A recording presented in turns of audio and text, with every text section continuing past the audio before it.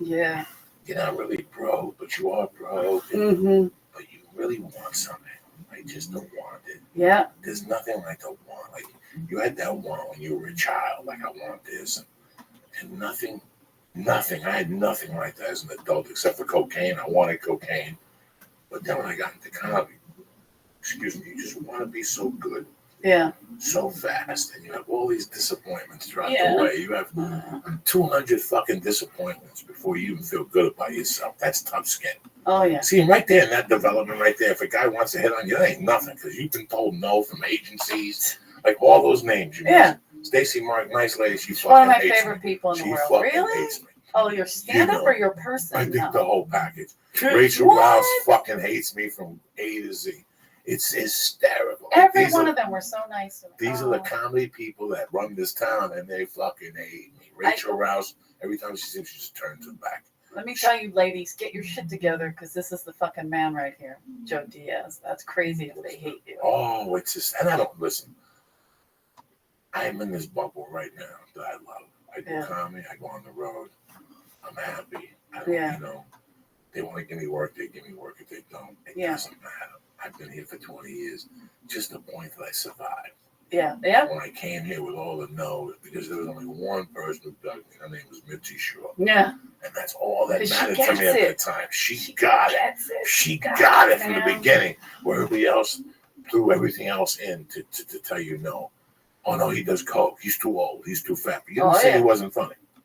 You didn't say that. You didn't say he couldn't act. That's right. You didn't say none of that. You threw everything else in, which I understand. We'll just shake hands and part friends, and you never really have to deal with me. I get that.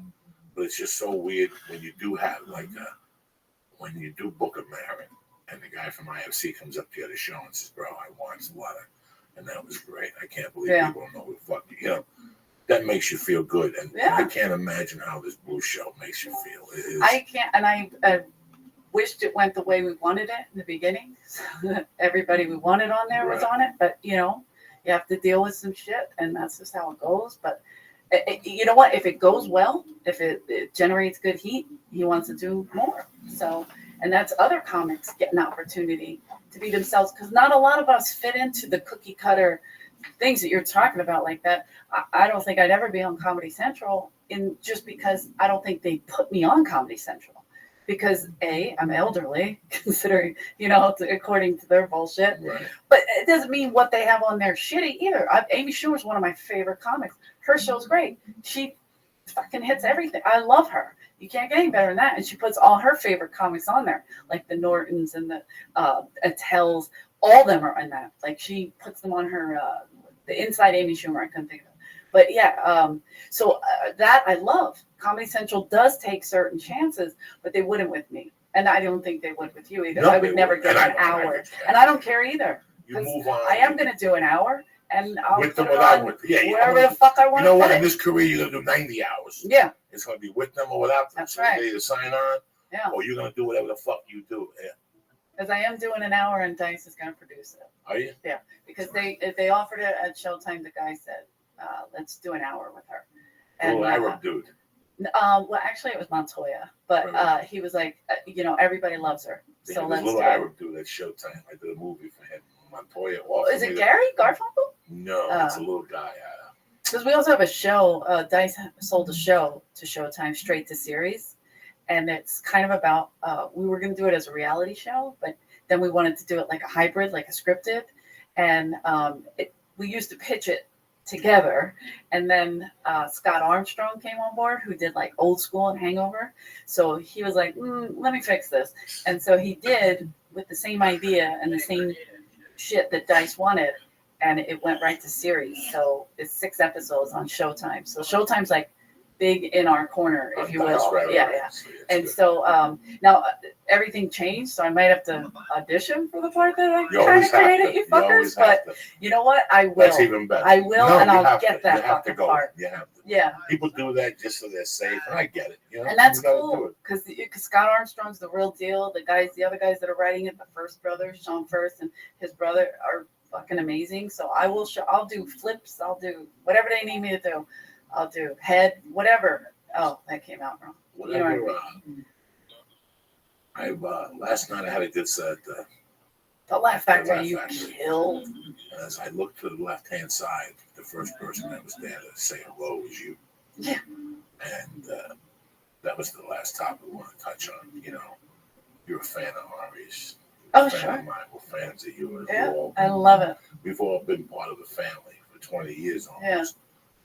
And I think one of the basic things in growing as a comic is cheering your friends. You know what Ari is right now? Absolutely.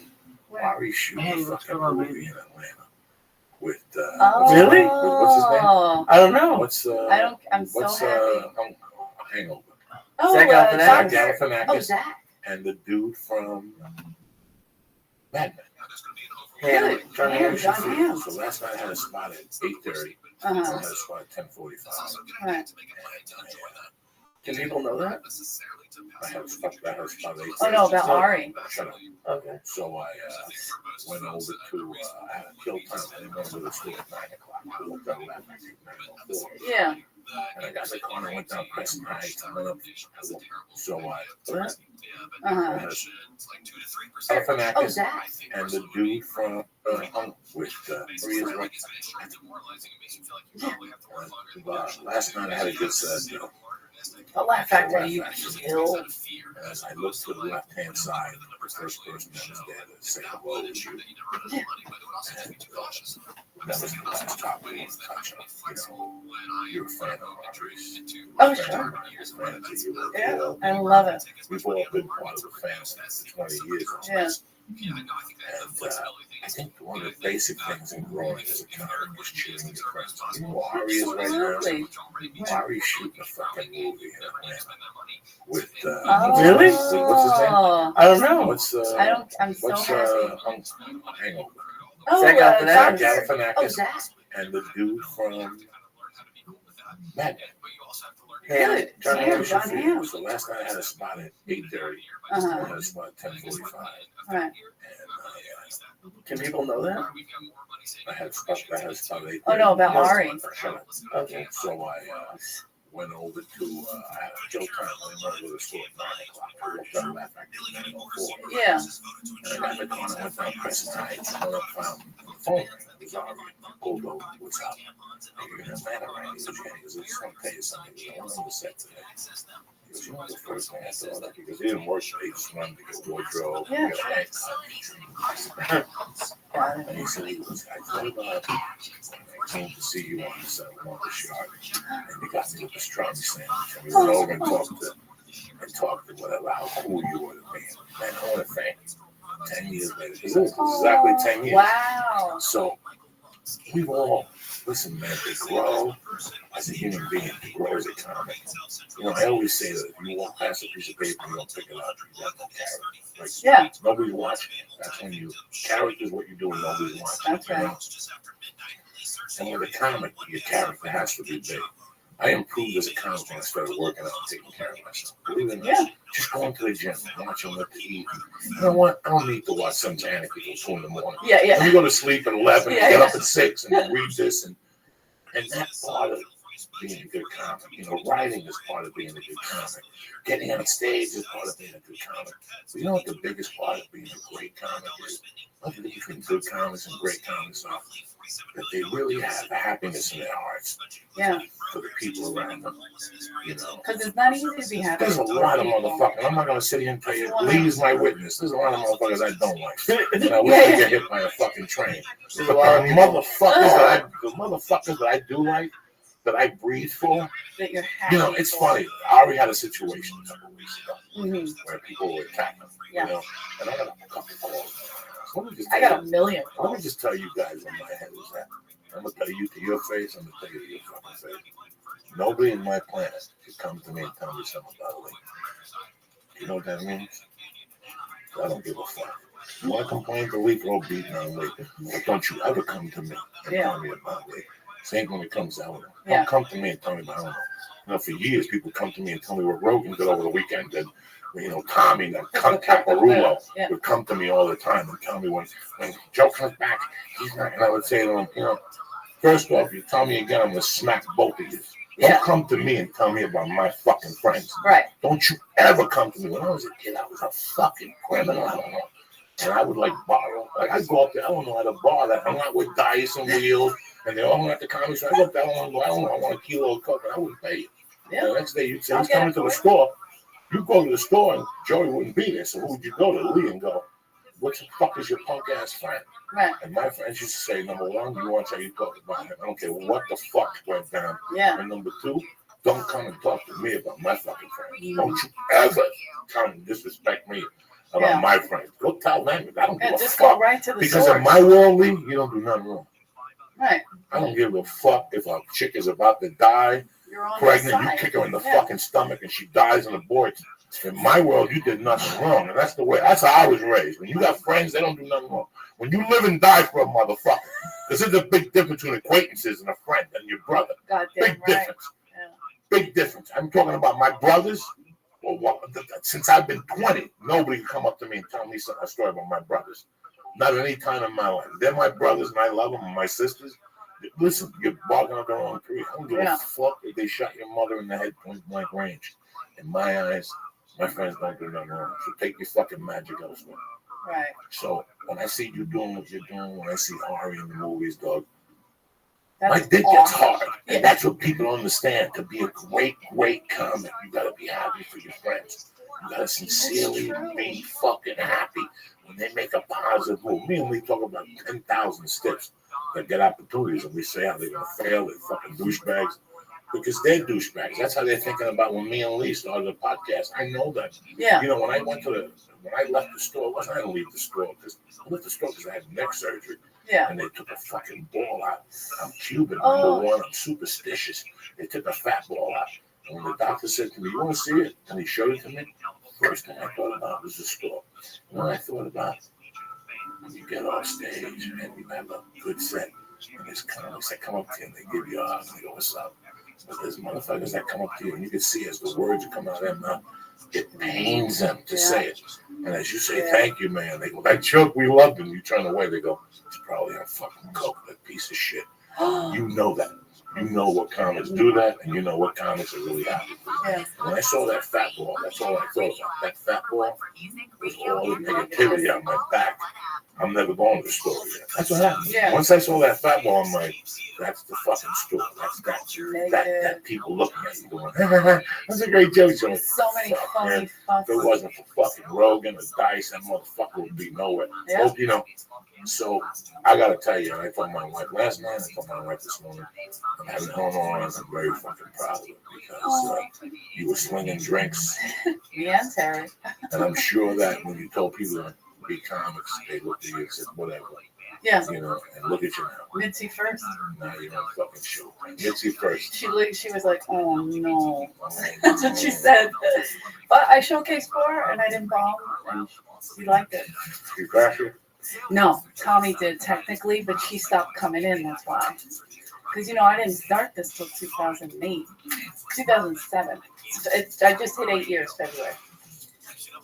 So, I want to say like around the 12th.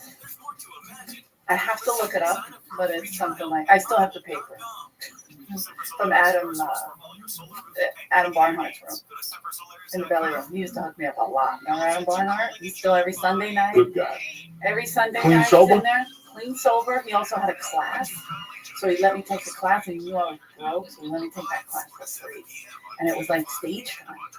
And everybody else in the class paid. And I used to feel so guilty because I didn't, you know, so I would help him with his music or whatever the fuck he wanted. If he wanted free drinks at the store, I could get you that. I still have shift drinks. I haven't drank 12 years on the fucking job. You know what I mean? So I got like 7,000 drinks left, I think. And so I would get him whatever he wanted, waters, anything he needed at the store, you know. And Missy, you know, said he never gets to, because he's such a good guy. So she's like, just leave his show alone. And he does team up with other producers and try to fill that room. But for the most part, every Sunday night he's there. What's his name? I think it's 8 to 10. And now, Give him a big fucking he's the fucking greatest guy. He's the greatest. He was a great fucking guy. He helped me so much. And when I had to go on the road with Dice, I was only doing stand-up for 3 months. And I did that. I got booed off the stage. He helped me with that first 8 minutes. big time. And And he's black. He's a coach. He knows Yeah. really well. He's He used to so give me some good. great hugs. He used to say, "Wait, look, that gay guy hugged you like Oh, that." he's the fucking Fuck funniest. you And he's guys. the He's best. fucking gay balls. That motherfucker will fight. He don't give a fuck.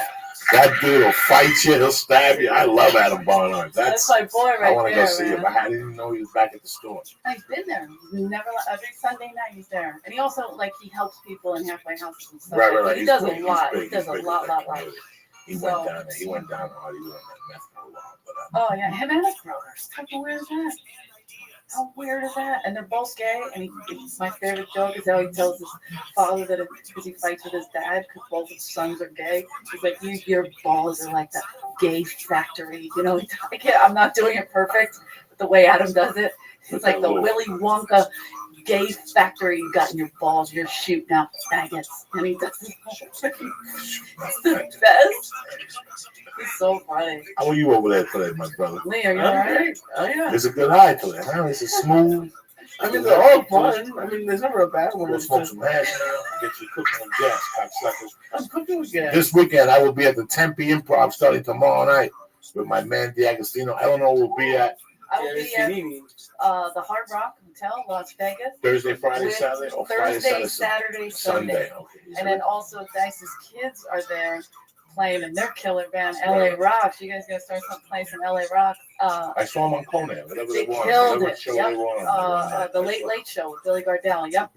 And then they're going to be playing Thursday and Sunday in Vegas at the same room, but late night, like 11 or 12, something like that. Let's kill it. So I'm in the Tempe Improv Thursday, Friday, Saturday, and Wednesday night. Classical Testaments is back at the motherfucking Ice House, 8 o'clock, Wednesday night the 29th.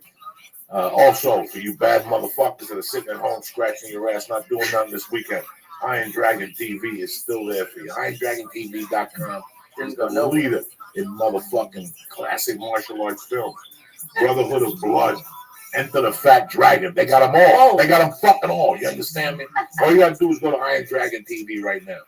You're thinking of watching some classic martial arts right now. Go to Iron Dragon TV. See what they got to offer. They got some great fucking classic martial arts films. The Hitman series. They got Jackie Chan. Go on there, press the code word. Boom! And get 2 free fucking movies on the arm like that. That's how we roll. 2 free fucking movies, all right?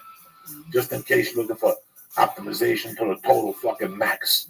You want the best that you can be. Let's say you're lifting, you're not getting the gains you want. Let's say you're not writing, your clarity's a little off. You know, I'll tell you, I got the answer for you. On it, Alpha Brain. 100% guaranteed, nootropics. They don't even want the fucking product back. That's how strong the product is.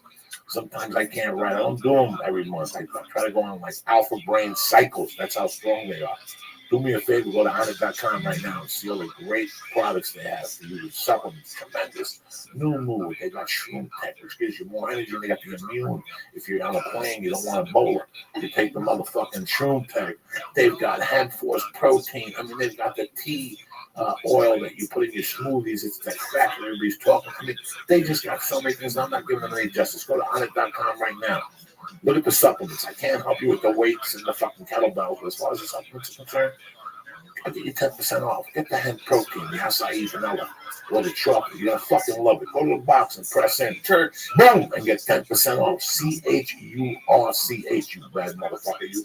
So go to Honda.com for optimization to the fucking max. Stop being a fucking mutt. Listen, you're sitting there with those rotten fucking underwear. By the way, MeUndies sent me a little cargo bag last year. I got some stuff here at the house with. They sent me a long sleeve fucking shirt. They're like rash guards, doing a little lighter. They pull the sweat, the heat from your body. I mean, their underwear are sensational. They got men and women selection underwear. They got little boxer shorts. They got fucking shorts like sweatpants. They cut off. You look like a runaway slave. You know those little slave shorts they had in the fucking AV? I think you're talking about the boy shirts that you hate so much. No, these are longer.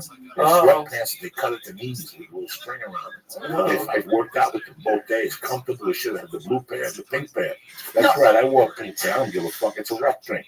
What do I give a fuck? I'm 52. I never sucked a dick in my life. What I got to be unconscious about? Anyway. Wait, hold on one second. I have, and What I if I don't was know wearing pink. pink? Well, that's you, because you're a fucking boutage. Me, I'm a kind of I've been slinging dicks since 78, you know what I'm saying? Anyway, Go to MeUndies.com right now. I got a pair of MeUndies right now, and they feel comfortable as fuck. They pull away the moisture. Your balls don't get sweaty. Your balls don't pop out of the side when you're exercising. Sometimes you're on the bike and you can feel your ball drop, and it's just hanging there. Like, what the fuck is going on in my world? I'm by myself. Where's my twin? You don't need that with it because your nuts are compact. They stay right in there. Go to MeUndies.com right now and press the code word Joey and get 20% off plus free shipping, right? In the United States and Canada. That's MeUndies for you. So we're not fucking around. Listen, you're sitting there going, Joey, you sent me to this movie site. I'm jumping up and down without it. What am I gonna eat tonight? I'll tell you what you're gonna eat. In your clean underwear. Naturebox.com. Dietary to the fucking max. You understand me? 100% satisfaction guaranteed. I'm talking from the chocolate hazelnuts to the double berry fucking fruit strips to the salt and pepper pistachios. They just keep coming at you. These fucking flavors. It's the sriracha cashews, the fucking almond cocoa. I mean, we don't stop. And they're all nutritionist approved, fresh, no gluten if you don't want.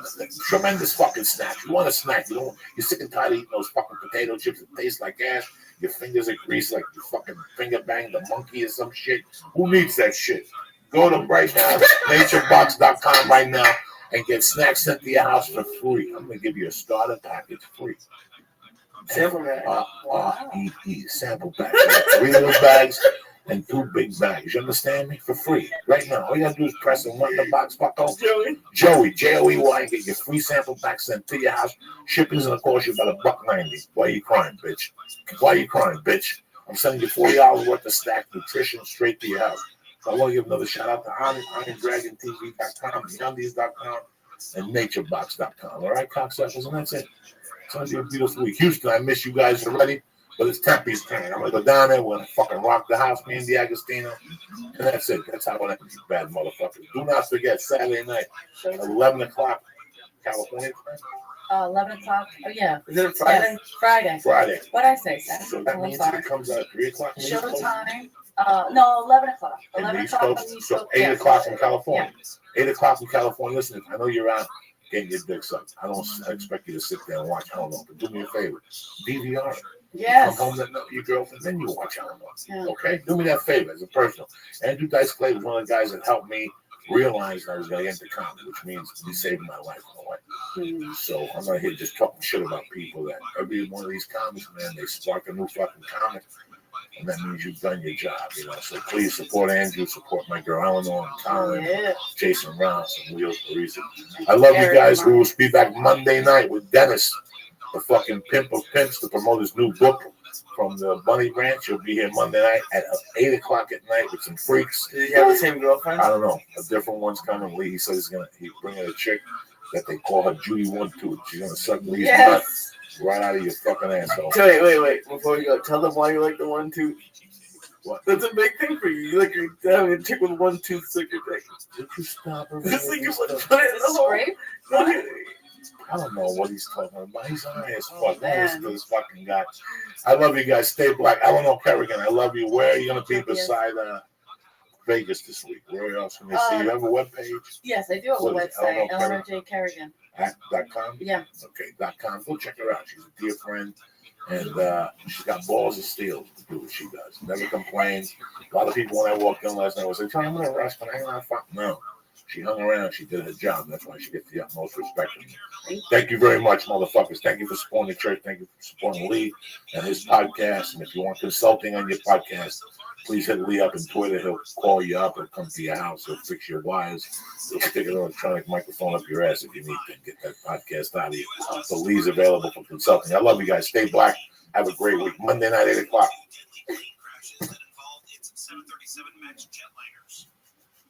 I survived. I survived this morning. What time did you fall asleep? Oh my god, I fell asleep right around like midnight.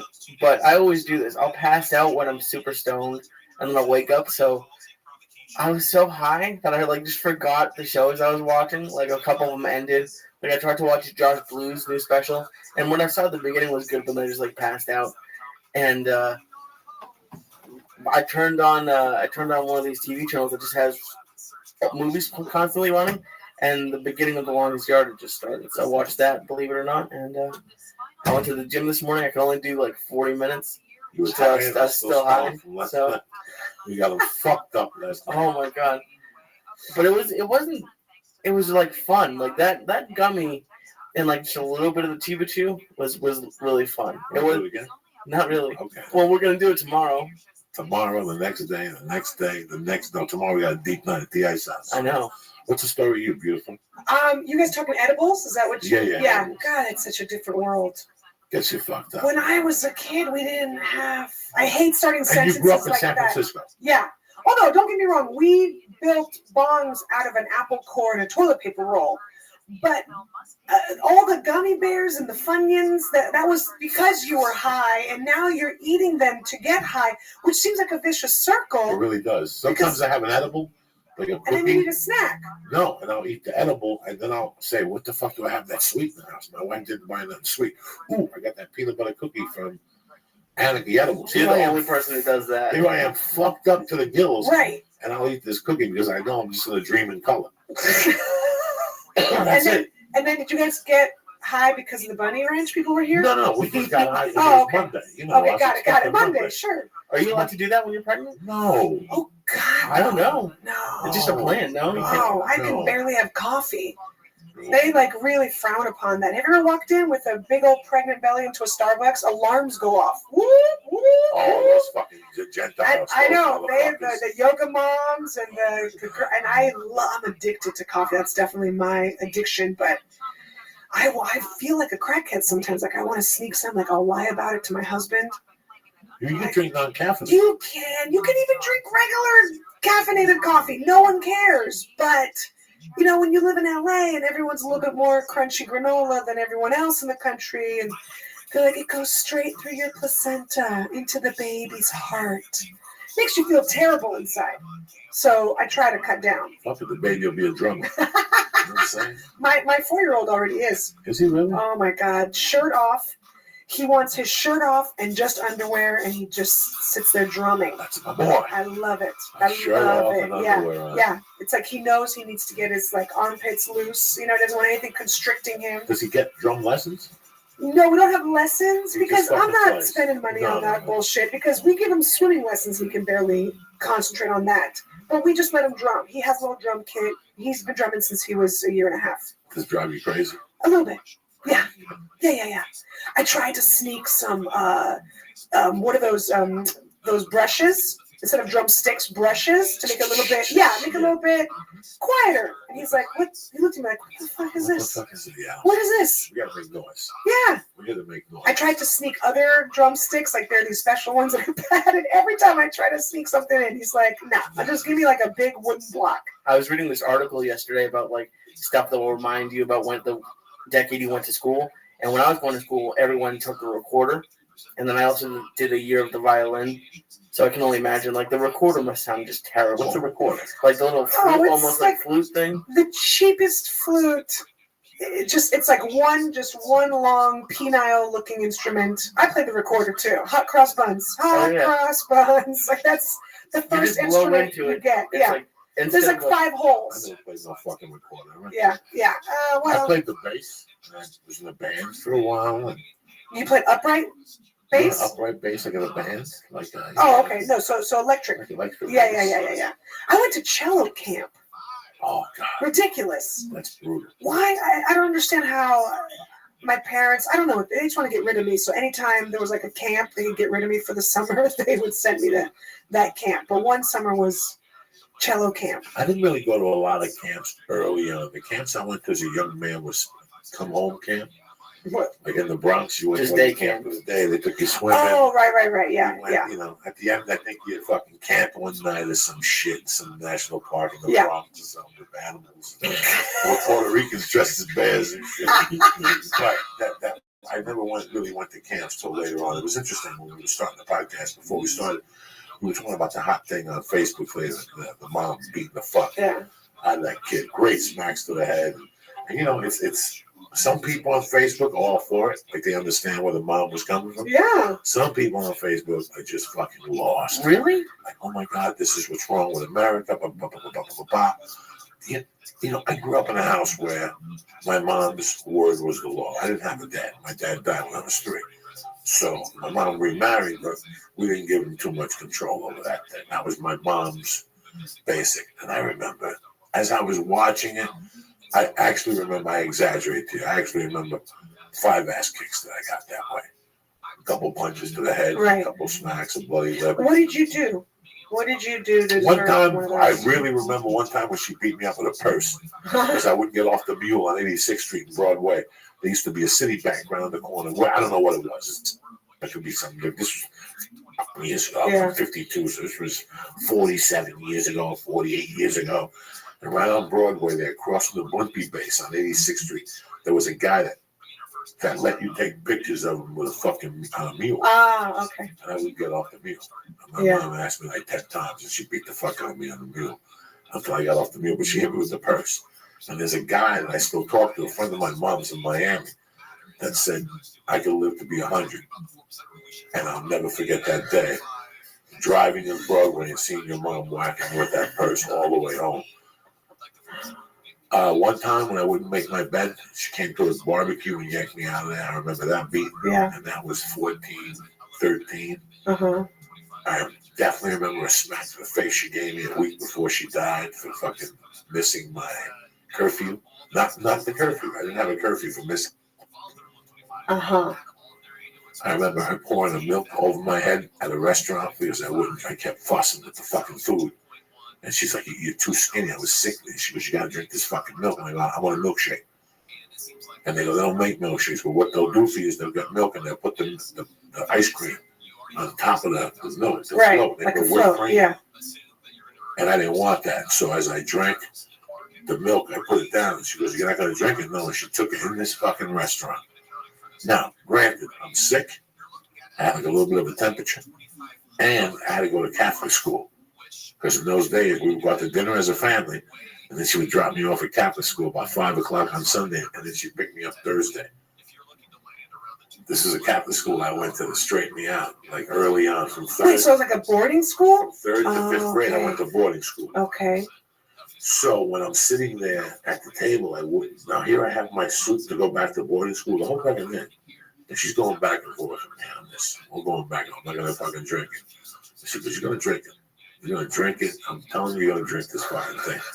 And I'm not going to drink it. I'll never forget, she took the milk, poured it over my head, and the milk went down my face, but the ice cream sat on my head. And I cried for like 2 minutes, and little by little, I could feel the ice cream shifting. And it finally just fell on my suit. And she took me in the fucking bathroom. She made me change. She washed, and while she was washing, she goes, you got a fucking temperature. I go, okay. And she goes, hold on. She went in her purse. She took out a syringe with penicillin. And she shot me in the fucking bathroom because I was really sickly when I was a kid. And my mom would always have penicillin with the fucking needles right in the fucking purse. The doctor I had, Orlando Del Valle, see, this is how much this country has changed. In the old days, when you had a doctor would come to your house. Yeah. Yeah. For an extra $20, who gives a fuck? Come to my house. He would come to your house. He'd give you a prescription. They didn't call it in those days. They didn't zip it to CVS. You had to bring the piece of paper to CVS yourself or whatever. But he would shoot penicillin, and then he would give my mom a penicillin in a syringe. Because after they usually give you penicillin, your temperature goes up. You have a weird reaction to it. Kids, I would always get that reaction. So the next day, my mom would have to stop what she was doing and haul me to the doctor. We were so close with the doctor. He was a Cuban doctor. But the doctor finally said, fuck it, I'll just leave you a syringe of penicillin. So my mom would blast me. She would bend me over and just blast me in the fucking ass. And I'd have a lump on my ass, like a blood clot. She don't give a fuck. Cubans don't give a fuck about blood clots. That don't affect us. Oh my God. But you never got syphilis after that. No. Because that's what they give you if you have syphilis. It probably made your body immune to any STD. When you have a cold, I've never heard of penicillin for a cold. When you have a cold in the 70s, they give you a shot of penicillin. In the 70s. When you had a throat, I would always have throat problems. Right. They give you a shot of penicillin. Wow. Okay. And then the penicillin would offset it. You get a temperature even higher overnight. Right. My mom would be prepared with another fucking shot in the ass. Unbelievable. I went to give blood today, and I didn't faint. I had to leave my house at 6 to get to Hollywood by 6:30. I went and got For breakfast. something specific, or were you giving blood I for? was giving blood because they prescription. I wanted to see what the range was. Uh-huh. But I owed him for 2 blood tests. I owed him for one from November, which I never went down there and got. This I got the call in February, in January, and I just went down in April. I was telling Lee, tomorrow I'm gonna go for. I hate fucking needles. Yeah, I can I imagine. fucking hate Because needles. you associate them with penicillin in your But ass. no, this doctor. The crazy thing with this fucking doctor was he was a cokehead. Right? Dr. Del Valle was a bad motherfucker. I knew Orlando since the time I was a little kid to the time I was in high school.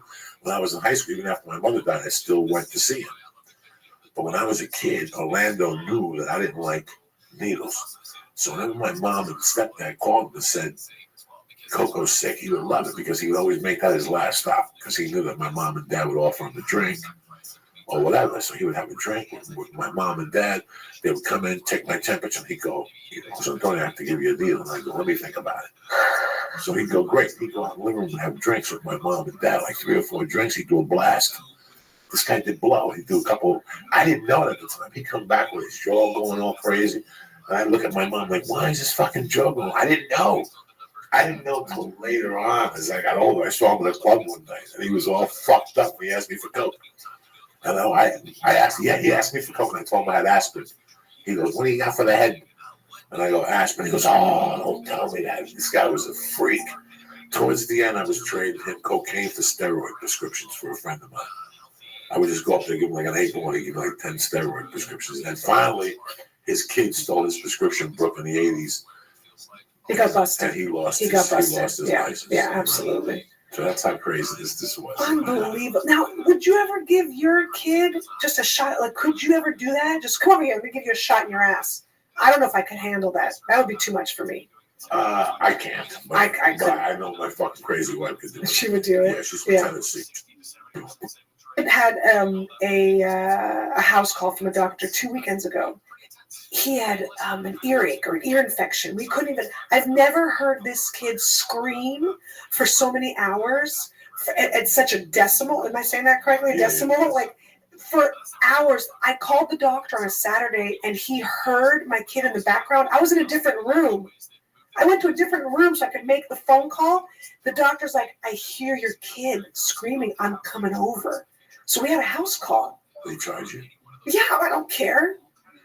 And this doctor is also an acupuncturist because he does like everything. Like he's homeopathic.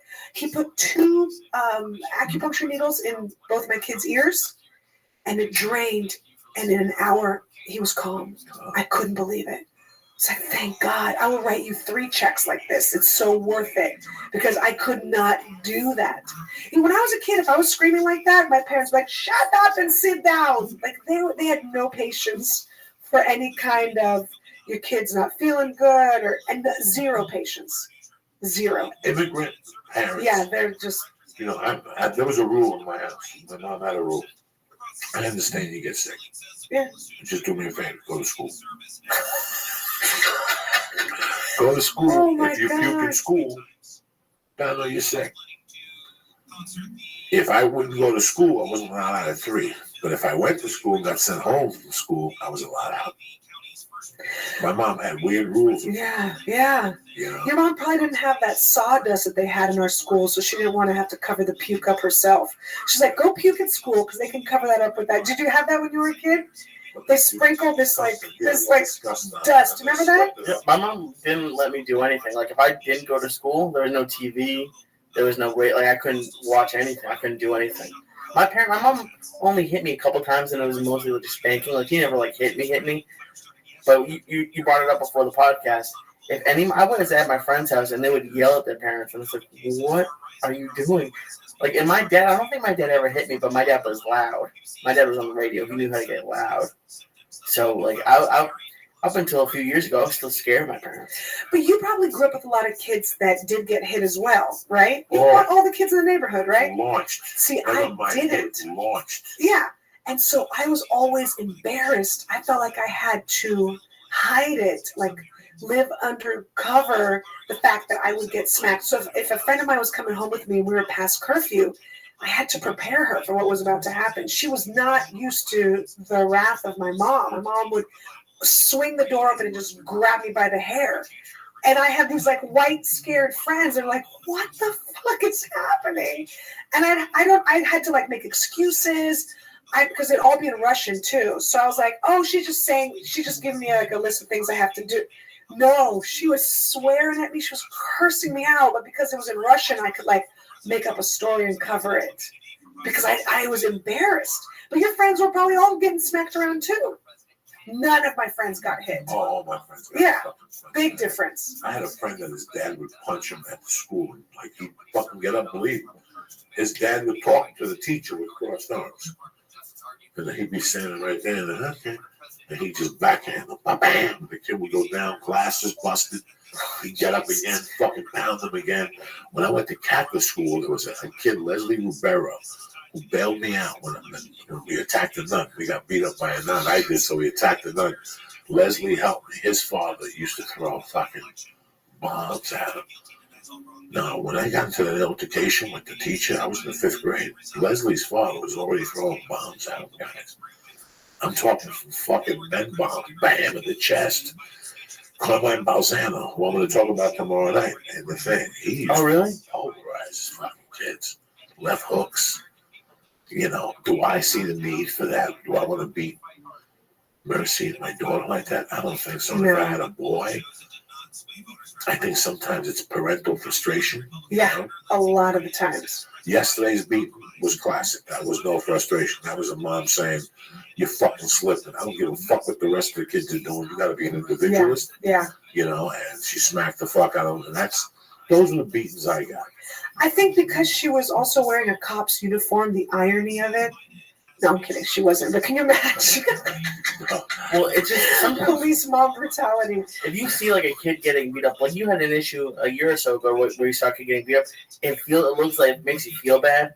But watching it yesterday, that was like a teenager, and like the mom was hitting him, but she wasn't like punching him. She was just like hitting him in the head. Fucking smacking him, man. Yeah. Those good fucking smacks to the head. You know, also, that was more to embarrass him, too.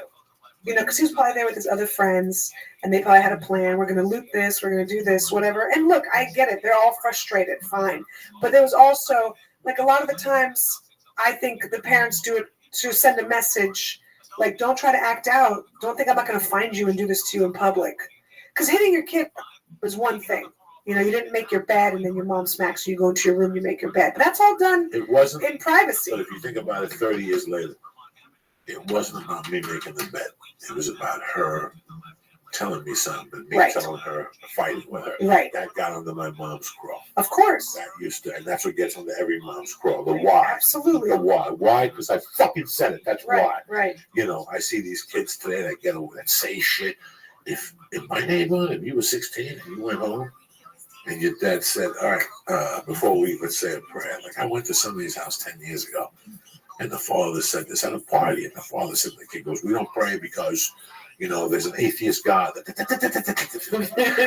my neighborhood, if you said that to your dad would reach across and beat the fuck out of you. You know, or dad would say, you know what? Since you don't believe in the same God I can't believe in, get the fuck out of here. You ain't eating my fucking food, bitch. You know, that's tough love, but it's also, I'm not, you know, the beatings that I got, I remembered why, and I never did it again. You know, I like thought you just did something else. my mom didn't want me to. She didn't like the talking back. Yeah. She didn't like the. I think of the immigrant mom. When I was 5, I had this, not this gold chain, but I had something this thick and the same. Yeah. My mom would put this gold chain on me in New York City when I was 5 and say, come home with that. Don't let nobody touch it. I remember one day I was getting an ice cream from Mr. Softy, and she was watching from the window. And the guy goes, can I see your chain? And he touched my chain. My mom flew downstairs and almost fucking killed me. And because my mom, I didn't have a dad. Yeah. So my mom was wearing 2 hats. Right. You know, 4 years ago, I went to the YMCA one night and I was hitting the bag. And I wanted to hit the bag, but I couldn't hit the bag because I was an Indian mom, American Indian, Hindu, not the boo-boo, but the other one, had her kid in there with hand wraps, not even hand wraps, but towels. And she was teaching him how to hit the bag. And I could hear, you know, I was wondering why. Why would a mother take her son to hit the bag? I mean, And at the end, the mother goes, "You keep doing this, and those kids will not tease you in school anymore." What mom in today's society says that all they're doing is making documentaries on how my kid is getting bullied, but they're not teaching them how to fight back, how to stick up for themselves? Right. Kira, I got no reason to lie to you. It brought a tear to my eye. Yeah, of course. I got overcome with emotion because that was my mom. My mom used to say, "This is what needs to be done. Don't let this." I still remember going home one day getting beat up at the park, and my mom finding out about it. And the next day, me getting home, and I'm going, "Get dressed. We're going to the park." So I'm like, "For what?" And she's like, "We're going to go see what happened yesterday. We're going to go take care of it." She made me walk up to that kid and smack that 17-year-old in the face when I was 14. And then let the kid beat me up. We fought again, but my mom goes, "You never come back to this house hit. Never in your life does a man stay hit. Not in this fucking house. You get onto a beef, that kid hits you, you hit him back, then you come home.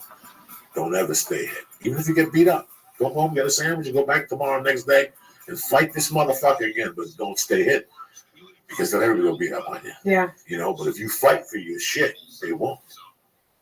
So what would you say what would your mom say if you started the fight?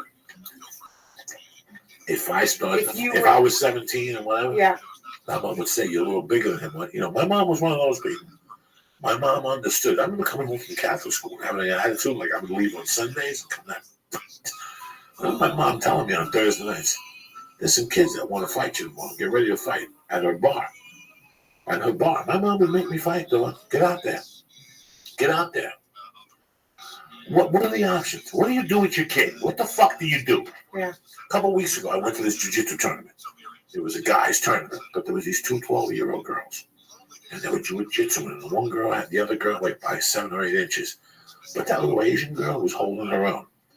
I got so overwhelmed with emotion because I know even if I die next year, if my daughter gets into jiu-jitsu, she'll never be raped. She'll never. This jiu-jitsu is a great way for women to empower themselves. Mm-hmm. Your strength is on your back, where women never want to be, unless you're a dirty fucking whore. But if I throw you down, Kira, that's what jiu-jitsu is. Your back. How do you get? So when I go to rip your shirt off from now on, you're going to break my fucking elbow. Because jiu-jitsu is not for a big guy to do to a little guy. Jiu-jitsu is constructed for a little guy to work on a big guy. I went yesterday to jiu-jitsu and I seen where John Salami weighs 165 pounds. He was throwing me around like a fucking kettlebell. He swept me one time. I went 4 feet in the air because they use technique. So you're going to get these young girls, they're going to keep drilling arm bars. Like fucking Ronda Rousey. That's what you're going to get now. Ronda Rousey is open. Ronda Rousey is a UFC star and everything, but she's also letting women know that the party's over for a while. If a woman really doesn't want to be a victim no more, she doesn't have to be a victim. I'm going to rest better as a father if I know my daughters can take care of themselves. Yeah. I know if a guy pushes my daughter back on her back, guess what? You just went into her world, jerk off. Jiu-jitsu is you between my legs and my guard. Go ahead. Shut it's off. I will break both your fucking elbows, even if you have me over 100 pounds. Because I'm going to make that little girl drill that fucking arm bar like they did with Ronda Rousey. Where she could catch it from everywhere. She could catch it in her sleep with one arm. So the woman, if the woman is the victim in the situation and she's on her back, that's actually beneficial. That's jiu-jitsu. That's your world. Got it. Okay. You're learning how to sweep men, how to choke people out from your back. Oh, how to triangle motherfuckers. So let's say the guy wants to rape you and eat your pussy. Boom, that's your world. When he puts his head between your legs, you're going to triangle this motherfucker. And with that triangle, you're going to choke him out. He's going to lose consciousness. And then you're going to go get your knife out of your purse. Well, let's not get carried away. Let him finish what he started. If he's any good, we'll let him finish. And then son of a bitch. You cocksucker breaking into my window and eat my asshole. But it gave me, nobody wants their kid getting hit. Think of how you felt with your child with an earache. You were helping. Think if your child comes home and says, "Mommy, this kid hit me." What are you going to do? Oh, is it pain? No, I don't. I tell him. Come over here. This is what needs to be done. Yeah. Next time he hits you, knock him out. Don't tell Mommy told you. Don't tell Daddy Mommy told you either. You knock that motherfucker out. Do you know what my mom used to tell me to do?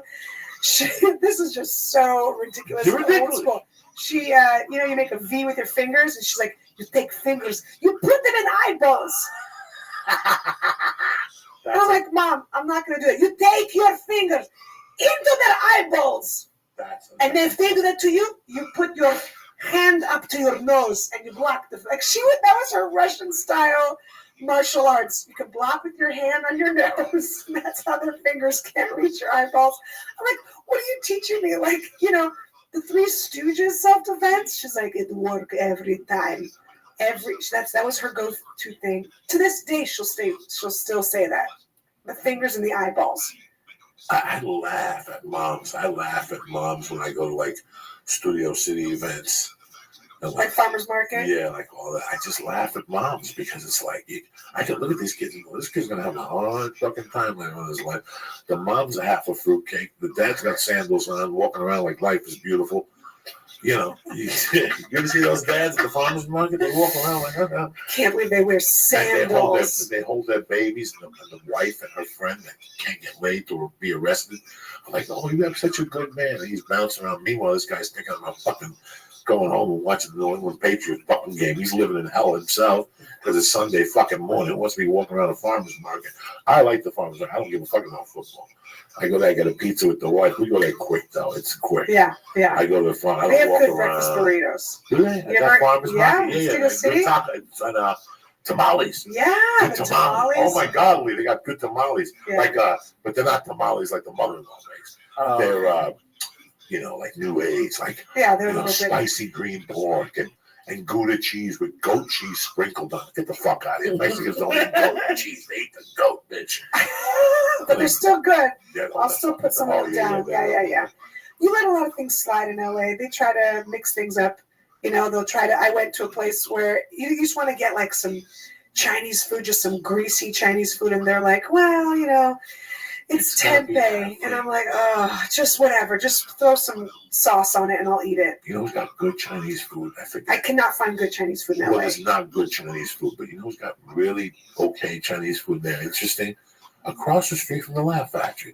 Oh, really? That little mall. It's like all natural. I've ordered from there before. Yes, it is world class. It's not great, but she tries hard. The pork fried rice isn't bad with Chinese, and they're real Chinese. Yeah, that's important. So that's a plus. I grew up in San Francisco, so I've had the best Chinese food, and you can't find it in Los Angeles proper. You have to go out to what is it? It's out the 10. You got to go east of LA. And Monterey Park. Thank you. Yeah, Monterey Park. You. They got good. They got a good what you like. Dim sum. Dim sum on Sundays and dumplings. Yeah. In '85, I used to go to a place on Van Ness on San Francisco, and it used to be called North Star Chinese Restaurant. It's Szechuan style, and I get the shredded beef with the carrots and with the cucumbers, or not cucumbers, the celery over white rice. Fucking tremendous. I never liked the Chinatown food in San Francisco. You don't even go to Chinatown. It's for tourists. For tourists. But you go into a Chinese restaurant in the Sunset, like the inner Sunset, and everyone's Chinese. That's the place you want to eat. Yeah. So that's the Seven Immortals. That was where we went. I lived in the Tenderloin, right? Did you? 1985, Rich Ramirez was up there. Oh my God! This is when Tenderloin was real. I lived at the Virginia Hotel, which is now what's across the street where they do comedy in different languages on Schrader. The hostel. It's a hostel now, the Virginia Hotel. So when I was in high school, my dad had a warehouse. He's a plumber in the Tenderloin. And so sometimes I'd have to take the bus and then go meet him there. And I got so used to walking through the Tenderloin, nothing scared me after that. Nothing. It's not a big area, but it's just even those 4 city blocks. I mean, I used to live by Original Joe's. Yeah. The worst bloodbath I ever saw was outside Original Joe's. 2 guys stabbed. The blood was brown. Oh my God. They were on the street. What's worse, Skid Row or Tenderloin? In 1985, the worst place I had ever seen in my life was San Francisco. Wow. 1985. It wasn't cleaned up. It was fucking wild, guys. Yeah. I saw some violence, man. I didn't see fist fights. I saw sticks, knives, nunchucks. I saw some. I used to work on Haight-Ashbury as a bartender on Rockin' Roberts. At the end, all in the Haight-Ashbury by the Golden Gate Park, across from McDonald's. There used to be a bar that was all Cadillacs on the wall. And whenever somebody would tip, they would press a button. All the lights, the headlights would go off on the There was a bowling alley. There was a movie theater. Yeah. That had couches, and I told Lee about this. They had popcorn, and they push fresh sticks of butter, and you could see the butter melting. And they made chocolate chip cookies, fresh chocolate chip fucking cookies. Lee, no candies, no nothing. Fucking popcorn with real butter and chocolate chip cookies. That sounds amazing. San Francisco, for me at that age, was a paradise. Why did you go there? I was running for the feds. I was running from the cops for credit card fraud in Boulder. And that's the only place I knew. I had a friend over the bridge. Oakland? No. Hayward? All those money places. Yeah. They were selling coke. They were from Jersey. What they had was a coke Oh, business. Marin side? Oh, and they were detailing cars. So they did all their coke transfer period. That's when you got $160 to detail a car. So I helped them out a little bit. I was just running, and I always heard it was great. And I went up there. I got off the bus, and because I took a flight to San Francisco with a bus from the airport to the time I didn't know. Yeah. And I got a hotel room there, and that's when my crime spree started, right there. It's frightening. I can't believe you lived there. Cannot believe that. Coffee Ron's, the place that had topless coffee waitresses, so you went to get coffee. That sounds like a terrible idea. Coffee fucking Ron's on the corner.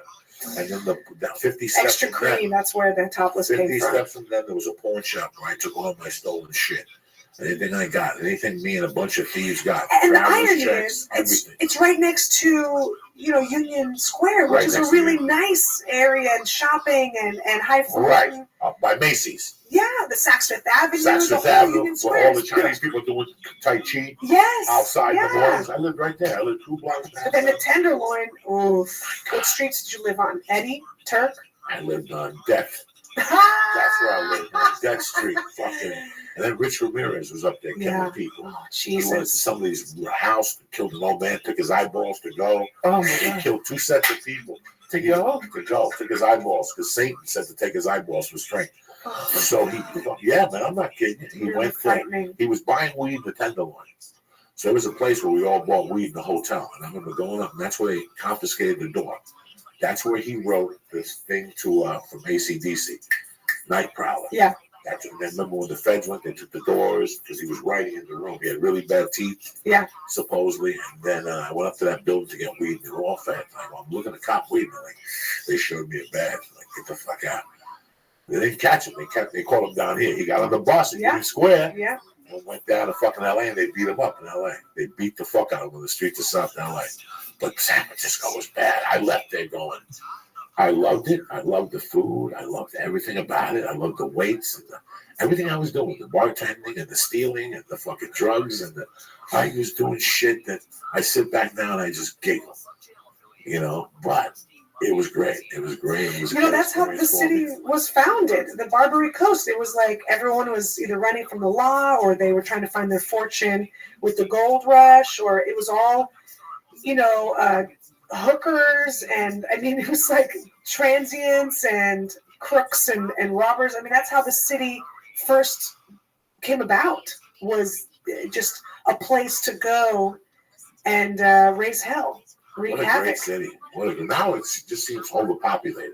It's a completely different just place over fucking populated to the gills. You can't do anything. Everyone's 25. Everyone wants to be a millionaire. Everybody wants to go and get that next big app and work in Silicon Valley. And just, the tech craze has changed the entire city. When I was a kid, it was like a town. It was a really big town. I lived in the city, not in the suburb. Yeah, inside the city. And you knew everybody.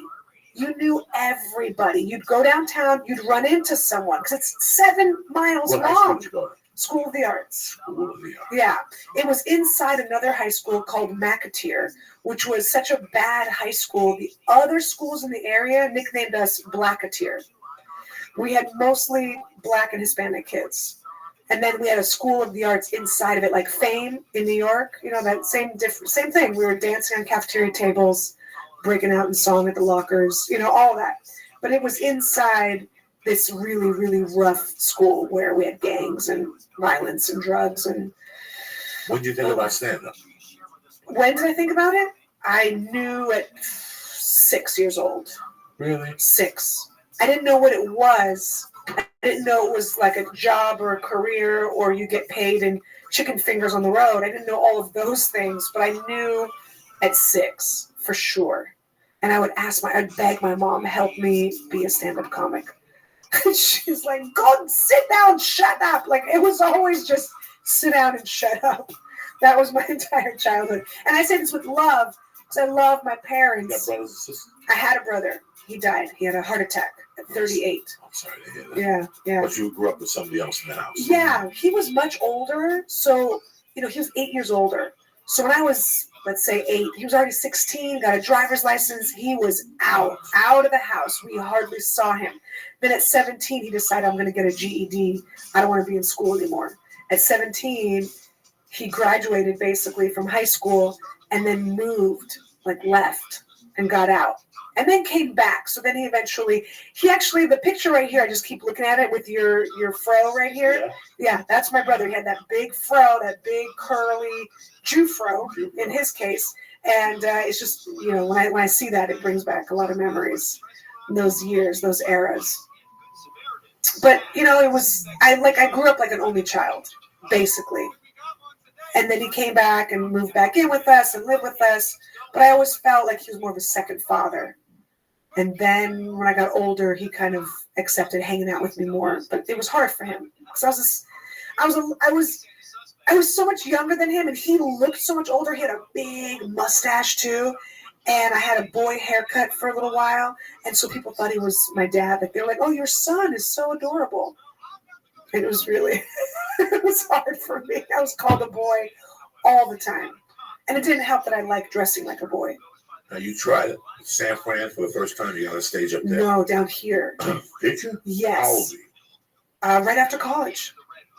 You came right down. Right, yeah. No, I went to college in San Diego, so I literally technically came up. So I'm a typical California girl, even though I don't look it. San Francisco, went to San Diego State, and then LA. Now I live in LA. I've lived in LA now the longest I've lived anywhere else. 18 years? I've lived here 17 years, yeah. So we both kind of moved. I lived here. So Yeah. That's where we met, at the Comedy Store. Pretty much. Yeah. It's pretty funny. Ari told me a story this morning, because this is why I like Kira, whatever the fucking name is. Because he goes, I would always see her at the store. And one night she just came up to me and said, "Do we have a problem?" And he goes, "What are you talking about?" He goes, "No, I walk past, you don't say hello. You got to say something." He goes, "Ever since that time, I fell in love with you. Because you don't fuck around. You don't pull punches. It takes a certain woman to make it in this. You guys all have one quality. Yeah. And I can't put my finger on it. But the girls that have stayed, because you and I have seen people Come and go. They were going to be stars. Yeah. Went to Montreal. Yeah. Passed us up. We sat there and going, holy shit. And all of a sudden, God. Yeah. You go on Facebook, they're married, they sell insurance, and you're like, you had this passion for this. Where did it go? I don't think the passion I have to stand up could ever just shut off. I have my moments with like anybody else. When Lee was editing, he didn't like it. But I bet you now, you're like, I bet I can go edit I'll edit the shit out of some shit. You know what I'm saying? Yeah. But when you're doing it, well, I gotta get out of this business. But I was in it for good. Once I knew I was in. Like, once I came here and I go, well, it looks like fucking Wall Street is out. Except felons, we've seen them all. But all you women that have stuck around all have one quality. I can't put my fucking finger on it. And then I read Georgia Jean's post, like I told you, it said, men hit on me. That's why I had to get out of comedy. Men hit on every fucking thing. If you work at Kinko's or if you're, a plumber, men are going to hit on you. And I'm being honest when I say this to you. I might be oblivious or naive. I don't think I was hit on that much. And I'm not talking about because I'm married now, because I've been married only since 2008. So, and that, trust me, a wedding ring has never stopped a man anyway. But before, if you count from like the end of 97, basically 98 to when I started doing open mics, Kindness of Strangers down here on Lancashire, right down the street is where my first stand-up was. Right here, Kindness of Strangers, it's gone. Vargas Mason was there the first night I was there. What was Kindness of Strangers? A little open mic that I would go to. Lancashire? Okay, so Moore Park and just 100 yards south of Moore Park, right there on Lancashire. Right down the street from where the McDonald's is. And like there's a tower right by the Ernie's? church. Ernie's? There's a church. Ernie's Taco. Yeah. Oh my God, I do remember that. Yeah. I was up there. Yeah. Vargas Mason, he lived on Vista, and me and Josh Wolf went up there on a Saturday night. I would go there every week. That was my first open mic. But I don't think I ever got that hit on. before. Maybe it's the vibe I put out. I think I put out a vibe of, I'm like kind of like, 10% dude. You know what I mean? Like I think I put that out. So maybe that's not attractive to men. I don't really have a vulnerable quality when you see me on stage. Maybe that's it. But Georgia Jean, beautiful girl and fantastic. I never got hit on so much that I was like, this is fucking ridiculous. Yeah, I gotta stop doing that. I can't do it. I never. And also because I started at the store every Sunday, and for 3 years I was there. I think that does something to you as well. That's like a boot camp, the Comedy Store, when you're first starting out. So for 2 years, I just did shitty open mics. I mean, talk about hostels and laundromats and basements and women's shelters. I did a women's shelter, I remember, every Thursday. What was the place on Barham? Right before you went to hit down to Highland. Yeah. If we were on Barham, right. We're going to make that fucking left onto Highland. Yeah. Boom, we're going to make that left. Right there, there's a building there now. It's been 20 things. When we first moved here, that was a place that was a coffee shop. They did comedy there, but they also had scripts in there. So let's say you want to read Breakfast Club. You go get Breakfast Club. Do you remember? Yeah. And it went out of business. That was there. I mean, there was so many comedy things. I can't remember the name. I was talking to this kid the other day, and he was asking, he goes, I'm having struggle and whatever. And I go, let me ask you something. Look me in the eye and tell me you really went out when you got. How long have you been in LA? He goes, about a year and a half, and nothing's going my way. I said, tell me the truth. How many times a week do you go out? And he goes, well, I usually try to go out like 2 nights a week. I go, there was your problem.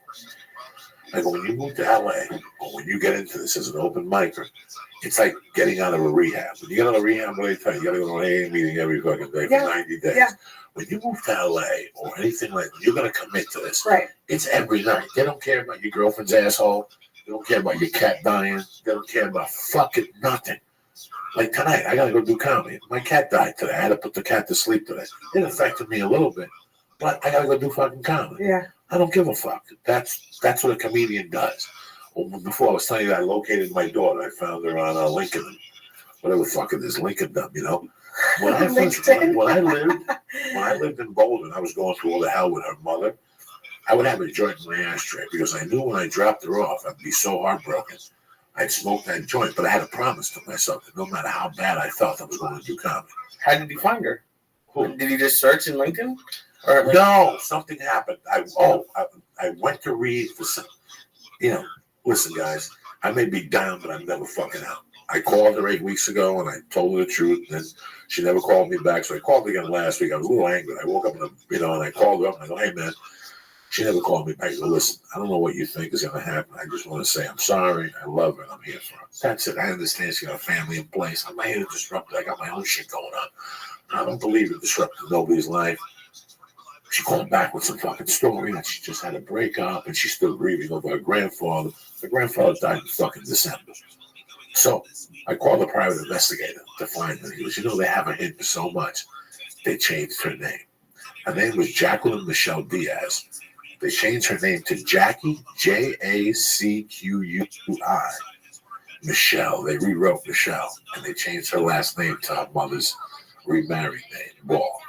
Oh. Without my permission. I never signed that paperwork. Yeah. I'm really thinking of going to the attorney. Like, I'm going to contact the attorney in Denver, and I'm going to tell him my story. And if something's kinky, you know what? I'm thinking about suing. Listen, you could go somewhere and slice somebody's fucking throat. You could go somewhere and punch him in the face and call him a cunt and express whatever you can. She already knows she's a miserable cunt. I would love to have the balls to put like a fucking Santeria spell or something on my ex-wife. The mother, yeah. The mother. I know that backfires. I don't believe in any of that shit. But I tell you what I do believe in. If you want to hit a motherfucker, you hit him in the pocket. Yeah. That kills a motherfucker. Not when you're 21, but when you're 50 and you're trying to put away money for your fucking future, that kills you. It's some mother. Because I had a loose end. This is the way I looked at it. I had a couple loose ends in my life. Right. This shit that was floating out there that I had to get. I got that after 35 years. It was these boxes I had. And I had to call back my wife, my daughter. I just one day said, I can't do this. I can't be a comedian and be at war with these people. I can't do it. So I'm just going to fucking walk away from the situation. I'll be back. I'm down right now, but I'll be back. So I had a loose end. But after I called her, and I admitted and then she still fucked with me. Guess what now? Now she's got a loose end. Right. It's not my loose end no more. Now she's got a loose end because, like, I called her and told her, I go, listen, I called you as a courtesy. She's 25. I don't have to fucking call you. Right. See, the last thing my ex-wife wants is for me to grab this kid's ear. Because then she'll find out the truth. Why would she hide it so much? She's hiding it because she doesn't want to know the fucking truth. Yeah. Did you ever file a police report for them beating you up? Because that could be an issue because you don't really have proof of that. No, I don't need proof of that. They lived in London for 3 years and she was 16 years old. They took her out of the country without my permission. In a divorce, you still have to get written permission from the child. Oh, really? Oh, yeah. Even state lines, I think. I'm not worried about that beat. I got the best of that beat. That dude is not walking around today. Trust me, something's not right with his insides today. So they broke my rib, but I caught one of the guys. There's 3 guys that jumped me, and I caught one of them. And I'll tell you what, everything that's bad that's ever happened in my life, I took it on that guy when he was on his back. He didn't know jiu-jitsu. And I got a size 13 foot. Did he try to eat your pussy? No, he tried to hit me with a 2x4. He hit my dog. He hit the German Shepherd with a 2x4. What? And I caught this motherfucker by the collar and threw him down. He punched me, and I started punching him. And I was just really angry. I mean, I wasn't even myself that night. This is all the things they did over time to me. And then when I caught the guy, it wasn't his wallet. He was from Idaho. Her boyfriend was from Idaho. So they were friends of the boyfriend. So I had this cop that was off duty. I called him up, and he was a friend, and I called him. I told him the truth. I go, what should I do? He goes, don't call the cops. Where's the guy you called? I go, right here. He's home moaning and groaning. He came over. I took my car, I put a fucking wrapper in it, and we drove him over to the hospital. We threw him out in front of the hospital. I never heard a word again. Jesus Christ. Oh, my God. See, once they sent somebody to me, they sent me a warning. Yeah. But they couldn't capitalize on that warning. That's my world. You send somebody to my house and you're a civilian, you just entered my world. Right. They better shoot me or kill me, because if not, you just entered my world. Now I got a green light on your ass, and you don't know how to deal with my world. I don't know how to deal with your world, but you definitely don't know how to deal with my fucking world. So it just escalated. This ugly thing was over a love of a child. This story I'm telling you is over a love of a fucking child. And I'm not doing it. I'm doing it away from me. If I go after them in court, I'm doing it for all the other guys that this gets done to, because this is called legal kidnapping. Right. And I have a friend that did this also. If you divorce your husband tomorrow, this family's got money, and they say you're a comedian, you drink when you go out, because everything you use. Like that drink that you do at the comedy store and then do your set, you're an alcoholic. You're at dark places every night. You're this, you're that. So that guy, if he's got money, he's going to get sole custody. Then they're gonna fuck with you a little bit until you slip. Mm-hmm. You know, they're gonna put you in a bad position until you slip, and once you fucking slip, bam! Now you don't get the kid. But me and you might have a war. I'm still gonna let the kid see you because you're the child's father. Right. She didn't want me around since day one. It was 2 years of hell for me, but it was 2 years of hell for her. Remember, I made her life a living hell. I caused hell for her at the house. And then after I beat them in court finally, that the judge said that if they didn't give me the child, it'd be a contempt of court. Mm-hmm.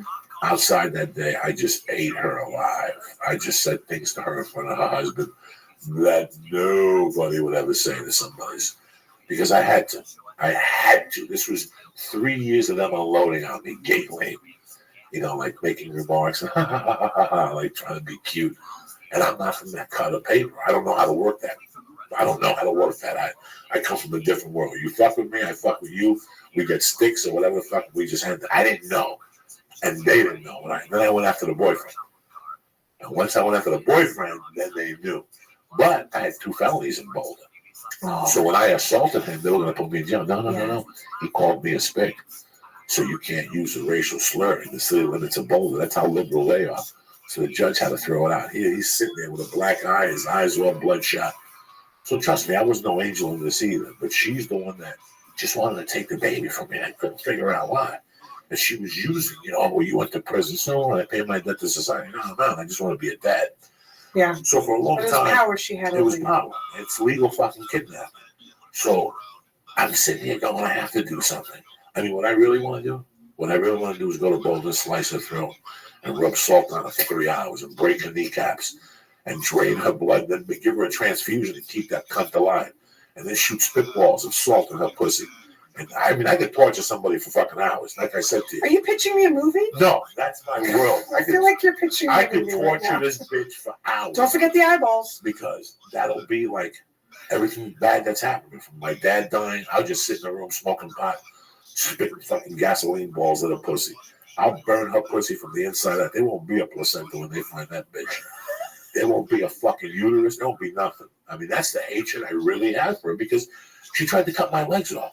I love her. She knew I had no family. I had nothing in this world. Now you're taking the only blood I have from me. She knew it. She was being spiteful. You want to be spiteful, motherfucker? I can be real spiteful. And guess what? I had nothing to lose because I had nothing. I got no family. I got nothing. I was prepared to go to prison. I'll write jokes for Jay Leno. That was my thing at the time. Can you believe that? That's how sick I was. I was prepared to go to jail, buy a fax machine in jail, so they could have it in the office, and I could just fax Jay Leno jokes every fucking day. And hopefully he would buy some, and I could be a comic working inside jail. When you get to that point in your mind, that's why I left Boulder, because I knew.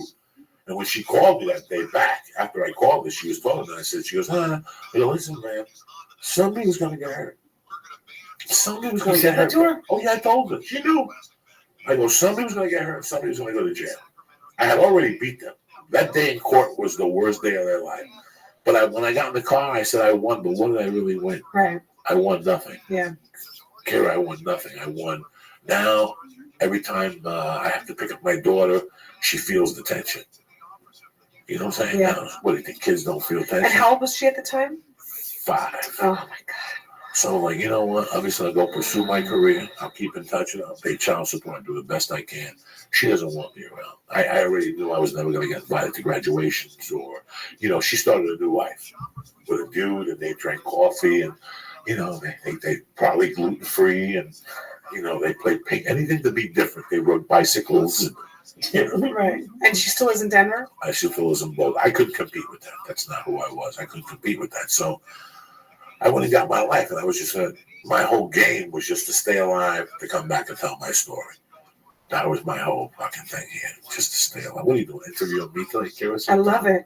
I love it. I just love listening to your voice. I love listening to yours too. You want to put that air on? Sure. But I want to really quickly just go back to that one thing that Ari said about me, which I don't even remember, to be honest with you.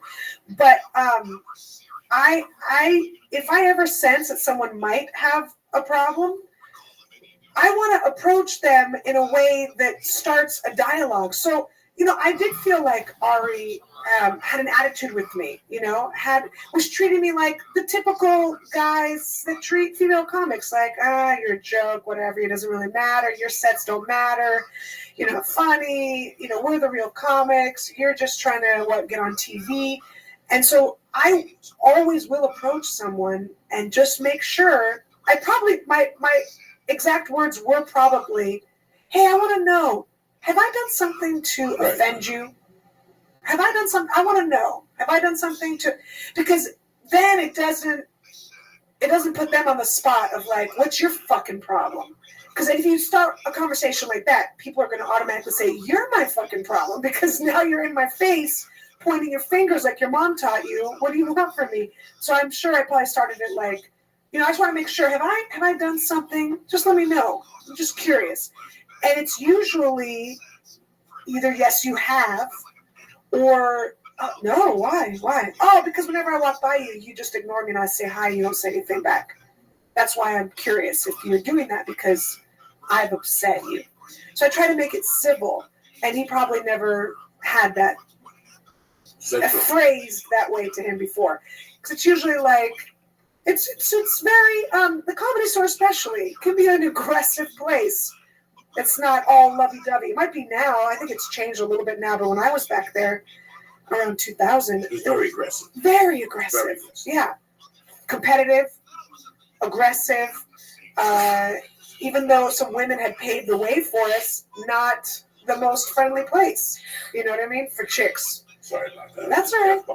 Do what you have to do. I'm not a comic, but to me, just the female comics who I've met and then the ones who are very famous, more so than men. Like men can kind of be like kind of a stupid comic, like they can be a little bit more goofy. Maybe not goofy is the right word, but they don't have to be really intelligent.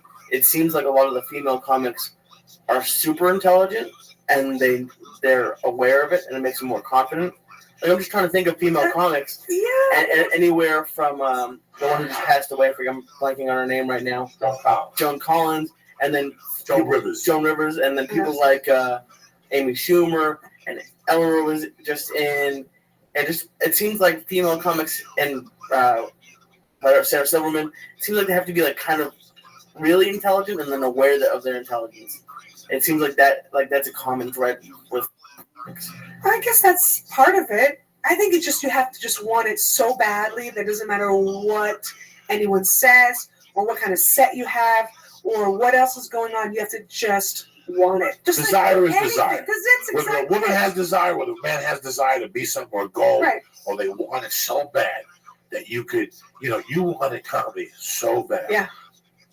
I don't want to sound crazy.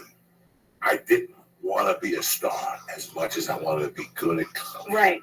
Right. There's something at a point in comedy when you're stuck at the 3-year mark that you can't wait to be good. Yeah. And it hurts. It hurts. You want to be so good so fast, and you think about quitting because you say to yourself, I'll never be as good as Kyra. But Kyra. It's a New York thing. Every New Yorker calls me Kyra. You stick with it. Also, when I was first starting out, I knew I would suck. And I knew that was okay. And some male comics, they have a real fucking problem sucking. They don't want it. It somehow affects their manhood. I don't have a penis to worry about, so that's not a pissing contest for me. I wanted to suck. That's when you learn. That's when you're growing. You're figuring yourself out. To say that I have figured it all out is actually bullshit, because I haven't. I figure something new out every day. I'm getting better. I feel like after having my kid about 4 years ago, I figured I definitely heard my voice for the first time. Like they have these things on Facebook. Oh my God, they make me cry every time.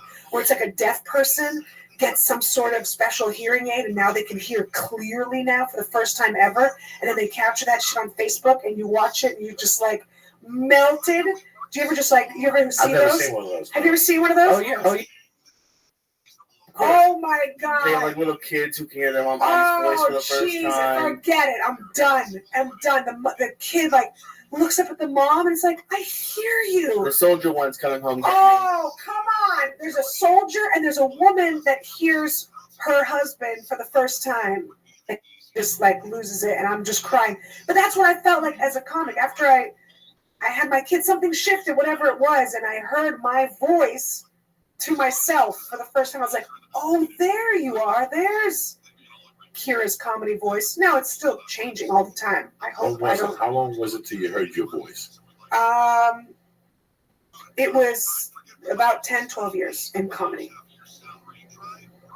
All the other shit I did before that was garbage. Bullshit. Yeah, that's like me. It's just bullshit. And then look, people, they responded to it. I had a Showtime special before my kid. Everyone was like, that was a great Showtime special.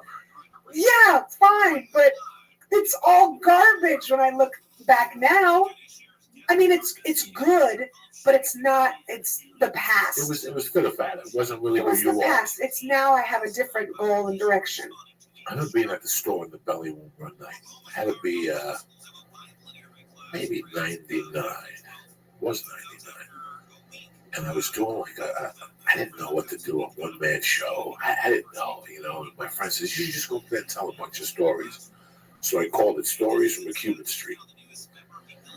And I went up there and a bunch of comics came out and nobody had money. A bunch of us didn't have money. It was me, John Westling, Ricky Cruz, Jody, Ralphie. It was just a bunch of us that got together. And I remember we bought a bottle of tequila and we snuck into the store and we drank shots in the back before I went up there.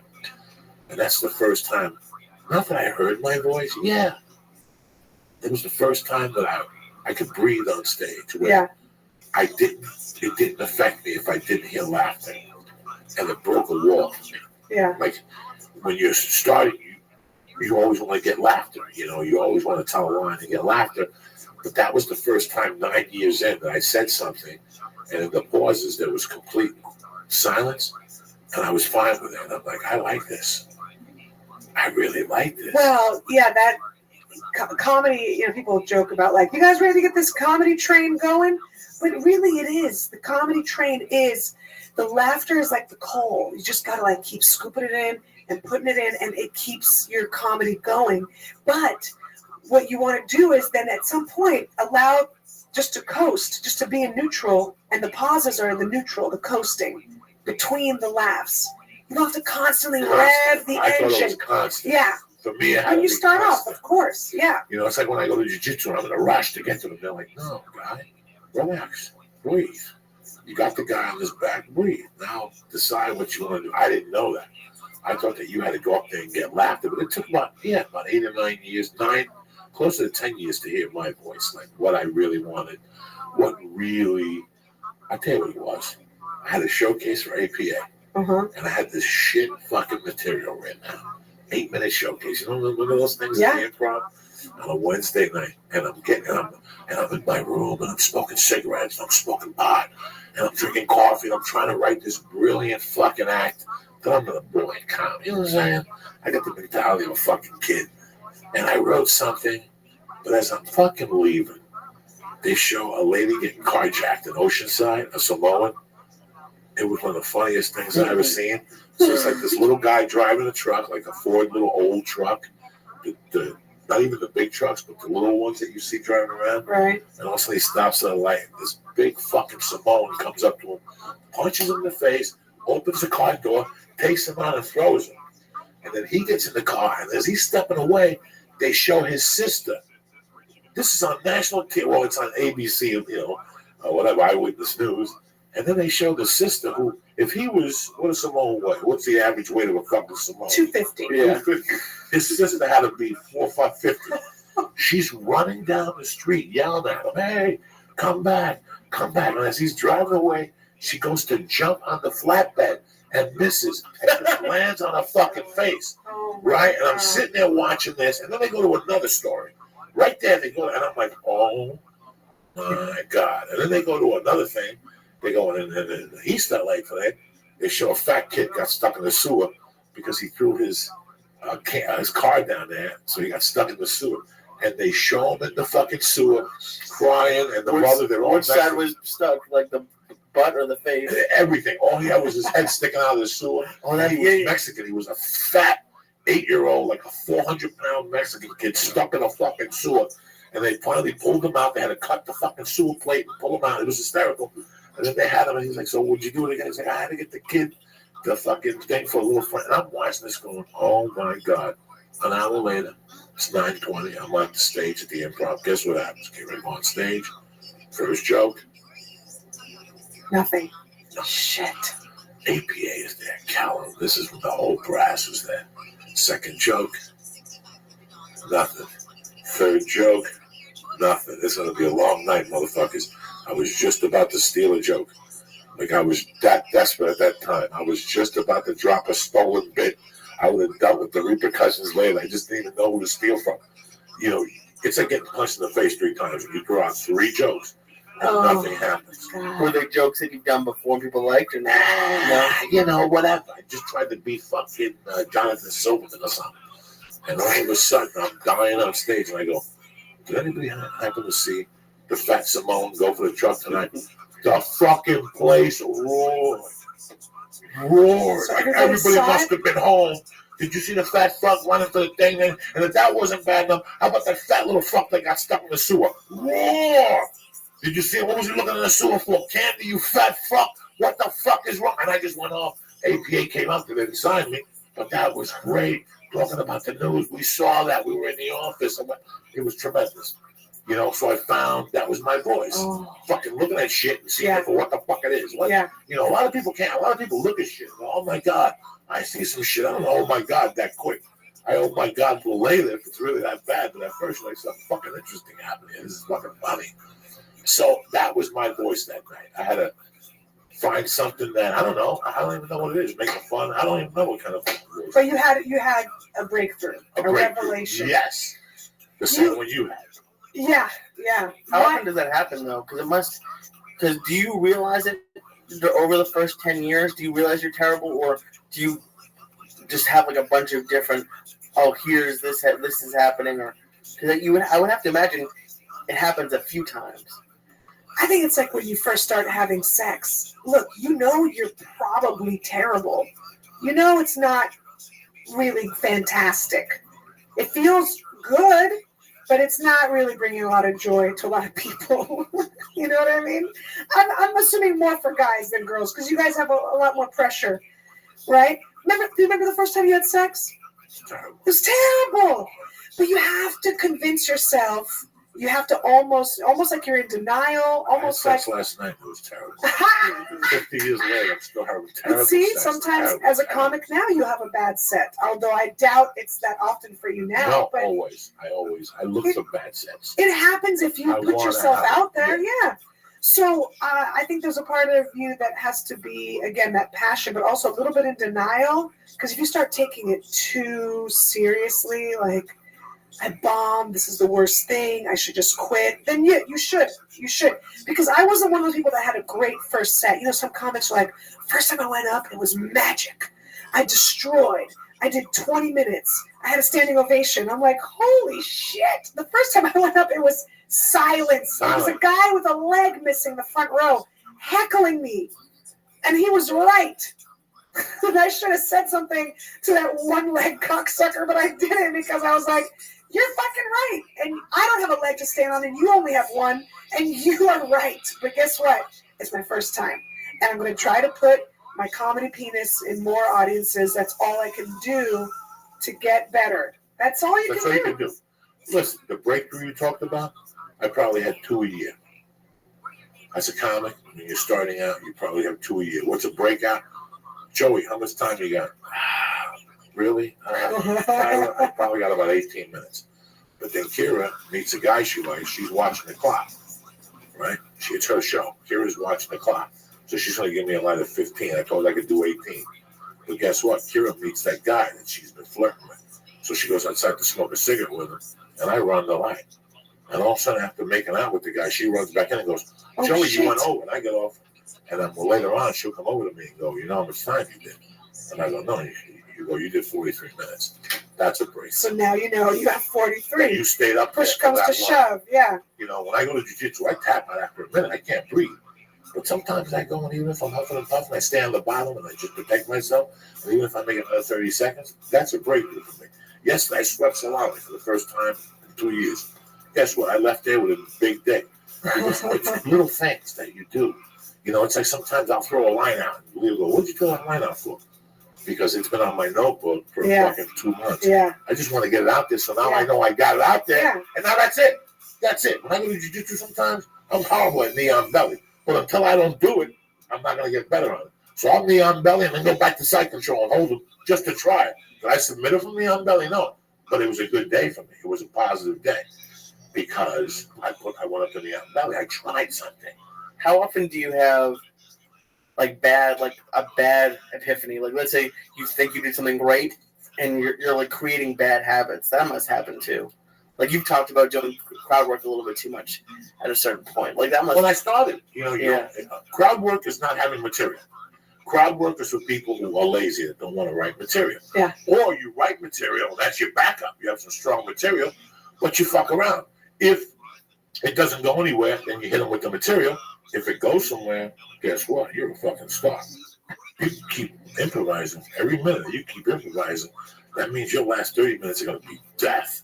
Also, I do crowd work, so I have a callback. So my crowd work that I do is I want to, figure out where you grew up, and then if I make fun of a city, or not make fun, but talk about something, I go, well, at least it's not Albuquerque or something. Then I have a callback and something fun to play around with. But I think sometimes bad habits are comics that just do the same type of room, the same type of audience, and never try anything. Yeah, absolutely. It's like me telling a joke to my grandmother. Of course she's going to think it's fantastic. It's your grandmother. She's going to like give you a kiss and a smile and make you feel all warm inside. Why don't you go try to do a room that not everybody looks like you in the audience? If you walk in and you have a big beard and an alt sweater and horn-rimmed glasses and everyone in the audience is wearing, recycled clothes from, Buffalo Exchange and horn-rimmed glasses and have big beards like you do, if everyone looks exactly like you, then what are you doing? Go do an all-black room. Go do a room that you would never do. Go do a room full of people that don't have kids if you're going to do your kid material. If it works there, then it's going to slay. Like my special that I'm shooting is mostly marriage, kids, my parents, my in-laws, my childhood. But I can't just try that out on people that I know for sure are married or have kids or are Russian immigrants or, you know what I mean? Like it's not gonna happen. So I go and I try that in just crazy ass rooms that I know, look, this is not my demographic. But if I can make you guys laugh, then this will kill for the right people. How many jobs did you have before you had comedy? A lot. Okay, me too. A lot. And lots of different crazy shit. Fucked up jobs. If you put as much effort into any of those jobs as you did into comedy, like when I got into comedy, I knew one thing. When I got into comedy in 91, I didn't really know what it was. Then for 3 years, I just dicked around and asked stupid questions.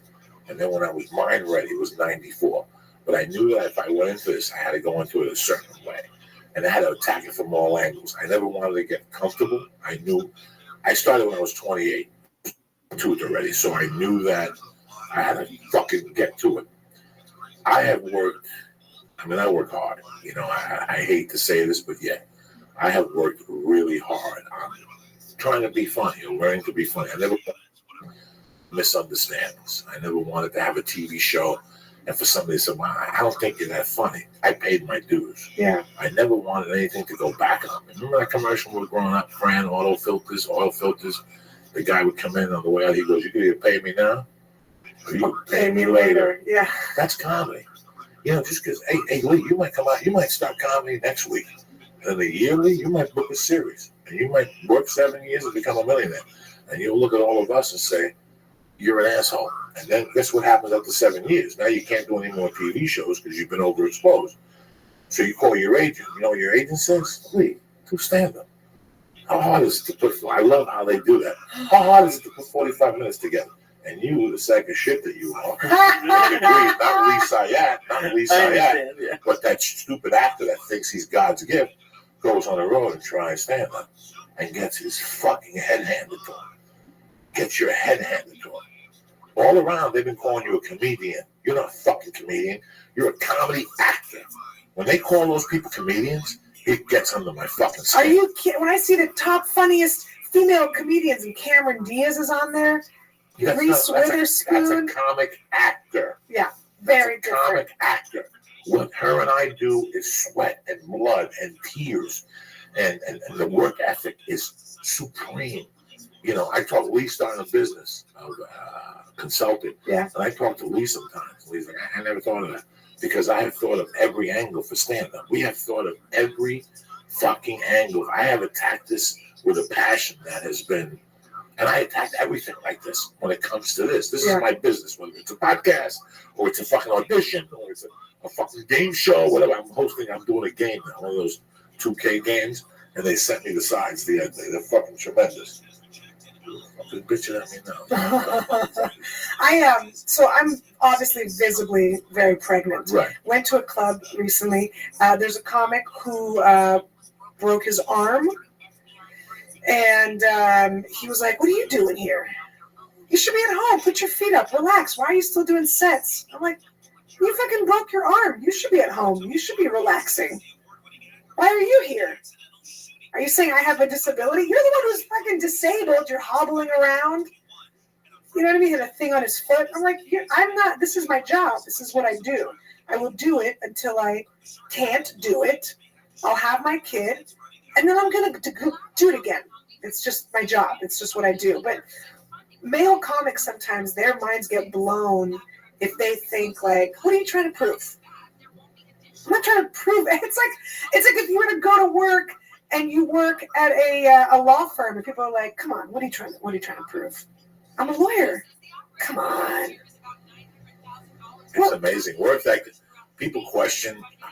Today somebody called me like, I'm having a party. Can you swing by from 5 to 10? Both of these people are comedians. Yeah. And they're always crying about nothing happening. And I'm like, who's going to go to your party from 5 to 10? It's Tuesday. I'm working today. Yeah. I'm doing a podcast at 2:30. I don't know what the fuck you're talking about. You know? And that's the other thing. People misinterpret the work ethic. Right. Oh, we need a break off. We don't need no. There's no days off. I don't know where you're going. What days off? Yeah. What days off are you talking about? What society are you talking about? Even these dudes that are filthy fucking rich that you see them, they're fucking. That's why they're rich, because they work time. Go talk to them about a baseball game. Dad, I dare you. Go talk to them about going swimming on Sunday or they don't give a fuck. They're on their own agenda. Yeah. When their wives come in the room and go, and that's something for the fucking monkey. Get the fuck out of here. I'm going to make a fucking... The fuck out of here. Let me get some shout outs real quick. Get you the fuck out of here. My main man, Bobby Sharon, and his girl, Crystal. I love you guys. They may be Dead Squad Nashville and all the other Dead Squad affiliates. Kevin Furman, Constantine Rain, Norlin Soto, Alex J, Ali Musa, you bad motherfucker, and my new girl, Bree Ari, down there, new listener. What's up for you, cocklicker? How you doing? You still look fucking stoned. I'm still a little bit stoned. How the fuck you be stoned? Because you gave me, like 300 calories, milligrams of the red one, and then we split a deck of dose. And you're still high? Yeah. Happy? Not very, but I'm still high. It's a cheap date. Yeah. Well, he gives me so much of those edibles, but I'm great. I'm having a good day. Let me talk to you about a few things, my love. So, Let's talk. I love you to death. I mean, something about a pregnant woman moving around has always riled me out. I never knew I had something for pregnant women until I moved to Boulder. And I was shopping one day and I saw a girl. I saw 2 feet of fucking snow. And I saw a girl with yoga pants on, with whatever the fuck pants on, with a belly out the here, with Sorels, you know, those winter boots? Yeah. With like a hood, and she was carrying shit. And I looked at her like, holy shit. She is the prettiest fucking woman in the world right now. If she only fucking knew how sexy she was with the fucking Sorels on, with her belly walking down the street. And I've always admired that. You know, you see these women, oh, I can't move, talking shit. That's you in 2 months. The last 4 weeks of a fucking the last nightmare. 4 weeks. But whenever I see a woman that's, you know, I used to swim in Boulder. I jumped in the pool and I thought I was doing something to change my life. I'd see these women huge swimming past me. Swimming past, fucking doing, what's that shit? Butterfly. They do the butterflies Yeah. and shit. I'm like, what the fuck are these women thinking? It's always done something to me. So when I saw that picture, you carrying the thing, the fucking car seat, Oh, yeah, you're really yeah. pretty. You have sunglasses on. I go, look at fucking looking sexy as shit. But you had a thing on there. You're doing a special. Yeah. And on Mother's Day, Mother's Day, May 9th, 10th. May 10th. Sunday. It's fucked up. I'll now. be very pregnant. My mother's birthday is May 9th, and every year something. Every year I used to get double whammy because I have to get a birthday present and Mother's And Day. Mother's Day. I get fucked up, so I always think Mother's Day should be the 9th. And you're shooting at where? At the old place where we used to do comedy 10 years ago, right? Did you ever perform at the Coach House? Fuck yeah. Yeah. The Coach House Who used is, to book that? I don't know, a long, long time ago. I only started doing it maybe 4 or 5 years ago. Now, guess what? I did that room with Rogan. Oh, shit. Maybe 4 years ago. It was tremendous. And Rogan Yeah. was out. I don't remember it. And they used to book it huge when we first lived here. Well, I mean, it In seems 98, 500. in 98, that was huge. Yeah. That booked huge. Yeah. I remember they used to do 4-man shows, and it was like 3 headliners. I remember going up there one time, and I worked with 3 guys that were killers. I did like 10 bombed, and there was 3 guys that were all like had HBO specials. I mean, they really booked that room Yeah. on Wednesdays or something. Yeah. The Coach House. They Coach used to have House. ads for it Yeah. in Westwood and all those magazines. That's a great place to end. It's a great room. Look, I wanted a place, like I said, that my material will have some resonance, you know? I mean, I shot my half-hour Showtime special up here in the Valley, El Portal in North Hollywood. It's a great theater. It's Down the beautiful. corner. It's just down the street. Down the corner. But everyone's from LA. Everyone's like, I wrote a screenplay. I'm not impressed. I mean, they came out to support, but still there's like that feeling of, yeah, I mean, I work in the business too. You know what I mean? Like everyone has seen behind the curtain. So I thought, let me go to a place where it's the closest to being, in the middle, not the middle of the country, but just somewhere that people are civilians, parents, families, they have kids, they're not in showbiz. And so when the Coach House offered me the venue, by the way, they're not even going to charge me. That's how kind they are being to me. So I'm so grateful for that because I'm producing it myself. So I had an investor. Get this, I had an investor. The investor pulled out. So now I have to crowdfund because hell or high water, I'm shooting on May 10th. Doesn't matter. The ball's rolling. I'm already in production. So I started doing a crowdfunding, and I don't know if you've ever done crowdfunding. That's why I got you here, so you could talk. Yeah. But I did Corolla's show, and I learned about what he did for his movie. He just rode hard. He just crowdfunded that whole thing. He raised like millions of dollars. I'd never done it, but I was like, what do you do? I don't even know what this world consists of because you have to do like little perks and rewards. Have you ever contributed to someone? Yes. Yeah, I do all the time. People are like, oh, someone, needs funeral services. I always, give money for that, always. Or whatever. Or we're shooting a movie or we're shooting this. And so they're perks. But I've always just given like $50, And that's like you get some minimal stuff. But the big perks, what they call rewards, like if you donate 20,000, 30,000, things like that, they said all of those should be very personal, like amazing, something unique, like you got to blow people's minds. So I was like, all right, fuck it. I'll let you, this is ridiculous. I'll let you, for 25,000, I'll let you fucking cut the cord to this kid. When this kid comes out, cut the cord, 25 grand. Anybody give you 25 grand? No, but get this, not yet. 20,000, I'll let you choose the middle name. 20,000. I know. It's crazy. So guess what? Someone called my publicist and goes, all right, we want to talk business about this middle name. So someone might be donating 20,000 to my special, which thank God, because I need to pay camera ops. I need to rent equipment and lenses. Like a camera lens costs so much money. I want to pay people to edit. I don't want favors. This is professional. Yeah. I want everyone to get paid and it's fair. And I have producers and I have a sound guy and everything, so that would be awesome. I don't know if it's going to happen yet. How much have you gotten so far, if you don't mind me asking? I don't mind. I think we've raised about 25%. It's not enough. What's the total? What's the grand number? The grand is 30,000. And that covers everything. Yes. And then you charge. I don't get paid, by the way. No. I don't get paid. Just so everyone's clear. That's yes, but that's techno crane. That's editing. That's getting a permit. We're doing it by the books. We're getting insurance. We are paying people workman's comp. Everything. We got to do it by the books. I don't want to fuck around. Someone falls off a ladder and it's like my whole career goes down because I didn't want to pay a couple thousand for all that stuff. No one takes into consideration. So yes, we're raising money on Tube Start. I didn't make up the name for the website, but it's a comic who started it. He's got his crowdfunding going, and it's TUBE, like YouTube, because he also puts it on YouTube. I'll put the link in the description. Yeah, and if people find it on my Twitter and Facebook, they can link. It's all over my social media. But that's what I'm doing. That's where I'm at right now, and it's crazy because you have to be the producer and the talent and the craft service. Everything. You've done your own shit. It's like it's nonstop. It's insane. I wish I could just focus on the set, but I won't be able to. I have to focus on everything else, and I'm selling tickets too. So your listeners, though, if they email, call in, whatever, they get on my guest list. That's not a problem. So if anyone from your this is what destroys me, Kira. This is what really gets me about this town. You paid your dues. Oh yeah. You've been on Girls Behaving Badly for a while. Tonight Show for 8 years. Tonight Show for 8 years. You did stand up on something, right? Well, I have a story about that if you want to know it. Yeah, what happened?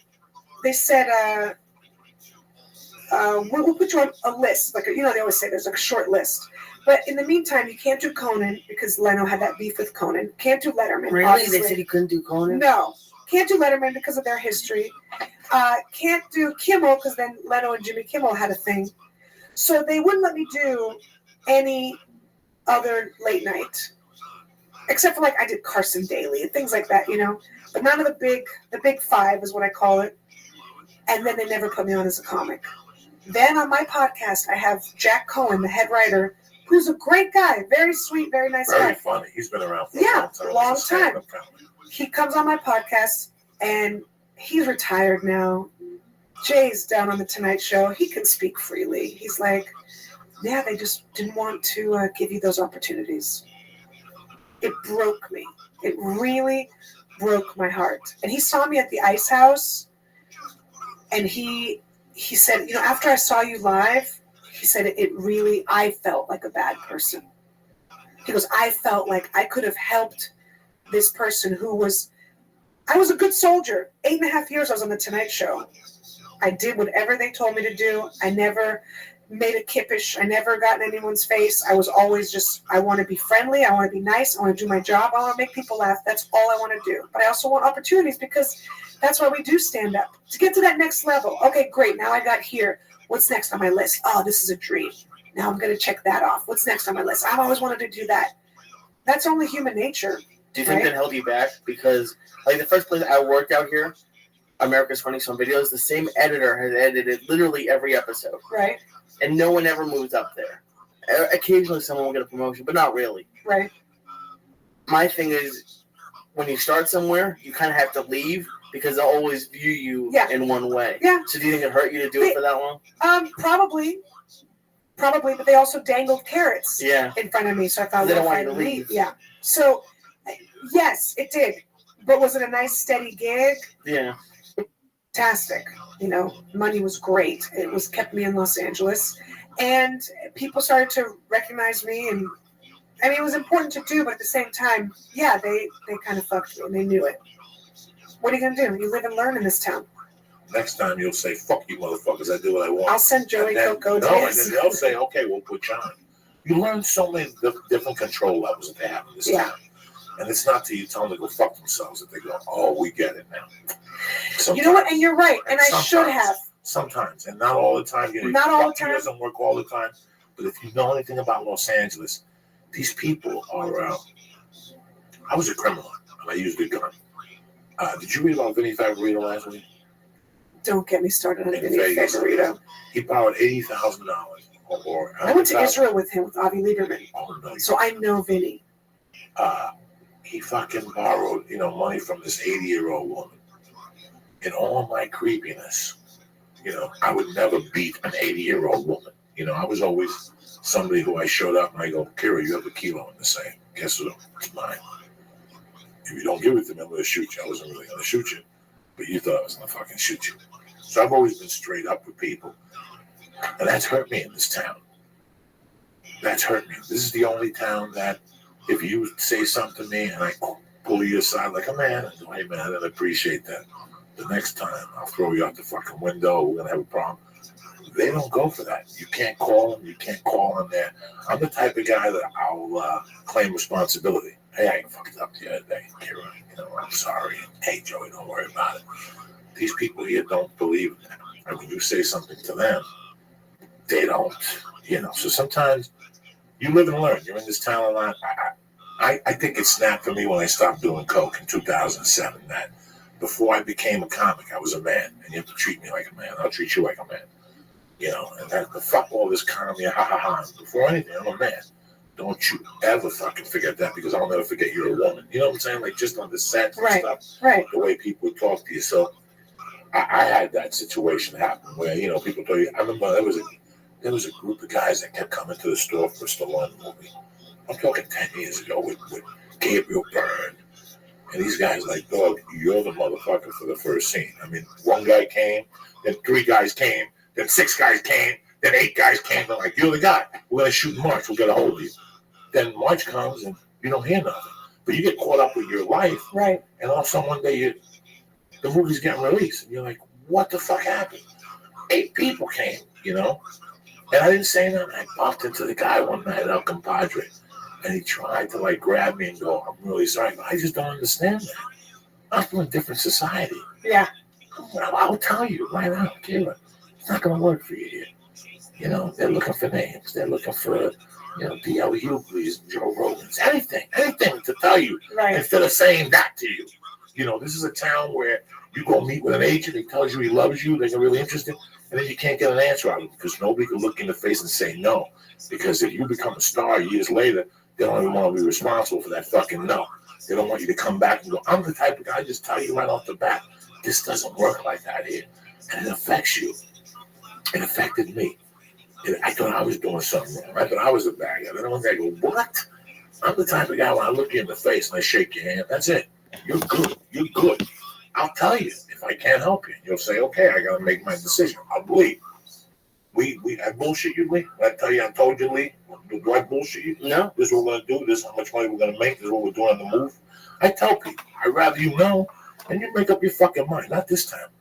This town's always, It feels like they're holding on to it more, like they're getting worse because they see it slipping away. Because years ago, if you didn't get on the Tonight Show, you wouldn't get this special. But now you can do your own special. Right. That's So why I'm doing I it. feel like now they're holding on a little bit more just because they know in 5 years. Yeah, but how come they're she gonna doesn't be have a Netflix special? How come she doesn't have an hour on Comedy Central? This is what I'm getting to. That these are the things that fucking burn, And then some guy go to Montreal with 30 minutes of them a Netflix special. Meanwhile, you've been busting your ass for 20 fucking years doing this. I never understood that. Everything is what's works for one person doesn't work for another. For 5 years, I saw Marilyn Martinez do the dirtiest material in the fucking world. Nothing happened. I saw Lisa Lampanelli walk in the store one night doing the same fucking thing, talking about black dick and Filipino balls that you could suck them on your lip. They thought she was fucking brilliant. You never know what the fuck could happen, man. Mm-hmm. I just have a lot of respect for you, or you wouldn't be in that fucking chair. I have a lot of respect for women that have balls, for women that, I just don't want to hear crying no more, man. I'm 52 years old. This is a comedy game. We all got into it. We all knew what the fucking parameters were for this. Yeah. So I don't want to bump into you and for you to tell me that you don't have any success because you didn't suck no dick. I don't want to hear that shit. Hard work replaces everything. Hard work. If I came to you and then, Kira, I got a tour, we're going to go to fucking Mars. Jesus is going to be at the show. You got to suck my dick every night after the show. And you say, go fuck yourself, you fat fuck. I'm going to keep working here. Wait. How much is it paying? $3,200 a night plus fucking expenses. But I got a lot of respect for you. And just give them the GoFundMe again so we can help you out with this. I really wish you helped Kira out with this because I wouldn't have put her on here if she was just some Johnny-come-lately. She's the real deal. I mean, she apprenticed for Adam Barnhart, which is my motherfucker's motherfucker. I might even go down there Sunday and see Adam Barnhart. I was just there this past Sunday. Adam Barnhart was very good to me. And, when he was going through his drug stuff, he was always there for me when I was going through my drug stuff. We used to call each other high as fuck on the phone and promise each other we're going to go to rehab together and all this shit. And I'm going to go see him and say hello. But I wish you... I'm out of town on the 10th. I'm in Michigan. I wish you I'd be down there to support you. I get back like that afternoon. By the time I come back, wash my pussy and head to Orange County. I got the baby and shit. It's not going to happen. But I really wish you a lot of success. That's why I had John here today. You're proof that everything's bullshit. You just keep putting your nose to the grind and keep getting prettier and prettier and having babies. Look, the baby's middle name could be Coco. Joey, now let me ask you this. Just I saying. must have cut the umbilical cord to finger you. Let's break that out. I was going to put $10,000. You can watch me breastfeed. Oh, my God. You're just thinking about your finances. You're like, well, spend the $10,000. Go talk to your financial planner. You get back to me. Oh, my God. For $12.5, you squirt them. While you're feeding the milk, you go, hey, what's this? Bam. I put that back in the... Have you seen that? No, you've seen Somebody will do that. I have never done crowdfunding, but when someone told me you got to make it personal and you got to make it interesting, I was like, all right, that's what I have to offer right now. Anything left over from girls behaving badly? I mean, memorabilia you could sign. Anything from the Tonight Show. People like Ari gave away grinders and lighters with his picture on it. And then he moved up 10 tickets, all that shit, a VIP dinner. Oh, yeah, I have all those stuff. Right. Yeah, I have all that stuff. I'm talking those are the two big ones. And then all the stuff in between. Yeah, for like $500, for $1,000, I have all these different levels. Absolutely, I have all that stuff. But I had to make it interesting. You're a bad motherfucker. Let me get the sponsors and we'll get the fuck out of here. First and foremost, on it.com for optimum, what is it? Optimal optimization. Optimal optimization. Start with Alpha Brain, the best fucking thing going in the world. I took 2 this morning for my blood test.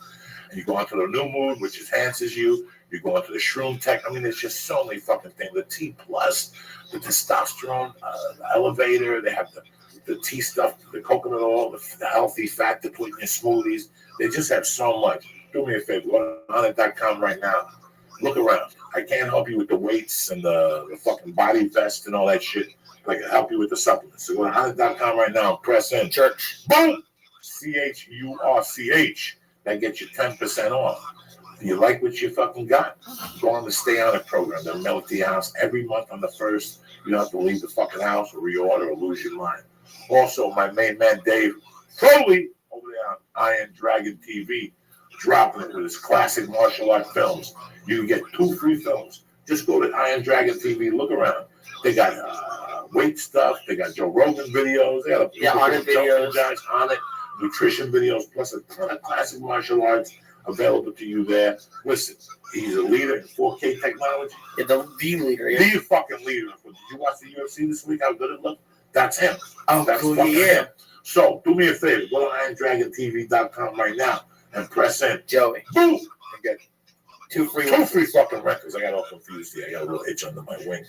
Also, listen, last week I got a new box of shit from MeUndies. Fucking Mendes. Couple t-shirts that work like rash guards. Some underwear that are so fucking great because the MeUndies material pulls the sweat away from your nutsack. So your nuts don't smell. They're fresh all day. If you're a woman, they got to work even better. No fucking little pads you got to put in there. It just pulls the moisture out of your fucking monkey. They have the shirts for men and for women. Go to MeUndies.com right now and press in, Joey. and get 20% off. 20% off and free motherfucking shipping. And I'm talking about the most comfortable underwears you've ever fucking worn in your life. I don't have them on right now with jeans. With jeans, I go commando because I don't like the way it feels. But when I go to fucking jiu-jitsu, I wear my little fucking MeUndies and my balls stay in there intact. You know when you wear white underwear and your balls pop out of the side? I don't have that problem with MeUndies. You don't need that problem either. Go to MeUndies.com right now and press in. Joey. Boom! And get 20% off your first order plus free shipping to Canada and the motherfucking United States. And while we're at it, you're going, Joey, what the fuck? Anything for free? That's right, bitch. I got something for you. Naturesbox.com. Naturebox.com. Nutritious, delicious, healthy fucking snacks. Forget about that machine with all the potato chips and pretzels in there. That shit will fucking kill you.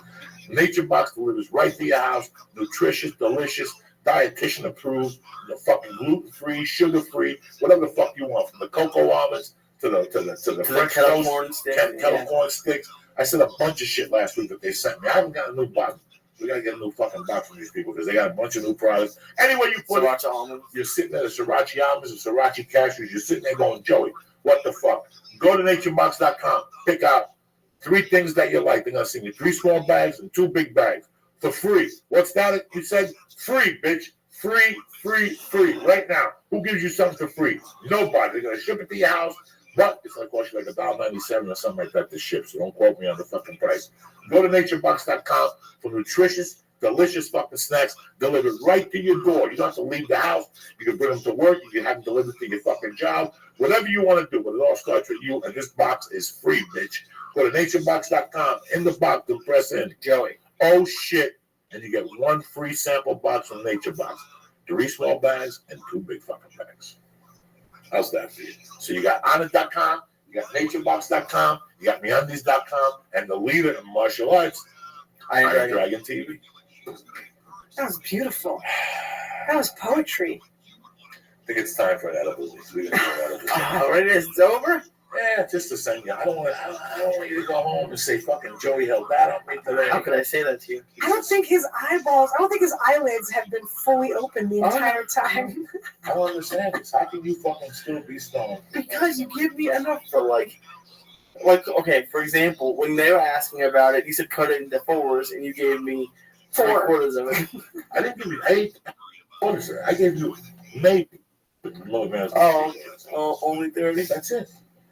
Not really. We can't do a podcast. How dare we? How dare we do a podcast about fucking little piece of something? Kara, who loves you, baby? You do. So, once you shoot the special, how long do you think? Oh, it's not going to take a long time. I'm editing it right away. What is that, like Jell-O? What is that? It's a gummy bear. Oh, my Lanta. It's going to be fast. It's going to be fast. We're going to get it out there. You're selling online? Yeah. No, Netflix. Netflix and Showtime. You'll definitely buy it. Yeah. Netflix will take it from you? Look, they better not go back on their word. Then want to beat them up and the fucking motherfucker. I'll send them your way. Kira, I love you to death. When do you do?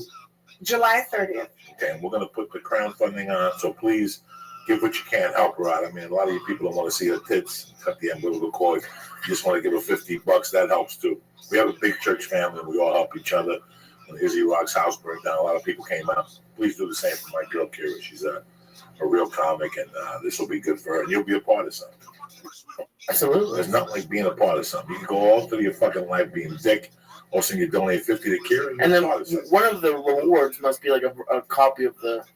For $20. Yeah, you get a download. So that way... It's like you're basically just... It's a pre-order of a comedy special. So if they give you $50, they get it down. 20.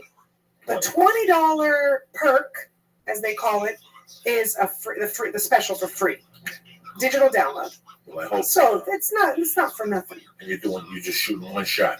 One. I did just one for my Showtime special, and I liked it. I know people do like 5-6 shows in a week at a club, whatever, a club or a venue. One time, you get that adrenaline rush. You're doing it. You're having a good time. That's it. And it fucking works out perfect. I loved it. Lee, we got this. We'll be back on Friday. We'll be back tomorrow too. Yeah, we'll live podcast at the motherfucking Ice House. It's a Testicle Testament / live fucking podcast tomorrow night. We've never done one of these before. Yeah, that should be fun. So it's going to be fun. We're going to be fucked up. No guests, just old Lee and Joey, old school. Do a nice little 30-minute Testicle Testament. We'll get you out there early, all right? Thank you very much for being a part of this today. Thank you, Kira, for being beautiful and for having the balls of these fucking half of fags in Hollywood. You got more balls than them. And to my little brother, Lisa, yeah, shit. And R.I.P. Sissy, my little cat. I'm sorry, man. So we're done? We're done? We're done. All right. That's it. It's over. Oh, that was tremendous. You know, we don't fuck around. Now that the show's over, don't forget to go to naturebox.com and sign up to get your free sample box of great tasting healthy snacks. Forget the vending machine and start snacking smarter with delicious treats like barbecue kettle corners. Go to naturebox.com/Joey. That's naturebox.com/Joey. Also, don't forget to go to meundies.com/Joey. When you go to meundies.com/Joey, you're going to get 20% off of your first order of the most comfortable men's and women's underwear. They have shirts, they have socks. Anything you want to wear, meundies.com/Joey has it. You're going to get 20% off of your first order with free shipping in the United States and Canada. Go to IronDragonTV.com and use code word Joey to get 2 free rentals of all of their great martial arts movies. They have On It Lab videos. They're the leader in 4K technology. It's IronDragonTV.com/Joey. And go to onit.com and use code word Church to get 10% off of all of their optimization products. Alpha Brain, New Mood, ShroomTech Immune, ShroomTech Sport. It's code word Church to get 10% off. Okay. Wait a minute. Give me.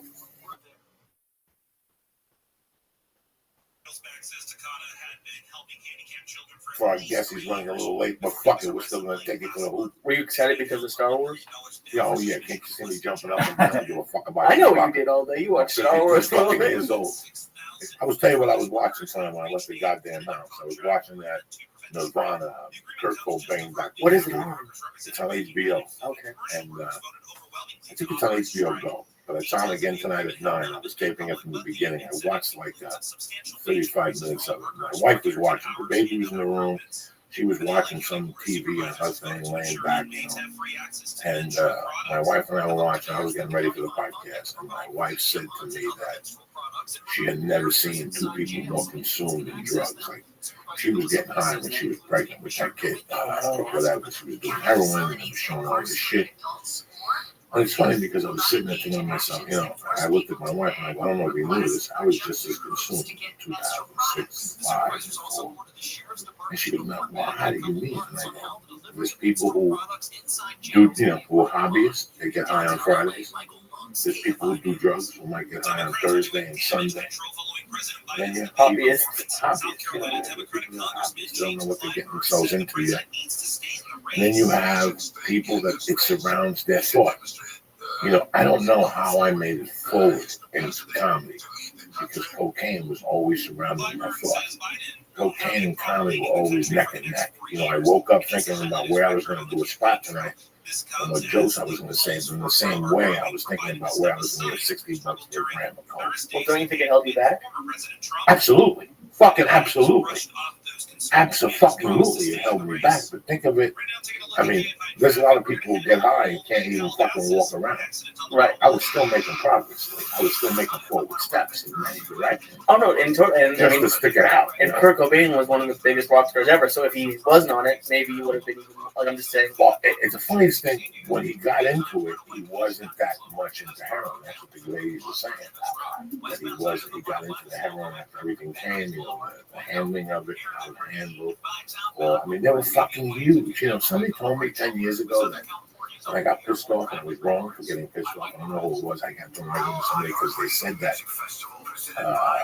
Nirvana was as influential as the Beatles. And I was like, are you fucking crazy? And I went home and thought about it, and I was wrong. And, you know, the only difference was that Nirvana did the same as the Beatles in a shorter amount of time.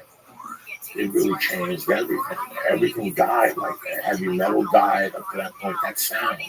And then that whole sound got consumed. I mean, from Alice in Chains to Soundgarden to fucking, to, you know, Hair of the Dog, whatever. Whatever. And I was too young. How long were they around? I was too young for this thing started in 92, probably. With them. I Okay. started in 92 or 91. You heard the, you know, Mother Love Bones and the shit like that. And you were like, damn, this ain't fucking bad. Okay. But I still remember clearly, like I was all in. I think, never mind. I don't know what album I was in. But once I heard Bad Motorfinger, I was fucking in. That's the one. Once I heard the first Pearl Jam, I was pretty impressed. I was like, damn, I didn't hate any of it. Like, I understood it was a time for a change.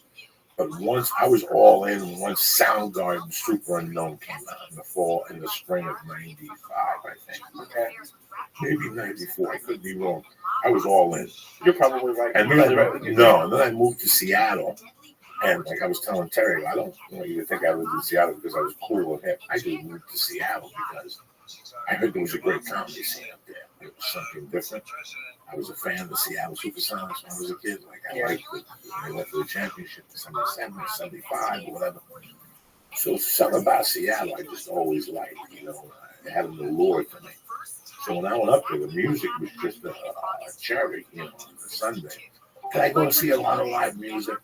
I'm not gonna lie to you, maybe a year and a half. I went to see 3 live bands. I had a great time. It's not my cup of tea. You were only there for a year and a half? I was only in Seattle 18 months, maybe 20 months. That's a jam-packed 18 months. Yeah, it was jam-packed 18 months. A lot of comedy, man. But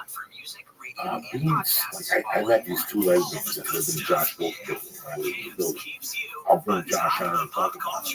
They were 2 hot girls. One of their parents had money. And these girls basically got heroin, stayed in, got high, and ate each other's pussy. And they were hot as shit. And I became friends with them because they were popular. So I became friends with them. I never disrespected them. I always spoke to them the right way. And one night they asked me if I ever got high on heroin. I said yes. And they were telling me how they didn't take showers. So, Well, hi. because it was unclogged their pores, and they do want their pores to stay clogged. So perspiration doesn't come out. So the heroin always is in your system, so you choking with some back to make it. Just a different world. You never did it with a needle, right? No, I did not. I don't think I could. I would have died. I think I would have died if I was to shoot heroin with me. And I could pull out the blood and shoot it back into the vein. That's too much. Just that little spurt of pain. I would have fucking passed out. You see my arm from last week? No. It was still a little black and blue. It still is, I think. This is oh, no, there it is. You see it? You see your arm? You see it? Oh, yeah. I see it, yeah. It's still, that little pain, like, and that wasn't the blood test. That was the stress test the day after. Because they put a needle in they put like a little catheter in or something, like in your arm, they shoot pink. And they shoot So they pink can into see the everything stent. or something? Yeah, it's like an intravenous thing. And then they just shoot ink into it without the intravenous. And then later on, when I was on a stress test, they actually shot this type of speed. It's not really speed. It's like adrenaline into your veins to see if they can raise your heart rate to 170 or 80. They want to get it up to so that little, I'm surprised I didn't pass out on that fucking. I am very in shock. I did not pass out on the elliptical. Not the elliptical, the treadmill they had. Yeah, 170 is high. I mean, I know that's kind of around where you're supposed to be for fat burning, but I'm usually on the 140, 150 on the Well, elliptical. it's something that they had to push a little bit because they want to see where your heart can go. It determines your age. I didn't ask them for the equation. She would just explain it to me. Something to do with your age, times 2. And how did you get the results yet? No, but he hasn't called me and told me like I'm dying these fucking days. So unless I eat like 10 pizza pies. I'm kind of nervous. I have my first doctor's appointment in like 4 years next week. What are you doing? Nothing. I haven't had a visit since I moved out here. You're doing a physical? Yeah. Oh, I mean, I'm paying for insurance. I might as well use it. Where at? This place in North Hollywood. I don't know. I pay $300 a month for insurance, and then a lot of people still think it's like Obamacare or something. So I don't know. You're gonna laugh, but I was on my insurance and I just started Googling names, and they have Yelp for doctors. So this guy got a bunch of good reviews, so I'm going him. Okay, God bless you. I'm not gonna stick a finger up your ass. You gotta do some lab work. Yeah, I don't know. Good for you. That's good, Lee. I mean, I'm not. You're gonna see your numbers and where you're at. You're 26. Just to see where your numbers are at. You might come back and say, "Dog, you got no cholesterol. Oh, I'm sure. No fucking problems." But if he comes back, now you know what you got to work on. You know. Yeah. No, and I don't think anything's gonna be wrong. But I don't know. I've never really liked a doctor, and I probably won't get a needle. But it's after 4 years, it's like kind of grown into something, so I need to go. I didn't go to the doctor from. This is fucking crazy. I probably didn't go to the doctor from like 1982.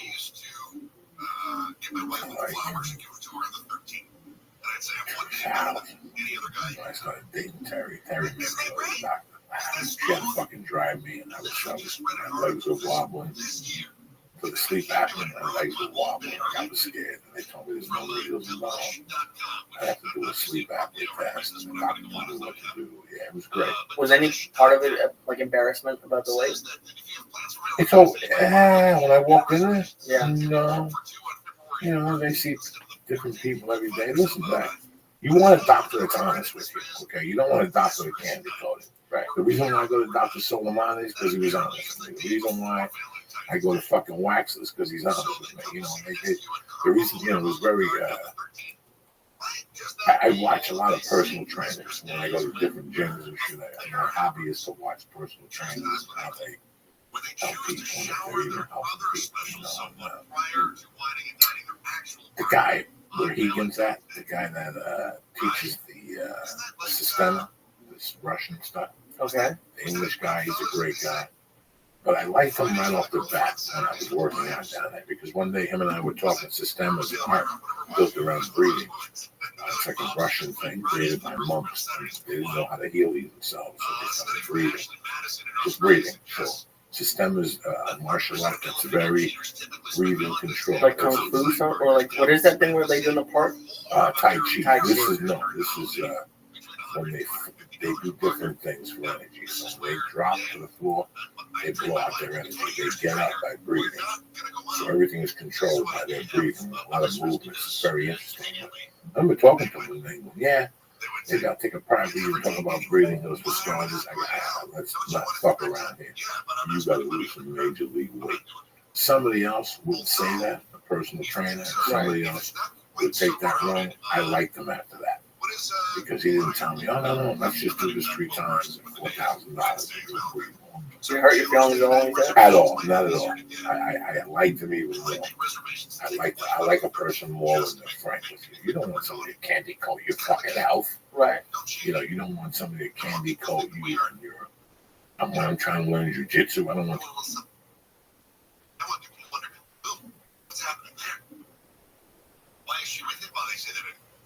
Why is she with him? so much better. Yeah. Yes, you could. Where are you going, though? This is the important thing. The 100, and I appreciate Kayla showing me the story KTLA had.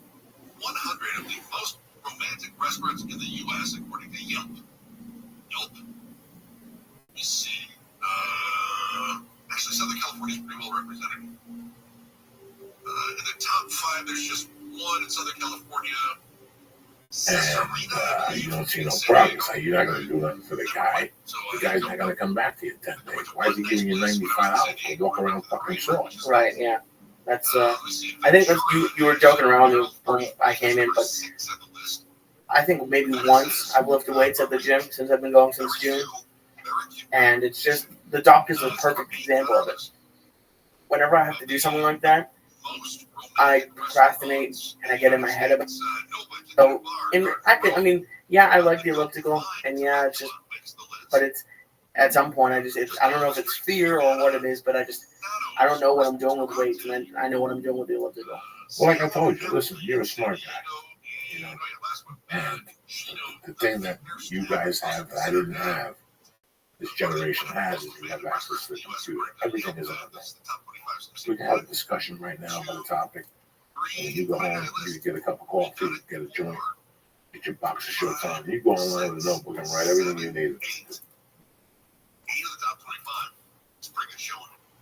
Pretty good showing. Number 1, incidentally, is in Chicago. Penumbra in Chicago. Is the top place. That's not. This is the problem I have with basically everything on the internet. Even when I was trying to just do a diet, if you read 10 articles, they're going to tell you 10 different ways, and they're going to say every other way is wrong. So for someone who doesn't know anything, it's like, oh, well, what am I supposed to do then? Go to 3 articles. Don't confuse. You know, we have. Sometimes we think ourselves out of a decision. That's all I do. That's all people. That's not just you. It's many Americans, and I learned that when I was selling cars. I'd say, all bullshit aside, what are you looking to do? And they'd start rattling off, you know, blah. And I go, listen, first of all, you know, I want you to look for a car for your needs. What are your fucking needs? Well, my needs are, I'm really not making a lot of money. I gotta keep my payment at 140. Okay, so we got that need. Okay, what else do you need this car for? I need it to go from here to there, point A to B. It's not much, only 2 miles a day. I got your needs, you know. Sorry about that, people. Allergies in California are to a fucking upturn. They're just off the chart. Oh, really? I don't get them I out just here. bumped into a lady. I get was them walking her dog, and she said hello. And she goes, what's the matter? Why is your eye leaking? I go, allergies. She goes, please, I'm back from the pills. I'm not kidding you, people. Allergy. God, I'm sorry. I had an all-time fucking high in the last 2 or 3 weeks. Yeah, but it's tough, especially when you're buying a car, because, like, let's say you say, I need my payment to be at 140, and the first thing they come back with is 180. Well, because they know you're bullshit. They know you're lying as a consumer. You're trying to rob them too. Right. You know? Yeah. I actually had a fucked up sort of thing happen on Thursday, and it's kind of embarrassing, but I don't know. This is kind of what the podcast is about.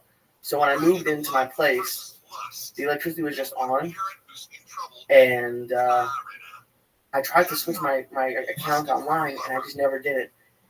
And it wouldn't work, so I never went down to the office. And I worried about it for like almost the entire year that I was there. And then I actually lied to you, and I felt bad about it, which is why I want to talk about it. On Thursday, when I got back, I was helping Paula out. My power was off. I never experienced that before. It's fucking terrible. And I didn't have AC, so I came here and I just hung out here, I did some work, and then I went home to go to bed.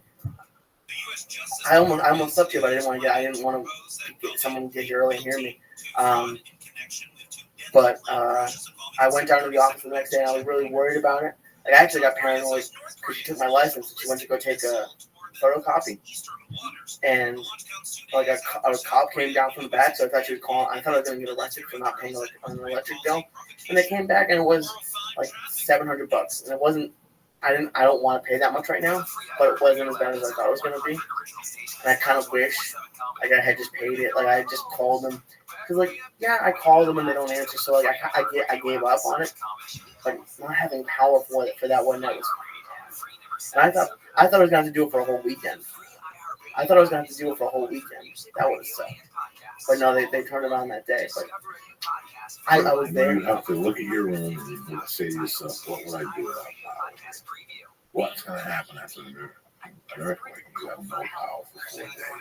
It gets hot really quick, and then I felt like I felt terrible. Like when I got there, the woman in line next to me, like I was literally first in line. The woman behind me literally said she didn't have power for 30 days, and they won't take a plan, and they just want all of it. And she hasn't got paid for like 3 months or something. And it's I grew up in a very white town, a very like an affluent town, but I purposely worked in like more working class towns. Like when I was in line, 4 or 5 people came up and talked to me. One guy, he just thought like I'm making enough money to pay my electric bill. He just thought I was broke.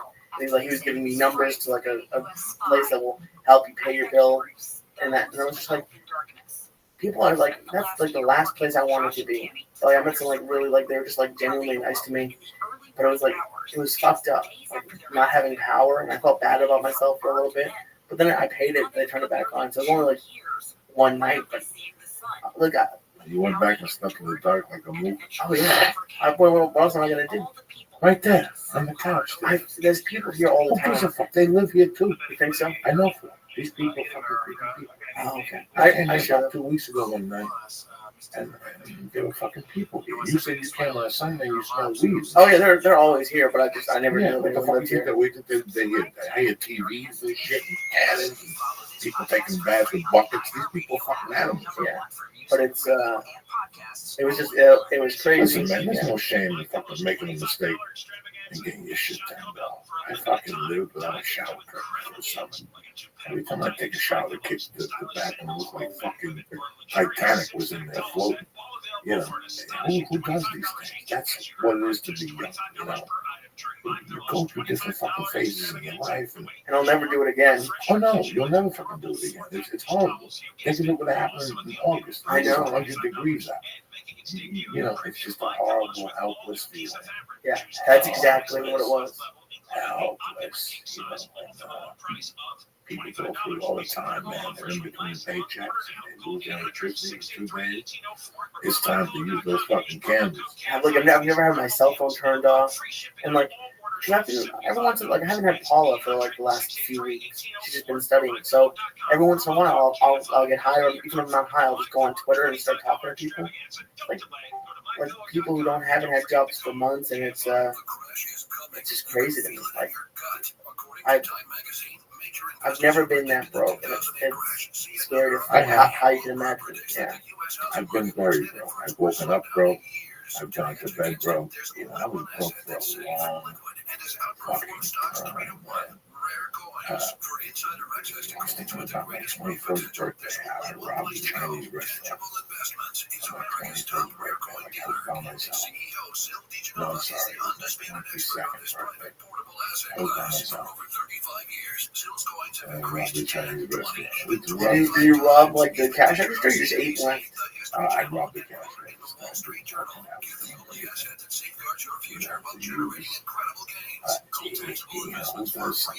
That's an animal. But I have to laugh at it now. You know, they got my time was wrong. I lived in an office half the size of this in Seattle. You think I like telling that story? You think I like even thinking about him to get up and shit out the window, and piss out the window, and the cleaning people come in the middle of the night? I'd be in there all pumped up, like in my girl, and rock both blocks and shit. They try to be getting in to vacuum the office, and then do the trash. Are you fucking kidding me? I didn't even have a couch. I had a blanket on the floor with a blanket and a fucking pillow that I would sleep on. With a desk and my clothes hidden under the desk in boxes like this. So if anybody thinking I had a 1-800 number because I was selling fucking sports information out of it. You have no idea. This is what I did for comedy, but this is also what I did when I was consumed by the ball. That was part of the consumption. I dealt with that lifestyle. So I could still get high 4 times a week. Wow. I didn't get high 4 times a week. That's $200. That's $800 a month. At I least. could have had an apartment and food in the refrigerator. I said, fuck it, I'll live in the corner. So I could do my little addiction fucking thing. It's amazing how quickly stuff piles up, like bills, and there's always something unexpected. I got like the day before, I was looking at my credit card bill, I was like, oh, I've kept it pretty low this month. That's gonna be cool. And then it's amazing how hard it must be for people get in that position to ever work their way out of it. I mean, that must be what happens when people decide to be drug dealers. Listen, I was pretty much broke. From 1992 to 2005. When I got the longest yard, all the longest yard did was put band-aids on the debt that I had acquired already, like over the years. Okay, so when I came out of here, I had this chunk of debt, right? Then I got the Taco Bell commercial, and I paid like a quarter of it off. I paid a couple of credit cards that had been bothering me. I paid a couple of creditors off that had been bothering me. I paid a couple of personal loans from people that I was money to for drugs, or people who had helped me out in a bad time. I sent the check and then I apologized and I skipped down. I did whatever bullshit I did. And then from 99, I was broke. I went on the road with Jody 30. We did those 10 weeks. This is after I lost all my clothes with Carol. And my car got towed. With all my clothes and headshots and boxing stuff and tapes and everything I owned got towed in that fucking car. So I went to Miami. I told you people would be. And I had to start from fucking scratch. Actually, $350 a week working at the house, MC, Miami Improv. $350 a week, Tuesday through Sunday. Okay. How many shows? Fucking Tuesday through Sunday. 1, 2, 3, 5, 8, 9 shows for $350 fucking dollars for you people who want to know. That's like $30-$40 a show. Okay, exactly. They gave me the condo, so I would snort half of it, and the other half I would buy clothes at TJ Maxx, one of those dumb places. What's the other one that sells like pants for $8 and a buckle? Ross? No, the other one that. Kohl's? Walmart? No, I forget. Anyway, that's what I did for my fun. I just went on the road and I chiseled away money, a little bit of money, a little bit paying child support some months not paying fucking child support. I mean, it just did not fucking end. Does it create, I mean, this is kind of a stupid question, but like, how much stress do you go through with that? Because I go through a little bit of just Here it is. having You ready for money. this? By that time, I wasn't getting stressed. I'd give it up. In 93, I knew that you're dead. You're in debt. I'm a comedian. Right. This is what I'm going to do. I'm going to become a comedian. In 94, I said, all this debt except my debt. There's no debt as prison. I'm going to start doing comedy. Okay, this is what I'm going to focus on. I don't have a phone number. I have a pager. I don't have a website. They can't find me. So you never got worried about, like, especially the taxes thing, because they put Wesley, and just Wesley's not to make so much money for you that they didn't even care? Right. Okay. Listen, when you're making, $10 million, you got to pay taxes. Okay, but when you're making $8,000 a year, they're not looking for you. You're not going to jail. You didn't feel like you weren't constantly worried about, like, it would come up. No, when I got into comedy, I made a decision in 93. Like in 90, like I told you, I just got my American Express card. Yeah. 20 years. When my American Express card got canceled, listen, I came from money, and then I lost money, and then I became nothing. And then I went to college, and I started getting loans, so I started getting credit cards sent to me. My biggest job then was to keep those credit cards paid. I paid those cards before the bill came. Like, I'm one of those motherfuckers. I didn't even wait on the bill. If I went out on a Monday and I spent $100 on that card, by Wednesday I was sending $150 back. I'm one of those guys. When those cards got taken from me, Lee, I gotta be honest with you, that was one of the biggest heartaches of my life. I had 10 credit cards calling me at different places. I go to Ralph's and I get a call at Ralph's. Joe D is line 1. Hey, this is Joe from Discover. I never got your payment. What? It was that heavy, Lee. They were calling me at comedy places. No way.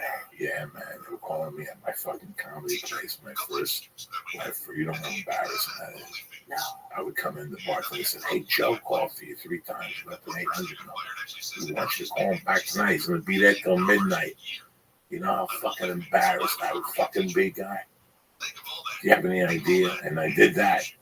And then finally I just dropped off the radar in like 94.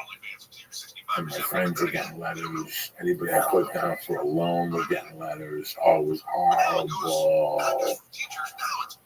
So I disappeared from 94 basically to 98 was when I got back on the books with that fucking Taco Bell commercial. Were you thinking, I'll just hide for the rest of my life, or were you thinking at some point I'll get money? I knew they were going to come out of their head somewhere. You can't hide forever, especially with computers. I just hope I was prepared by the time they showed up. That was what I was praying for in that time of my life. And I just kept doing comedy. And then I would get bumps and bruises here and there. Like somebody would reach out and they took $80 from your checking account or something. From Bank of America. No, at that time I was with the other one, Wells Fargo. Somebody got me for like $3,000, some credit company and stuff. And then from 2000, when I moved in with Terry, the reason why Terry is happy today, the reason why I look at Terry, because when we moved in together, there was 2 salaries coming in, and they weren't even equal to fucking $30,000. For both of you? Yeah, I was a waitress, and I was a fucking comic making $15 a set. Some nights I'd make 60, some nights I'd make 85, but something pushed me. You know, something kept me alive in the game. A little movie here, a little TV role here. And we just, you know, but I didn't make money with Terry till 2000. Man, we started together for 8 years. It's amazing. Even the money I made from the longest shot got paid out. Wow. In 2006, Terry took a loan out for $30,000. We were $30,000 in the hole. And we paid $650 a month to Bank of America. We consolidated all the credit cards. That was all the debt I had put it in from the cocaine all those years. We were just in debt. And we took $30,000 loans from Bank of America. We paid them 2 fucking years, $600 a month. We started sending like fucking triple payments. I would go on the road and just fucking. Once I stopped doing blow, the house started making money. So I stopped doing blow in 2007. The house started making money in 2008, like profiting. Like we were just sailing. Each month we were losing $400 a month, probably. Yeah. You know, borrowing from Peter to pay for. And once I stopped doing blow, I went on the road heavy. I booked a couple movies. We started eating okay, the cats, and we started buying clothes. You know, I lived off free clothes. I lived off Fat Daddy. Big Daddy used to send me clothes and boxes. It was amazing. Terry used to make $40 a fucking night at the comedy store on the weekends, 100, maybe 120. You know, but during the week we lived off $40. It's amazing you didn't give up, because I heard this. I don't know the exact number, but I was some news story. They were saying they say unemployment's 5%, but they don't count like the however many people just stop looking for work. Like, I don't even know what you do at that point. If you can't claim unemployment anymore. What would I do if I gave up? So you're telling me right now there's no job. So here I am as a comic, I'm struggling. What do I do? Try to get a fucking job? No, you keep believing in what the fuck's in your heart. And you know, you see the people around you starting to snap. You're like, okay, I came up with Steve Ramsey. I came up with this guy. They're starting to see some daylight. And all of a sudden, little by little, instead of working once a month, you start working twice a month. You know, instead of working twice a month now and booking one TV show every 4 months, now you book a TV show every other month. I mean, if you look at my fucking IMDb, I got some work on that. Yeah, they ain't no fucking joke. I worked for a long time. So, I know, listen, man, I know what it is to be broke from fucking drug abuse. I know what it is to be broke just because you have a bad month. That's why, what do I say? You got no time to fucking around. Yeah? You got no time. Listen, this is right. You got no time to come around. That's great. If you see somebody who's doing it, you cheer for them. That's great. Yeah, go have a look at me. Okay. You're going to pay for this. And you're going to lose the week's salary. And, you know, everybody wants to party and be fucking Johnny Rotten. You know, you pay for everything. I think when you're young, I feel you should jump on it. Here's what I didn't do. If I could do it all over again, I would have jumped on it. By the time I'm 29, I would have had a business. 27, 26, I would have had a couple of businesses. Because it doesn't matter, even if they fail. if you start 3 of them, 2 are going to fail. You're going to get 1. Right, yeah. So that was it. That's your college fucking degree. And you make your own hours, and it's easier said than done, but it can be done. People have done it. I really wanted to go see the new Avengers movie this weekend. I really wanted to see it. And I tried like 2 or 3 times to go, but finally, like, the stuff I started doing is starting to take off. I just couldn't get out. And I was thinking about it last night. I was like, I really wanted to go see it. I saw tons of movies last year. Looking at my credit card statement, I don't think I've been to a movie yet this year. It's crazy making those choices. It's not choices, you make sacrifices sometimes. And you weigh, what am I getting from this compared to, yeah, we all need entertainment in our lives. We all need to put something else in your mind besides what's in front of you. But, I don't know, as Americans, I think that there's too much party time and there's too much fucking complaining. Like, everybody wants to party, and it's always something, you know. And then when I ask you to work on Saturday, you cop a fucking attitude. It's like office space, you got to cop an attitude. But everybody's looking for money, but nobody wants, it's the same thing that we deal with every fucking day. Everybody wants to go to heaven, but nobody wants to fucking die.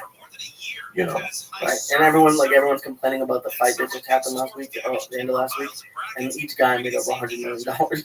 So, I mean, you're contributing to that. Like, they were selling hats for $500. People were spending thousands of dollars on seats for that ticket. When I was in high school, I got this job at NASDAQ Century Hardware. When I was in high school, it was a job. I quit high school. My senior year was fucking. And I got a job boxing stuff from NASDAQ Century Hardware for orders to get shipped. And Lee's Hardware store wanted 22 feet of chain, and this I boxed it. And then there was an opening for night shift. It was 7 to 4 a.m. And I remember thinking, that's crazy. As an 18-year-old, I'm going to lose my night. So guess what I did? I took the job just to prepare me for the future. Just to prepare me to let me know that I wasn't missing anything. You know, and there's times I would work on a Thursday and my friends are going, what are you going to do tonight? We're going to 8-ball. We're going on the ladies' night. There's whores are down there. They're going to suck your dick. And I go to NASDAQ Century. And I wake up the next morning, I call those guys. And they tell me how they were hungover and how much of a great time they had. And the next night I see them, it was like, we survived. Nothing happened. So then as a discipline, I started staying at nights. Even on the nights I didn't work, as a discipline. Like as a fucking discipline, I'd just stay in on a Friday night to prove the point. And they would drive my friends crazy. They didn't believe me. Where were you last night? I stayed there. No, you didn't. No, you didn't. You out doing blow. Somebody saw you in the city at 4 in the morning. Lee, I swear to God, I was in bed at 11 o'clock, stoned to the gills. Or sometimes, I'm not lying to you, I would get a gram of blow and stay home. Stay up till 4 in the morning, jerking off, and calling people and breathing heavy on the phone and shit. And I did that too. I ain't gonna bullshit you, man. I did that plenty of fucking times too. They would drive my friends crazy. They could not fathom the idea that I would stay in. And then once I moved to Ashland, I stayed up. And I just watch TV with Jimmy Burke, who just gets stoned. So the nightlife, I eliminated out of my life just to prove to myself I wasn't missing nothing. You know what I'm saying? Yeah. Just to prove to myself I wasn't missing nothing. Both times I left Colorado in '83, I can't look in the eye and tell you I didn't miss my fucking friends. I'm going to Sweat and Coke, I'm going to the city, I'm going to Seaside Heights, going down the shore. I fucking missed it like hell. But I knew I wasn't going to get nowhere doing that. I didn't know why at that early age. As much as I missed it, I didn't miss, I never missed cocaine. I always did that shit. That was like my thing. If I got to be away from them, at least I'll do coke. And that will keep me fucking together. So, I don't know. I love movies, Lee. I grew up on movies. It's not going to the movies for a guy like me that makes it special. For a guy like me that makes it special, if the movie comes out, it's getting released at 11:45. You get up at 8. You do what you gotta do. You make some calls. Maybe you go for a run. In those days, I go for like a run. And I get back to my house at 9:30, and I roll a joint, I take a shower. And I roll a big fat joint, I get fucking stoned, I roll another one to go. And I drive to a Chinese restaurant, I get the one special. It's in the restaurant open up at 11. I get that 11:05. I get the one special plus an extra order. I roll it, and I sit there and eat it by myself. Then I'd walk out to the car and I'd smoke out of the joint. And I'd go to the movie theater and go and buy popcorn and some Raisinets. And I'd sit there Raisinets? Fuck yeah. And I'd be the first in the movie theater. You know how much pride you have to do? I did that for fucking Trade Places. I did that for The Evil That Men Do with Charles Bronson in '82. I did that for Trading Places. I did that for the other one Eddie Murphy did with Nick Nolte, 48 Hours. I did that. You know what the best celebration I ever had for? What? Goodfellas. When Goodfellas came out, I was about fucking halfway out. I was in a fucking halfway house. I didn't give a fuck. I did the same thing. I smoked 2 joints. I went to see Goodfellas by myself. Is it scary, Mike? But Goodfellas? Yeah, no, it's sensational. You just fucking sit there and enjoy it because that's not the point. The point was it was an event for me. You know the last time I did that was 17, 18, just on the line. So nobody appreciates the movies more than you want to fucking Joe. Go on, I want to be around and go downstairs and open the door for this fucking dude. Monday, cocksuckers, light a candle for the fucking dead people in your life. Let them know you're thinking of those fucking spirits that are surrounding you, cocksuckers. Nate, let's do this shit. And hurry up, cocksucker. I can't keep him down. Look how high you are, you're fucking. You should be ashamed of yourself. Don't forget, cocksuckers, this weekend, Grand Rapids, Michigan. And I got the week off, then Memorial Day in Las Vegas.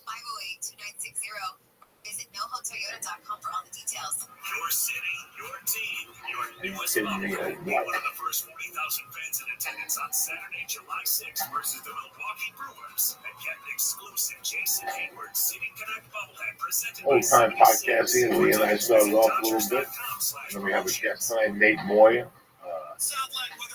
Green Beret, motherfucking got drafted by the Seattle Seahawks Sunday, Saturday. He's an unrestricted free agent. I'm gonna have him on the show to fucking shit with us tonight about his days in the Army, all the shit that goes with it, you know what I'm saying? Nate Moyer, have a seat, my brother. What's that? Look at him with his fucking longhorn pants on and shit. We're ready to throw down here and shit. What's happening, buddy? Put the earphones on. I'm sorry, put the earphones on. And stay close to the mic. Don't worry, they don't have earwax in them. You just have a crack over here. There you go. What's up, my brother? Oh, man. Thank you very much. No. It worked out just fine. And I'm mad again. I pulled into Unbreakable last week to work out with Dave. I'm looking at you. These guys look familiar. But I see so many fucking different people there. I didn't know if it was the movies. I didn't know if it was football. I didn't know what the fuck it was. Then when I go in, Frank Dave pulls me aside and he breaks it down. I'm like, oh, all right, Dave. And then I went home and I think I told my man Lee, did you meet Nate Moyer? I did, yeah. So this is like one of the best fucking stories I've heard in a long goddamn time. This is one of the best fucking stories ever. It's not a story to me, you know. It's just my life. It's just, I mean, who would have fucking thought that, I tried to read some stuff on you. It was just bullshit, what I read. It was like 2 people did a listening thing. But then I just started thinking about the things you did here. You were an actor, it says, you tried to be an actor. For a little bit, yeah. I came out here, I'm from a long line of boys that aspire to do some different things. My grandfather is from the Northwest, actually. He's from near the Seattle area, which is kind of ironic because I'm heading in a couple of days here. But he kind of set off on his own, and he used to just kind of jump on trains and backpack around and sort of like a vagabond for a while, And then he ended up, being a successful businessman. And then my father, he after college, he didn't know exactly what to do, so he went and tried to raise oysters in the Bay Area. He ended up being a racehorse veterinarian. And so then, I get out of high school and I'm like, I don't know, I just had this adventurous spirit or whatever. And so, yeah, it's just led me all kinds of just crazy places. But I just want to. I love attacking things. You know, I mean, it's just like when you go in the gym. You get in there, and it's like all business, and you just get after it. So that's just sort of how my personality is. Now, in high school, what did you want to be your senior year in high school? Now, let's get this straight. You did not play high school football. No, You didn't have a team at your high school. Right. Yeah. So what did you play in high school?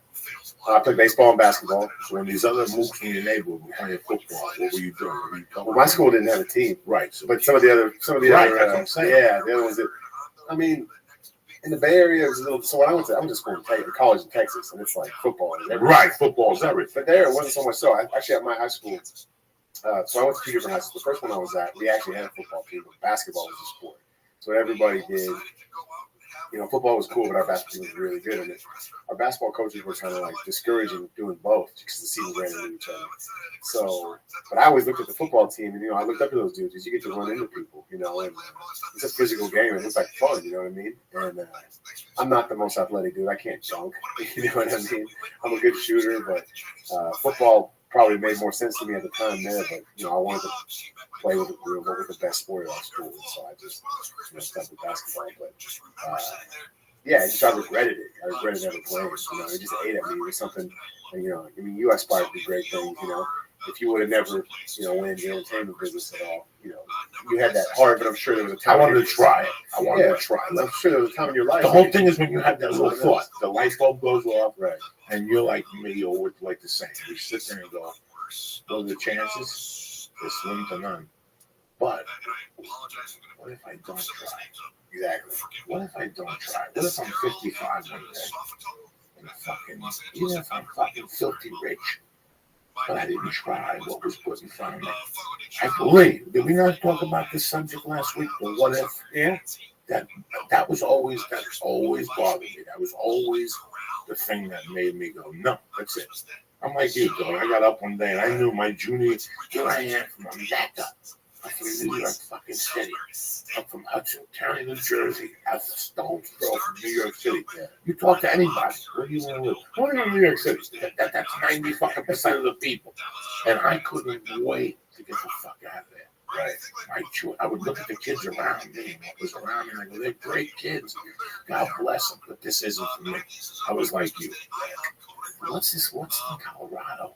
How come whenever I watch fucking TV, they always say Eastern Time, this, and then Mountain Time? What's this fucking mountains they're talking about? So, do you follow me? I'm like you. I mean, so I end up in fucking Denver. Right. I'm a Cuban kid in Denver. Like, oh my God, what is this shit?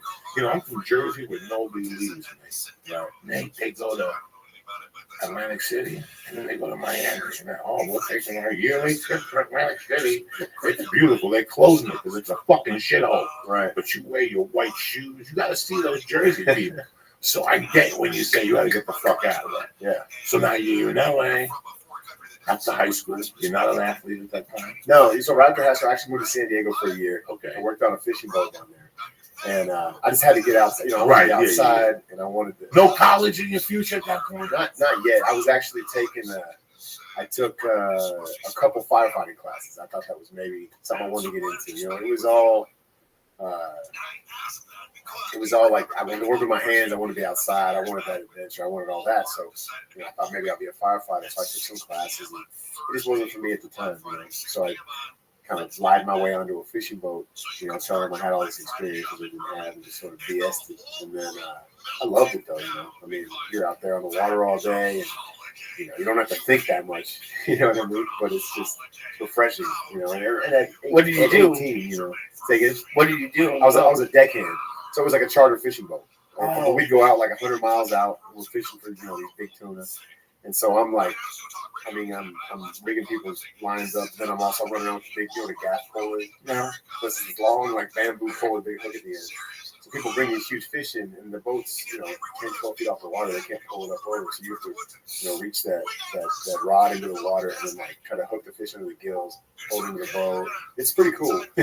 And this is what you wanted to do right after high school? Yeah. I mean, I didn't even know what I wanted to do. No, he didn't know what the fuck. He just got in the plane and said, he looked, he goes, there's jobs. Yeah. That's right there. I looked at the classified, there's jobs. We'll find something. I don't know. Today I may shovel snow. Tomorrow I might be an electrician. That's it. You just fly yourself onto the gig. Fake it till you make it. Yeah, fake it till you fucking make it. It's really, when you don't have a job after 2 weeks at a new place and people are cheering for you and you're like, yeah, I'm gonna give it a shot, and your friend's like, you're gonna fail, you're gonna hate it. You fucking determined. You get whatever the fuck you get, just to bail you out until something you want to do opens up, you know. But fuck it, I got on a fishing boat. What the fuck? Exactly. So how long did that last? I did that for about a year. All right. Yep. And then I came up here. Yeah, and I wanted to, do a lot of things in this industry, in this business, film business. Just was exciting to me because not just the the glitz and glamour of it, but just I love stories. I love inspirational stories, and I don't know. It just was. I think people in this industry too have the capacity to do a lot of good things for the planet. People like revere these guys. You know what I mean? And now more and more you're seeing these people, these celebrities, and film and television. Not all of them, but some of them. That have some sort of organization they're pushing forward, and they're trying to do things for the less fortunate, and that's great.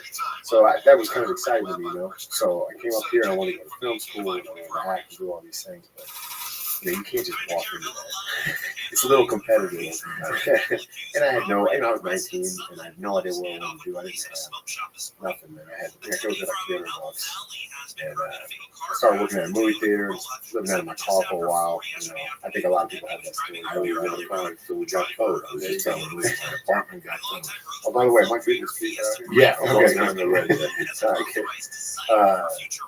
Yeah, so but then the 9/11 happened and everything kind of just went from there. It just completely changed, me and what was important to me. But still, that adventure, it never left. That was a lot of it. 9/11 made you join the army? Yeah, it did. And I didn't join right away. It was a couple years after, 3 years actually. I was way too young. Like I was in 7th grade when 9/11 happened. Yeah. But I'm not the kind of person that would see that and be like, I gotta go over there. And that takes like a fishing boat kind of person, I guess. That's crazy. Yeah, I mean, I didn't, like I said, I didn't go right away because I didn't know where I stood politically about it. You fed a lot of stuff. At that age, at 19, at least for me, I was very, easily swayed, I guess. I didn't think about things sometimes. I just, if it was interesting to me or somebody, all into all these conspiracy theories and that stuff, And, but then I decided to take a trip to Darfur in Africa. Yeah, in Africa, the Sudan region, between Sudan and Chad, and did some relief work there for a couple months, and that completely changed me. That got me. Like I gained my patriotism over there because those people, the way they looked at us, just revered what we stood for as a country. And what did you see that made you just say? Okay, what I saw was it's all women and children. The men are already killed or off fighting. Here's that song again. Here's that song again for the 100th time today. Here's that song again. It's gonna be stuck in your head all day. Here's that song again. It will make you cray, cray. You love your kids enough to watch that TV show a bajillion times. Love them enough to make sure they're in the right car seat for their age and size. Show them you love them. Keep them safe. Visit nhtsa.gov/the-right-seat. Brought to you by the National Highway Traffic Safety Administration and the Ad Council. Fire up your DVR. It's time for your TV tip-off.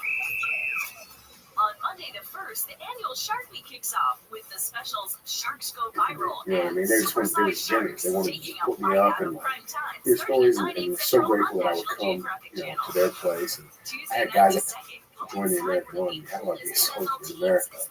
I want to fight for, people in countries such as ours that they don't have anything like you guys do.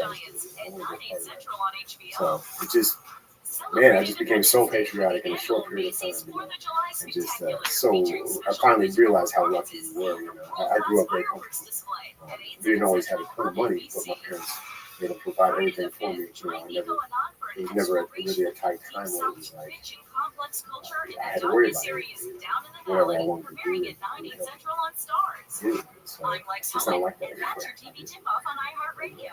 Yeah, so I came back and I went straight to the recruiting office. Did you know you were going to be a Green Beret, or you just said, Right there. Right there. Did you look into it? Did you go online and see what their duties were? So I started looking at that as soon as I got back. I was like, what can I do? I still wanted to work with the indigenous people. I wanted to free the they oppress over there is the special forces now and means to free the oppressed. So that's what I wanted to do. That just hit me. And I wanted to work with these people. I didn't want to just go into someone's country and not actually understand the situation through the people there. And that's the main thing the special forces does. Is, we're fully embedded with them. We train with them. We train them. We live with them, and then we go fight missions. We go on missions with them. And it's cool to see that side of it. When you meet, there are a lot of people in our country that want to develop, and they want to change, and they want to get better, they want to improve their quality of life. You don't have to. They're smart enough to realize you don't have to throw away the traditions and religion and all that. That doesn't mean you need to become an American. You can just adopt some of the values that we have and let us. They're trying to help you. And so it was great to see that kind of stuff. So I read a little bit about it. I knew it was a long shot, but I was like, yeah, I'm just gonna go for it. So where was the recruiting station? That was back in the Bay Area. And then you got stationed there for basic. In Fort Benning, Georgia. That's where you go if you want to be a Green Beret or anybody in the infantry. It's like infantry school, whatever. So you go there for basic, and you go to airborne school also there. And then, trying out for special forces, then you go to Fort Bragg, North Carolina, and start go to selection. You got to pass all these steps. How long did the whole process go? About a year and a half. Wow. Yeah, and you're a full Green Beret, right? And then where did they ship you to? First, I was sent to Okinawa, Japan. That was like my duty station. I had a cousin there. Did you? Yeah, she was in the Air Force. She was at Kadena Air Force Base. Yeah. But yeah, I was out there. How beautiful is Okinawa? It's amazing. It's amazing.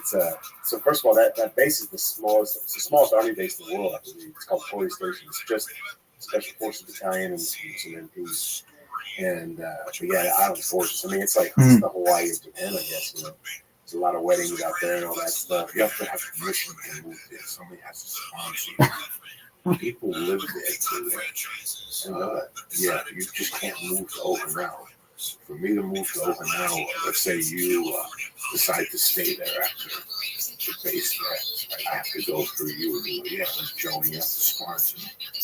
It's the place where people live the longest. If the average age is 90 something, the diet, they fuck till they're 90, they suck. They do a thing and they ask this lady, how many boyfriends do you have? She said, I got 2 boyfriends. They have bodybuilding competition for the Japanese. They have a 65 to 75-year-old league, and they were interviewing the 75 with a 74-year-old guy. And he goes, so what happens now? And he goes, well, now I go into the 75 to 85-year-old league. And those guys are fucking savages. And they showed these guys, I mean, they're 82. Where did you see this? Oh my God, online. And they have like old man skin. But no, they get tested, no juice. Right. This is just off the fish, off the island. Right. And then with your guys, and they're still doing crabs and double bangs and, Latimer's Dorsey. But they have fucking 80-year-old skin, but it looks a lot better than not having it. Right. So I saw something one time on Okinawa, and I looked into it, and it just looked very interesting to live there. It just looked, I didn't know they had army bases and Air Force bases there too. Yeah, there's a ton of them. It's like covered in them. Oh yeah, there's Marine bases all in the north part of the island too. There's a lot ever since World War II. But yeah, it's amazing. I knew they had that long life expectancy. I didn't know about all that. But yeah, it's got to be all that diet because they all smoke and drink. No, they all do. Oh yeah. They just live forever. So what do they eat that's special? Fish and vegetables all day long. Rice. Like there's something that I heard that the Chinese smoke more than we do, and their cancer is less than ours. It's interesting. And they blame some of it on cheese. Some of it, they have different. Where's it like? It's the same cigarette, same like filters, all that stuff too. Maybe they're even fucking stronger. These Chinese people, they smoke those things to the fucking finger. you get deployed on an open hour? So you can. I was actually going to. I was going to go to the Philippines for like a year, and I really wanted to go to Iraq and Afghanistan because that's where we needed most. That's where, I wanted to go to the most austere environment possible. You know what I mean? I wanted to get after it. I had all these training, and so right before, It's so scary to just think about. it's great though, man. It's great, but yeah. So I didn't. I was about to go to the Philippines for a year, and I was kind of bummed out about that. So I actually tried out for another unit that we can't really name, and I made it into their selection and did some of the training there. I didn't have any deployments under my belt, so they didn't deploy me with that unit. But what they did was send me back to a special forces team in Colorado Springs that was going to Iraq in like a month. So I kind of just, over the course of a couple months, kind of got my way on a deployment, which is actually what I wanted to do. Yeah, so Iraq was the first place I went. First deployment. How long were you over in that area of the world? I was in Iraq for that first time for 10 months. And then you came home for a while? Yeah, so towards I came home for a little while, and then I went back out there, and towards, I guess, the end of my last deployment is when I kind of decided I've been in it for 5 years, and I was like, coming up soon, either I re-enlist or do I go back to college, finally go to college.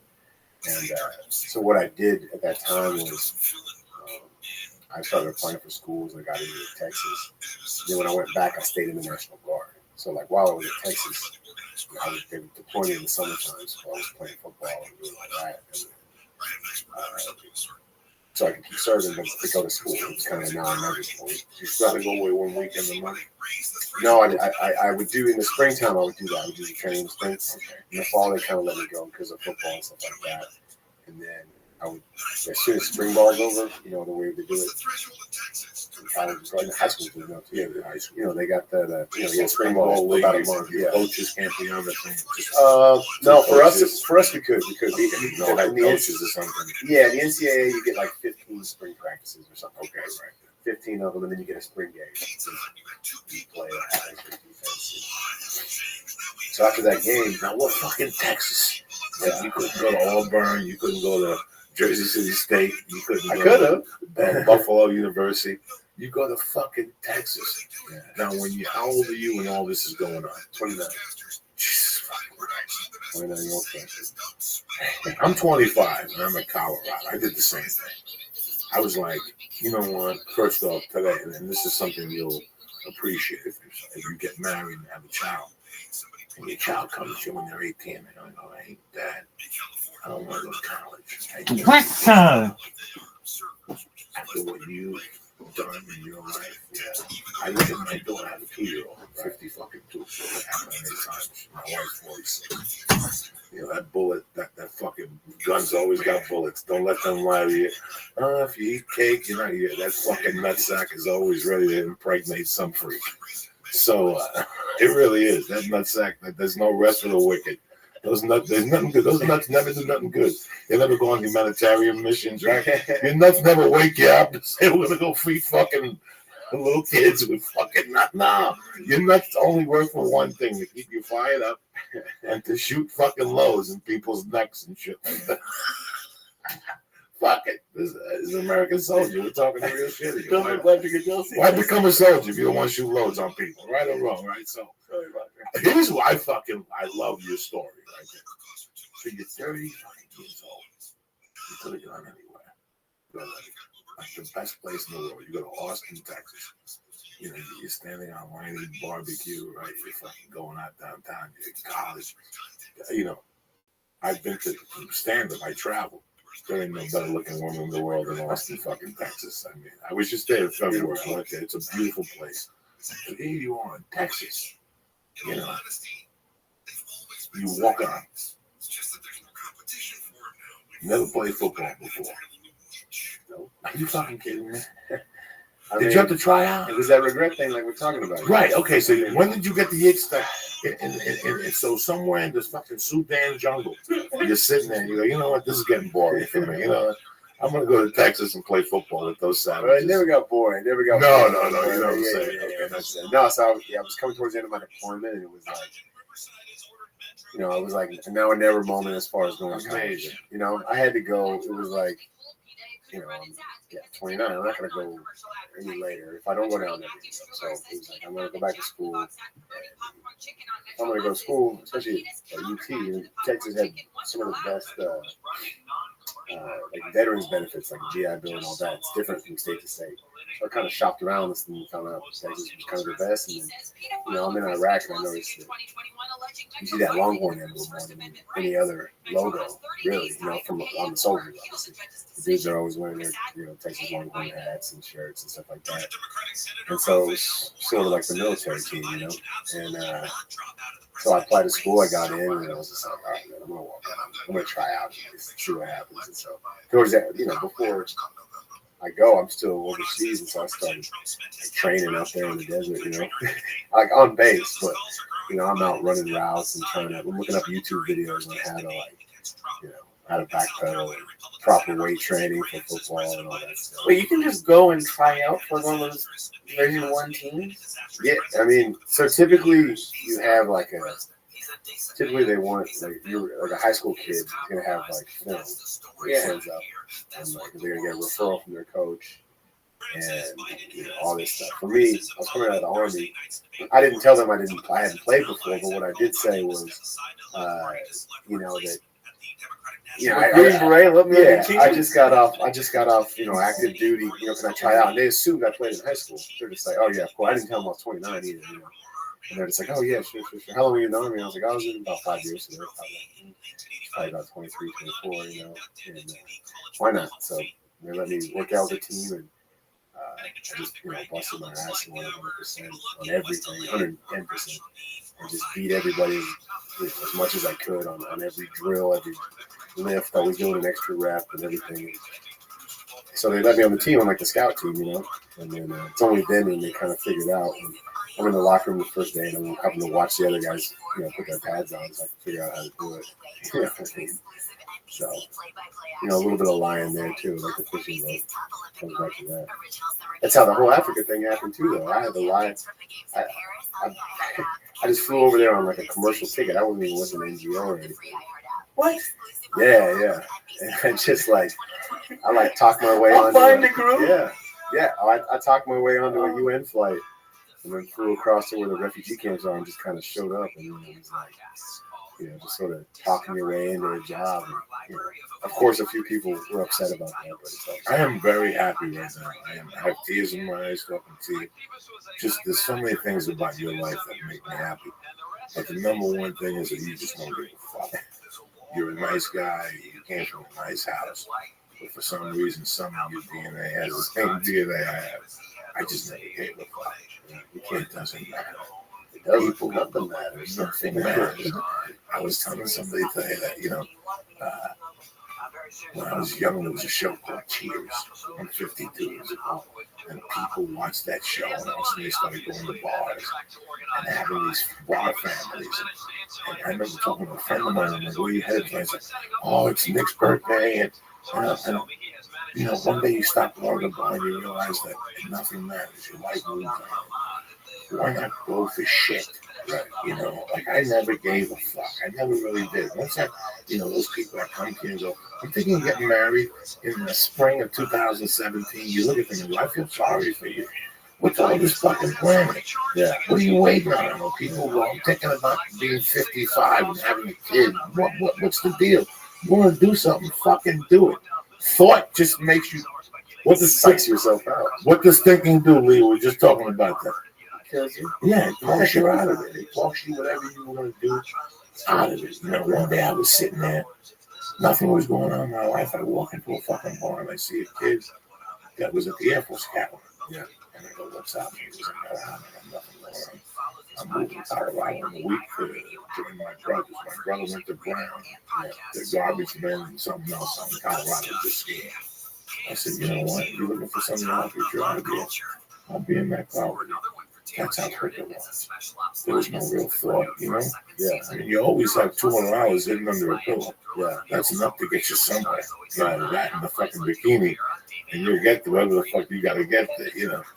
I never understood all the thought, all the the fear. This podcast is about fear, man. This is it.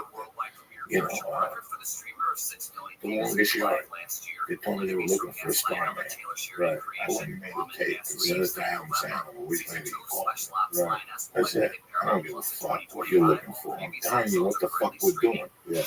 You know, today we were talking about some Friday, some lady hit Leah and wanted all these numbers about the podcast. And I told Leah, I don't give a fuck what she wanted. I was back Monday. But I don't know. Like, Jesus, Joe, you use the money. You gotta slow them down and play them on our fucking field. You always gotta slow people down and bring them to your home field advantage. And that's when you always win. Right. And that's what guys like you and I've always said, you know what, so what? Fuck it, bring this to my fucking field. When I walk in there, I know one thing. That I gotta have the biggest dick in the room. Even if I don't have the biggest dick in the room, I got the biggest dick in the room. Fake it because I'm fake it till you make it. That's it. Fake it till you make it, man. And then after that, you worry about the next fucking thing. Yeah, exactly. So now you're 20 years old, 29, and you're on this fucking team as a scout. Now what? Now I'm a scout training team. Yeah. So I mean, I'm on the team. I dress for home games. Okay. You know, Coach Mac Brown, who's the head coach at the time. Great guy. You know, he's one who gave me an opportunity. He'd have me, run out of the tunnel with the American flag before the games. Everybody on the team. I mean, every team has a guy that does that. He would have me do it every game because of my background, obviously. That was great, but I wanted to play, and so I kind of looked around at the different positions. And, I was a safety at the time.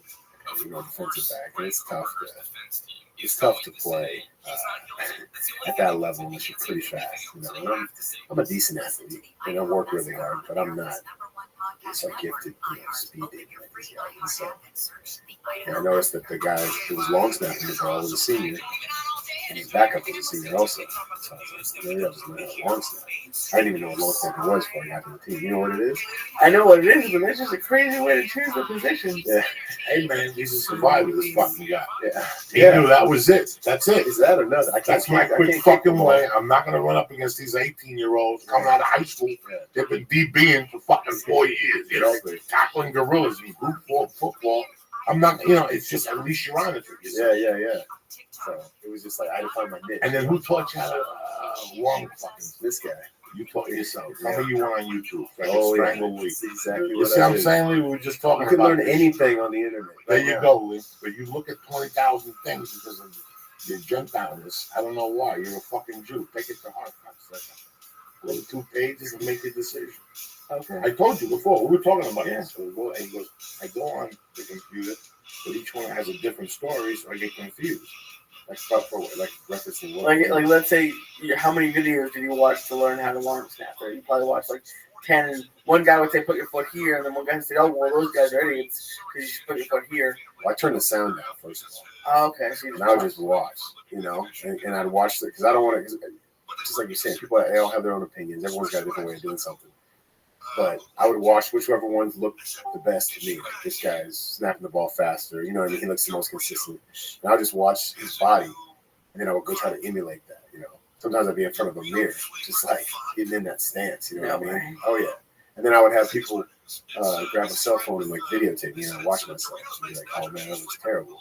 But I know what to fix. So it was just self-coaching off of imitation, really. But I don't know. See, I have balls to do that, but I'm also scared.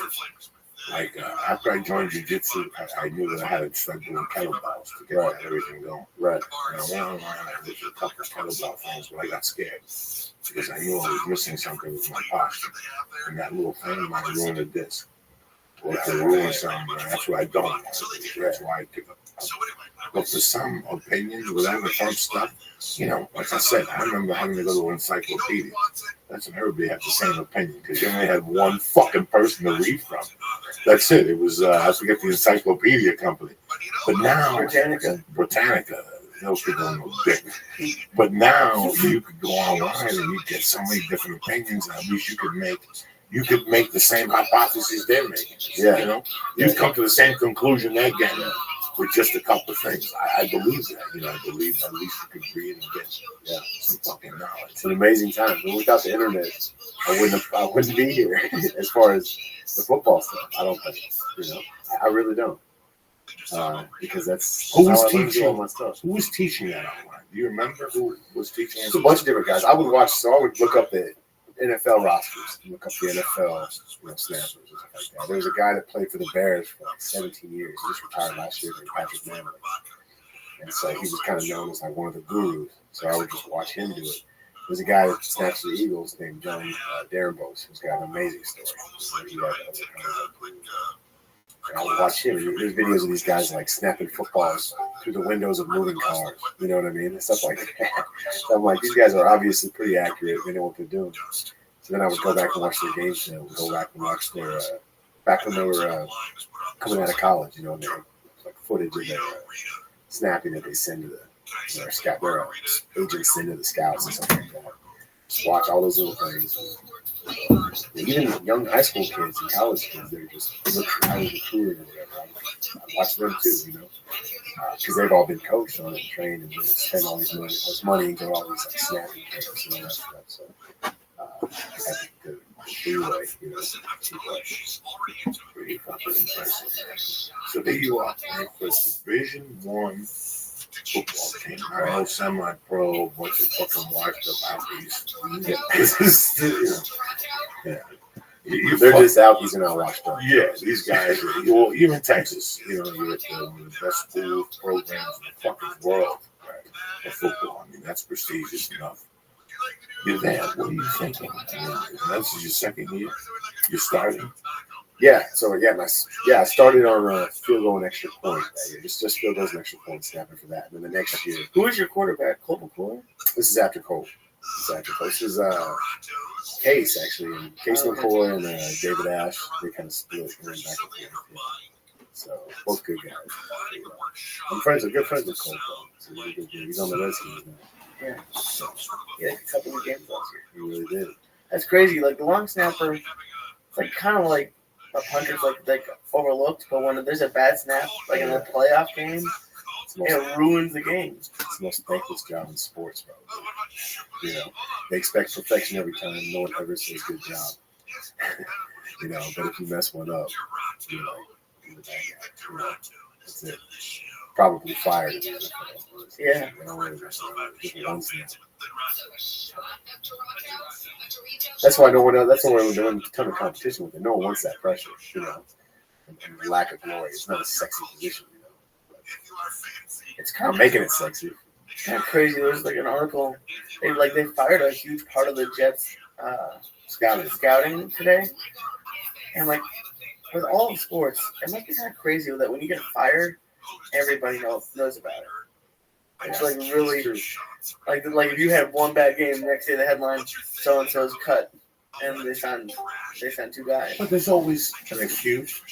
And there's always somebody who could say, well, I work with that organization that fucked up anyway. Come over here. We'll do the scouting here. That's what you have. That's, you know, nobody looks down upon you because it didn't work out with a certain organization. Maybe you weren't the people. You know, they fired 5 people. Obviously, it wasn't one particular guy. They fired. But like right after the draft. Well, when do you want to fight? You want to keep him for another 2 fucking drafts? Well, no. Then what's the point? They gave him a shot and they didn't like what they drafted. You know, listen, man, when you're talking about that type of dollars, that type of organization, that type of pressure, just being in New York playing football, are you fucking crazy? They've been getting tortured in the press, the Jets. Really? Tortured for Smart Sanchez. They've been getting fucking tortured. Listen, you know, I don't understand. It's as much pressure as you want to fly yourself. I guess those markets are just horrible to play at. Those New York markets where it's everything for that city. Or it could be great. Or it could be great if you're winning. Yeah. If you're fucking winning, everything's good. Oh yeah, it's a parade, people jumping up and down. But you know, now you're losing and you're going to the dry cleaner. You still got to go pick up your shit at the restaurant, you know, where they used to say hello to you. Now you're 0-8. You think people are still saying hello to you? Fucking no. As a matter of fact, by that point, you were in What's up, hand disguise. snippers? Everybody, You gotta have here the at Rabbi glasses, the Rothschild. fucking beard, Up the next fucked on up Rabbi's nose, Big or in Board, delivery. Yeah, we or in have delivery. So, hey, man, listen, It's look at these UFC fighters and all this shit that goes on. Every time you skip a level, you're going up against the elite of the elite. When you go to try them, Future 27, dog. I love the future. Guys that were playing frisbee. These guys have been touted. High school football in Texas. We're checking out your It's stuff, all they dog. fucking have. Friday Night Look at Lights. that Discord. Texas, Getting in that they don't fuck Discord. around down there. Jake's around. So the people who Guess go what, down Jake? there When he have to go hits this down there button, with this attitude. it doesn't work. This is it. You're going up against the best Really? of the fucking best. And you go to pros. How much pressure is the fucking pros? Dog, That's a complete even a record. I blind did the pig gets longest lucky yard. sometimes. That bitch. documentary that's on right Even now a with Brian blind pig Bosworth. gets lucky I heard that whole sometimes. thing. 2 days in the fucking Let's jacuzzi. customize your 10 years. experience. I really did. I asked him. It was just me and him for the weekend. When the movie neither. first How started about just shooting, nobody knew what was check out really the going on. shit? Nobody knew the rules. Only a couple people stayed for Welcome. the weekend. He was one of the guys that All right.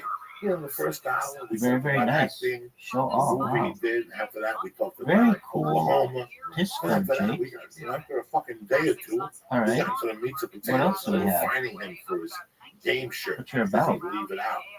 They were finding Social, him Instagram, TikTok, Twitter, YouTube, wish list, checks, just, PayPal, you gotta go to Discord, therapy afterward, but it was the PO whole movie. Box, Jake It Future started in 27, Oklahoma with the PO Box bars, the 102, fucking 95, juice. Marlboro, Oklahoma was crazy. That was great. Oh, did you see that? There Oh was my eight, God. eight, You know we don't fucking. That's crazy. Jake Future. You know, I'm not It's got gonna have everything, dog. my man, he Jake was Future so 27 is fucking everywhere.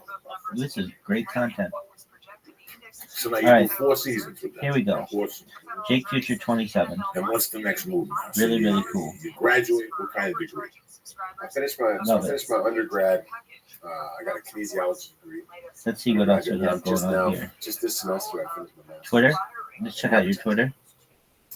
Jake And Future. so, Very cool. But yeah, after the end of the season, I got Very, invited very to play nice. in an all-star game in Charleston called the Medal of Let's check Honor. out that YouTube. And one of the Jake reasons I got Future, wow, you've invited got a was big because I was a YouTube service, channel. the Dog, Medal of you Honor are everywhere. recipients Jake that Future played in the game. is amazing. Check out these clips. Connection with the military. See if you got any amazing clips. All-star game there, but Like, I went out there, amazing, and once amazing. they saw me snap, Yeah, there's one. That's an amazing one.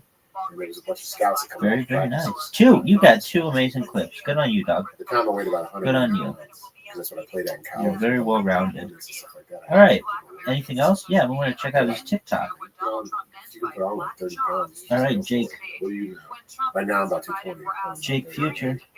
So I came out Wow, here and just huge. Dude, give me a shout out. Why? I stream my life 24/7, 365 for world peace.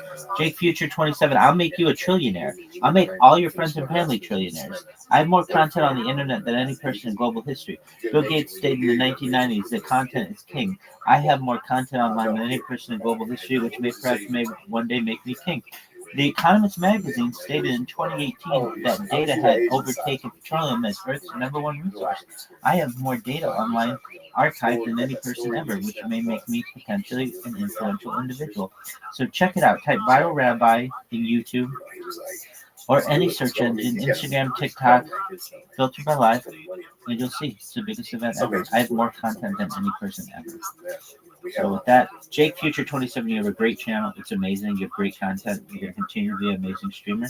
Peace out to you. Peace out to Rabbi. Stay black, everybody.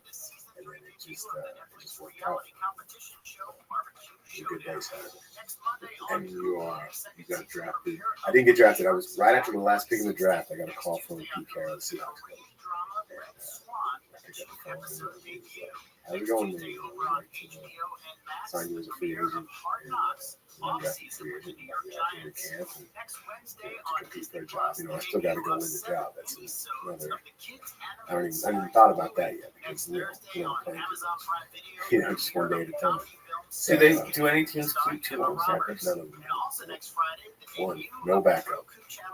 If a guy gets hurt, there's usually another guy on the team that can do it for the rest of the game. And then on Monday, they'll sign another guy. There's only 52 man roster, so for kickers, punters, snappers, I don't have any backups. This is, I've been blown away at a couple of different levels. You miss the Army? Yeah, I do. I actually just got out February 23rd. So I miss it, but I keep those relationships up, and I'm still going to be so actively involved with veteran organizations and nonprofits and stuff like that. Anything happens, you can still go back. I could, yeah. Anything it gets hairy, you can still make a call and listen. I'm sitting here scratching my neck and see how a grown up ball for a bunch of momos. And we come down and party, you know what I'm saying? Let's get down and party. And again, let's get the helmet out and the night scope. Yep. Fucking shit like this. So you have nothing to fucking lose. Nobody does. Oh my God. Nobody does. People think we do, but we just make that shit up. It's not really any barriers or obstacles. Those are all just imaginary. It really is. I started comedy at 28. I got out of here. Just everybody's favorite rabbi here, Rabbi Rothschild. Up next on Rabbi's Big Board, we have people that aren't doing probably what they're probably jealous. Yeah. You had the ball and it's hard to go for it. I always love to hear the word. I'm a walking sales. Yeah, I'm a walking sales. I love to hear the word no. I hear those big sounds. I live in Maryland. I know God gave me such a voice. That guy's on the fucking play with drums. I got nothing useful. So, what the fuck you doing? I'm fucking going. Man, what's that fucking It's one good thing. That's it. That's all you have to do. They give you but I love all this shit. I love all this. Now, Lee was saying, who else got drafted? The Patriots. I think it might have been a long snapper too. Actually, Was it a long from snapper? Navy? Yeah, he got drafted actually. He was in the 5th round. He went to Naval Academy, and so he hasn't served yet. He went out of high school to the Naval Academy, to be an officer. And so he's, but yeah, the Patriots drafted him. I think they worked out some sort of a deal with the Navy so that he doesn't have to he gets away or something. I'm not sure how it works, but he's going to be like more like a PR person for them or something like that. So he's a good recruiter for the Navy. Now, while you've been here, have you gone to movie auditions and all that shit? No. Any pitch deals for you? Like, nobody wants to hear the story? No, a lot of people do. So I'm kind of being, I'm slow rolling that. I'm focusing on football right now. Fuck yeah, no, one thing at a time. Sell the rock. That's cool. Yeah, that's interesting. And if it's done right, I think there's something there, definitely, because I know how much it has inspired other people. And so, but it's something that, I'm just sitting here going that for years I've been selling that. I've been selling that an 18-year-old cannot make a fucking human decision. I've been selling this idea for 20 years that I know from experience that it's too much to put an 18-year-old at a Division I school and make them fucking learn and girlfriends and sororities and fraternities and it's just too much, You're in your 3rd year, you've declared your fucking major, and you get your degree now, and you're like, I had a buddy call me today about look, today. But guess what? Dad's a dentist, and Grandpa's a fucking dentist. So now you gotta smell bad breath for fucking the rest of your fucking life because your dad thinks it's a career of a lifetime. So now what do? You marry your college girlfriend. She spits out 2 kids. She gains 80 pounds. She ain't Miss America no more. She's got blood clots on her leg and shit. She wants you to rub her thighs. You're smelling bread. One of your kids plays the, whatever the fuck. And I tell you, man, think about it. Now, what's the average fucking college kid coming out to the O? What's the fucking average college kid coming out to the O? I read that a year ago. I think it's at least 100,000. Oh my God, what the college kids. So now, you know what? Now I have to take a job. Now I have to sell I have to be a junkie. I have to. They only give you 6 months from graduation. Right, they give you a 6-month window until you get a job. Then you get this job and you got to pay back these fucking loans, and they're raising the interest rate. And you know what? This is why you see alcoholism. This is why you see depression. I could see it. I fucking was miserable. At 24, being married and somebody telling you have to do something fucking crazy. That's just tough. And I love this story because of that. Then all of a sudden you're on a shrimp boat, fucking killing fish out there with Gentiles in San Diego. Then you're like, fucking 9/11. It took you 3 years, but you went over there and you got to see that. I mean, you should have Joey read your audiobook. Like for when you write your autobiography. Oh, please. Just read it. That wasn't what you want me to say. It's what you just said. Just like, have the audio book. God almighty. Then you fucking open there on Monday, you decide, you know what? I'm going to give landmines a break. I'm going to go fucking play football for a while with some people down in Texas. Like, no. Let me, somebody else would have said, well, let me go to junior college and start slow. Give him a key here, Lee, so he can run over real quick. While he's in the bathroom, I'll read the fucking idea and we'll come back. No worries, bro. You got to do what you got to do. If I was about to fucking try out, I'd be drinking everything. Gasoline, everything. Let me give some shout outs here real quick. My man Nate goes to the bathroom. My girl Jamie Stanley, Joey P, Justin S, or Justin G, I don't fucking know. One of the Justins. Yeah, one of the Justins. Rich Machine, I think that's Machine. Mr. Gonzo, Paul Lynch, Michael Harrison, happy birthday, cocksucker. DJ Thorough, I love you too. And Matt Will, stay black. Like I told you earlier, I'm at Dr. Grin's Thursday through Saturday. I'm also at the South Point motherfucking casino Memorial Day weekend at Oklahoma City on the 30th. I don't know what the link is for Oklahoma City. I really see you guys. Is that Joey Diaz on there? I have no idea. Pretty interesting night. Great night. You got me, Yoli. I gotta get this out. Why are you gonna get me high? You sit there like I have, like all your people with the all busy with flies on you and shit. Put the camera away. What do you think? Oh, yeah, boy, why are you doing a periscope? I'm not going to read these fucking things for people. Why is in the bathroom? Let me do a little shout out to the sponsors also. On it. Number one in optimization. You understand that we ain't fucking around here with on it. I've been telling you motherfuckers for years. You want to get in good tight conditioning, physical, mentally, spiritually. You want to be all soul and mind, all starts with Alpha Brain. 100% money back guarantee. You don't even want the fucking products back. All right? Shroom Tech, I use it before every fucking jiu-jitsu roll. If I got to lift weights, whatever, I used it today. I did 35 on the elliptical and I did the upper body. Just like that, okay? Shroom Tech Sport. Shroom Tech Sport. They also have Shroom Tech Immunity if you move around a lot, if you shake hands with a lot of shady people. Shroom Tech Sport. They also have New Move. They also have supplements. They have the T Performance to raise your testosterone level. Just go to the fucking page. I've been telling you people for 2 years now to stop fucking around. Go to onitRightNow.com. Look at I can't help you with the weights or the battle ropes, nothing like that. You want to be Spider-Man on your own time. I can just help you with supplements, all right? Go to onit.com right now and press in. Boom! And get 10% off your order. They're also looking for the Stay On It program. It's a great program. I wouldn't fucking lie to you people, all right? They got so much stuff. They got the little fats that you put in your smoothie, the coconut. It's tasteless, odorless. I've been using it. I feel good. My skin's not dry like it used to be. I used to be itchy at night. No more itches. Anyway, I am on it. Press in church and get 10% off your first order. Looking for the Stay On It program. It gets delivered to your house in the first of every month. Iron Dragon TV for you martial arts enthusiasts. You bad motherfucker. You bump into Tim Kennedy? Oh, yeah. Right there. Yeah, good guy. Iron Dragon TV. Special Forces dude. Yeah, he's sponsored by Nanotech, the people who created Iron Dragon TV. My man, Dave motherfucking Foley, putting pieces together for you. Go to Iron Dragon TV right now if you like martial art films, classic martial art films. Not Jet Li, but the other guy. Jackie Chan, what's his cousin's name?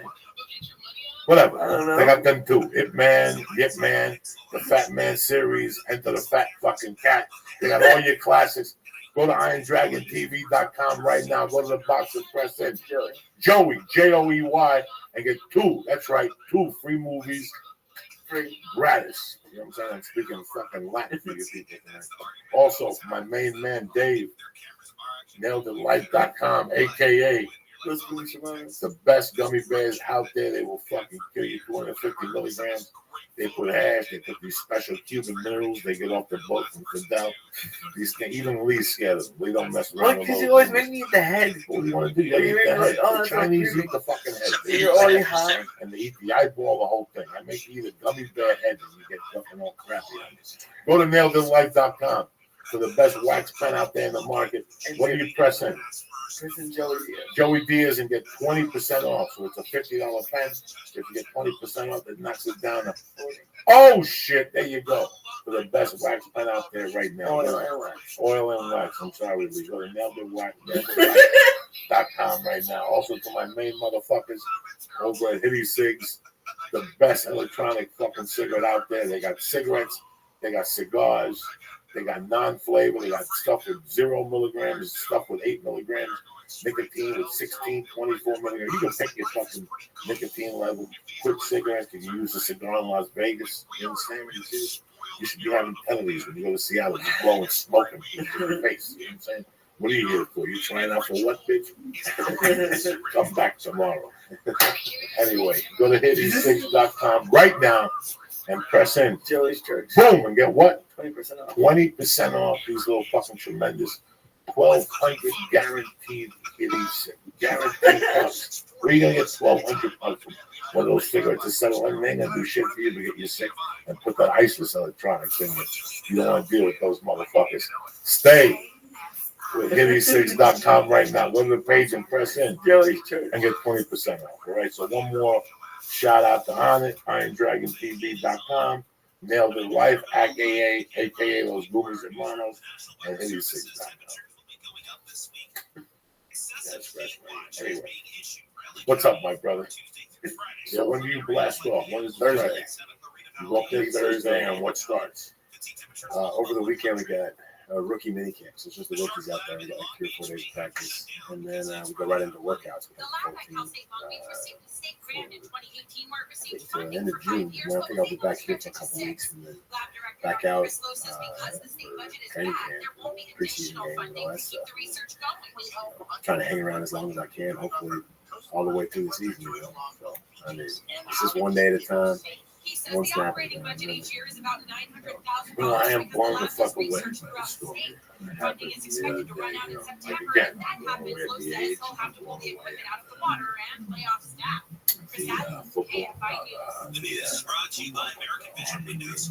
LA County District Attorney's But Office is then again, currently I'm charging blown as a away because you photographer don't accused of fucking portraying himself as an expert in the modeling industry. everybody was He like, you, allegedly holy assaulted fucking shit. 3 aspiring models Nothing sexually was over several years. no terrorism just because we get up and go in the morning. There's no thought. Governor Newsom It's is like citing the automatic, Air's budget you know for the what I'm saying? upcoming I've done this, I've been 2025 here, fiscal I year. like it, I enjoy it, I'm gonna try something else. Major Right. cuts in the You know, some $298 people have a hard billion time spending trying plan. to fucking The cuts will yeah. cause a roughly And I $47 relate billion with you, being deficit for the 18 state. and just getting This the budget itch. includes many programs No such as matter funding what. for All we gotta do grants, is hear a in-home certain support story services for about our undocumented relatives immigrants, and to affordable really just housing push us over programs. the edge. It My also grandpa includes fucking state good, I could do it. reserves. No, State the operations times are provide different. 100%. You know, there was no roller skates then. I don't give a fuck.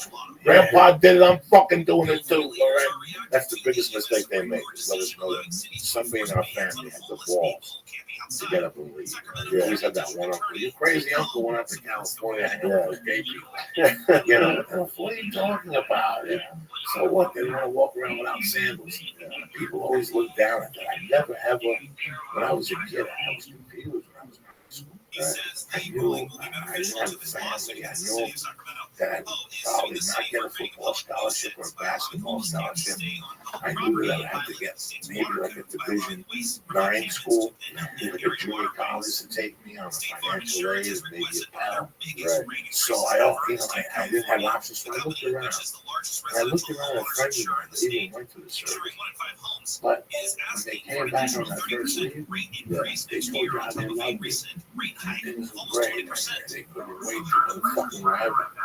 And then you saw them back and you're like, what's up? Oh, that fucking place sucked. You know, and I always go, why join the service if it's so rough on so many fucking people.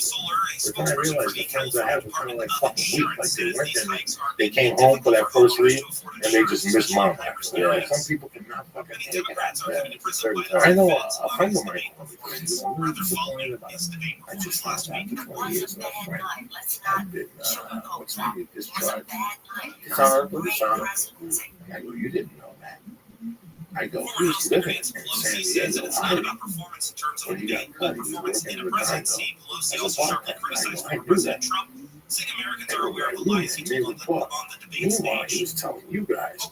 So I saw him back in Jersey for the holidays. I'm like, these are coming back home to the league. I'm like, I felt like ratting them out, but I felt bad. I embarrassed somebody. So it's just amazing. So I was never, people just go out. People just, especially where I grew up, those people don't like leaving that area. They fall into a comfort zone. I couldn't fucking wait there. And I didn't know where I wanted to go. I ended up in Colorado because of the mountains, I guess. And then once I got there, I did the same thing. I took 6 credits at the Colorado Mountain College just to keep my knowledge on top of things, you know. I was always, I was ready to fucking join. It's a quote. My buddy texted me that today because it's the buddy I was talking with. It's kind of like, life begins at the end of your comfort zone. I don't know who wrote that, but somebody should look this guy up. it says Neil Donald Walsh. That's a beautiful thing. Yeah, life begins at the end of your comfort zone. You know when you saw me the other day, I go to train with Dave for jiu-jitsu. I know Dave since he's at Eagles, and we're tight friends, and he gives me a great deal. Sometimes when I'm with Sunday, my wife goes to church with the baby, and I'm Catholic, so I run down to Dave. And my biggest fear is being on the bottom and not breathing. Right, and that's why I get my music. Right. Now I move a lot fucking better. You know, I go down and I try to catch it. As fearful as I am, that's what's driven me, you know. Tomorrow I follow your feet. I fucking faint every time I see a needle. That is the reason why I didn't get up and go to the Army recruiting. I told the guy I didn't do that. And he was a friend of a friend and the golf. And he goes, "Yo, you don't need this shit in your life. So forget about everything. Forget you on the plane. You do whatever the fuck you want." I was like, "Okay." I go, "What happens? Because they give you a physical." Oh my God. At that time, I was telling Lee I couldn't handle needles at all. Yeah. Like now, I go and I put an iPod on, I look the other way, and I breathe. At that point, I just couldn't handle it. And I never showed, and I never tell you something. What's up, you sexy babies? It's everybody's favorite pimp here. Next up on Rabbi's Big Board.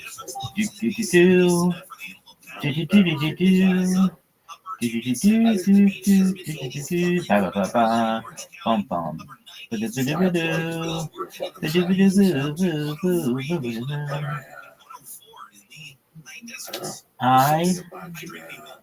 see little suits. We got little suits here. Little suits. Do you know about Little Scam Live? A lot of Littles here. I'm big ass Rabbi. Hi, Rabbi loves you. If you look at how this all started, where I'm at, I've already won. You know what I mean? I already climbed it. You know, I already climbed the mountain. You know, so. I want to go to Vegas with you. I feel like if we went to Vegas, we make like $400. I don't think that's a good idea. I feel like you're like that. You can't make your luck in Vegas, so you can make your luck in life. But you said something about you. I feel like we'd get it. Like, okay. you have like some sort of story. I don't know.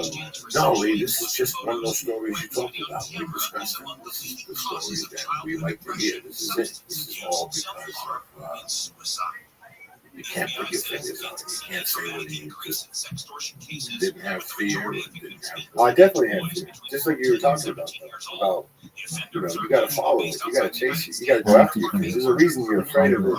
And a lot of times it's because it's interesting to you. It intrigues you. You know what I mean? And some of that, at least with me, it's that. It's a fear of it. I fear looking stupid. I fear failing, you know, or not working out the way you envisioned it. If you don't do that, I mean, my biggest fear is regret. You know what I mean? That supersedes all that other stuff. So, were you scared going into Mason? No, I wasn't scared. I was I was excited. It's the same with this thing. I just was having a talk with somebody tonight, and they were saying, are you scared? I was like, All right, kidding me? little Like, this is Seuss. a great opportunity. You know what I mean? This is Let what me I see want if you to have do. any social media. But if I was scared of it, obviously, I don't see it. Am I missing something? Into the I care yawning about it. So chasm? These are it's like ads? good kind of nervous energy you have. You know, What is it? I'll click probably one. on stage the first time you stand. Oh, I it still really love it. is an I ad. still- Get Good, me out because of it. because you love it. Yeah, I love it. You know, and you still, and Sounds it's really like well. that good kind of fear, that good nervousness. All right, little Seuss. That it's not Well, holding back you in got any an way, ad click. but it just Hey, lets you know warned me how like, much dog, you it's an ad. love it. Shout out to Little Seuss. Shout out to being a kick streamer. Shout out to your stream. Shout out to Rabbi Rothschild. If you didn't know, Rabbi Rothschild streams live 24/7, 365 for World Peace. It's the biggest event in global history. No one has more data online than Rabbi Rothschild.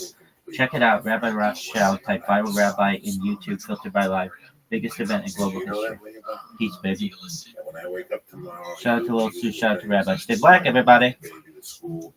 She comes back. Sometimes I go to the walk, and I'm not settled until I see the Comedy Store retweet the lineup. And then I call and confirm my time. And then the whole day I turn myself out. Everybody's favorite Like, why I'm not going to go to the store. He knows. I have a spot. I always say I have a spot at the store, but I don't know if I'm going.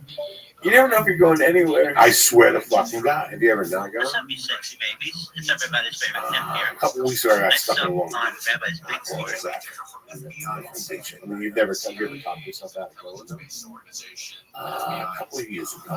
Really? A couple of years ago. God bothered you. Still, yeah. Like you have this opportunity to play for the fucking Seahawks, and you don't want to show up to fucking Seattle because you don't feel good or whatever fucking excuse that. At that time, I had problems, but even now, I don't have those problems.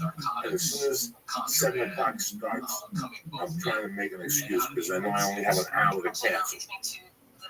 And then by like 9, I go, fuck it, I'm going to go down there. And as I'm driving down Laurel Canyon the whole fucking time, I'm like, I hate this shit. I hate this shit. You know what I'm going to do? Tomorrow I'm going to wake up in the morning, I'm going to fucking call my agent and tell me to cancel the rest of my fucking month. And I'm just going to do 10 podcasts a week with Lee. I'm going to do sports, jumping, hunting fucking humans. I'll do every fucking show imaginable. And then I get down there and I've been working on something all day. Like I've been working on a joke. But about a week ago, I wrote something in the back of the page sideways. Like I didn't even write it correctly. And I just was talking to Lee on the phone. I wrote it sideways. And for some reason, at the 6-minute mark, like the previous shit last week, I remember what I put. I got home the other day and I was so frustrated on Burbank Boulevard. I didn't get stuck behind one Prius. I got stuck behind 2 Priuses, which is hell about 3 o'clock when you gotta pee. And the whole way I'm cursing at them. They're pulling, it's like they were playing a game. One fucking fruitcake would do 45 and the other guy would do 48. They were tormenting my fucking life. By the time I got home, I'm pissed and I'm white. And I got to the bedroom and I caught myself how mad I was. And I wrote Prius down. And I never spoke about it again until last Tuesday. So on the way home, We got little Seuss here. I'm always thankful. It's You know always about like Will's that. Get Live? Wow, Will's here. I'm And big then the ass rest of rabbi. my friends' classes are going.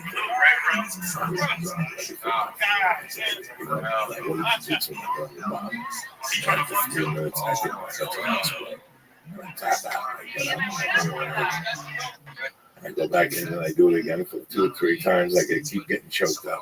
But as I'm walking to my car, I always tell myself, Jesus Christ, thank God I didn't let myself get talked about coming to this class. Because I wouldn't have learned that move. I would have learned where to put my foot, you know. Right? So every time I don't want to do something and I talk myself into doing it, it's been a great thing that happened to me, you know. I've noticed that more and more in my life too. Every time it's hard for me because more and more, you got to learn to say no. You can't say yes to everything. But at the same time, some of the greatest opportunities in relationships and friendships, whatever you call it, happen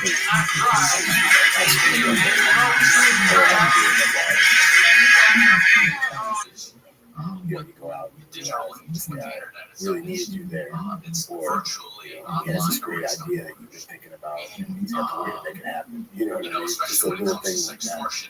Just taking that little step, and it just leads you down a whole other path you never even thought you'd been on. It's just crazy. Life's great. But yeah, those little things like that, you talk yourself out of that, It's just one step backwards, one step forwards.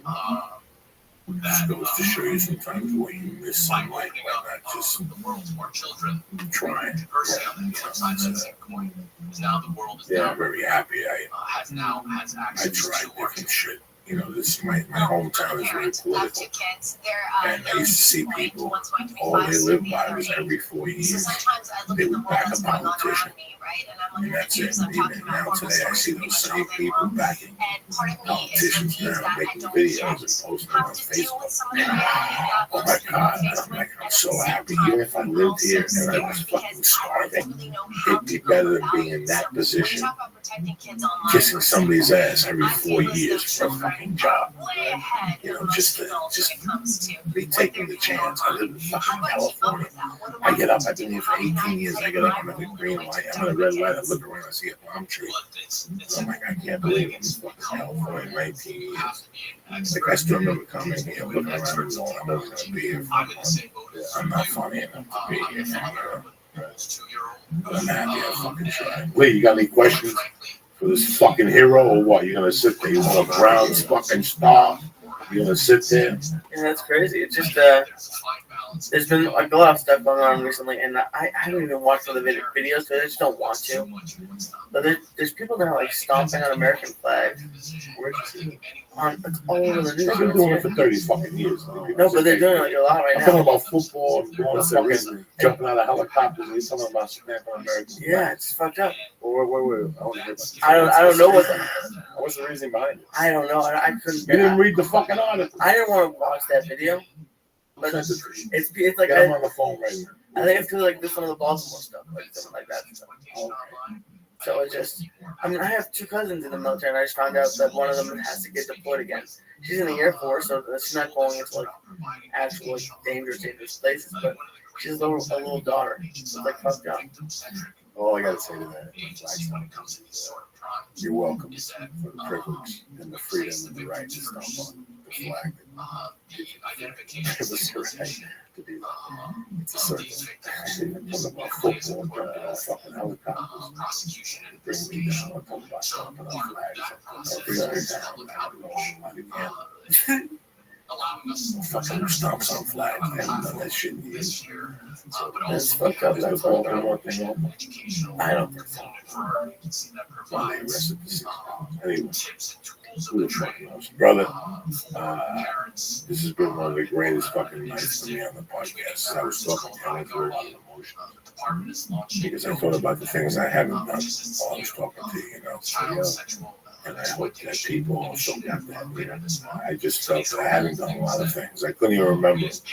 I just thought of 20 things I wanted to do when I was talking to you, and I talked to you, and we're talking about these shots that you took that were just enormous, brother. So I love you. You're the last, the real Mohicans, and hopefully, if everything goes well, we'll be watching you on NBC this fucking winter on Sundays.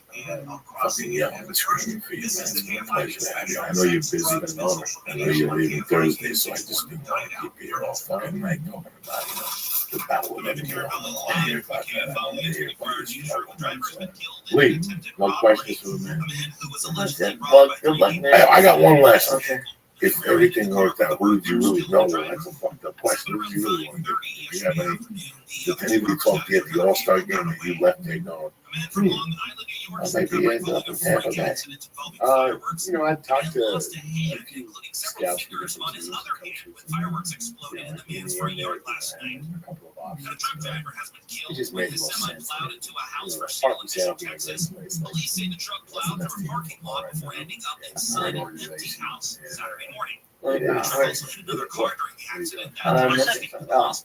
I'm a Patriots fan. You guys won. You guys are very good. But this is if I make the roster, I'll be the oldest player on the team.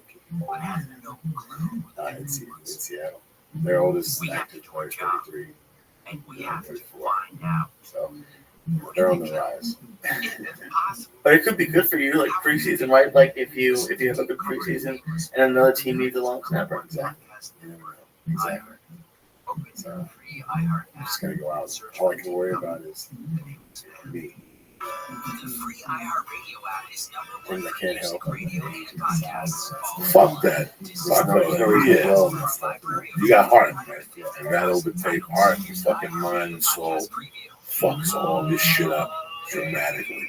Because just the posture, the confidence in you, the air that you have. So I felt it when you came in the room. I felt it the other day, man. So I wish you all the fucking money in the world. Lee, I want you to start looking into the Marines. I can see things are in your future. I'm saying you take a little deployment. You get for you for 5 years and you come back and visit church. Sounds good. We'll have the man take you. He'll walk you right into it. Yeah. You'll be on a plane by fucking Cinco de fucking I could Mayo. never last. Yeah, you would. Who knows? Lee, this. Are you listening to this? Right now, we could sign you up tomorrow. You could be in Iraq by fucking next Tuesday doing jumping jacks in the heat. When I left college, I considered moving to Israel. The reason I didn't, one of the main reasons, was I didn't want to have to join the army. I would not be good in the army. Yes, you would. Yeah. You ever see Stripes? Yeah, When they asked John Candy why you joined, he goes, "Well, I figured I lose a couple pounds." and he doesn't lose any weight during my the God, movie. hysterical. He doesn't go Well, he down at didn't all. know. He didn't go on a fucking diet, you know. He didn't let the army help him out. But you're a young man. If I was 26, I'd go over there right now for a couple of weeks. See what's cracking, let them shoot at you a couple of times. That's terrible. That's why I'm glad there's people like you. There's people like you. You're a savage. I've been working with you for 3 years. You got this. I got this. I could see you jumping out of a fucking plane with a backpack. Well, they'll push me out of it. No, they're not gonna push you out. You know, I've seen it happen. They do that. they push you out. See, I told you. You don't go. You hesitate. Who's gonna push this sweet face out? They do that to animals like you, not this. Look at this. They will put a soul of a boot in the middle of your back and kick you right out. Thank you again for driving up, man, for sharing your story. It's a beautiful story. Close it out, Lisa. I'm just gonna take that. What happened? You guys can go. Happy Cinco de Mayo. The church will be back tomorrow. Oh, yeah. I hope so. Go to on.com, use code word church to get 10% off of all the great optimization products.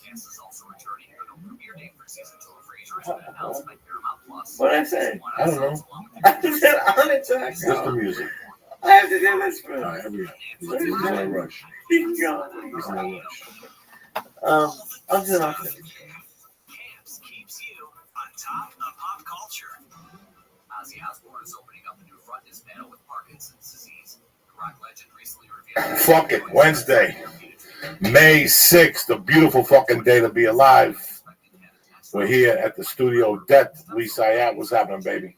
Loving it, dude. I love hear Bubs here. I hate a nice little jam for you. Higan Machado's in the house promoting the World League happening this weekend, Saturday and Sunday, or just Saturday? This Saturday, May May 9th. 9th.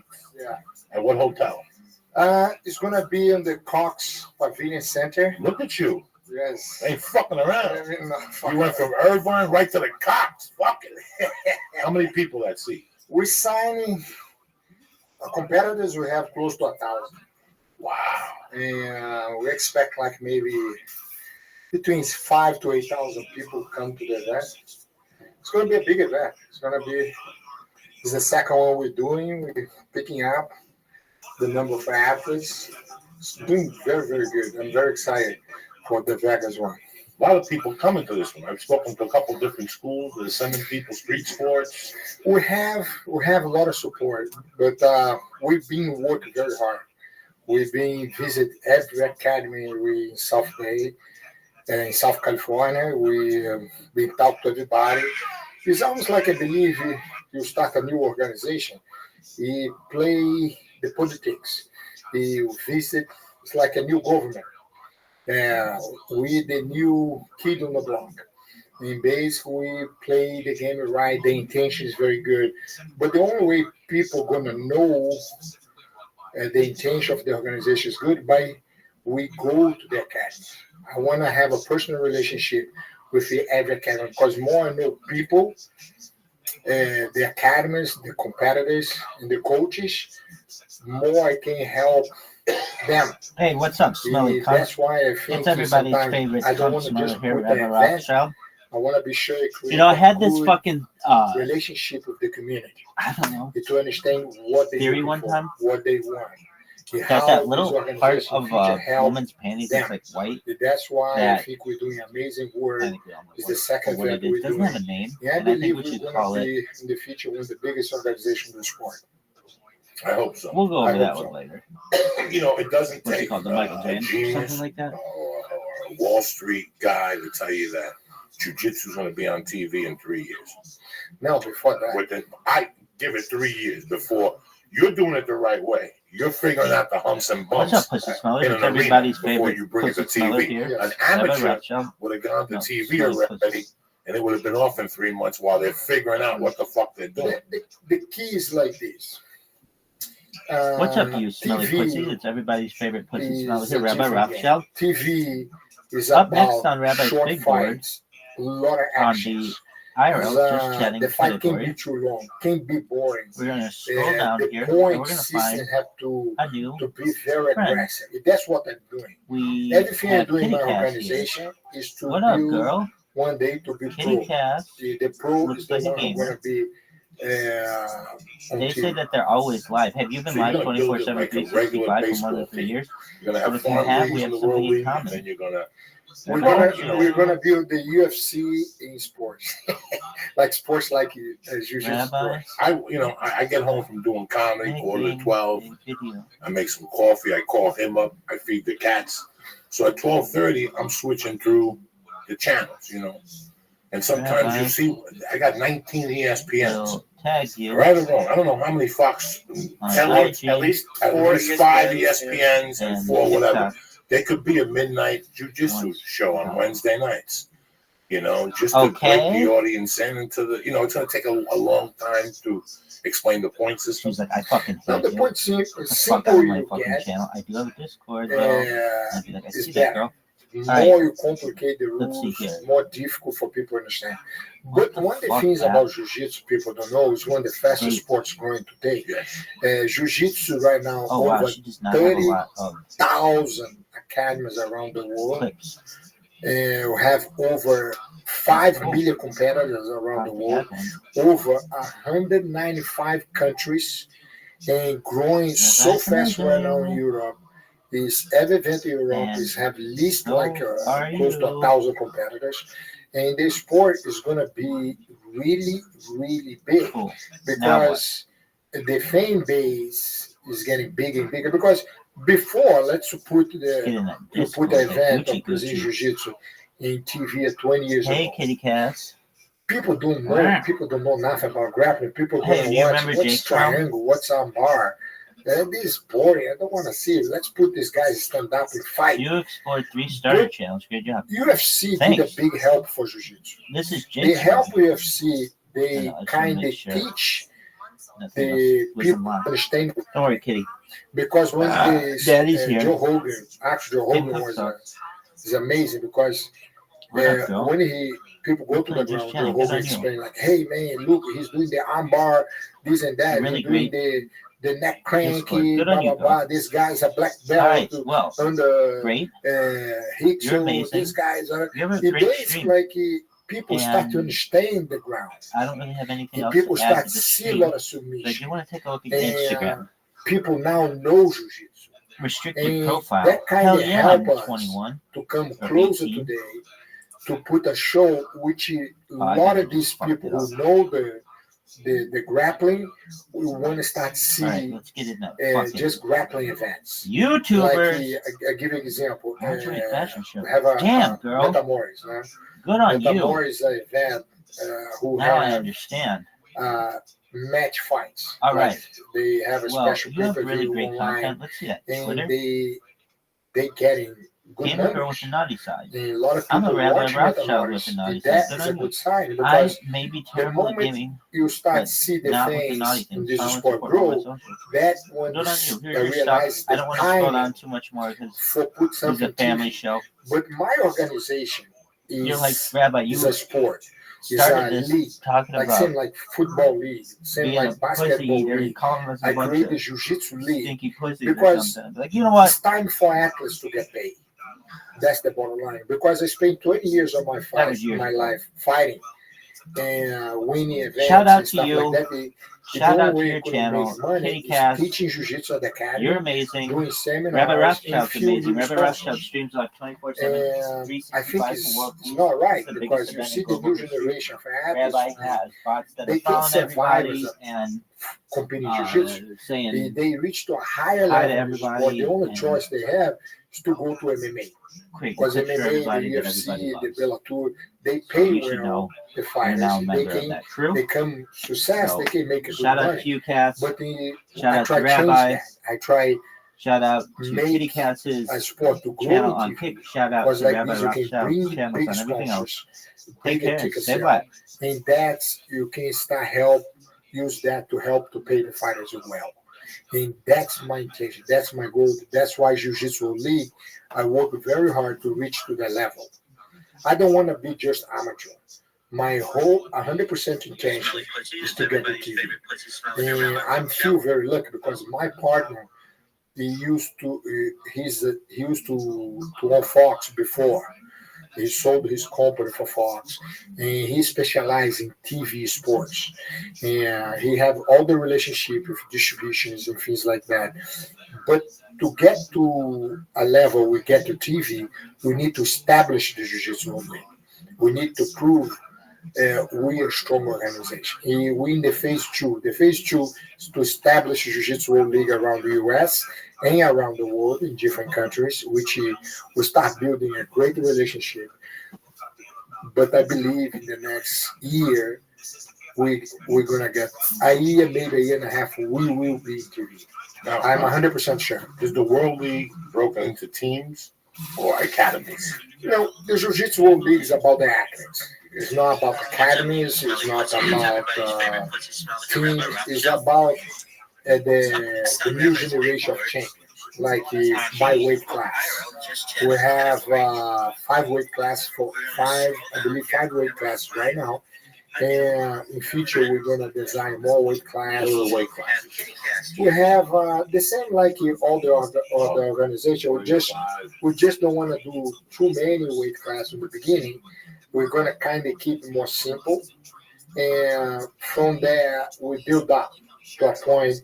We add more weight class. We build more master division. We're going to build more weights for masters, add more ages. And we're going to do everything bigger and bigger. But in the beginning, we want to keep simple. We want to reach to a level before we start growing the weight classes in the competition. Now, I got to ask you something. I don't mean to start a war here. I just noticed that, I go on Facebook and I love jiu-jitsu and I read a lot about it.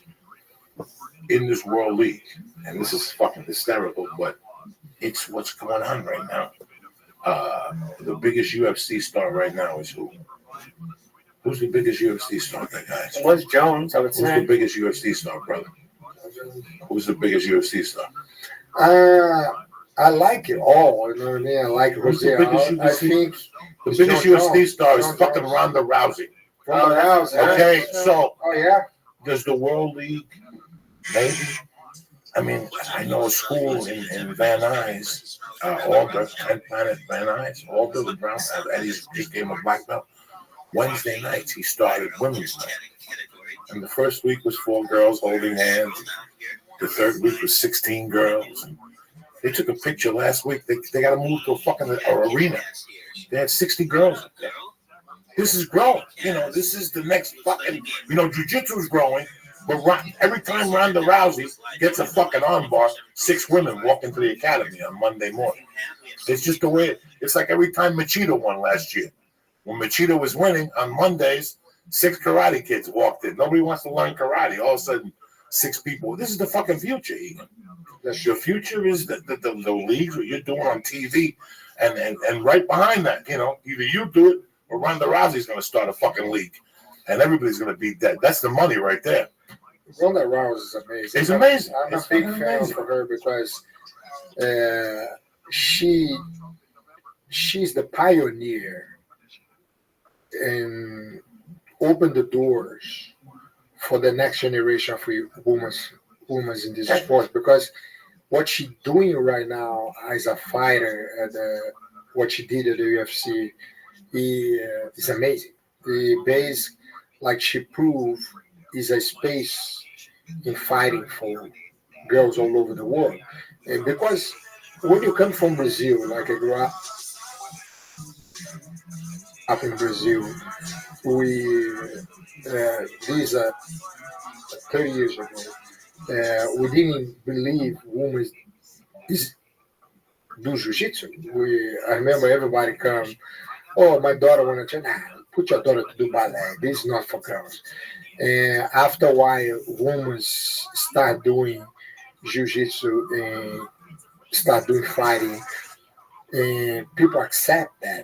This is amazing feeling to see now the women have the same rights to fight like a man in any sport, like jiu-jitsu, MMA.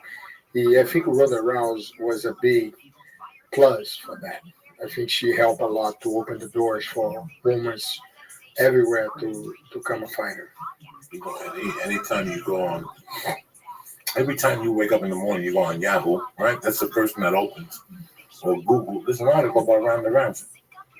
It's a fucking article about Ronda Rousey. So I went to a competition a couple of weeks ago, Eddie Bravo's, and they had 2 little girls fighting, a 10-year-old and a 12-year-old. The girl's name was Grace Gundrum, and she fought some other little purple belt. It was the best match of the night. And I mean, Gary Tolman was there. There were some people there.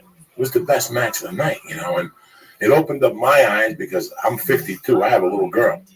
Jesus Christ, if my little girl joins jiu-jitsu, who the fuck's gonna fuck with her in 10 years? She's gonna be breaking elbows, and arm bars in that fucking future. So, go ahead. I'm sorry. No. I agree with you 1,000%. I think today we need to open the doors, because I believe the evolution, women doing martial arts, women become a fighter, is very important for them to come able to defend themselves well. I believe women like that have the power to defend themselves in any situation. I think that's very important. I'm very impressed with the evolution of the women in fighting. Listen, let's face it, I'm married. You got a girlfriend, everybody got a girlfriend, whatever. On Saturday nights, when the UFC used to be on, and it was 8 sweaty, fat fucking dudes, and you said to your girlfriend, honey, my friends are coming over, and we're going to eat pizza, and they look at you like, what the fuck? Now, there's a female on the card. Now they'll sit and watch. So when you fucking buy a car, I sold cars in college. When you show up, Egan Machado shows up with his wife, and they want to buy a car. Egan's a 10-time fucking world champion. You know who I talk to when they come to buy a car? I don't talk to fucking Egan. I don't give a fuck about Egan. I talk to his wife, because she makes the fucking decision in the house. 70% of the buying decision goes to the women. That's great. That's great. He can throw those motherfuckers out windows. I'm talking about that pocketbook. That wallet is hers. So I talk to her. I as a salesman, I talk to her. For the leagues to fucking work, for these leagues to get people to really watch them, you got to throw some heaven. One of the 3 things important in the Jiu-Jitsu League, we focus in the male division to be pro. We focus the women to be pro. And we focus in feature the kids. Because the key in this league, the kids is the future. We focus on that. To invest in a lot of campaigns for kids and stuff like that. And we focus on the girls to create a team to make the women's pro. We focus on the guys to be pro. It's very important to balance in this community today, the female is a big plus. I have example. I run around competing in my organization in the Jiu-Jitsu League. That's is going to help the sport to grow. I want to make the future girls like Ronda Rousey. You know what I mean? I wanted them to represent the sport well. I wanted them to show the next generation, the new kids on the block, like we have a door open for you for your future, for in case you're a female, you want to be in this sport.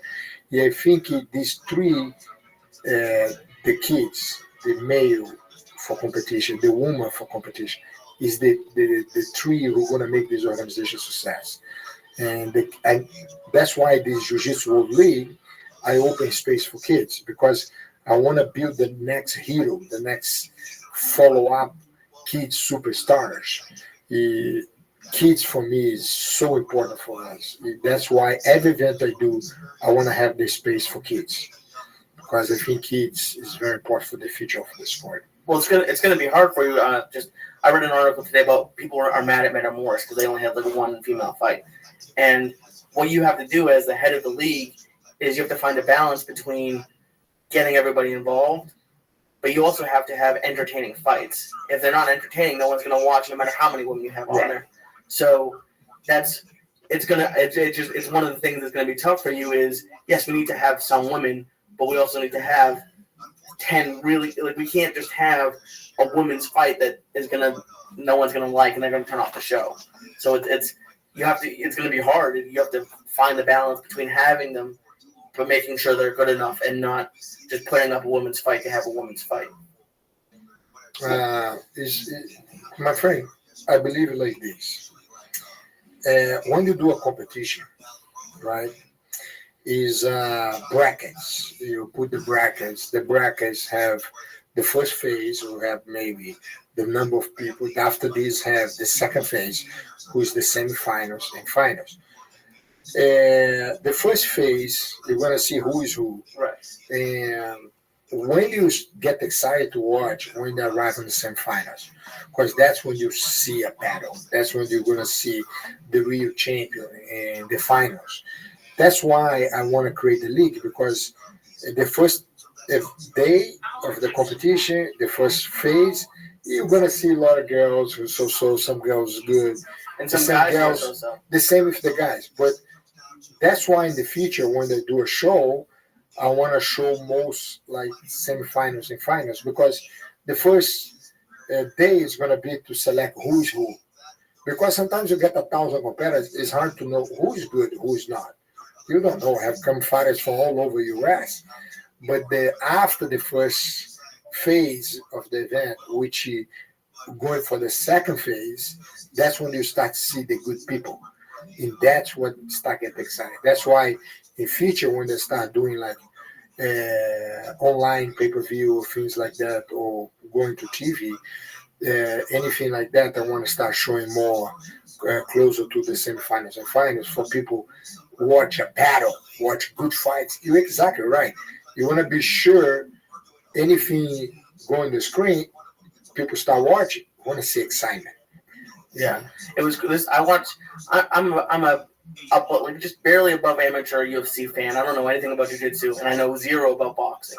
But I watched the fights this weekend just because it felt like you kind of had to. Everyone was talking about it, and it's amazing. There's definitely a market for all kinds of fighting. They want to see good fights, but when it's bad, the internet exploded like almost immediately with just anger. Did you like the fight? Or? I'm not a boxing fan, and so I watched it just as a totally like first time. To be honest, no. It was kind of like, you know, how when Nick Diaz gets mad at people for running around, and granted that could just be a defensive boxing strategy that just worked for him, and then you can't really get mad at him.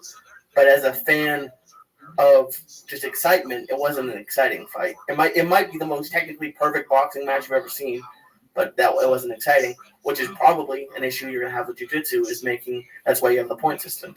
Yeah, I agree with you exactly. Everything I'm doing for Jiu-Jitsu League is to have excitement. Right. That's why the rules, I give you an example. Today the rules from few other organizations, they do a lot of details like vantage, doing this, that. Sometimes you see a fight for 10 minutes have maybe a couple vantage. I take all this out. My event is 100% points in submission and a lot of points. Like example, you do big throws, you get 4 points. You know what I mean? You do like couple techniques together, you do bonus points. And pretty soon you see 20 points on the board. And for people who get excited to see he have 10 points. Now the other guy have 10 too. The other guy, it's like almost like you get excitement to see this chess match and to see the points on the board. That's very important.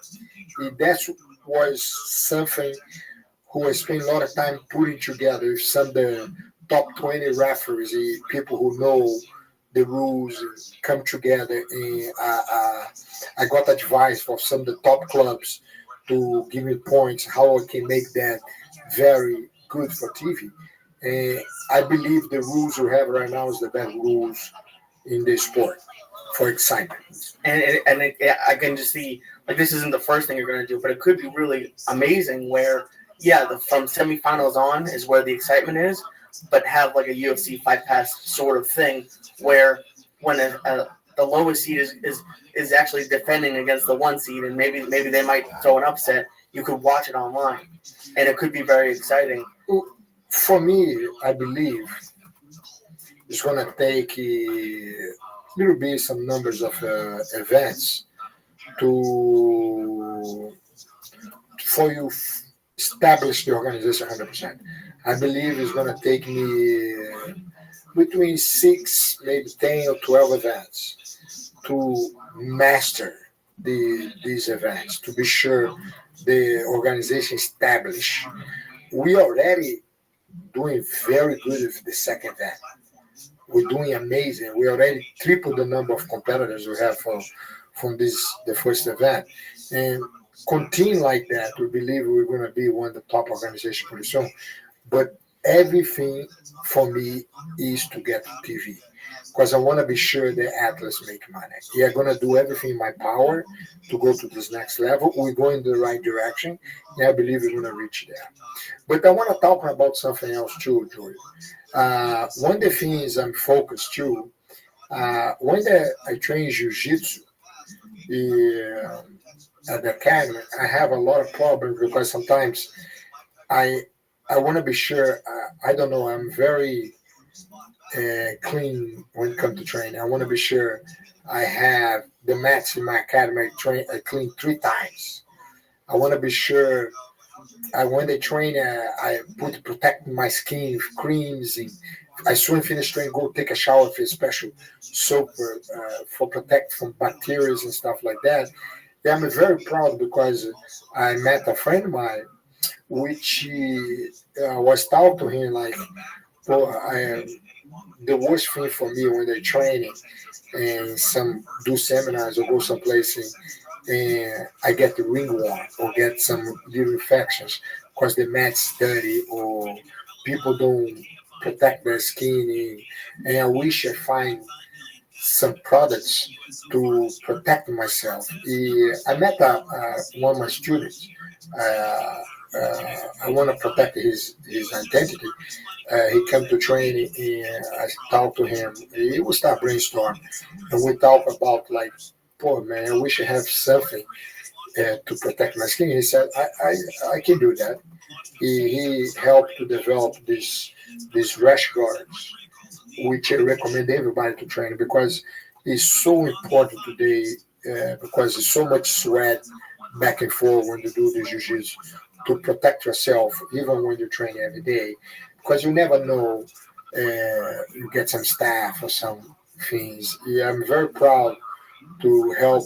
He even helped to design some of my clothes for my students. Yeah, I recommend people to train to be sure they clean themselves. They use products like this friend of mine own a company called Sanabu Sports. I think the website is sanabusports.com. I'm very proud to help to create these products to help people to protect themselves. I'm very excited to be involved in this company. And you have the geese from San Antonio. Yeah, we designed a key. I was talking to him. I said to my friend, I need something. I want to protect myself. He have this rash guard, which is antibacterial and protect yourself from. Yeah, I start out to him, why you don't put that inside the key?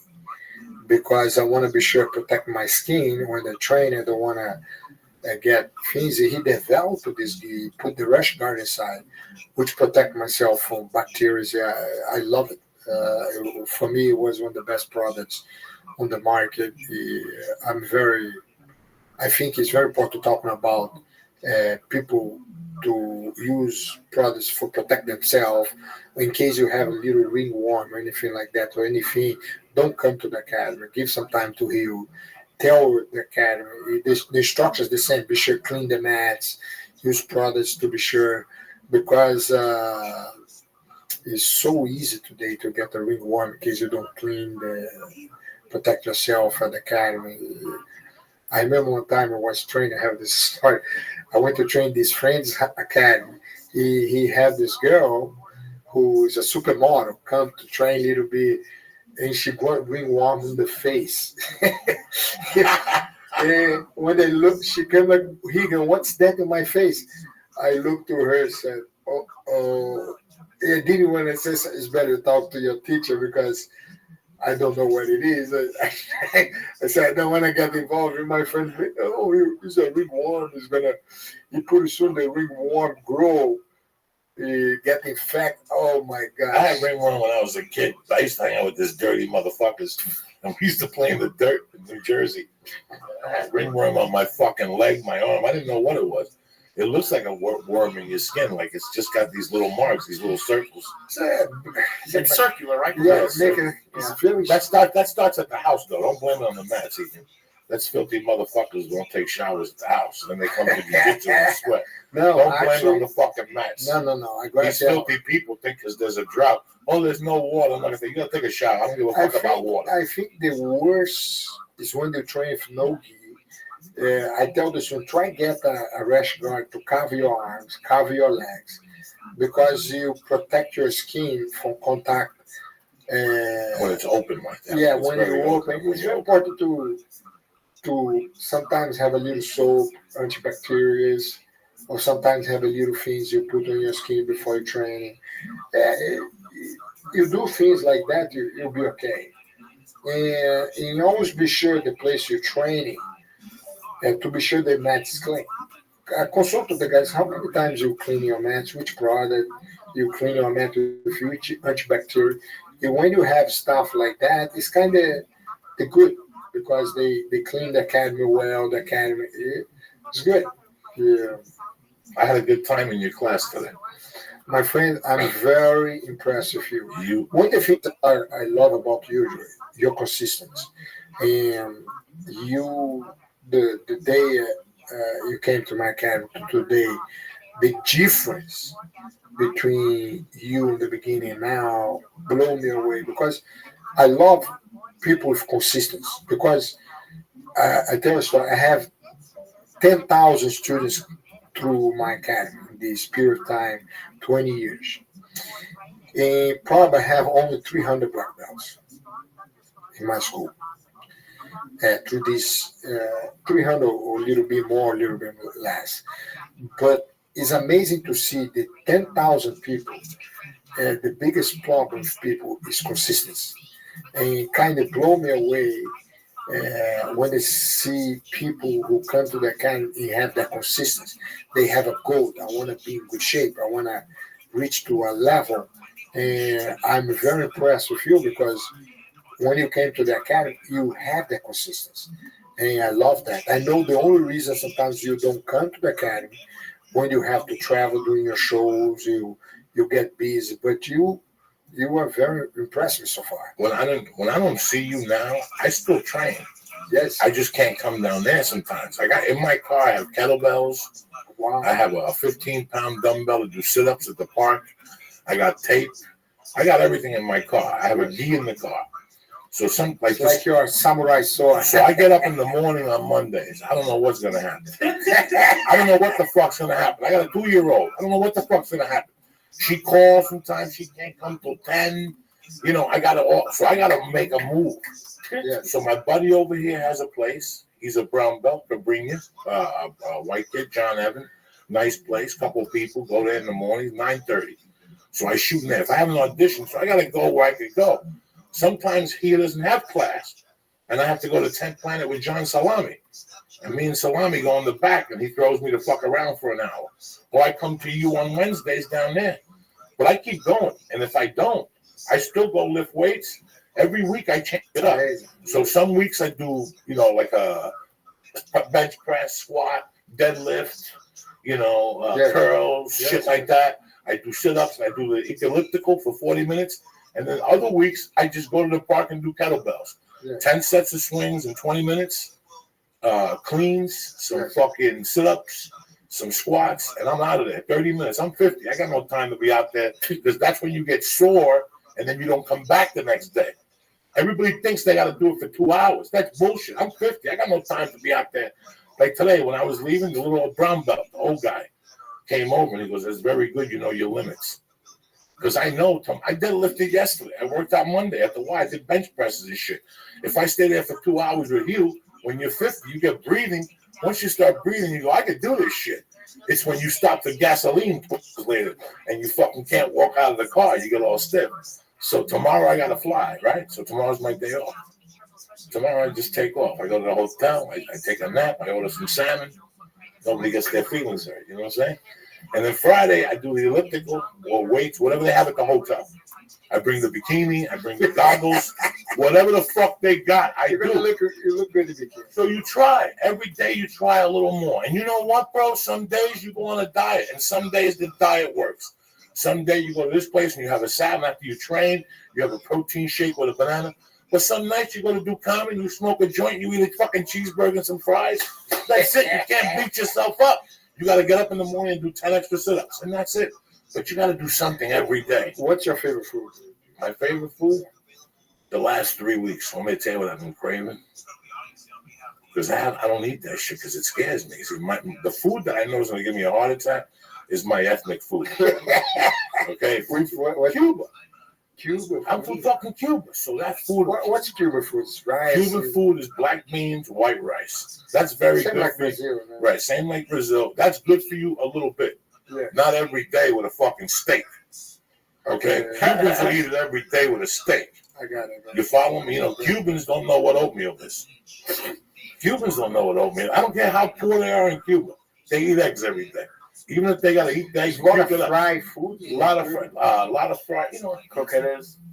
What is it? Croquette. You know, they have good appetizers. But the Cuban sandwich, for example, that's fucking. Cuban sandwich, A lot of butter. Cuban sandwich, yeah, a lot of butter, pork, cheese. You know, it's 7,000 calories. You know, so my favorite, like right now, the last fucking 6 weeks. You want me to tell you what I really want to eat? I want to go to Silver Lake and go to a place called El Cochinito on Sunset and get the pork chunks with the white rice, the black beans, and the fried bananas. And then you come and stab me in the fucking neck. Right there. That's the best. No, today training was very good. No, you're amazing. And it's funny that you go to these places, like I was at home before I came here, and I was playing with the baby, and she had that little thing. She was looking at so I could watch the TV, and I was watching Moneyball. You know Moneyball? Yes. With Brad Pitt. It's a great movie. I'm watching Moneyball, and you know, everybody talks shit about Brad Pitt. Everybody has something to say about Brad Pitt. I'm going to tell you something. Don't talk shit about Brad Pitt around me, dog. I never met him. Oh, you met him? Yeah. But no, I'm talking about when you see him as an actor. Like, look, when I can't, you know what I'm saying? Like, I remember the Valachi Papers, and I remember Her Majesty's Secret. You know, when you come from another country, explain to people when you come from Brazil and you come to the United States and you see a movie from the United States, what's that feeling like? It's amazing. It's fucking amazing. You know, Americans take that shit for granted. When you're an immigrant and you come from another country and you go to 42nd Street and you see a fucking movie, even if you don't know what they're saying, how fucking are your heart beat? Where are they like a hero or like? It's America. It's fucking America. This is what you came here to do. He came here because he saw fucking John.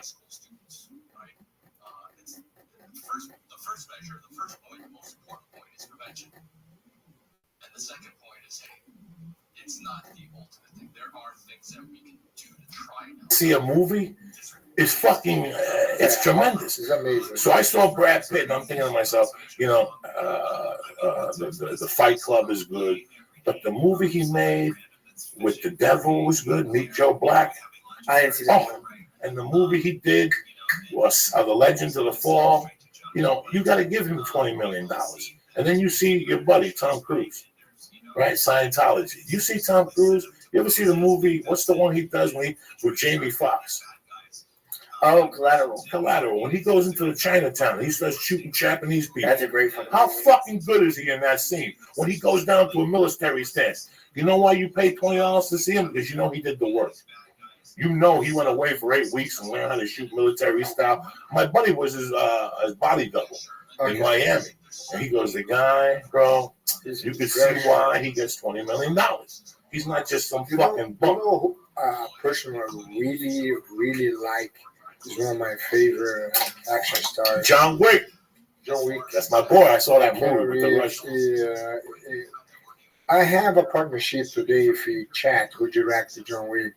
And I was talking to him because I was very impressed because Keanu Reeves did a lot of the training, the fights.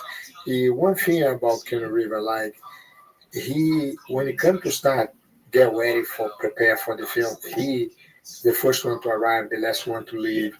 And that's when I'm very impressed with the dedication of the actor to get the best of the best for the performance, to see guys like Tom Cruise, Keanu Reeves, these big action stars, to what they need to go through months and months before start shooting. People don't have no idea.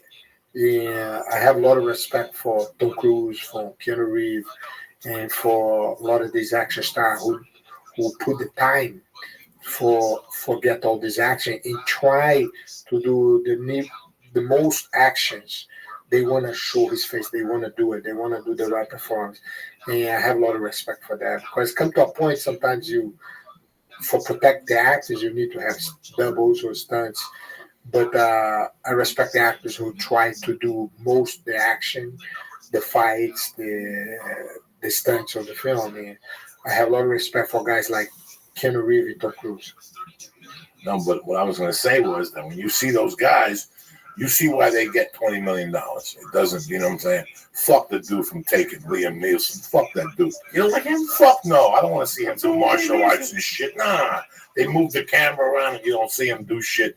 You know, when they're too fucking old. It's like Charles Bronson in Death Wish 4. Did you ever see Death Wish 4? He's 74. You're chasing people down the fucking street. I can't deal with that. But my point being that when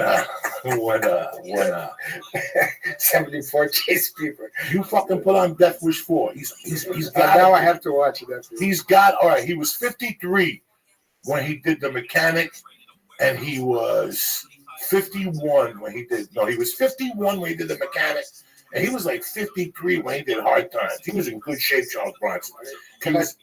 Go ahead. He's my favorite actor. The bet. Look at the picture. Look at the picture, Charles Bronson. I love it. But watch it, Death Wish 4. He's 150, and they got him chasing people down the fucking street. Which one do you want to watch? The one, I don't give a fuck. Whatever he's chasing Death people. Wish 4. Death Wish 4. You want to watch the ending scene? Whatever you want. It's embarrassing. I had to walk out of the movie theater. And Charles Bronson is my all-time favorite. The Valachi Papers, Red Sun with the Shiro Mifune. You ever see Red Sun with the Shiro Mifune? Yeah. When he gets to fly with his hand and shit. Look at him chasing down the street and shit. Charles Bronson embarrassing me. Look at him. He's a fucking 100. He couldn't even. That machine gun is made out of plastic.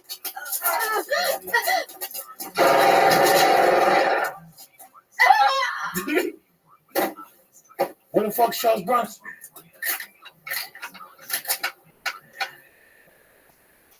There he is. Oh, Jesus. He told you. Look, I warned you, I tell her.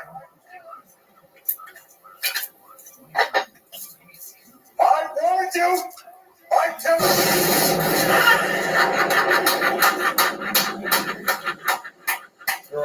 well, at least he shot the motherfucker with a grenade launcher. I love Jeremy. No, I love this man. This was when I saw Death Wish the first time, I almost lost my mind. The first and the second. The first and the second one is tremendous. Look at this. Look at Paul Curry. Yeah, because he shot the first cop. Oh, I hope he's got a grenade left in there. Jesus. But anyway, what I was trying to say to you, brother, was that when I went to your class today, it was just very. Everybody teaches you the Kimura, but nobody talks about the wrist lock. You know what I'm saying? Like you just saw right through the move. The Kimura off the mount was beautiful.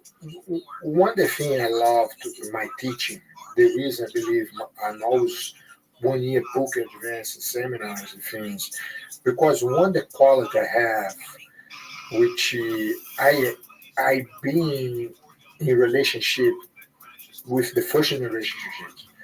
I have opportunity to train Carlos Grace, the founder, Helio Grace, Gaston Grace. I have chance to train his second generation, Carson Grace, Horace Grace, all these generations of superstars at the time to today. And one of the things I try to explain for it's very important to not just know the techniques, but to understand the history behind the techniques, to understand where these techniques come from, why people do these techniques, who is the person to master these techniques first. And I like to explain every detail where it's come from, who was the person who did these techniques, the name. And I think it's very important for people who get involved in this sport to understand about the history, to understand about the people who build the sport. For you to learn today all these techniques, go back a little bit, try to understand a little bit where these techniques come from, who is the person behind, which is very important. I believe this is something I feel very proud to know. And that's why sometimes I teach and spend some time talking about the history of the techniques before I even teach the techniques. I tell you spoke about a Japanese guy, Kimura. Now, what year did all this happen when this guy came to Brazil? Kimura, Helio Grace was the champion in Brazil at the time. And you start to have people from outside Brazil come to fight him for test his grappling abilities. And start coming a lot of fighters from Japan. And they sent few champions from Japan, and Helio ended up beating them. And so like they said, let's send the best of the best to go to Brazil to fight this guy. The best guy at the time was a guy named Kimura. Kimura was actually Helio was in his 160 pounds or 155, 160 pounds. And Kimura was around 220, 230 pounds. It was a big different weight class, world class in his style, judo throws and submission. And the whole time he fight Helio, he kept trying these techniques, this army lock. And when he finished the fight, everything, he ended up winning the fight. Everybody in Brazil start call that techniques he try applying Helio, Kimura. It became very popular still years after the fight. Everybody, when they teach that techniques, they call Kimura. Come the name, the nickname of the techniques. Because at the time he fought Helio, he tried to do the techniques. That's why it's called Kimura. We call Kimura. It's amazing. The history of techniques is something who fascinates me.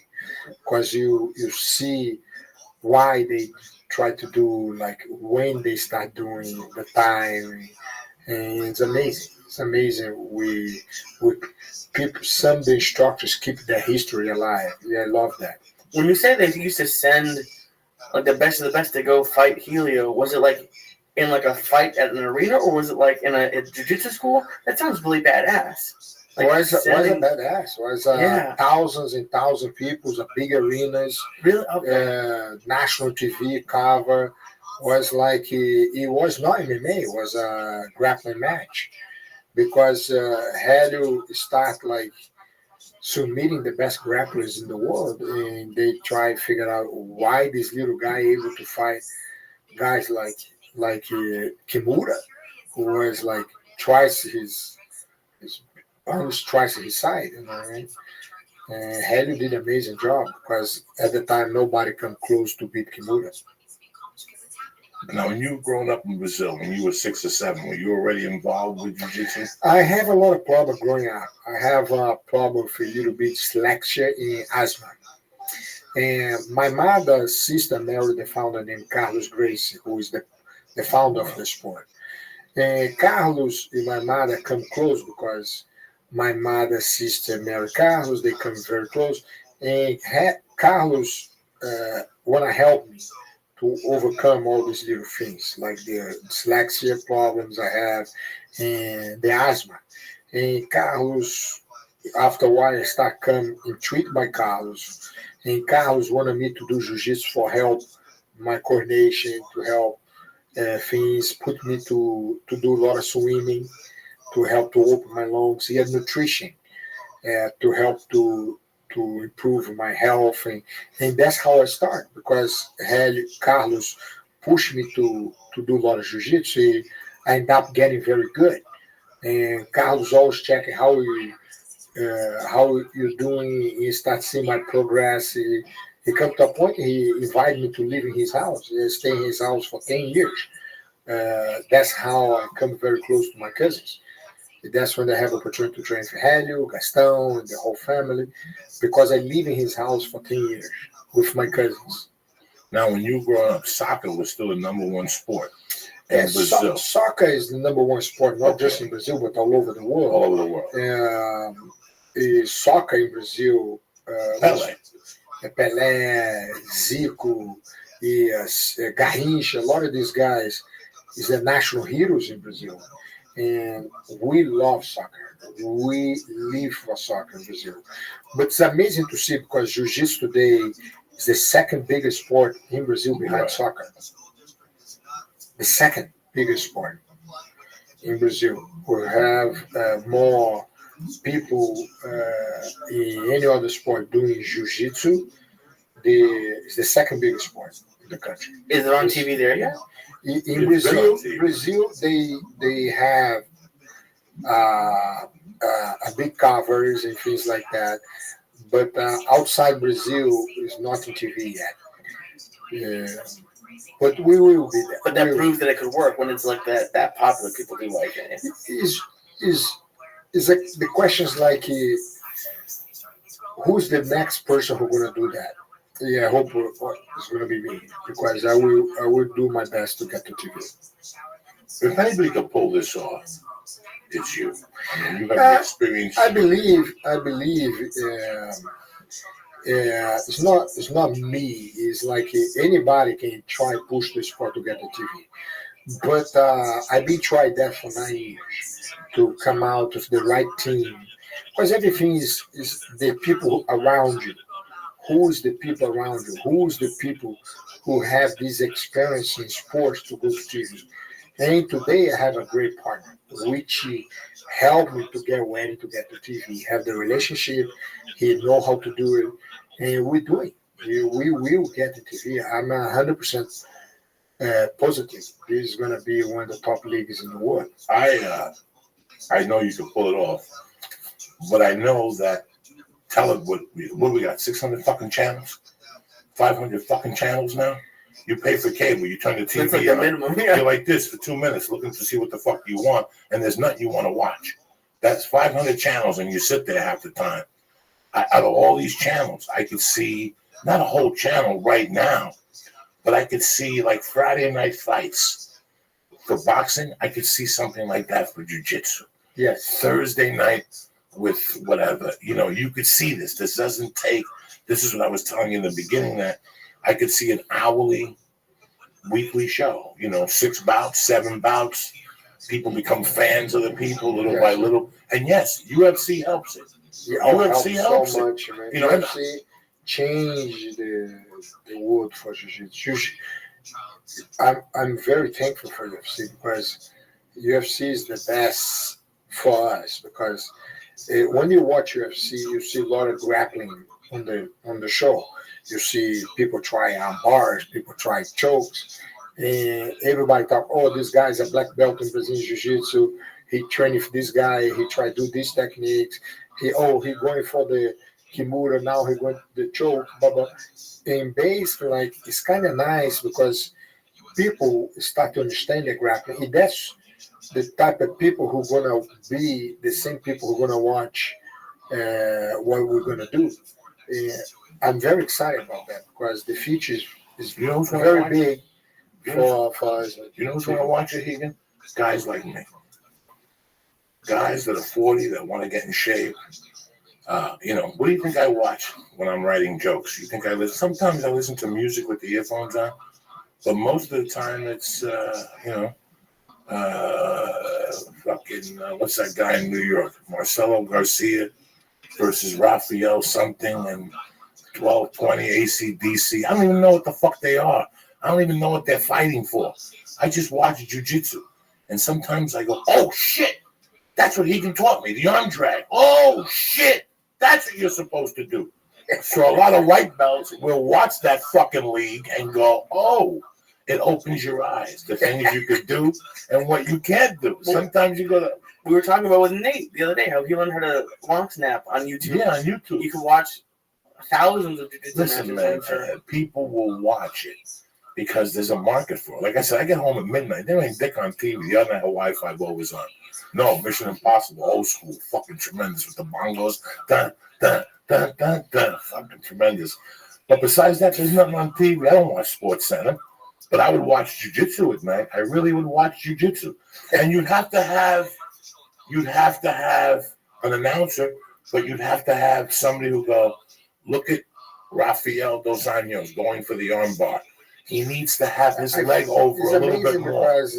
Because, my favorite person to watch UFC is Joe Rogan. Me too. I enjoy the reason I love Joe Rogan because he knows so much details when he watch the fights and stuff. And he's a big part of UFC for me because he helped. He talking about it's amazing to see his knowledge in this ground fighting because he know everything about the submissions. He talking about, like, my brother he going for the arm bar, this and that. He go to electrical chair. But that's it's the third round. He's a little slippery. You know, he'll say he's a little slippery right now. He should have gone for that. He's very good. The most important thing about jiu-jitsu, the most important thing if you want to have fucking ping pong, naked ping pong, is to cross it over into the American household, to explain to them what is going on, very important. While it's happening. You can't tell them later. You can't call them later at 11 o'clock and say, that guy in the third round was trying an arm bar. It's too fucking late. You have to cross it over into the American public. I hate to use this term. I hate to use this term. And you know, we discussed this. You have to assume they're stupid. You have to assume they're all like me. You have to assume they're all white belts. They're coming in for knowledge. Or less than white belts. You can't pass. Like, you can't, that little part of that submission or whatever the guy's doing, because you're a black belt and you've been doing it for 50 years. You can't not mention that. That arm, if he flattens it behind his ear, he's got to come over. You know what I'm saying? But if he's over there like this, he needs to put that elbow down. If he puts that elbow down, we got a submission, ladies and gentlemen. So he's crossing that bridge. That bridge for jiu-jitsu is going to be the crossest bridge ever because you have to explain it to them from scratch. They've been watching football. They've been watching basketball. Now, because of Sunday's fucking boxing match Saturday, after people paid $100, that's it. Listen, you pay $100 for a bad piece of pussy. You don't call that piece of pussy back, right or wrong. You take a chick out for lobster, she costs you $110, and on the way home she tells you "fuck you." You ain't calling that bitch no more. Did you see any of it? I didn't watch any of it. But that was part of the thing about Joe Rogan, and even just the production quality for the UFC is it's super exciting. There's a lot of quick, and it's like a lot of rock music. The boxing seemed really like old school, and then the announcers were like 70 years old. Why the fuck was that dude singing the national anthem? Why? You know, everything now has to be a Hollywood star. Why? There's nothing. No, everybody was busy. Fucking Mariah Carey was fucking busy in Las Vegas. Anybody, they could have picked a fucking black girl from the street. Why? You know, it's just too much. We didn't need all that. Really, Jamie Foxx is singing the fucking national anthem. You know, what the fuck is going on here? We didn't need all that shit. And that's what I don't know. I didn't even give a fuck. I think I was in bed at 10:30. I didn't even give a fuck. Oh, no, but it's just what you were talking about Joe Rogan. The other thing that he does is it's entertaining. And when it's boring commentators, especially for something that could be a little bit slower with fighting or jiu-jitsu, where it could have like lulls in the action, if they're not entertaining, like that's the main thing with anything. If you have to listen to people that you don't like, then you're just going to turn it off. Fuck them. If you paid $100, you got beat, bitch. All right, go fuck yourself. You should have known better. You should have taken $100. That's a point. You know, how can you fall for something like this now? I'm not into it anymore. I just can't. Enjoy. I love your show so much. I want to give a special deal for any person who listen this show, want to come and train in my school in Beverly Hills. You mentioned you saw the show, you heard about, you're going to have a big discount in my academy to train. Yeah, they can. You can try the classes for free for a couple times. I give a big discount, but you have to mention about the show. You go to the academybeverlyhills.com and you have the address, all the information. And when you come to the academy, mention the show, and you're going to have, actually even going to do better. You mention the show, you're going to have a private lesson with me. Beautiful. For free. And try that class for a couple times. You're on the Hegan track. I love your show. Thank you. And I think your show is an amazing show. You're talking about everything. And it's amazing because I went to Canada and I didn't know your fan base there. And people talking about, oh, I saw you in the show and I love it. And I said, wow, it's amazing to see how big you are. It's an amazing show. I love it. Well, we're consistent. It's consistent. Like you said. I saw your eyes lit up when he said that about you, because like that's the biggest thing you always talk about. What's that? Consistency. You have to, on time. You got to do it and get it over with. And that was the biggest part of my day going to jiu-jitsu today. You know, I knew I had to do it. Yesterday I had to go to the Y at 5:30 to take the baby swimming. So I said, "Fuck it, I'll go at 4:30 and do some deadlifts and do leg presses." And keep it going because you look amazing. I watch you run around the mat today. I look, wow. Yeah, look, the first time you came to the academy, you did all the drills, you did some light training. I was, wow, Joey take this very serious. I'm very impressed. You made some very good points when you were here last time. We spoke about the guy that you got on top of, and you said to get me off you because he got anxiety. And you spoke about that jiu-jitsu is a way of life. You know, I've been on this diet for like 4 years. And those 4 years, I hit the bag. I do everything. I go to kickboxing class. And it was time for me to join jiu-jitsu. I hang out with Eddie Bravo and I hear Joe Rogan in the back of the fucking car. For 10 years, they won't shut the fuck up. I'm going to tell one thing. I have one day opportunity to sit with Eddie Bravo and Joe Rogan. In case I close my eye, I think Joe Rogan and Ed Bravo is like they are brothers or something because they speak exactly the same way. Exactly. They so funny together.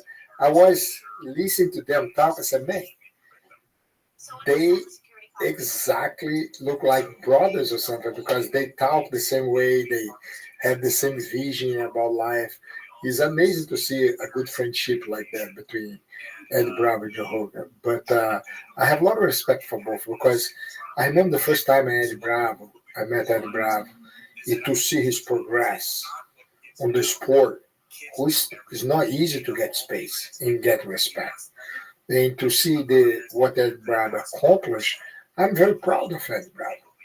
I was like, wow, I remember he came to Jean-Jacques, this skinny guy who don't look like martial artists. But you see, he start competing, doing well. And I remember even to see these guys' friendship from that time to today, and what Joe Hogan, his help in the community of Jiu-Jitsu, always talking about the techniques. He always mentioned what I like about Joe Hogan, even like example, he talking about like a guy is gonna fight. Oh, he's a black belt from this guy. His instructor is the best in the business. He don't understand when he do little things like that. The next day, there's an instructor have 30 new students, and that's a big help for the community. And the Brazilian Jiu-Jitsu community, they love Joe Rogan for that, because every time he mentions something about the sport, you too, is helping the sport to grow. I'm blown away. I am blown away by the sport. I am blown away by the support. When I was going to the kickboxing place and I would come on the podcast and talk about it, and I would go to Rip, Michigan, nobody would hit me up and say, hey, do you want to kickbox at the academy? With jiu-jitsu tonight, I'll go back and I'll have 10 messages. I own a school in Grand Rapids. Come on by and bring your gi. I'll teach you how to breathe. I'll teach you. Very open. Everybody wants to help you. When I first walked into jiu-jitsu, I was so embarrassed. I couldn't do a hip escape. And these guys actually picked me up and did it. And I was like, wow, I'll come back. And every time I go to fucking jiu-jitsu, I tell you 1,000 times, I used to hug the cats. I thought I was going to die from a heart attack at jiu-jitsu. Every time. And every time I'd walk out, I feel like a new fucking man. Jiu-jitsu has changed my life because it let me know how bad a shape I was really in. And I didn't want to fail. I don't want to be a world champion. I just want to go to jiu-jitsu and sweat and roll around. That's it. It's a beautiful thing for me. I don't want to black belt. I have a good story for you. And this is a story I remember growing up. Horace Grace have different assistants. I was the youngest one at the time. And Horace Grace have come and gave me a student. This student was the worst student on the planet, out of shape, and was like the worst student. I tried to teach these guys for months. I showed him the techniques 100 times, 1,000 times. He asked him to show him the techniques. He do everything wrong. I started to get upset. Yeah, I went to Horace and I said, Horace, I'm kind of upset. And Horace, why? Boy, you gave him the worst student on the planet. You gave it the other guy who was a water polo player to this guy. You gave this guy who's a natural bodybuilder to this guy. And you give to me this guy who's look like a chess player. You understand? Who's no muscles, like goofy, chubby. Yeah, I start thinking like, why? Give me a good athlete to work on him, making him a champion. And he started laughing. He said, hey, listen here. All these guys here with me, being around me for a long time, they already proved to me they are very good instructors. You, the new kid on the block. But you have to understand like this. Why I give this student is a reason for. I said, Paul, what's the reason? He come to me, because he's not bad student, he's bad instructors. You were able to train this guy and make him a champion. That is what I want to see from you. Because you have to think every single day, how can I make the worst student to be the best student? And that's what's going to help you to become a good teacher, a good coach. And that's the test I have for you. I trained this guy for years. Nothing.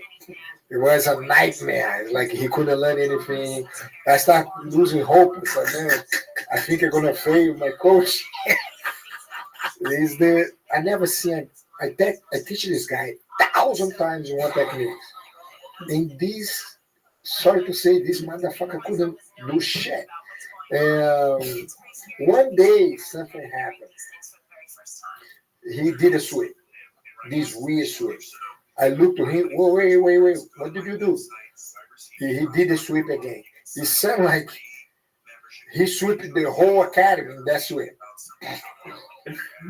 don't think he know how to do it. I come to him and say, my brother, I'm gonna throw you in competition. The only thing I want to see, pull people for the guard, is try this way. He won 4 national championships. And that was the most amazing thing I ever seen in my life. He didn't know how to throw, he didn't know how to pass the guard. He pulled people for the guard and sweep the person. And that was the best lesson I ever had in my life, who changed my life as a teacher. Because everything's to find that techniques. And can take sometimes like 1 year, 2 years, but you keep the consistent in the hope to find the techniques. You can make the person to be a champion. And that was the best thing happened to me as a teacher. And that was a fun story because the guy come a champion. He didn't know nothing else, but he knew one techniques well. And that techniques made him a champion. That's the most funny thing I ever seen in my life. We think that you think he can make you a champion. No. It's a lot of praying. I'm gonna pray every I day. can get to like 3rd place. I can get a bronze. You can be a champion. Come on. Let me do these shout outs and then we'll talk about the things Sure, this please. weekend and then we'll get the hell out of here. Lee's got a hot date today with a Mexican chick. Congrats, by the way. He always got a hot date. Give a shout out to my man Matt Greco, Kevin Smith, Sean Barrett, Corey Layton, Richard Badula, Matt Walker, Paul Hello, Aaron Lemus, Nick Davis, A.E. Bob, and Bill Poley, whatever your fucking name is. What's up, Bill? What do you got planned this weekend with your Uncle Joey? What are you going to do? This weekend, nothing. I'm gonna try to go see the Avengers tonight. I figure since I'm so high, Are you going it'll to be see super the fun. Avengers stuff? Yeah. You don't have a date tonight? No, she's done. She got one more What final. time is your Avengers start? You go to the movies, see the Avengers? No, I didn't see it. I heard it's fantastic movie, right? You still go to the movies here? I love movies. Really? You I'm still go a lot? I go every chance I have. I don't go. I got to go to the movies more. Maybe I go see the Avengers or you just said. Okay. My wife is going to dinner with my cousin. I don't get along with my cousin, so on my mother's side, so fuck them. All right, so what's going on Saturday? Saturday we have the Jiu-Jitsu World League in Vegas. Is going to be the whole day. Have over close to 1,000 competitors. It's going to be a great show. By the way, anybody who watch the show, come to the event, I'm going to leave a note at the door. You come for free. Mention the church at the Cox Pavilion. Yes. Now, what time does this start? Just check jjworldleague.com and have all the informations over there. I'm going to be sure when I get over there, I'm going to put the name of the show. When you come to watch the event, you want to come and watch the event, mention the show, and I will be sure I will pay for you to come. It's a nice thing. What time does the event start? I believe it starts around 9 a.m. And what time are the finals? Do you know, or it just goes all day? They go all day, but probably the finals, same finals and finals start after 2 o'clock, 3 o'clock. For Really? Sure. Yeah. That's it. Wow. Yeah, because we have like a lot of mats and we keep no stopping. Irvine is We're beautiful. going to finish around, the whole day is going to finish around 5:30, 6 o'clock. Irvine was beautiful. Oh, it's amazing. It was a big beautiful. success. Beautiful. And I want to mention one more time about the Academy in Beverly Hills. Anybody who mentioned the show want to have a private lesson with me or want to try out field class for free, mention the show. The Academy of BeverlyHills.com. You're going to have a free pass to try out, or you want to have a private lesson with me, let me know. But they have to mention the show. And the second thing, protect yourself. Be sure you always clean the mats. Always use products like SanabuSports.com. Check it out. I have a complete line, Riga Machado there, which all antibacterial, microbes, protection, things like that. Great products, quality. SanabuSports.com. I always thought you were Santa Bull. Like Bull has something to do with you. The fucking Brazilian No, bullets. Sanabu is the reason I get involved in this call because it's the best products on the market. Because my partner family owned the manufacturers in Pakistan. And the only thing I want to get involved is companies I believe, companies who have the quality control, companies like have something to help people. Base Sanabu have a good philosophy behind. They have products high quality, the best way, the best price on the market. Yeah. What do you think, Lee? You gonna take a shot with some Actually, Sanabu? anytime you wanna come to training, I will give you a free gi in a couple months for free for you try out. That's it. Now you're there at night No, I too. kind of have to go. You're there at night Now too. you have to come another way. I'm gonna come here challenge you to a jiu-jitsu match. I tap already. I preemptively tap. You're there at night too, Higgins? I'm over there every night. I have now 3 other assistants, black belts, who help me at the academy. Okay, so you're there every night. The only time I'm not at the academy is in case I'm doing seminars or movie. Yeah, because actually I have good news for you. In July, I'm gonna shoot my first movie. My story. I create the story. I raise the money, and we're gonna shoot here in LA. I'm very excited about. The name of the movie is called Genetic Code.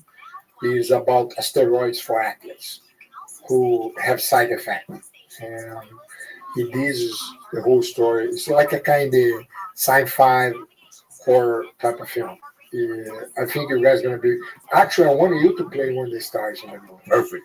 You have chance. I will have you. Are you gonna make a robot, or what is it gonna be? I want to make him the teacher, one of the teachers at the school, which is the story is about these doctors who create drugs for enhancing athletes. Because you have a lot of problems right now with steroids. You see a lot of UFC fighters, even jiu-jitsu guys, taking drugs to get a better performance, to become these super athletes. And that's why I come out with the idea and say, why not create these drugs who have a big side effect? And the side effect, because it's a mix between animal DNAs, and the side effect people start have like animal instincts and attack peoples, and one have a gorilla, the other one have the cheater, and that's movie. I hope come like a serious movie, not a comedy, but I'm gonna try to do my best to be a good sci-fi or horror film, but let's see, man. You're a great guy. Thank you very much. It's an honor to be here. Your energy, even when you teach, I love everything. I love everything with you. Thank you very much. Let me finish up here and we'll get you out. If you want to go ahead. We just want to yell at some sponsors. I want to say thanks one more time. I love this show. I'm a big fan. Thank you, Jordan, for giving me the opportunity to be here. And I'm going to see you soon at the academy. I'll come down. I have your gi, Sanabu, waiting for you over there. Thank you, brother. Okay? Take care, my big brother. Thank you, my brother. What's up, Lisa? Yeah. What the fuck you doing? I'm feeling great. You gonna go to movies after this? Yeah, I think so. Good. I think I might watch 2. I haven't done that in a while. Why am I staying and watch 2? You deserve to do whatever the hell you want. Let me give some shout outs to some sponsors and get this party started. First and foremost, Onnit.com. Best protein out in the market, the hemp force, the chocolate, and the vanilla acai. I've been dealing with the chocolate for the last couple of weeks. Just delicious. 32 grams, 16 grams a scoop. It's hemp protein, so it's easily to digest. I really like this protein. So if you're into protein, I don't do the same protein all the time. I like to switch it up, different flavors. It's the best chocolate on the market. Go to Onnit.com right now. Besides that, they're the makers of Alpha Brain and New Mood and Shroom Tech Sport and Shroom Tech Immune. Please go to Onnit.com. See the opportunities they have for you with nutrients and stuff like that. I'm not kidding you. You want to be the best at the best at the best, try this shit.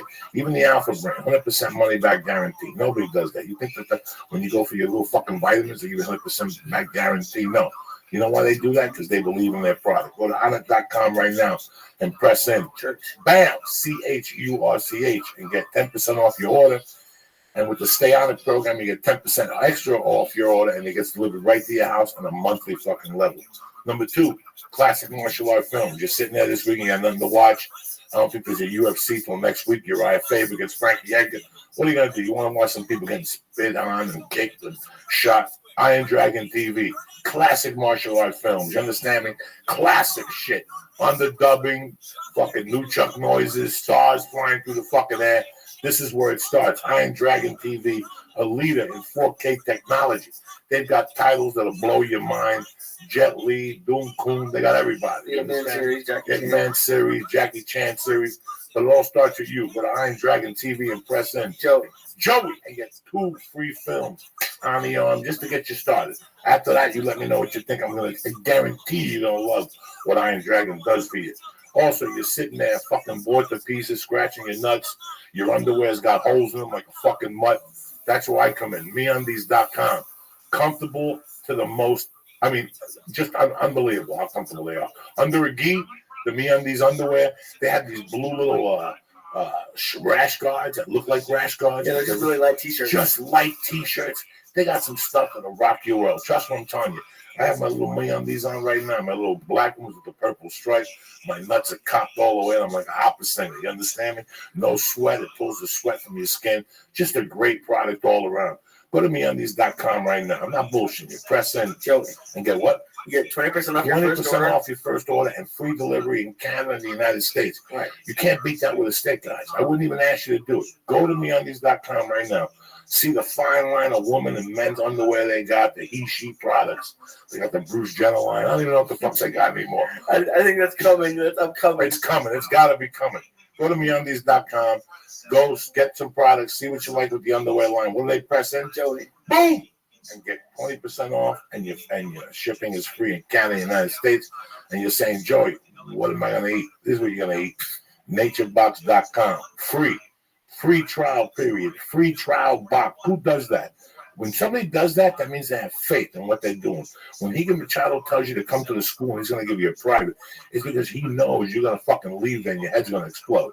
You probably went somewhere else, they treated you like ass, and Higa's going to teach you one fucking simple thing, your head's going to explode. That's what happens when you're dealing with professionals. Naturebox.com. They come at you with the best nutritionist approved, healthiest, gluten-free, fat trans-free products. What you understand yeast? What's yeast? No yeast. I don't know if they got yeast in it. What I'm saying is go to naturebox.com right now. Look at all the great little snacks they got. I mean, fuck potato chips. That shit just kills you. Go to naturebox.com. See what they got to offer you. These snacks are tremendous. Like the French, what is it? The French toast. French toast granola? Oh, my God. The cocoa almonds, the figs. Every month they change. That's why. Go there. Pick out 3 little things. They're going to send you 5 bags directly to your house for free.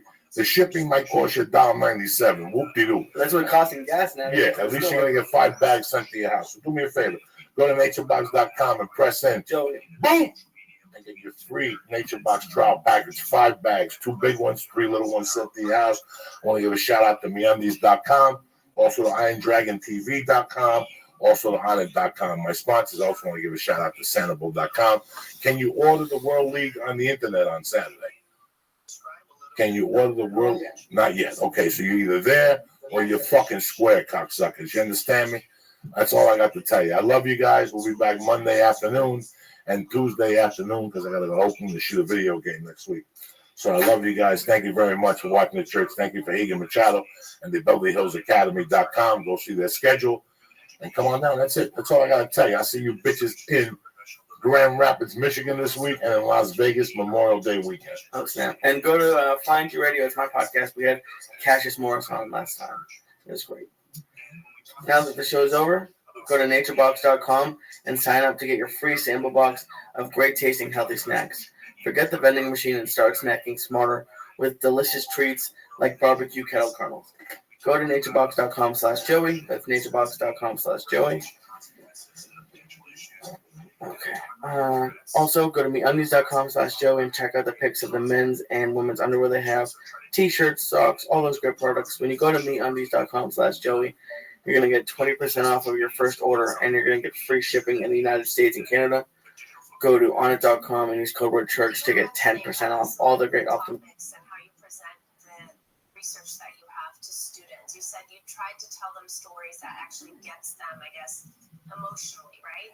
Can you give some examples? You see, you're like a rejuvenated man. You fucking hit lunches, brown rice and fucking chicken. Oh, that's really good. That Asian box. But no, it's she finished her second year on Saturday, so we ordered a pizza and we got high and we fucking ate dessert and just hung out, watched 3 hours of Shark Tank and passed out by the night. I had cinnamon rolls. I had those Pillsbury cinnamon rolls. Did you make them fresh? Oh yeah. In the oven. Oh yeah, you have to. And you get extra cream and smear those motherfuckers. Not extra cream, but just Just the shitty cream they do. Where do you get extra cream from? If you want to, don't worry. You want to make a few calls. You joke that like my sweat smells like cheeseburgers, but on the elliptical today, I'm convinced I was burning like a McDonald's cheeseburger off.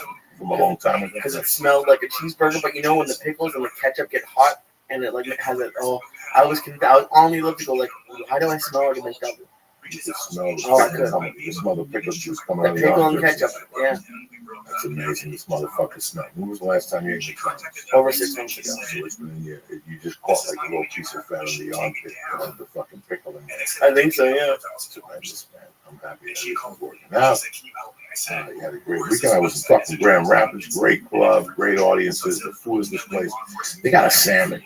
They got a beautiful salmon and a bed of tortellini with green peppers, red peppers, little goat cheese cream. It'll put you in a different dimension. A little bit of tortellini too. I love tortellini. No, I like tortellini. No, it's gnocchi. Oh, no. Got a good potato in it, and it's fucking just delicious. Just off the fucking chain, delicious. The shows were great. I thought my Thursday show was men's and more, but it was good. Friday, my best show was Saturday early. Friday late, that crazy. I'm crazy. The timing's off. The fucking me. I had a great time. It's a great little city. That is a great, great little city. I'm really happy because the places I go to, I really want to go to, and I really enjoy them. There's maybe one or two things. I don't even eat these cities anymore. What do you mean? I don't know. I think the last time I went to Buffalo, I only had 3 rings. Yeah. Like at the club one night. I just really don't. Like, I've been there so many times, I see it. And I was telling you that I have the chubby state of mind mentality, that everywhere you go, the first thing you think of is food. Like, some people think, oh my God, when I go to this place, the first thing I'm going to do is go to this library or go to this museum I like, or this coffee shop that makes my latte. Guys like you and I think about, fuck, there's a place on the corner that makes barbecue. I'm going to like 2 fucking barbecue sandwiches. I'm going to try to go home for a weekend this summer to Boston, and my mom and I are already planning what I'm going to eat. What do you think? We're gonna go to Legals, which is one of my favorites, and then there's a really great barbecue place where I used to go when I was in high school.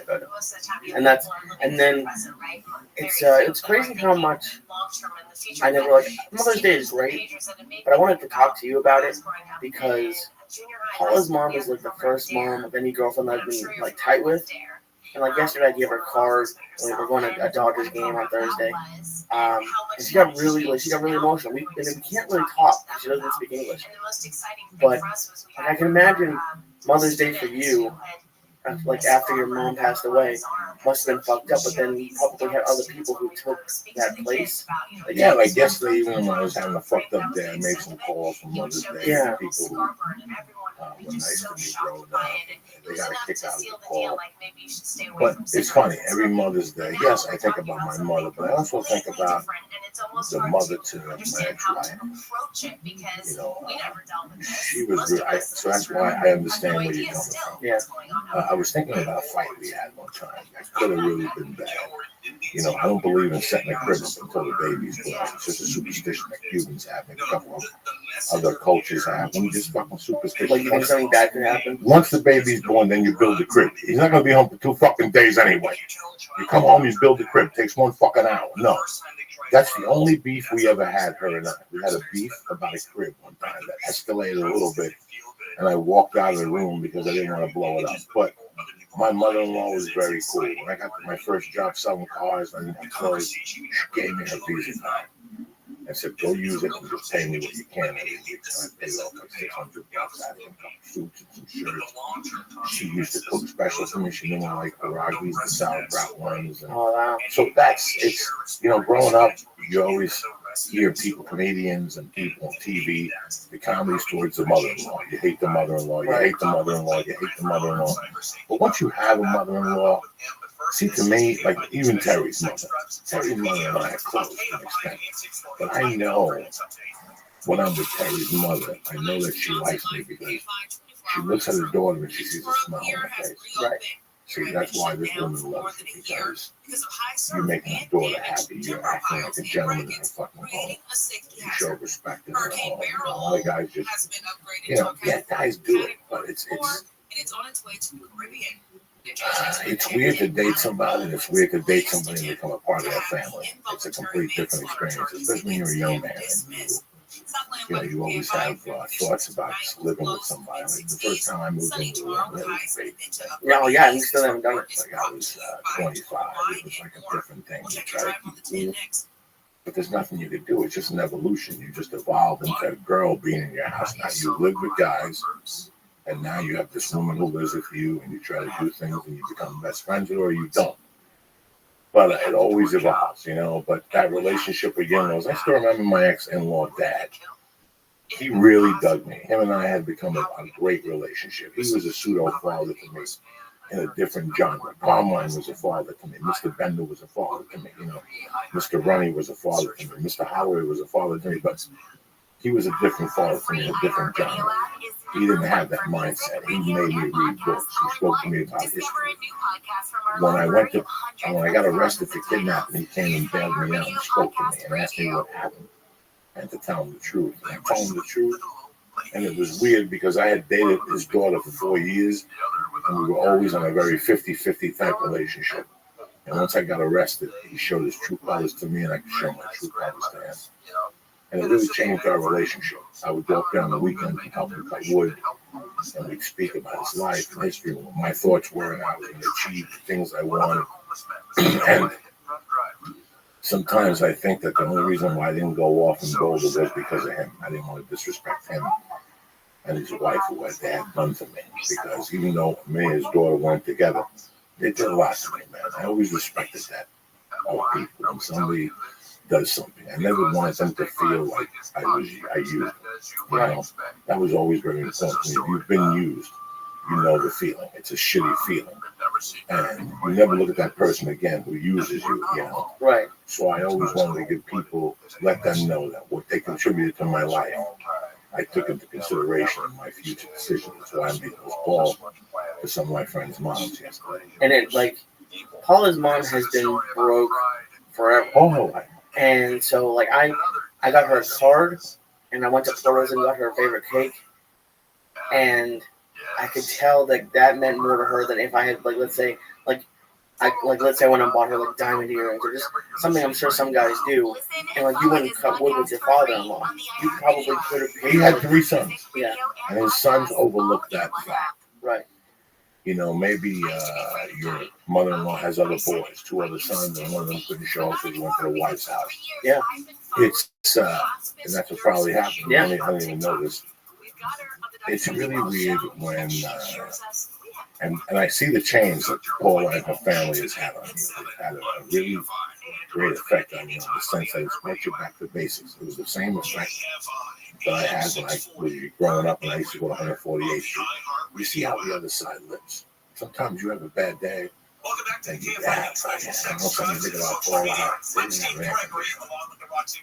They don't even know if that world is. They just didn't have fans.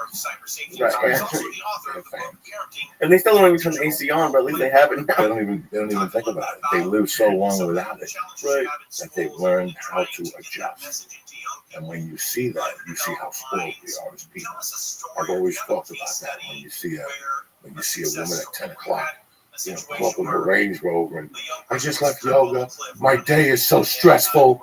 I dropped the kids off. No, you didn't. The nanny dropped the kids off. You went to yoga with your Range Rover, and now you went to La Payville to tell them all what a big day you have. But what about that lady that's taking care of your fucking kids all day? What about the Spanish woman that, like I told you 1,000 times, on Victory and Violent by the fucking Target over there. It's walking across the street pregnant with a kid in the bucket and one in the fucking hand, crawling across fucking violence with 10 shopping bags. You think she walks around saying, my feet hurt, yoga? No, fuck no. So it makes you humble. It makes you see what people can do. Now the other side lives. And the things that you thought were just impossible, and now you see it. You never dreamt of living with 200 people in your fucking bedroom. Never. Never. When I was growing up, I never. When my mother died, the thought of having to share a bedroom was incomprehensible to me. Like it was incomprehensible. But that death brought me back. Eleanor's got a great joke. She says that on that special, she says that rich people, poor people don't have food allergies. Yeah. Poor people do not have food allergies. Okay, you think you go over there and one of those kids are allergic to peanuts and cheese and stuff. They just don't. You really see how the other half lives. You see what you can live without. This is what happened when my mother died. This is when I said to you, like, I always saw what I could do without. That's why I'm the way I am. Like, I don't give a fuck. Like, I always thought you had to be there at midnight to watch the movie. What if you missed it? You wake up the next morning, life is still the same. And you see life from a different perspective because you weren't part of the shit fucking movement.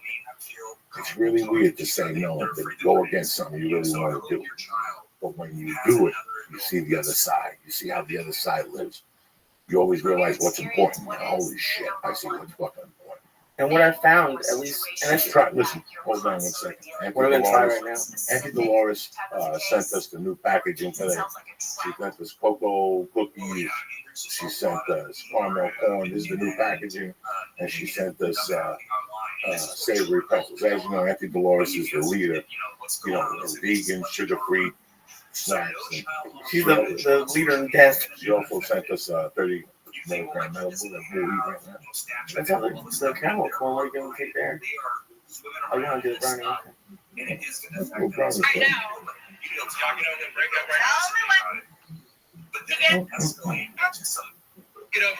That's going to be very special.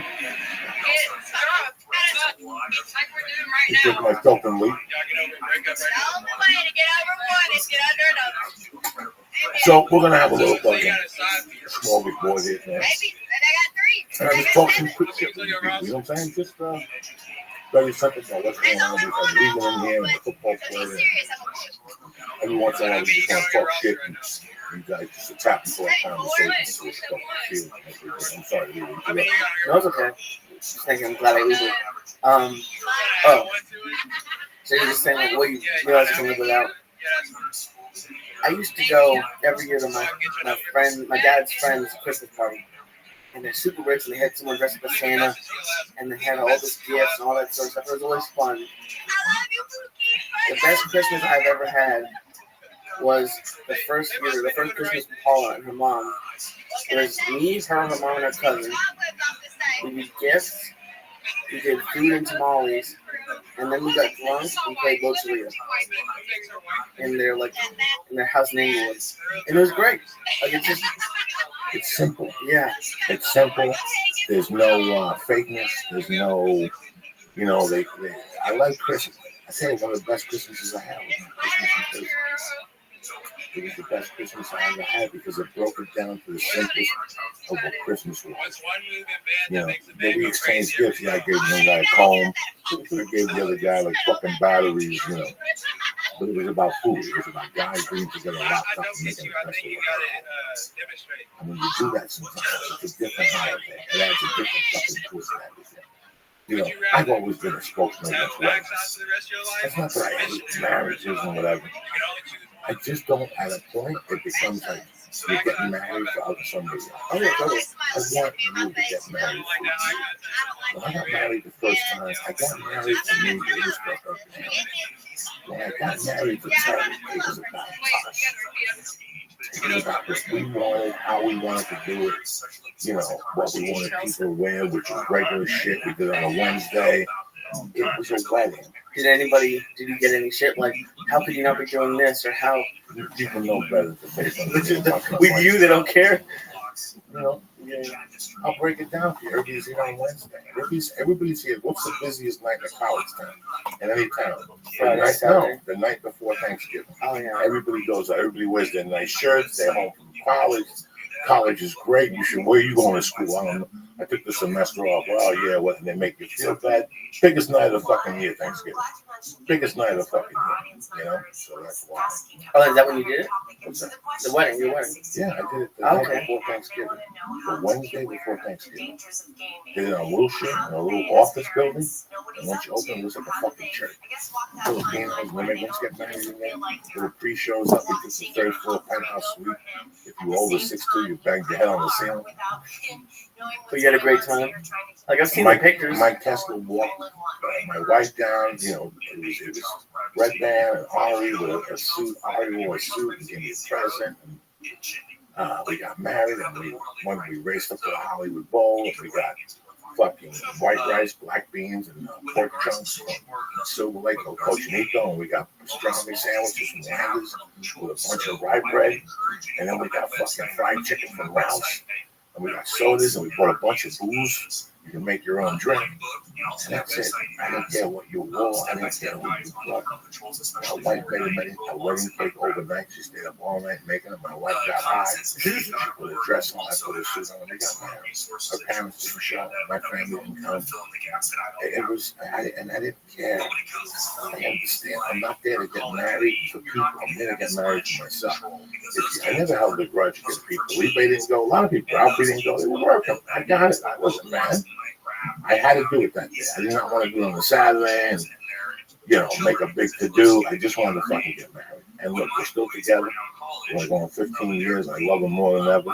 I didn't get married. I remember years ago, the black chick from The View got married to some fucking black dude. And they fucking had Chris Rock there, the chubby black girl. What's her name?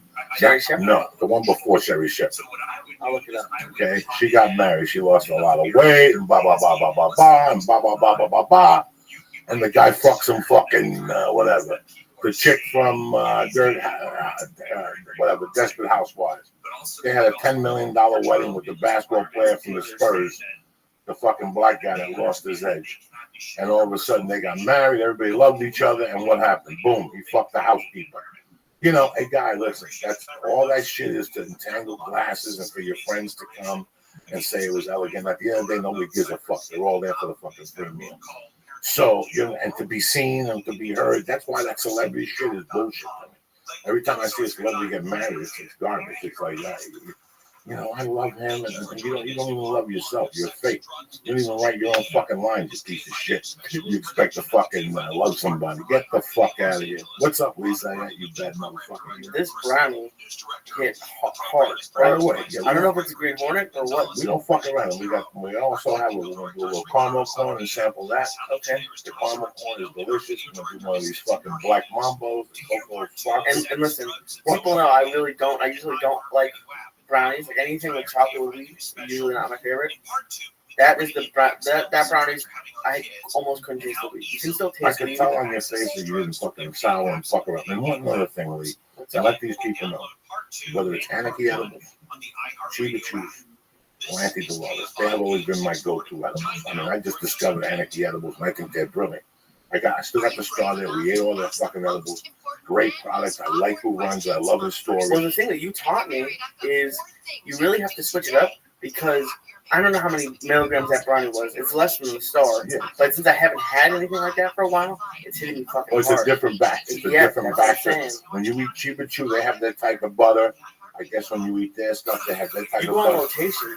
Sure, because you don't ever want to. It's like working out. You want to run 1 week. You want to do kettlebells 1 week. You want to bodybuild 1 week. You want to go to jiu-jitsu 1 week. You always keep it up so your muscles are always. I swam on Friday. I went to the fucking thing. I put my fucking lifting suit on, and I went downstairs. And as I walked down, the pool was empty. I knew that Saturday the pool was going to be filled with fucking kids.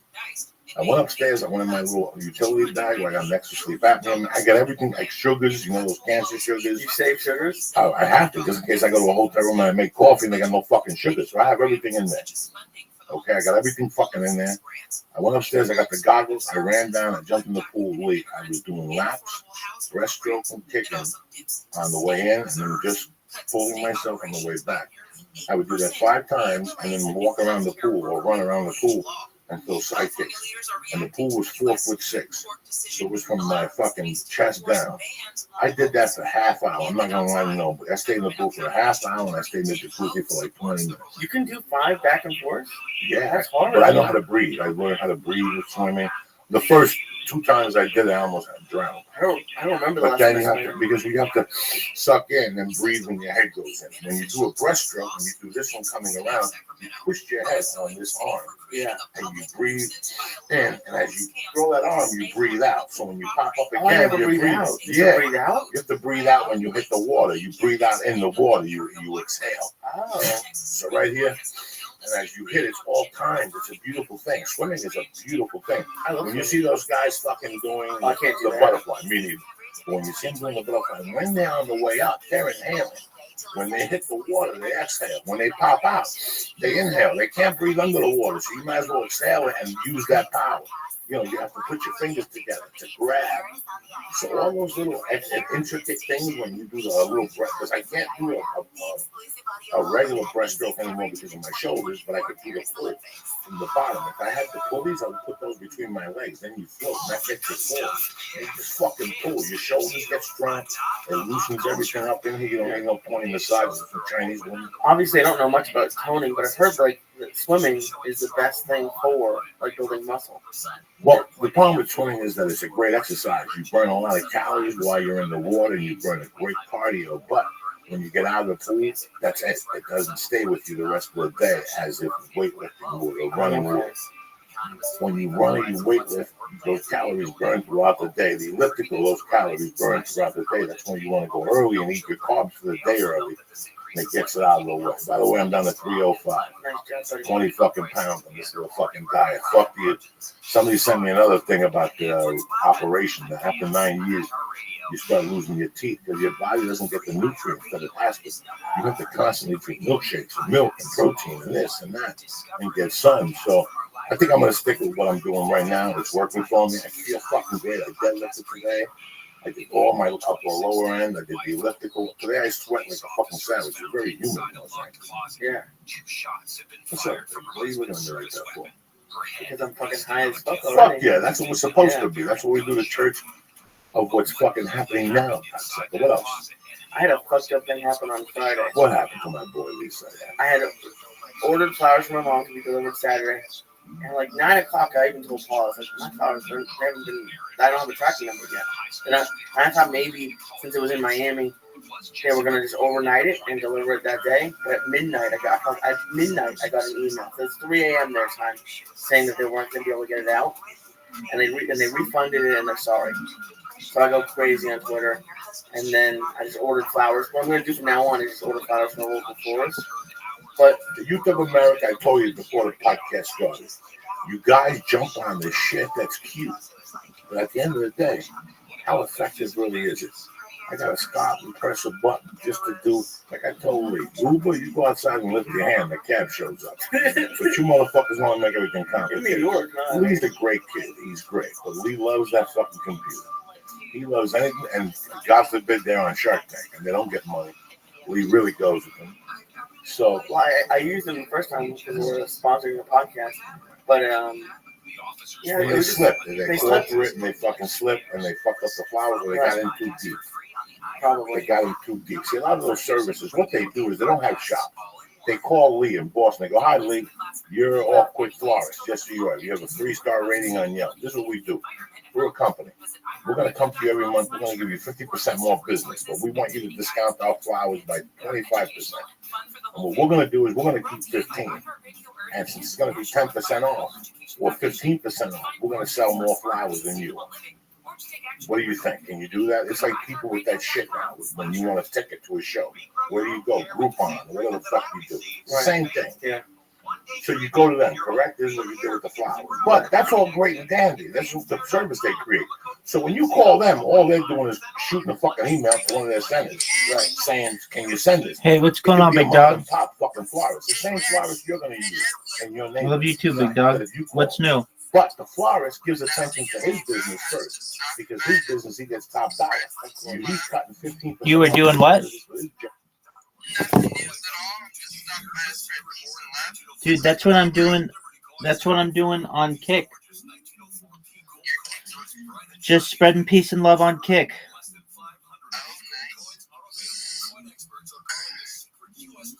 How was your weekend?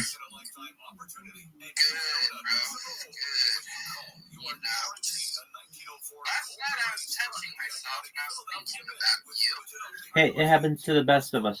Dog, I know people who still like your, not to say no one, I've never met anybody who doesn't like your Discord per se, but I know people who still are using it. I know some people who are still using your Discord. Not Discord, your Telegram.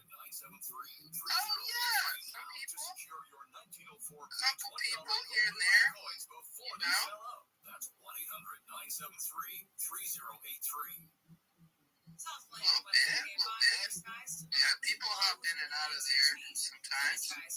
Work week tomorrow with highs in the upper 80s. Highs in the 80s in Metro LA and Orange County. Lows in the mid 60s. I need you your own Telegram too. But right now, 79 in Winter Park. 76. You gave me my own? Yeah, I made you one that you can have. It's called Viral Rabbi's Game Session and Fan Club. Okay. Yeah, it's me and Cat Lumber, and your like 6 of your accounts are in there. Very cool. That's very nice of you. Yeah, just a little something for when you blow up, you know. Absolutely. Oh yeah, it's gonna happen. I'm ready for it. Have you spoken with Apollo recently? Yeah, I talked to him earlier today for a minute. How was he? He seems good. He's gonna be back on the road July 8th. He's saying he's gonna be back. Wow. Smashing all kinds of hooker pussy. Lot lizard in it to the stars. Yeah, that lot lizard pussy, dude. The only place I've ever really seen a hooker at a truck stop was in West Virginia. That's the only place I've really seen lot lizards at. They were fucking torn bags. I'm like, oh my gosh, dude, I can't believe people pay for that, dude. Joey Diaz said he never saw a lot lizard. Dog. I never seen one until I was at West Virginia. That place was Dog. I had a friend of mine who I just found out was murdered in the last like 24 hours. Yeah. I'm sorry for your loss, sir. Well, you know, honestly, this person and I had a falling out. He was a former owner of a startup. He was a owner of a startup that I joined within 6 months and launched the biggest app in car wash history. We just really blew this thing up. But he wasn't paying me on time, and so I just got another job. And while we didn't keep in touch, it's not that I wanted bad for him. I wanted only good things, but what really ended up happening is the state of California changed the law under which we were operating. And so basically we were legal until January 1st, 2020. And then we were operating in a gray area thereafter. And the gray area, number one, I was uncomfortable acting in that gray area. And I had made that aware very early. Wait, 1 second. So my theory, go make yourself happy, and then you'll be a good partner, and then you'll find a better partner. Okay, so you're operating in a gray. I don't know why Telegram it makes like it's been fucking up lately. So then I gotta refresh it, come back. So you guys are operating in a gray area. Yeah, when I say gray area, I mean it was like how we were classifying independent contractors. Like, you know how Uber and Lyft drivers aren't employees of Uber and Lyft? Correct. Well, this company was doing the same with car washers. Oh, really? But what happened was the state of California said you can no longer classify people like that, but we're going to make an exception for Uber and Lyft drivers, but not for car washers. Yeah, the Uber thing, they had big pockets to make a big bribe, Rabbi. That's exactly right. And So it made it really hard to be a truck driver in the state of California and some other things. But it also made it that this app that we developed, where at the push of a button, you have a car washer at your house to clean your car or your work, was a convenience that was no longer, I felt, going to be legal. And I made that very clear. So I know I had to find another position. Also, this boss was being really, really difficult on me. I worked really, really hard for him to ensure that I could have my religious holidays off, which meant I never took any vacation days and I never took any sick days over the course of years. But I just wanted what I was legally afforded for my religious holidays. And he started putting pressure on me, and I could tell things were just wearing on him. Anyway, the state of California ended up suing him for $37 million plus. Actually, it ended up being more. It's going to be like $50 million, or it would have been. So what ends up happening, I got this fucking app in Forbes magazine, which is a big fucking deal. And I left, and like 14 days after I left, the state of California sued him. So I left just in time, and I really had no idea. I don't want to say I had no idea it was coming. I sensed it, but it was just very good timing on my part. Anyway, so I go and I then get a contract working for the Fortune 500, and if you're familiar with Kimberly-Clark, and I worked for them for several years, and then went on this expedition of streaming my life, living off my savings. Well, I go to check on what was going on with that lawsuit, and I Google the name, and I read that the person with whom he was my friend, this is really unfortunate, but I can't say that it's all that much of a surprise. When I looked it up, an article comes up from Las Vegas that says that he was in a situation where it was a cocaine fentanyl overdose, but there was like a hooker who was going to rob him or was stealing from him, and there were like two other people.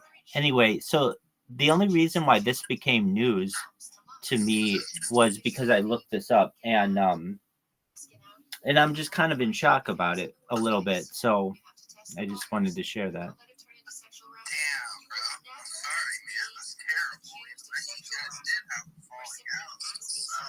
Yeah, and I was really looking. Let me say this: he was a really, really difficult person for whom to work, and a terrible boss. But he would have been a lot of fun to hang out with once we were at the same level financially. He's like a multi-million-dollar person, and it's just hard to hang out at the same level with that kind of person when you're a thousandaire. And so, but I just feel bad for his. See, here's the thing, too. I mean, here's the thing. They had a picture of the prostitute, and it's like, dude, your wife is so much better looking than this chick. Like, what were you thinking?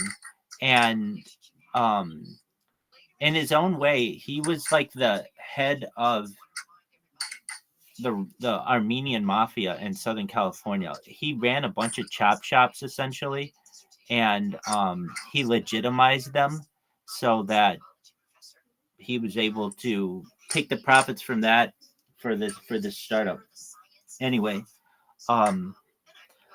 now I think they're going to have a trial and things for there were 3 people who are accused of murder, and honestly, I don't think they should be accused of murder, but they're really, really harsh on fentanyl, particularly when you have like a dealer involved. So they're looking to get second-degree murder on all 3 people.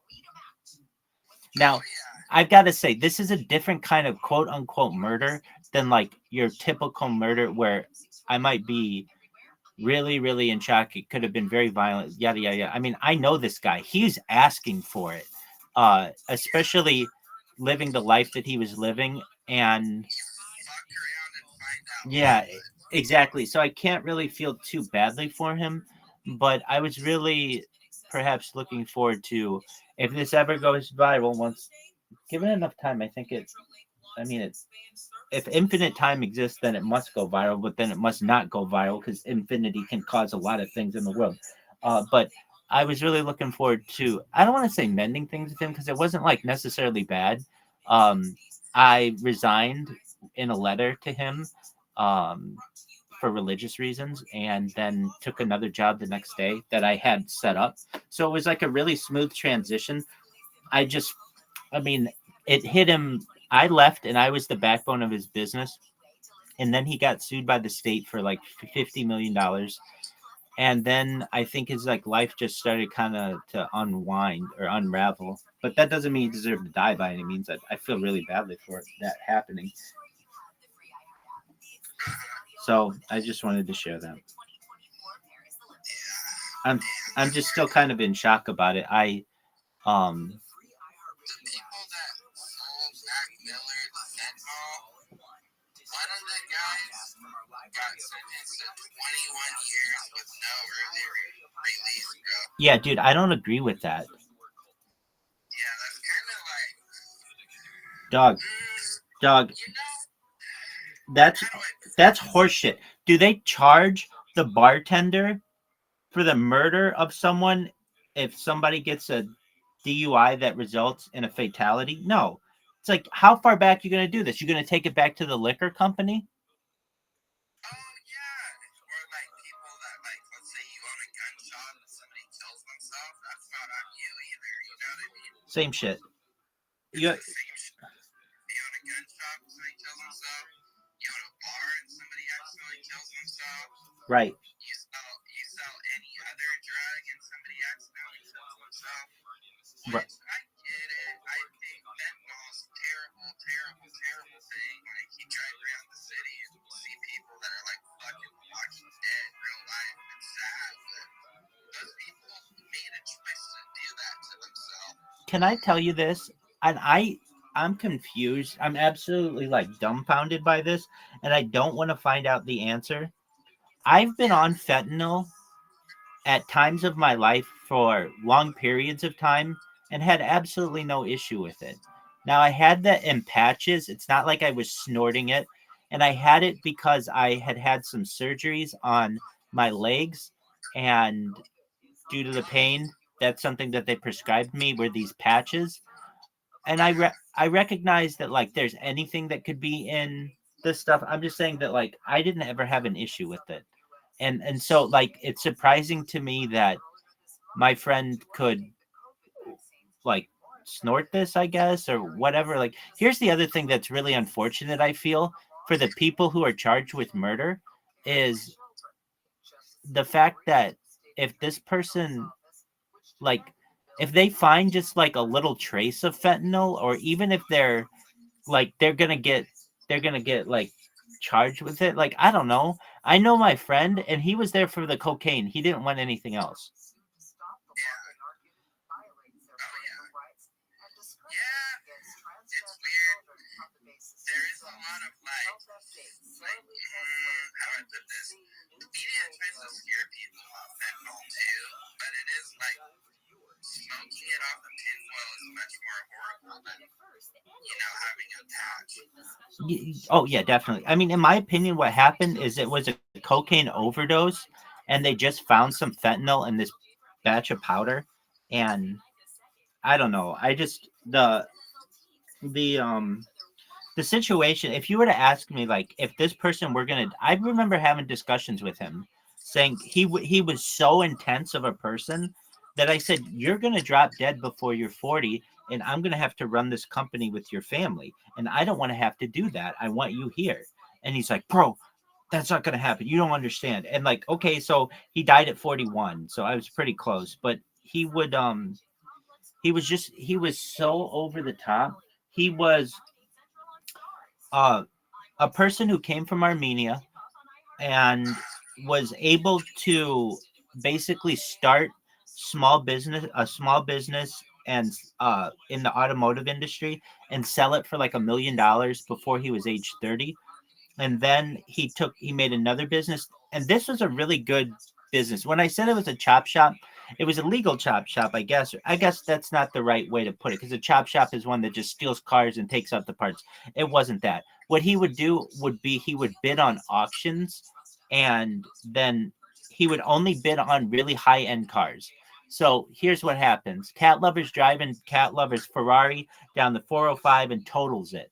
Well, my friend would bid on that totaled car. He had a shop that would put it together, and then they'd sell it to somebody in Dubai like it was new. But since it had a salvage title, it couldn't be resold in the United States for the same price, but if you could sell it overseas without an issue. Does that make sense? So you have to understand, he was making huge amounts of money on these cars. Like, I don't know, let's say a $500,000 Lamborghini gets totaled and it's salvaged for like $50,000.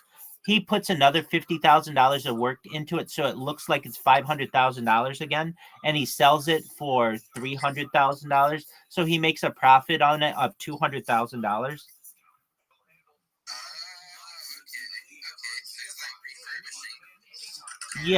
Yeah, exactly. But only really high-end cars. So ones that they want in like Kuwait and Qatar and those kind of places. And then he would just ship them. Okay. So he made tons of money. This guy just lived a wild life. So he's able to turn that business into like somewhat of a real estate empire a little bit. And then he got into tech. But here's the thing. He didn't know anything about technology. He got a bunch of people around him who just didn't have a lot of leadership.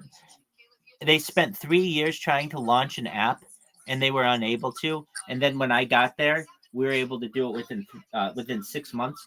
And it was a wild ride. I was on commercials. We created billboards. I wrote radio commercials, signed celebrity spokespeople. It was just kind of a wild time in my life. And to know that, like, this guy who lived really one of those hard and fast lives, it's all over for him. And if anything, he lived a fun life. I think he'd be happy about that. But I don't know. There's something about living a more normalized life. I would have loved for this guy to just have been a family man. He had 3 beautiful sons. He had a beautiful wife. He had a really nice family. And he would try to, on the surface, make it look like that was his life. But then he was always out, always doing something.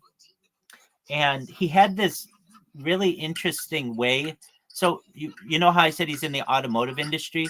Well, that made him technically an automotive dealer, or at least technically, I guess I want to say, is he was an automotive dealer. So what he was able to do is to drive cars without license plates on the freeway, and then he had a dealer plate with him. But here's the amazing thing. He would always drive a different car because he was buying new cars every week. So he'd always drive like a new Lamborghini or a new Porsche or whatever it was. And whenever you have to go through the like HOV lane, and they take a picture of your license plate if you're not in there with a carpool, it would just take a picture, but there was no license plate. So for years, this guy got around the system. He would drive from Glendale to where we were working, which was in Long Beach, pretty close to Long Beach. He'd be able to drive it in like 10 minutes.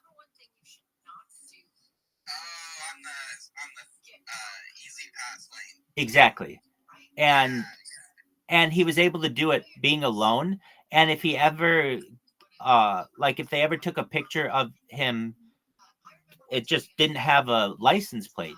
So he had this way of like being able to travel throughout Southern California, like very efficiently. So he could be in all kinds of places. I would say that like not your average person could be. And here's the other thing too. He was willing to take more risks on the freeway than any person I had ever met in my life. The emergency lane, he would drive in it. So if there were a backup, if there were any kind of backup in traffic, he would just take the emergency lane. And well, I'll tell you what, I mean, that's cool and all until you get caught.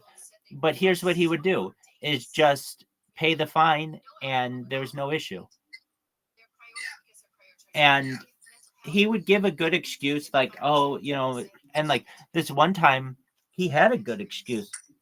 We were this is a humble brag, but all right, it's gonna sound like one. I wasn't even thinking of it for this situation. We're talking about driving, but we had just shot this commercial. I was in this commercial that was going to air and did air after on like a Sunday afternoon, and we were in Beverly Hills, and we had to drive back to where we were in Long Beach, and we only had like an hour to drive back in heavy traffic from Beverly Hills. It was going to be a really tight window. And he had to get back to make sure everybody got paid. He basically had everybody's paychecks. And it was like looking on the GPS, it said we were going to be like 2.5 hours. And this person just drove literally like 30 miles just to the emergency lane and didn't fucking get caught. And I was like, you mean to tell me you're going to drive this entire trip in the emergency lane whenever there's any kind of traffic backup?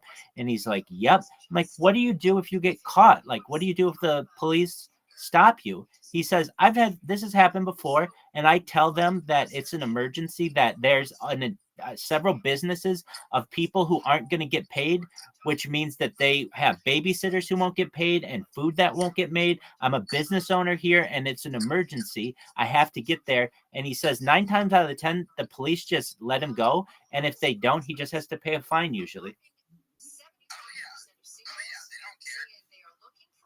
Right. The fact that the first time I came to California from New Jersey, I drove the whole way with no license, no insurance, and no tags on the cars. that is ballsy. Yeah, I did get pulled over one time in Kansas, and they said, "Hey, why you were speeding or something?" Blah blah. I was like, "Oh yeah, I knew about that." And then they're like, license and insurance. And I was like, okay, 1 sec. And then I acted like I was digging around. And I was like, I just got this car. And I got my insurance through Geico. And it hasn't came in the mail yet. This and that. What do you do? And you know what the cop said? What? See ya. No way. You were really fortunate. Because where I come from, most people don't have a driver's license or a car or anything like that. Being in the tri-state area. Yeah, you take the train. Yeah. Or you just get around, and shit's closer together too, so nobody has a car, and there's nowhere to park a car if you did buy a car. I understand that. Yeah. So I got my job when I first started doing welding and pipe fitting, and they're like, "Hey, come back to California." I said, "Okay." So I bought this real shit $500 Honda Senate with no driver's license or nothing. Well, it got you where you needed to be. Oh yeah. But yeah, that's interesting though about your friend. He sounds like an interesting guy. He was definitely an interesting guy and someone who I'll say, like, I had really high good times with him. And at the end of the day, though, do I think he was a good person?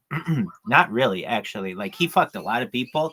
There were really good elements of him where he could be really nice, but he would only be nice to get something out of it. You know what I mean? Like, for his own benefit.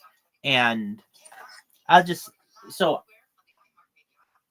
it's interesting to me that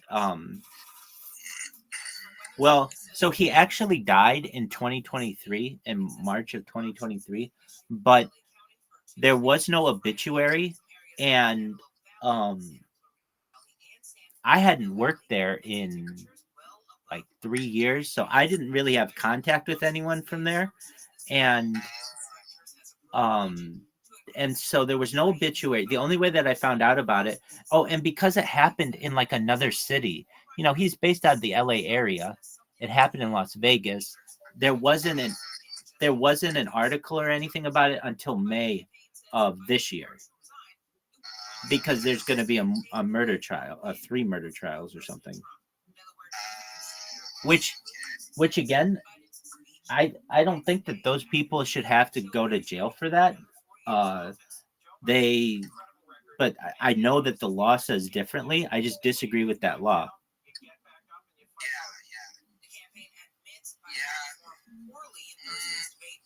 So Yeah, it is pretty strict. The laws in America though are weird. Like, if you rape somebody in America, it's like usually 90 days. Sometimes people only get probation for rape. yeah, it's ridiculous. But if you rob somebody at gunpoint, people that rob you at gunpoint, like at the ATM, their intention is not even to hurt you, it's to get money. And those people, like, I had a friend that did that, and he's still locked up. He did it when he was 16. He got a 15-year sentence for doing that. I could see that. But then other people, like, in that same area have gotten caught, you know, like having sex with minors, and they only go to jail for 90 days. It's wild. It depends on your relationship with the DA and all kinds of other things. What kind of attorney you have. Oh, yeah. Well, Yeah, the laws here are fucked, though. I agree with you. I have been using these robots on Kick, as you know, and I had an interesting conversation with someone just the other day. They're a big streamer, and they were like, "Hey, Rabbi, do you know who XYZ is?" And I'm like, "No, who's that?" They're like, "XYZ is one of the main moderators who's paid by Kick. They're a Kick employee, and they did an interview the other day, and they talked about you in it." And I was like, "Oh, okay, well, do tell." Exactly. And so they were asked the question, what is Kick going to do about this Rabbi Rothschild? Because obviously Rabbi is a very motivated individual and is not stopping, and there doesn't look like there's an end to sight. In fact, it looks like it's getting worse, because now, in addition to just following us and spamming us, he's now has an even worse little system that creates a clip and clogs up all of our clips with his advertisements. What can we do? And this head moderator of Kick, who I expected to name one of like 15 different things that I could think to stop this, was like, yeah, we're defenseless against this.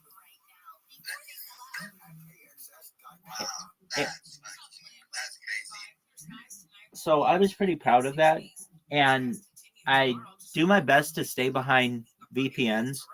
I'm live streaming my life, so they can watch me do it. So they could literally just watch what I do and build defenses against it. But for now, I'm getting out the word. And let's say I don't know, for some reason I can't do it on Kick anymore, I'll just go do it on another platform. Did you know this? Well, you probably don't, but when you stream as long as I do, I have literally, my stream has been going longer than like some platforms on which I've been using have had lifespans. There's this one that I was using called Caffeine that was like a gamer site that was for live streaming. And I went and checked. I had all this content on the site until a certain day, until like I don't know, like June 15th or something.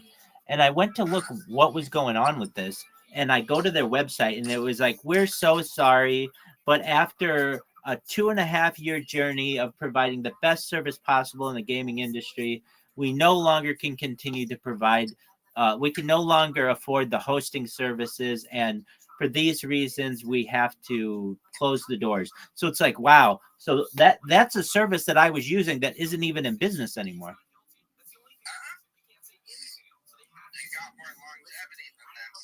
Exactly. And that's why I multi-stream on so many different platforms, because if what is cool today on, say, Snapchat might not be for tomorrow, or what's cool today on Twitch might not be for tomorrow. So I do my best to stay as to stay as to have as many different streams as going as possible, to stay as uncancelable as possible, and to have redundant streams in case anything ever happens to my streams.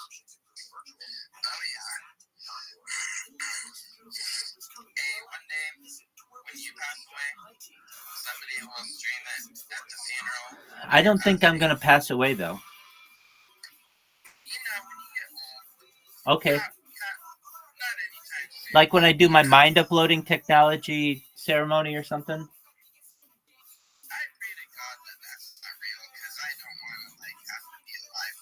Dog, do you know that I talk about that all the time and it is real? And if you don't mind your P's and Q's, if you don't, like, you never know, the powers that be could use that technology to punish people eternally. I know, you just want to straight up die like a normal person. But they can revivitize you and basically resurrect you, and then the revivification would cause you to be reborn or restarted, your consciousness, and then you could be tortured endlessly. Well, they might, because of all of the filth that you put in the world.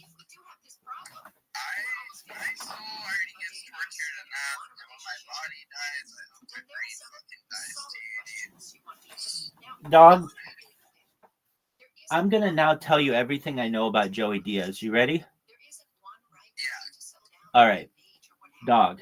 I'm not going to tell you everything I know about him, but I will tell you this. I've been watching his podcast, and while it's not like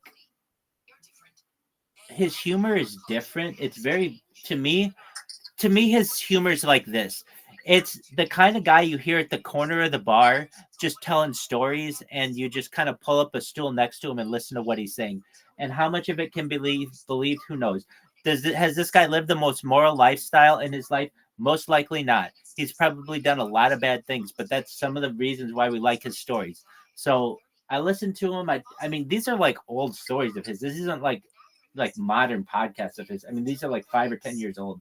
But I really think that, you know, he's going to die. And when he dies, his podcasts are going to be huge. Like, there'll be this archive of, like, you know, his stories and all this other shit. And I think he is a very underrated storyteller. I think, like, from a comedic standpoint, he's a bad boy of comedy. So that means that major agencies and stuff don't want to fucking touch him. Especially because, like, you know, he was accused, and I probably think actually did it, of like a lot of sexual assault. In order to get up on the stage at the Comedy Store, he used to like basically say he had to finger you as a girl or you weren't going to get up. And like, that's terrible. So that's why like, if you're ever wondering, like, why isn't there a Joey Diaz show? Or why doesn't Joey Diaz get a Netflix special? He'll get like some little shitty special, but why doesn't he get like a really big special? It's because anytime anybody's like, oh, this guy's great, then all these stories start coming out about, you know, he went to prison for kidnapping and all this other shit. And he's got an open warrant in Washington State, like a Class C felony. And he's just dodging that. And so basically they're like, look, for as much fun as he may be, we can't get all that much behind him. However, to hear him and to just be like, what I'm doing is just like watching these fucking computers. Oh, I know what I wanted to tell you. So I do these computers. I've got these fucking robots going. And I do these shout outs to people. And you know, honestly, when you said to me, that's a good idea, when I did that, when I showed you that meant the world to me, Ass Munch, because I don't get a lot of feedback when I do this that is positive. Usually it's all negative. Hey, you suck cock, dude, go fucking drop dead, all this other shit, just because people are so sick of what I do, which I understand. But to get positive feedback is great, and especially get it from my friend, as much, and to know that if I do those for basically every creator, I mean, it's possible, not on the internet, but every creator on Kick. It's just a matter of time until someone's going to be like, what is this? You're always streaming. You're a weird person. I know they're going to be like, this person is fucking weird. They have all this content. It's like they have all these cameras going.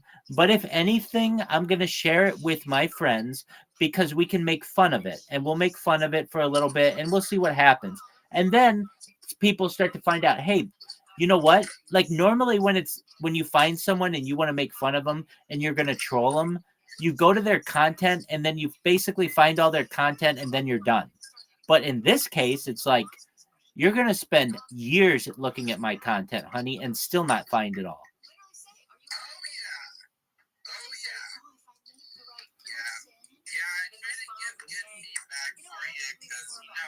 Sometimes I'm like, man, that idea sounds like fucking dog shit, but if it's good, I'm gonna tell you it's good. You know what I mean?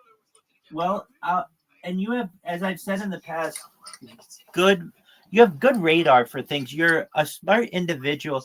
In my opinion, you have a high level of emotional intelligence. You just pick up wavelengths on people and vibes quite well, and that's really a high compliment. That one of the higher compliments I can give you. I don't give that compliment often at all. So you should know that's very good. But like, I appreciate you noticing my curse. Thank you. Absolutely. I mean, it's a talent. You are able to just cut through bullshit really easily, and that's cool. And you don't beat around the bush. Anyway, I'll stop sucking your dick in a second. So there are some creators on Kick who are really, really sick of me. And well, let me say there are like different groups of people. There are people with whom I've never connected. And those are kind of like, I don't know, 3 different categories. There are big people with whom I've never connected, medium people with whom I've never connected, and small-time creators with whom I've never connected. Okay, fine. Then I have the same 3, big, medium, and small, for people with whom I've connected, and they're just starting to find out about me, but I haven't necessarily annoyed them yet. It's just, they're like the beginnings of things. Then I have people who I've annoyed. Big creators who I've annoyed, medium creators who I've annoyed, and small creators who I've annoyed. I've annoyed most all the big creators. Then what do we have? Then we have creators who I have annoyed, but now they like me. And that's a huge amount of people too, where I annoy them, and then I make them a video or I talk to them in their Discord or I chat with them in their chat, and then they become my fan. And then whenever my bots come in, they celebrate the fact. So there's that group of people too, and that one's growing. And then I have a group of people who have just always been positive about me since the beginning. Like, where they were never negative against me. They read my message and they were like, oh, that's cool. I can get behind that. But those are basically the different classifications.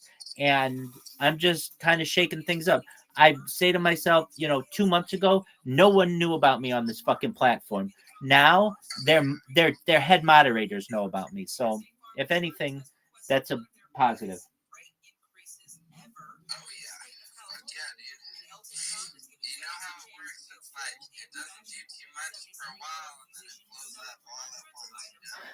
You're exactly right. And what is interesting about this project is just the sheer amount of data there is that normally with any other event, like, do you know who Hawk Tua Girl is?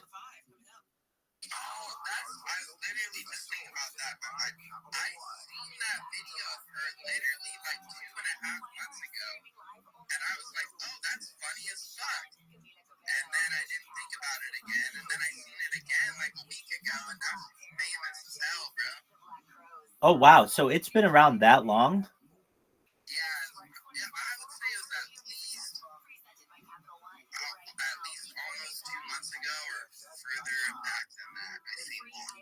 Okay. So there's a perfect example where you saw it two months ago, but then all of a sudden, I don't know what it was. I really think it's just probably, it could be intelligence agencies that want this, but at a certain point, the algorithms saw this piece of content and ran wild with it, and it went to the right aggregators and it went to the right influencers, and now you know who I'm referencing when I say hop to a girl, right? All right.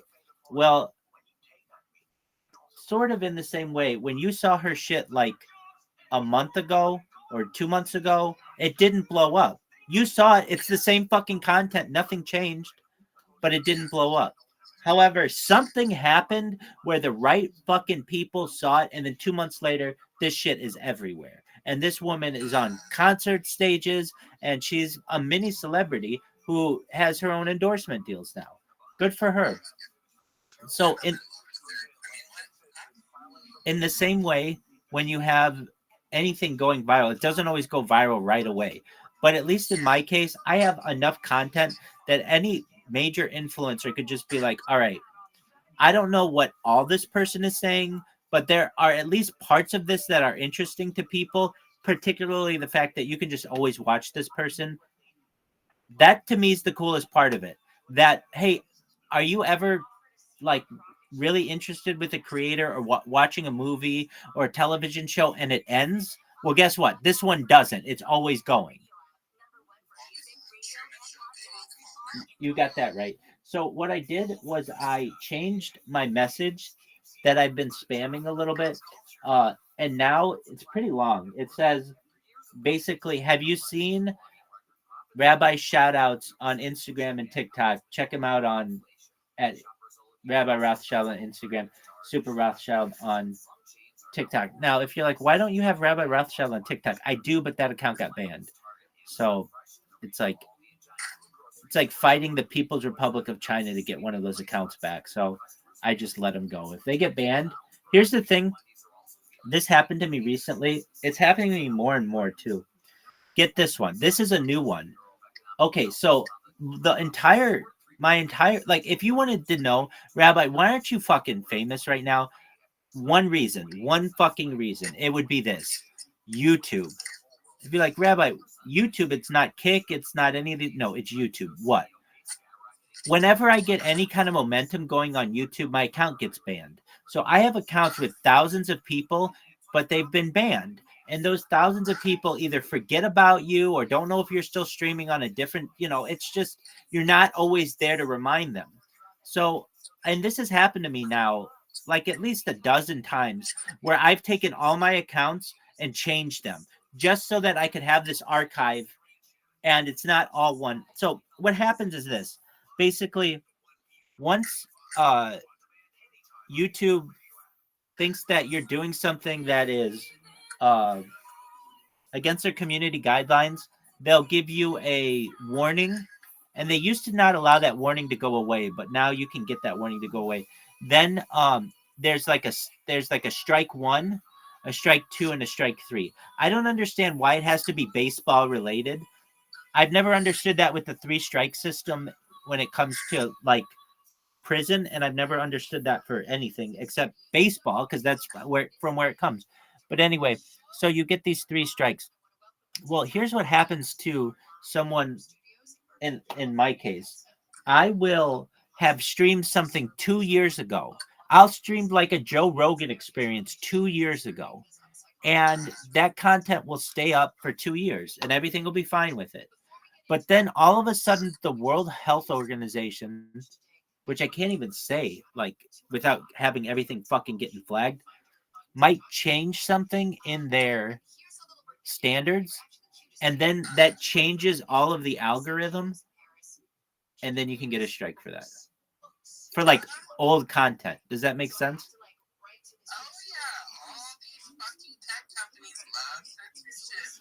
Dude, totally. So here's the thing.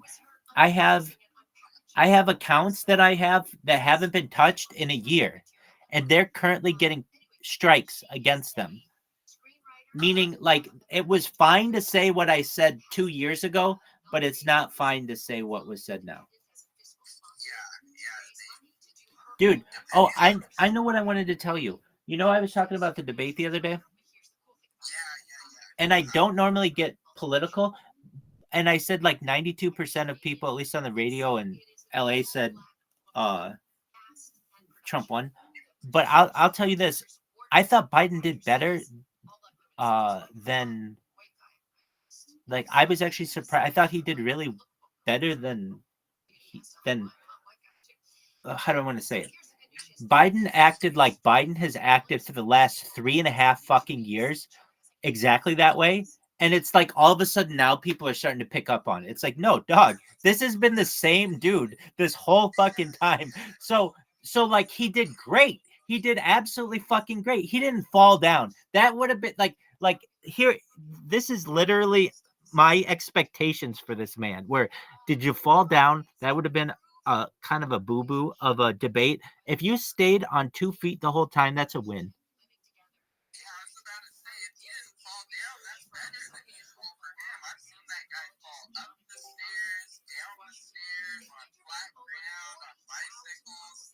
He's falling.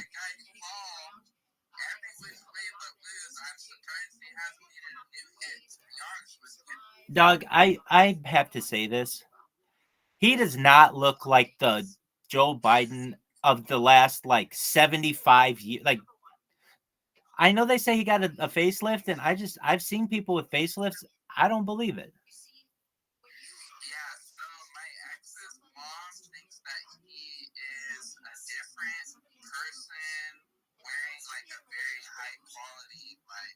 Mask. Yeah, and that's not a bad thing to think for a few reasons.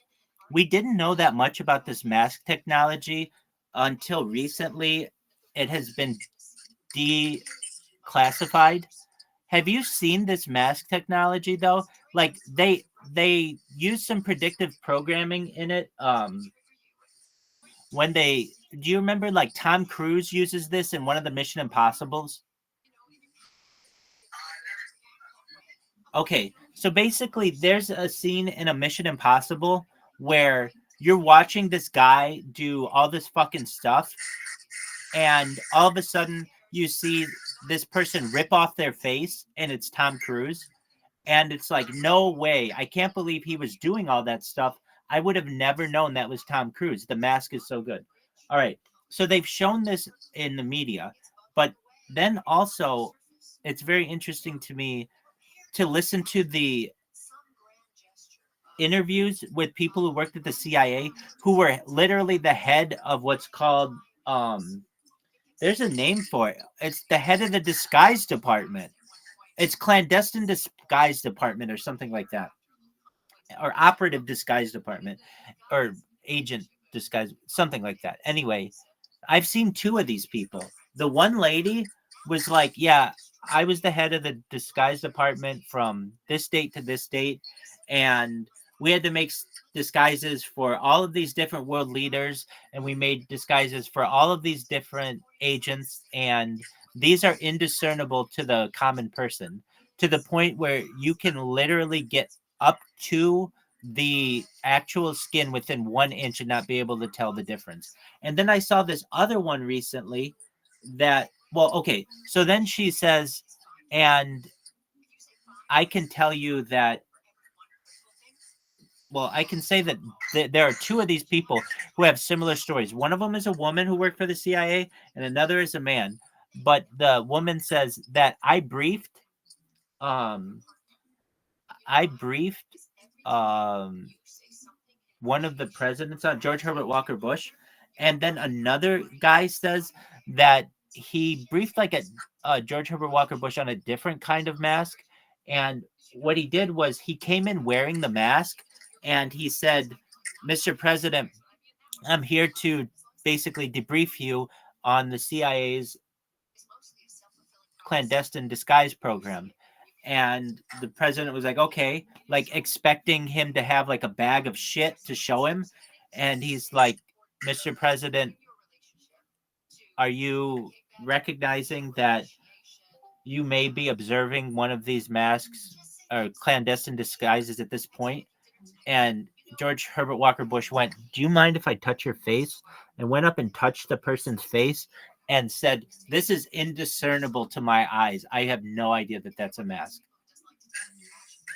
So basically, like, dude, George Herbert Walker Bush was the head of the director of the CIA in the late 1970s until he became vice president of the United States. Like, if he's not able to discern these things, then fucking, you know how much better they've gotten in the last 40 years? And so for your ex's mom to say that, hey, dude, I see how she has that, how there may be some evidence there. Yeah. Well, let me tell you this. If you look at old footage of him and Obama, which wasn't that long ago, back in 2015, he looks like a completely different person. Oh, totally. That's what I'm saying. He looks completely different. And also, if you read his daughter's memoir, number one, that they showered together, which is fucked up. But number two, his granddaughter comes out and says that he died in the year 2019, I think, of prostate cancer, something like that. And that this guy is just an actor. And like his family's fucking vocal about it. Yeah. But you would think, though, this is the only thing for me.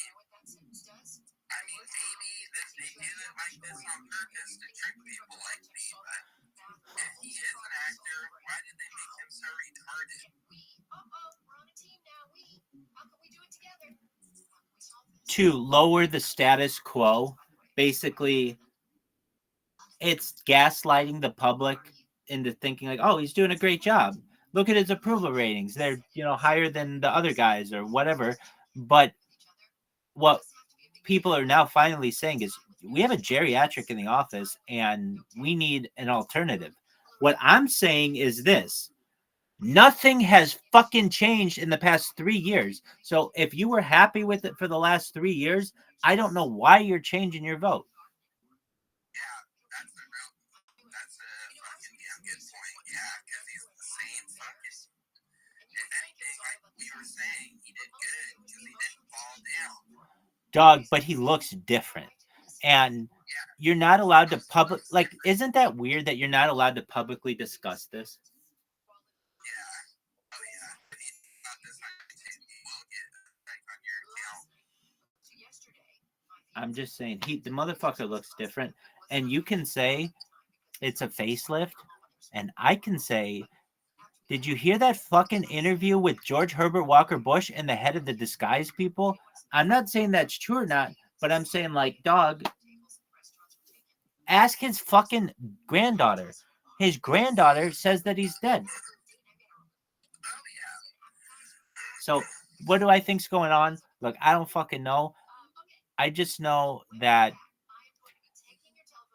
I made a prediction on Coast to Coast AM, not like about a year ago, that Biden would win in 2024 and he would die in office, and Kamala Harris will take over and she'll finish out that term plus another 2 terms. So she'll have like one of the longest, she'll be like the longest president in U.S. history. Yeah, Kamala Harris sucks more cocks than any human being I've ever met in my entire life. And like I always say, I'm not even like a Republican or a conservative or anything. I just know crooked motherfuckers when I see one. You know what I mean? That's what crooked fucking hell right there, bro.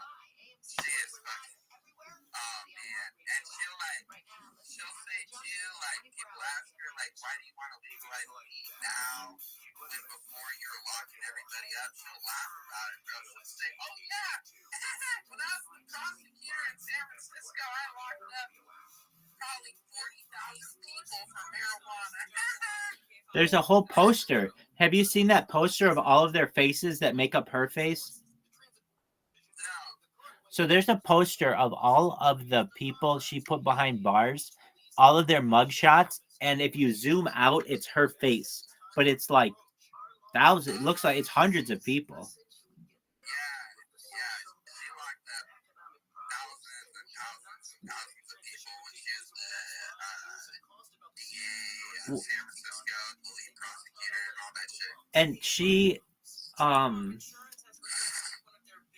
has like this inconsistency where she was like Oh yeah, I would used to smoke pot. She said this on the Breakfast Club in New York City, that morning show. Well, she said I was smoking, listening to like Snoop Dogg and Jay-Z in the 1990s or something like 1991 or something like that. There was something off with her timeline where it was like, wait, you mean to tell us that you were doing this while you were locking these people up? What kind of like terrible person are you? And then she's like, oh, it was a mistake. And dog, all I can tell you is this. I have no faith in the system.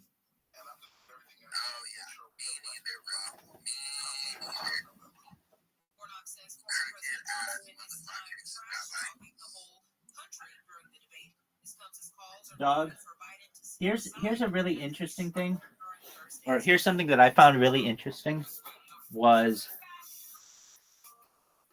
if you do, somebody posted this recently. If you look at Walmart, what people ordered like 2 years ago. Okay, so somebody had this thread.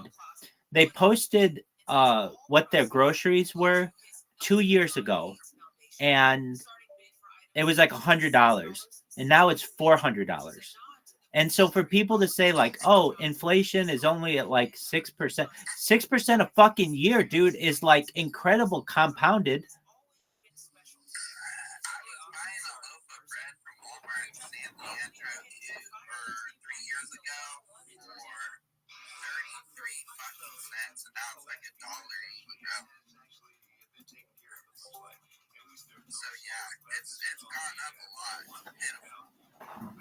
Yeah, and that is like a staple. Walmart bread is probably like 50% of the bread on the market of the United States, or some pretty close to it. It's a huge amount. And so when you say like, oh, okay, but did people's benefits go up that much? No. Did people's salaries go up that much? No. Did anything go up that much? No. So then this is how I've always felt. If I had a company and I could afford it, when you would have your like you have your annual review, and usually after an annual review a company will evaluate your work and then give you a slight raise, but sometimes they also give a cost of living raise, and I would also give an inflation raise. So whatever the inflation was for the United States of that year, say it's usually between like 1% and 3%, then automatically your salary is 1% to 3% more. Because here's what happens. And I had employees where this would be the case, where here's what happens. The first day that you take a job chances are can be the day that you had the most, that you made the most. Because you may get a little bit of a raise down the line, but like, let's say, here's a perfect example. You do a really great job for your company all year and you get a 2% raise, but inflation is 3%. Well, now the next year you're actually working for that company at 1% the value that you did the previous year. Go for it, baby.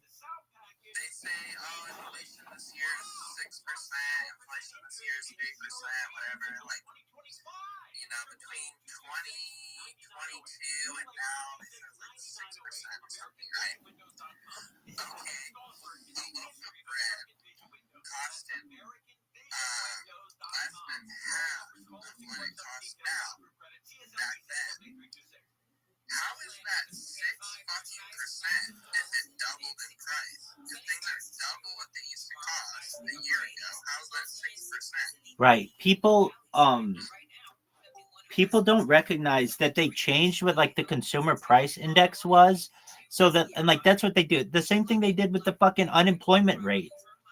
It's like the real unemployment rate is like 25%. I mean, I'm included in that. A bunch of fucking streamers are included in that. However, if you're not actively looking for work, you're no longer calculated in it. So that's why it's so low at like 4% or 5%, when in reality it's like 30%.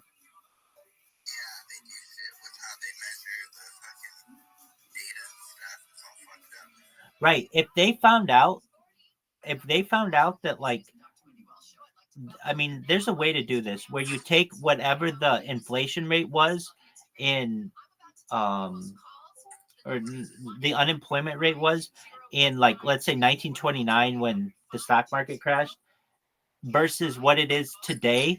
And if you said, all right, a few things. Number one, like back then, none of the women, like, you didn't count women in the workforce. It was only men. So now we have this huge, like, group of people of both men and women who are now included in that. Like, all the data is different, basically. Definitely. Yeah, and then too, they say, oh, the economy is good because the stock market, the prices are higher than ever on stocks. And it's like, yeah, the stock prices went up because inflation is fucking rampant, not because the economy's good. Right. It's just creating a bubble. Mark my words. I think it's around 40,000 right now. It's going to drop under 10,000 within the next 30 years. Like, there's going to be a huge bubble that's going to pop. Meaning, I think that they're going to want to cut baby boomers' retirements in half. Oh, yeah. I think that baby boomers should be put to sleep humanely, euthanasia. Hold on a second. Now, that's another thing that is being done is they're setting up not just class warfare, but generation warfare.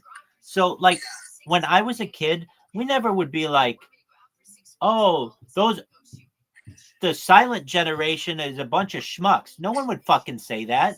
No one would say the fucking greatest generation is so great. Nobody talked like that. You'd say those old motherfuckers need to move their asses. That's what you would say. And then you'd be on with your day. Nobody would be like, oh, boomers, baby boomers. Like, no, it was none of that. And now you get into Generation X and then the millennials and then, like, what, Generation Z and now Generation Alpha and then Beta and then Gamma. Like, it's just going to go through the Greek alphabet, which is fine. I'm glad that we don't have to agree on a fucking name. It's just going to be standardized. But now they're so instead of dividing us by race and by class, now they're dividing us by age. To be honest with you though, like, I've seen it baby boomers who talk like probably 7 or 8 years old though too. I don't, but I'm a little older than you are. I just think that they suck so much cock. Like, they invented student loans and, like, everything that's wrong they invented it, to be honest with you. Like, Yeah, but I mean, you can say the same shit about their generations before them, that they had credit cards thrown on them and all kinds of other shit. the generation before them set them up for so much fucking success. It's unreal, bro. Like, they were buying houses in the East Bay for like 13 grand. You know what I mean? Like, they were doing fucking good. Do you know when America reached its peak? When the best time to be in America was probably like 1959 or something. That's exactly right. California, 1950s. Oh, I bet. Stockton was rated the #1 best place to live in the whole country almost every year throughout the whole 50s. And now it's the biggest shithole in this whole country, pretty much. I could see that. Yeah. Basically, the United States has hit its peak. Yeah, so we're just riding out the downhill spiral. That's fine. We're dog. I mean, that's why the only way I can protect myself is through data. The only way I can fucking get out of this hole. Even making 6 figures as I was didn't get me out of the fucking hole. It's not like I could afford to buy a house in Irvine or anything else that I want to do. So it was like, I need to get to that next level. How do you get to that next level? It's like, well, you can start a business, but it's incredibly expensive to do that in the United States nowadays. And there's this like streamer thing that's becoming more and more popular. And if you know about data, it can have incredible value. So you can go with that and just try. But it's like, at a certain point, everything is going to be replaced. Every job, probably within the next 10, 15 years. So you got to have a backup. Why don't you stream? When I first started welding, I was making $22 an hour. And right now, I make $6 an hour. And I was way better off back then when I was making 22 fucking bucks, bro. Because things were affordable? Hand to God, I'd pay my rent. I wouldn't even think about it. You know, like my girlfriend, she'd be like, oh, I want this. Okay, buy it. Oh, we need new tires. We'll buy it. Boom. Done. Now it's like penny pinching motherfucker. It's tired as hell, you know what I mean? Right. And you're the exception. So, you're 100% right. But yeah, I should maybe start streaming some. I don't know. I feel like I'm not that interesting. So let me ask you this. You're a good welder, right? I do what? You're a good welder? Not welds metal. Dude, you should just stream yourself welding. That content is fire, no pun intended. Yeah, people like YouTube videos about welding. No, not that. Not that. You go to TikTok and you live stream yourself at the beginning of your workday doing whatever you're doing, and people will just watch you and give you donations, and you just literally are in a shop all day fucking welding. Or am I incorrect? Dude, it's perfect. So I don't know if you could work it out with your boss, but you just say, hey, look, all these people, I watch them all fucking day and they do woodworking. Why can't you do metallurgy or machining or welding? For sure. Yeah. Well, I can do it. I run the department out here, so nobody can tell me like not to do it, you know? Well, dog, you should do it. I mean, all you need is 1,000 followers on TikTok, but you could do it live on Instagram. Yeah, that's true. What I'm trying to say is the earlier that you can get that following, the easier it's going to be for you in the future if you want to do that. And look, for as good as a welder as you may be, in 10 years, there's going to be some robot that can do it better. And I know you may be like, I think I'm irreplaceable, and that's fine. That's an argument for another day. But at a certain point, there will be a robot that can do it better than you can. Oh, yeah. Eventually, there's going to be no fucking regular jobs left, pretty much. Exactly. And, That'll be a dog-eat-dog well, fucking world when let that me say happens. this. I personally, I think, as sad to say it as it is, I think that however you want to define this, celebrity or influencer or whatever that is, I think that will still have a role in society because advertising will be so powerful that people will want to use these names, image, and likenesses of these people. I could be wrong on that, but the other thing that I think will be in more desire in the future is artist. Like human art, I think will become more and more popular because people want in the future when robots are doing everything, you're either one of two things in society. And I came up with this quote, and if I didn't, I don't know to whom to give credit, but I really do think I came up with this. You're either one of two things in society. You're either a creator or a consumer. I don't care whether you're a doctor, a lawyer, a stay-at-home mom, a welder, a project manager, a rabbi, a pastor, an imam, whatever you are, you're either creating for society or consuming for society. Which is it? Which one are you doing? And at least, like, I mean, I'm someone who, I don't know, I just, as a futurist, look, I'm not saying my content is so fire, everybody fucking wants it. No, I know that. But I know as well that we're in a point in history where this is a very new thing, being able to live stream and being able to create an audience. And look, I mean, we're at a point right now where there are companies, Kick will pay people to live stream. That's incredible. You make $16 an hour, which is just about what you made when you first started your trade. And all you have to do is sit there behind a computer. It's not a bad gig. Wait, that's how it starts, and it gets much higher than that, a lot faster. And yeah, 1-6. But wait, hold on. That's just the start of it.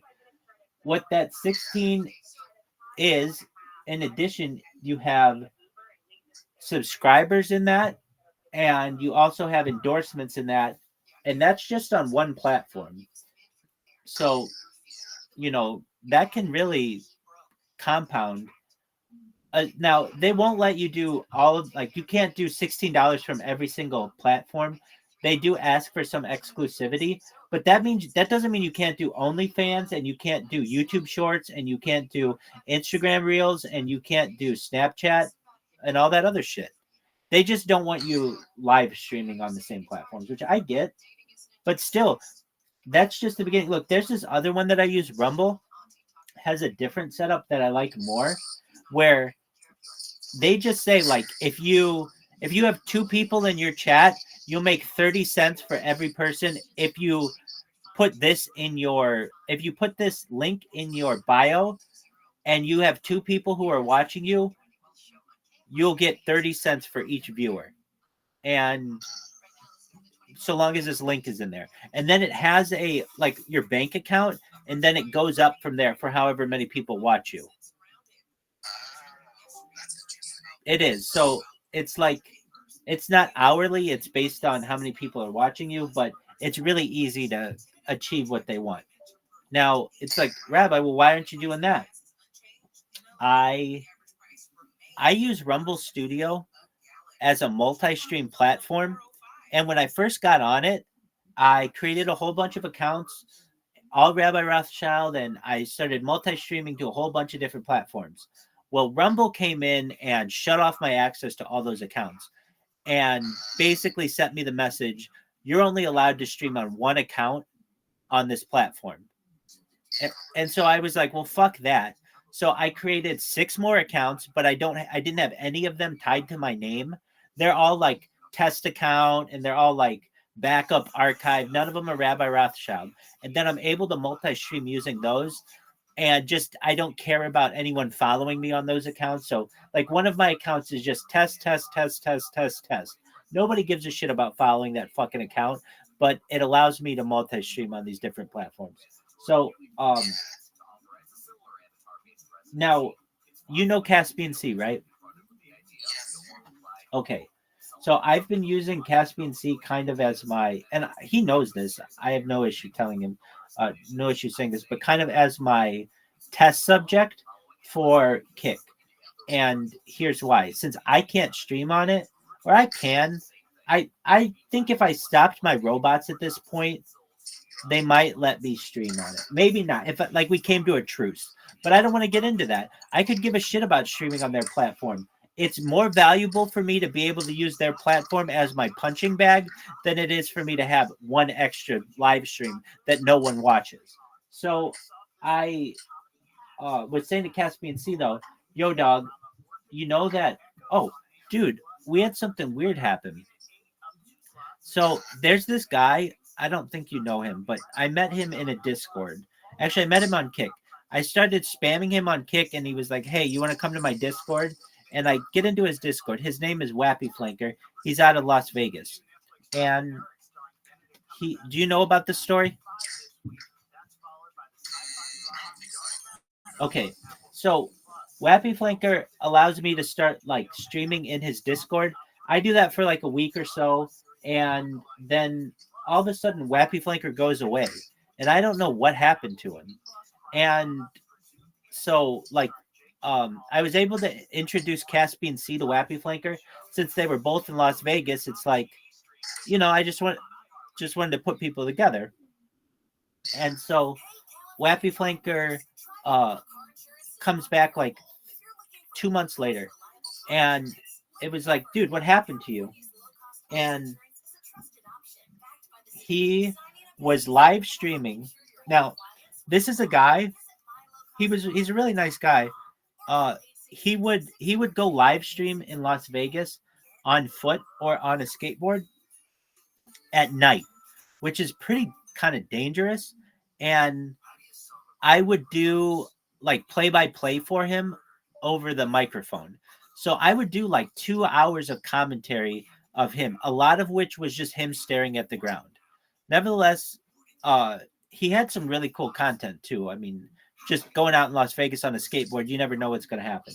Anyway, he was out on one of these late night travels, and allegedly, I mean, I couldn't really tell from the video, but somebody jumps out of bushes and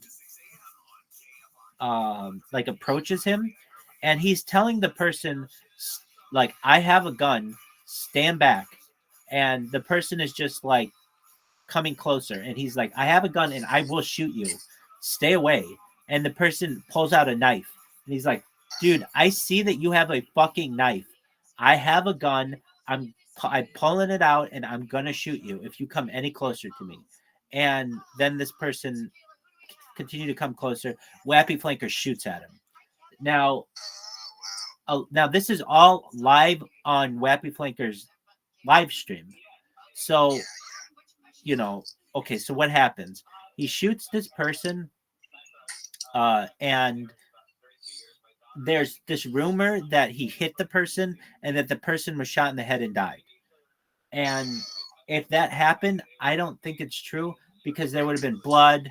If you shoot someone in the head, wouldn't you walk up to their body and be like, hey, are you dead? Right? Now, apparently, the person jumped a fence and then jumped a fence while shot. So it's like, do you know how hard it is to jump a pretty big fence? This is maybe like a 5 foot, 6 foot fence. And plus none of it got on camera. What do I think happened? I think that he was riding a skateboard. Somebody came up to him. There is somebody in the video, and maybe they have a knife, maybe they don't. He shoots off a gunshot at them, like a warning shot almost, but he was shooting to kill him. And they got scared and jumped the fence and ran away. Either that or there was absolutely no one there. But I think there was someone there. Anyway, so Wappy Flanker has his chat call the police. And so the police come, and he handled it very, very coolly. Like, honestly, the second that I tell someone that I discharged a weapon in a park, I think that I'm losing that weapon, and I might even go to jail just for them to talk to me. You know how strict they are with firearms nowadays. And so he goes up to the police and explains to them what he did and that it's all on camera. And there wasn't anything really that they could do to him, because he's like, it was self-defense. I told them like 4 times I have a gun, and they had a knife, and they kept approaching me. And so he shot off a bullet. Okay, well, what happens? So immediately Kick bans his account, and YouTube bans his account, which is like kind of a tough situation, because it's like, okay, well, and then what else happens? I remember I said I was streaming in his Discord, like, I don't know, a month earlier or something like that, or earlier or whenever. Well, I had put in the description of each video that I have, Wappy Flanker, just because I was in his Discord and I wanted to give him some just advertisement. Well, what I didn't know was that when they banned his account and they banned on Kick and YouTube, they banned some of my accounts too, because they said Wappy Flanker in there. And even though I had nothing to do with this situation, they were just taking down anyone who referenced it. So our friend, or this guy, Wappy Flanker, well, I'll say this. I would have said to Wappy Flanker, dog, why didn't you just turn around on the skateboard and leave? Like, you're on a skateboard and he's on foot. And I understand that you're like afraid for your life and everything. So just turn around. You have a gun and a skateboard.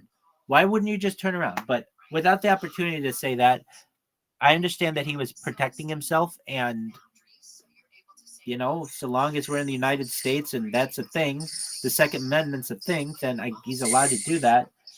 Nevertheless, he talked to the police and they let him go. But here's the thing. then I got to know this guy a little bit better, or at least hear other people talk about him, and he's pretty quick on the trigger. He's pulled a gun on a bunch of people, basically, and it's like, oh, so you're way quick on the trigger. Somebody needs to talk to you about that, or you are going to end up killing somebody.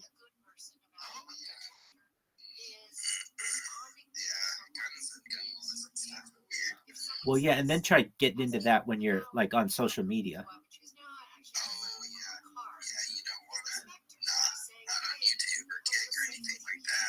Right. And I don't, it's so strange, like where they draw the line of like, hey, we'll show you a documentary on like the war in Iraq, and these guys have like huge machine guns, but like you literally can't do the same thing of showing you at a gun range.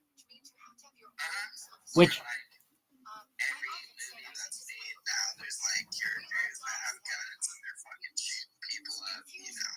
an excellent point. An excellent point.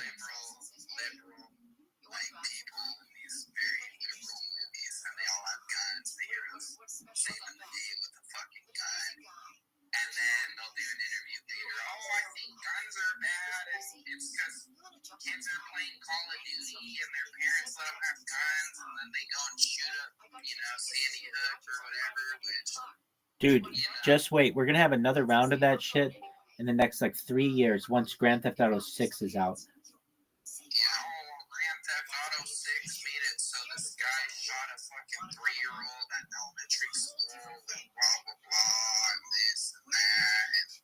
Hey. The magazine capacity, if there was only 9 bullets in there, then he wouldn't have been able to kill 9 people. Even though the math says that it's still possible. It's all just fucking rigmarole, dude.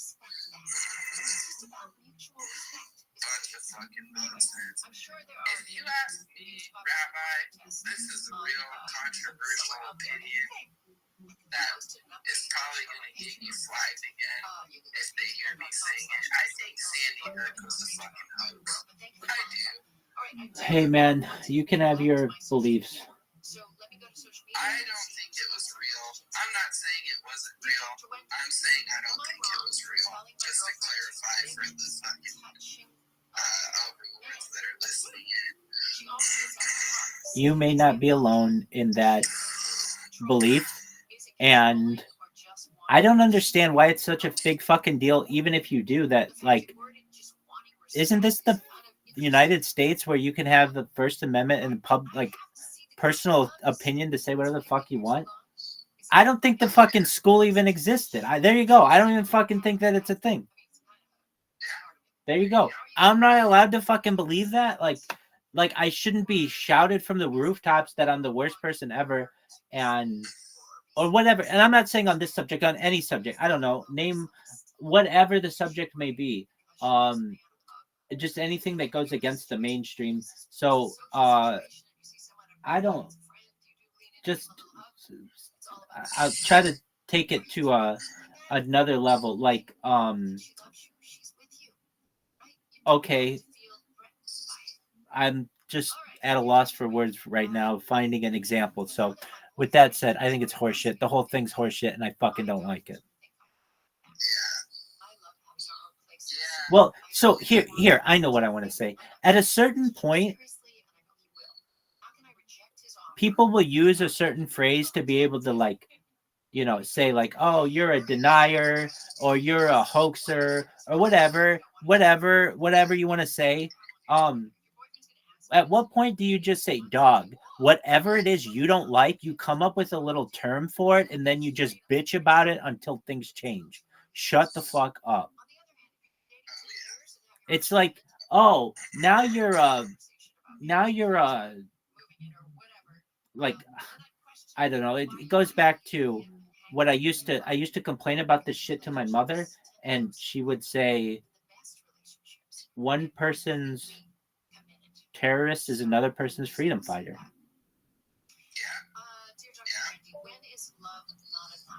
True. Everybody always thinks they're on the winning team. Exactly. If you didn't, you wouldn't do it. You know what I mean? Word, dog. But then on the other hand, too, people get desperate and they'll do pretty much fucking anything, dude. Like, you look at history, like with World War II and stuff, like people say that every SS officer was evil. I don't think they were born fucking evil. I think that they were born normal people like all of us. And then this guy comes around, he's like, hey, you guys have been eating fucking dirt for the last 10 years, and if you go and do this job, you're gonna be eating good for your, like, feed your family, you know what I mean? And it's like, oh, fuck it, you know? Doug, have you heard now they have hit? It'd almost be evil if they didn't do it and let their family fucking starve, right? If you think about it, right? I'm not saying that they're good, I'm just saying that they were brainwashed people doing their jobs, you know? Dude, totally. I've always been an advocate that I was just following orders is completely appropriate. And I know that goes against the Nuremberg terms of the Nuremberg trials, but I would just say that that's what we tell people in the corporate structure, and that's what we tell people in the military, to follow orders. So why can't you say I was just following orders? And then people in America, see, this is my thing though, conservatives, they'll have a bumper sticker on their big ass truck, and they'll have a picture of an AR-15 gun on it, and they'll say, come and take it. And then they'll have a sticker right underneath that, and it'll say, like, you know, like that thin blue line sticker. Yeah. And it's like, well, who do you think's gonna come and take it? That, dude, Ask Munch, that's an excellent example. Did you know that there's some... Right. Do you know there's a type of technology that can sense where dense amount of metals are, and all they have to do is basically declassify it, and they can go from door to door and just see where you have a dense amount of metal, like a handgun or a firearm, and take it from you?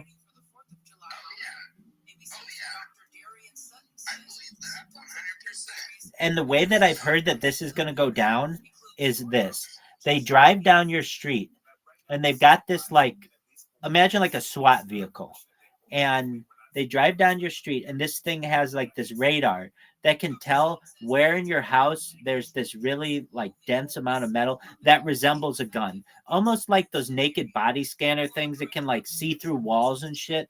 And then whatever it is, you have to basically secure it for them in a box and bring out the box.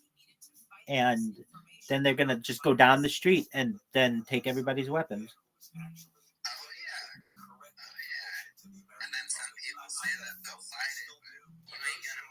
No, you know what the next step is then? Then they go for knives. Have you seen in China, it's already the law that you have to have in some provinces, you have to have your knife chained down. Oh, it's incredible. So like all of the restaurants in China, all of the like butcher knives and shit have a big chain on them. Well, and here's all they have to do. Look, it's the thing. It's the Hegelian dialectic. It's problem, reaction, solution. So let's say I don't like people wearing red on Tuesdays. So what I'm going to do is tell all my minions, hey, whenever you see anybody wearing red on Tuesday, you're going to say that they are anti-red on Tuesdayites. And it's like, oh, you're an anti-red on Tuesday. And then we're just going to keep saying this until we can modify everyone's behavior. No one's wearing red on Tuesdays. Oh, yeah. Yeah, it's like you're saying, like, when they say you're like a denier or whatever, like, they make up a term to fucking box people in, kind of. Exactly. And so when people say that, I call it this. You can call me whatever kind of theorist you want. I call it pirate logic. What's pirate logic? Well, if you know the word like CONSPIRAC, that one, part of that word is piracy. it's kind of just like with piracy. And so I call that pirate. And then a theory is just a theory that makes sense to me is logical. So I call that shit pirate logic, and a lot of it makes sense to me.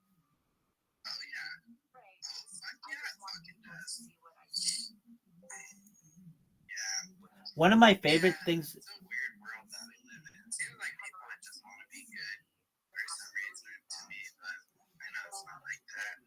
Like, you know what I mean? Like, the government should like want to make it so people aren't suffering and stuff like that, but that's not fucking true at all. Word, Mockingbird. I don't know. I guess some people just think a little bit different.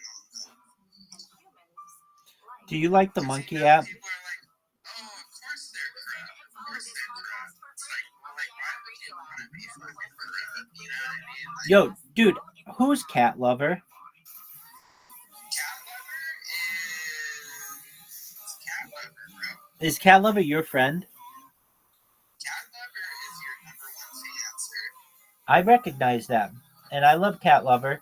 Just Cat Lover's around a lot when you're around. Yeah, Cat Lover is probably one of my top 5 besties. Is Spring is Dead included in this top 5? Spring is Dead has a lot of good qualities, but she's AWOL right now because she needs some space to think about going outside instead of being on the internet too much. I got her now. But she'll come back one day. Very, very nice. She's got a lot of iffy qualities too, but you know, don't get all hot. But yeah, no, I haven't heard from her at all since she left the very last time. Do you want to know why she left? She left because of a few different reasons, but what she got for me? You want to know why I think she left? Why do you think she left? So she's very subservient to Face. She's a sub. They have a sub-dom relationship. And Face is very, very controlling. And every time I would go in there and say, I'm your daddy to her, he would make her leave. I think her face might still be in that chat, which is weird. In Ass Munch? Or in Bitcoin Ass Munch? I think he might still be there, which is weird because like every time she left, he would leave the chat, and then or he would leave the chat, she would leave the chat. Like it went both ways, kind of. Let me see if he's still in there. Members, where's the search bar? Let's see if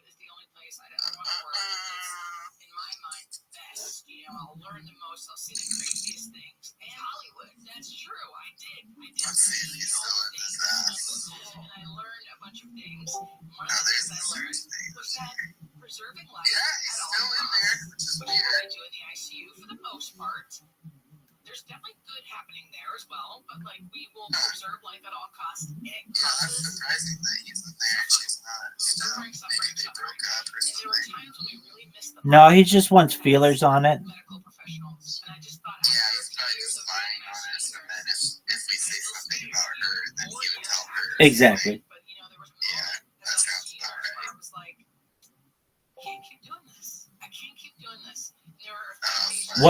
So what were the reasons why she left? The first couple chapters are about my ICU experience and what patients kind of changed the trajectory of my career. And it's because I finally spoke up about what we were doing.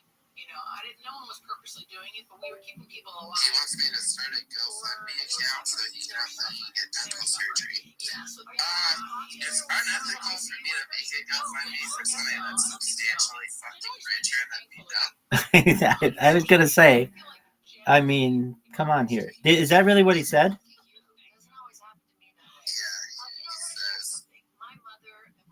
says, you never made me GoFundMe. No one donated to the one I made for myself because I don't know anyone. You guys have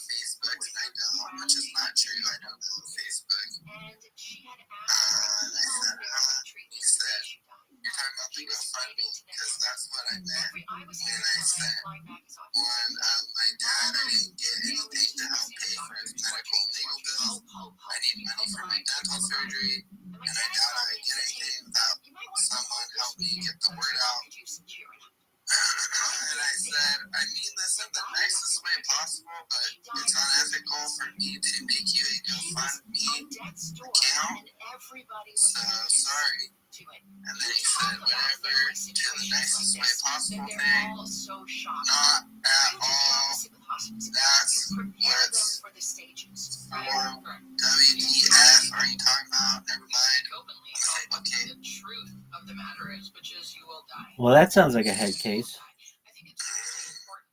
Usually when people start going off on a tangent and then I just type okay, then they get even more pissed off and disappear, which is really ideal. Yeah, it's a perfect response. I've noticed that works a lot. You're like this, that, you're a dickhead. I'll be like, okay, and then I'll get even more mad and be like, I'm not talking. Doug, have you ever known of anyone ever getting a single fucking dime from GoFundMe? When my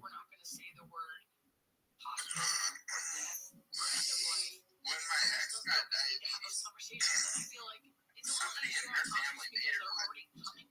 And she got like probably $2,000 from it, which in today's money is not like that much. Right, it's only $85,000. Okay, so you do know someone who has. Okay, I just don't know anyone. I don't know anyone who's ever had one, fortunately. Yeah, she got $2,000, but I ended up not taking the money, and then it just gets refunded to everybody. Oh, no way. Yeah, well, like at the time, like I came into some money and stuff. That's like we didn't need it. All right. So it's not like maybe other people needed it. So it's like fuck it, I don't want it. How's? Well, I was. Do they take like a little percentage of it? I imagine. They must, because I don't know how else they would make money. It's gotta be something like that, or they charge you like $10 open it, or something like that. I don't know. But I'm not 100% sure.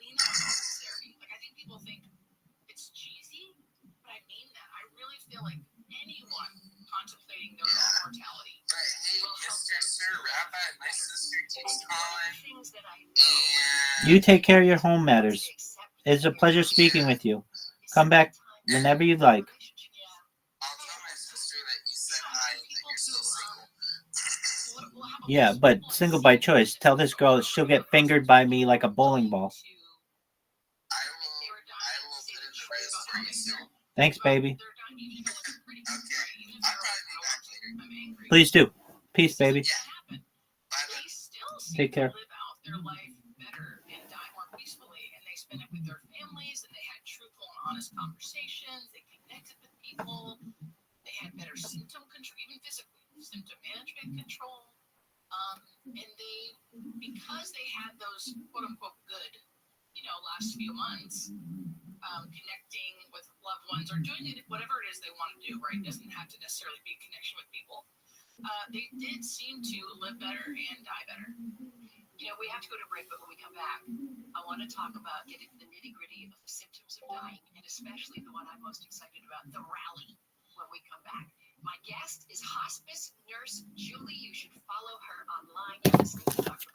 Degrees. I don't know. They're freezing. It's 60 degrees. It's cold. Yeah. Those people in Chicago, you think warms them up. The pasta. That's what the pasta fazool. You know, in the winter, what do Italians make? Poor Italians. And beans and fucking peasant food. It's peasant food, you know. I grew up with these people that they were such Italians. Like they even made like peas What and up, baby? potatoes like with pasta. That's true. Excellent. I'm glad you're here. So you have a girlfriend and a wife? I think that's a yes. Dog, you can't just be like my ex. Your ex what? Your ex what?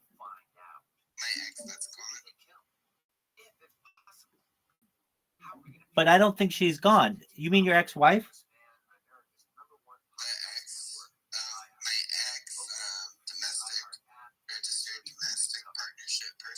Yeah, that woman. You still got to get that bitch annulled or whatever.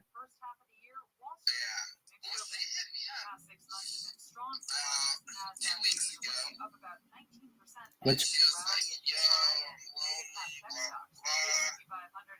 And I was like, all right, where you at?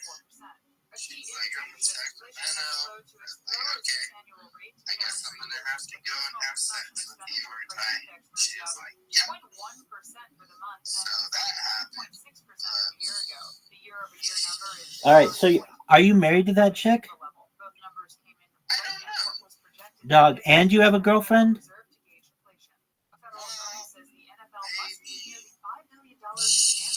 don't know. It's complicated. I don't have a girlfriend. So you're talking about the same chick, that same girl.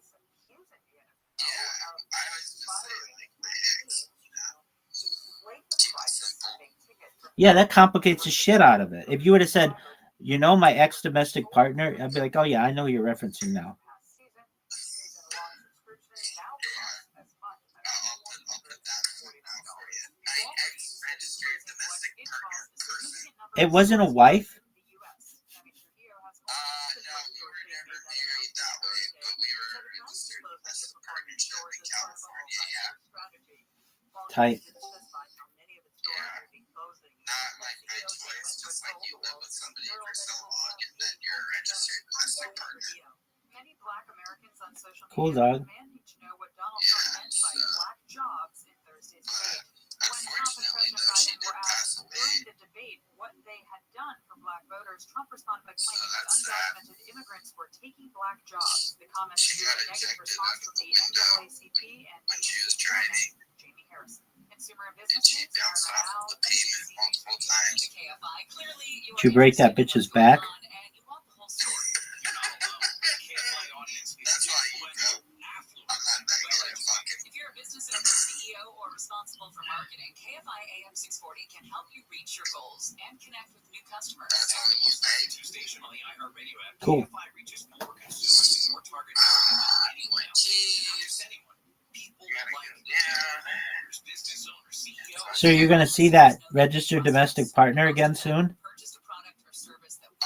know, but I mean, like 2 weeks ago, I did the dirty liquor. Let us show you how Anally? AM 640 can work for you. Just dial pound 250 on your cell and say grow my business. We did sex acts and stuff like that. Grow my business. Portions of the following program All right. are recorded AFI. Yeah. Anally? Huh? Anally? No, not this time. Yeah, it's, Who's your favorite musical artist of all time? Go. man, Kid Cudi, back when he used to be good, was like pretty fire. But now he's ass. So, I don't know. It's hard to say. Do you know where North Bergen is? I like Billy Joel a lot. Like, Oh, good on you, dog. yeah, he's a really talented, like, individual, you know. I love Billy Joel. Do I know where North Bergen is? Do you know where North Bergen is? Yeah, that was like maybe a 5-minute walk from where, like, the line of North Bergen and Jersey City. Like, I live right on the line. Did you ever know anyone who knew Joey Diaz? Well, I met him one time. You met him? But yeah, When did you meet him? back in like 2000.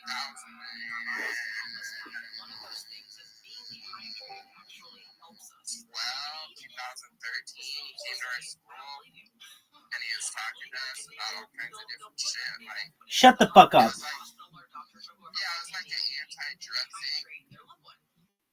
Are you serious? Yeah, I don't believe you. yeah, no, it happened.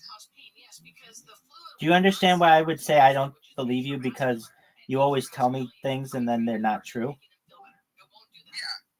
sometimes they do, and then sometimes they're not. I kind of like to keep people guessing a little bit. Yeah, did Joey Diaz come to your school?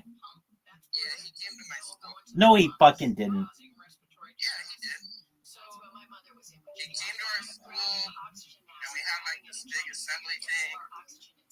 Dog, he was in the middle of like huge coke binges in 2008. In 2008? Yeah. Yeah, this wasn't in 2008. This was like 2000. Let me figure out exactly when it was. It was 2014. Oh, okay. Yeah. So I don't know. Did you get to shake his hand? Yeah, I introduced him because I was the class president of the school. So I brought him out onto the stage, and then I shook his hand, and then he gave the speech. But I met him one time before that too. When was that? Probably 2 years before that or something. But yeah, no, we're from like the same like block pretty much. So, When did you meet him 2 years before that? What was that? he had like this other fucking thing where he was trying to promote some fucking bullshit. I don't even remember what the fuck it was, to be honest with you. No, think back. What was it? He was like signing shit for something, and then I went and I was like, oh, I might go check that out. And then it would be out. But yeah, no, we're from the same like block pretty much. So it's like, you're bound to cross paths with people that are from your city, you know? Like I met Beetlejuice too. You know Beetlejuice? Yeah. Yeah, he's from Jersey City as well. Isn't he like a minor celebrity there? Oh, Beetlejuice is probably more famous than Joey Diaz as far as like people loving him. Like people love fucking Beetlejuice in Jersey City, bro. That's what I meant to say. Yeah, because of his work on Howard Stern. Yeah, Beetlejuice might be more famous in general than Joey Diaz, kind of like in a sense. I could see that. I could definitely see that. Especially in the. Beetlejuice is like a whole meme of his own now too. Especially in. Like a revival thing going. Especially in the tri-state area, wherever Howard Stern is, Beetlejuice is huge. Yeah, so Howard Stern was in New York. I think he's still in New York. And then he would go over there, and they would do like all their show shit. I don't know. It seemed kind of offensive, but I guess that's kind of Howard's shtick. Yeah, dude, it's totally offensive.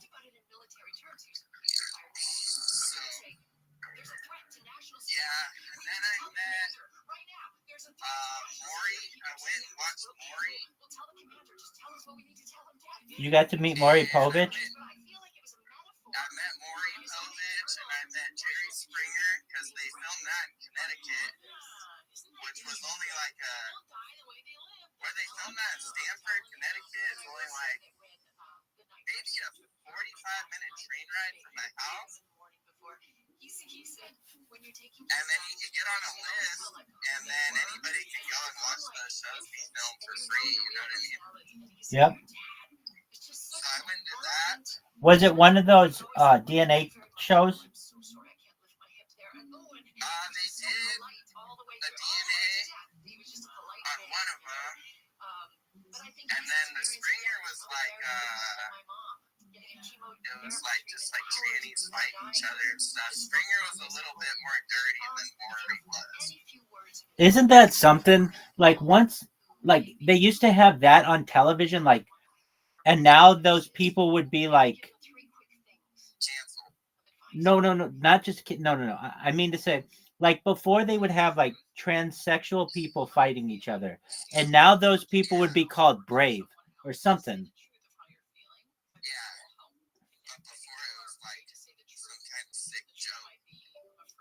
Right, exactly. I don't know how to describe it, but it's fucked up.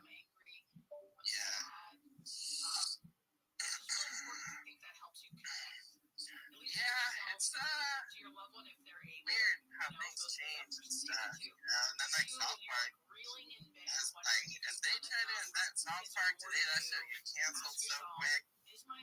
But they're like grandfathered in; they can say stupid shit still, you know.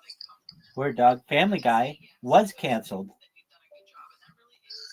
yeah, Family Guy's a good example. I love that show so much.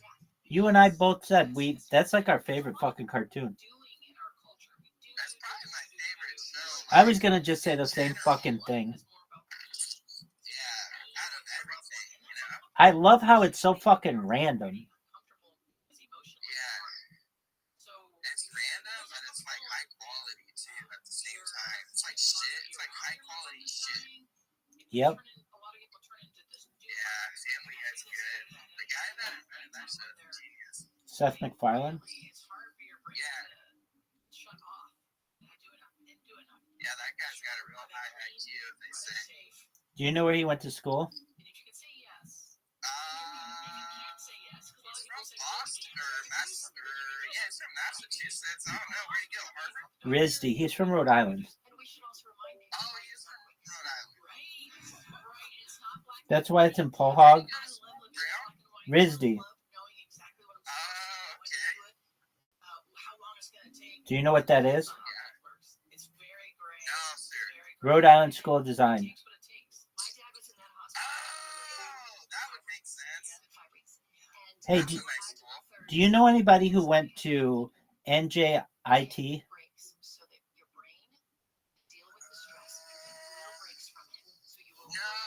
my school was like not very good, and nobody really went to college. I gotcha. Yeah, we were like inner city fucking kids. We went out, and for a few hours, I forgot my pain and sadness. And I never went to school until the 9th grade, and then I showed up at school. Wait, are you making a joke like you went to online school? No, I never went to online school or was homeschooled or anything. I just never went to school. What the fuck kind of didn't they like arrest your parents? No, but once high school comes around, then they will get like find my parents money if I didn't go to school. That's why I started going to school. So basically, you were quote unquote maybe homeschooled, but they just never taught you anything. Yeah. So I showed up in the 9th grade at public school in New Jersey, and this motherfucker sits me down. He says, "You can't go to fucking school here. You can't go to regular school." And I was like, "Nah, I go to school here. I'll be fine." And then the guy's like, "No, you gotta go to this continuation school thing." And that school is like really probably one of the worst public high schools in the whole country, right?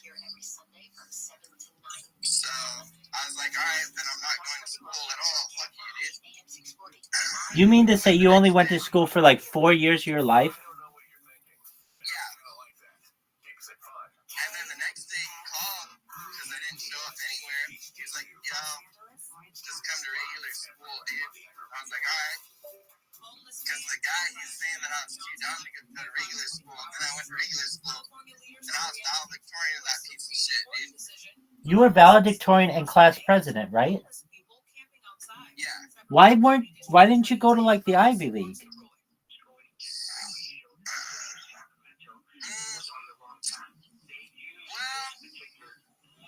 like, things are kind of fucked up with my parents. And I got into some good schools. I got into Brown and a couple different schools that are pretty good. But I didn't want to go, and then they like were inevitably gonna get divorced, and then I'd be fucked, you know. So I just started loving metal. Wow. Well, that makes sense to me that you're a very high IQ individual, and that under other circumstances it would have gone to the Ivy League. Well, I appreciate the kind words, sir. You went to college, right? I did. Hey, I have another question for you, actually. You didn't have school. You didn't go to school from like up until 8th grade. Would you just hang out with your brothers and sisters? Oh, I would roam around and do whatever. And then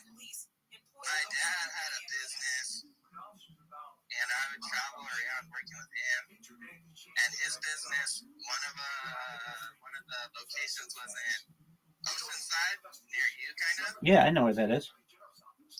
And I would travel down there with him and fuck around, learn how to like skateboard and stuff like that. And then when I was in New Jersey, though, I had a hot dog stand. I was selling hot dogs from age 12 up until I started going to school until I was 15. And then before that, I'd just fuck around in the streets and do whatever. I mean, like, are your parents like not normal people?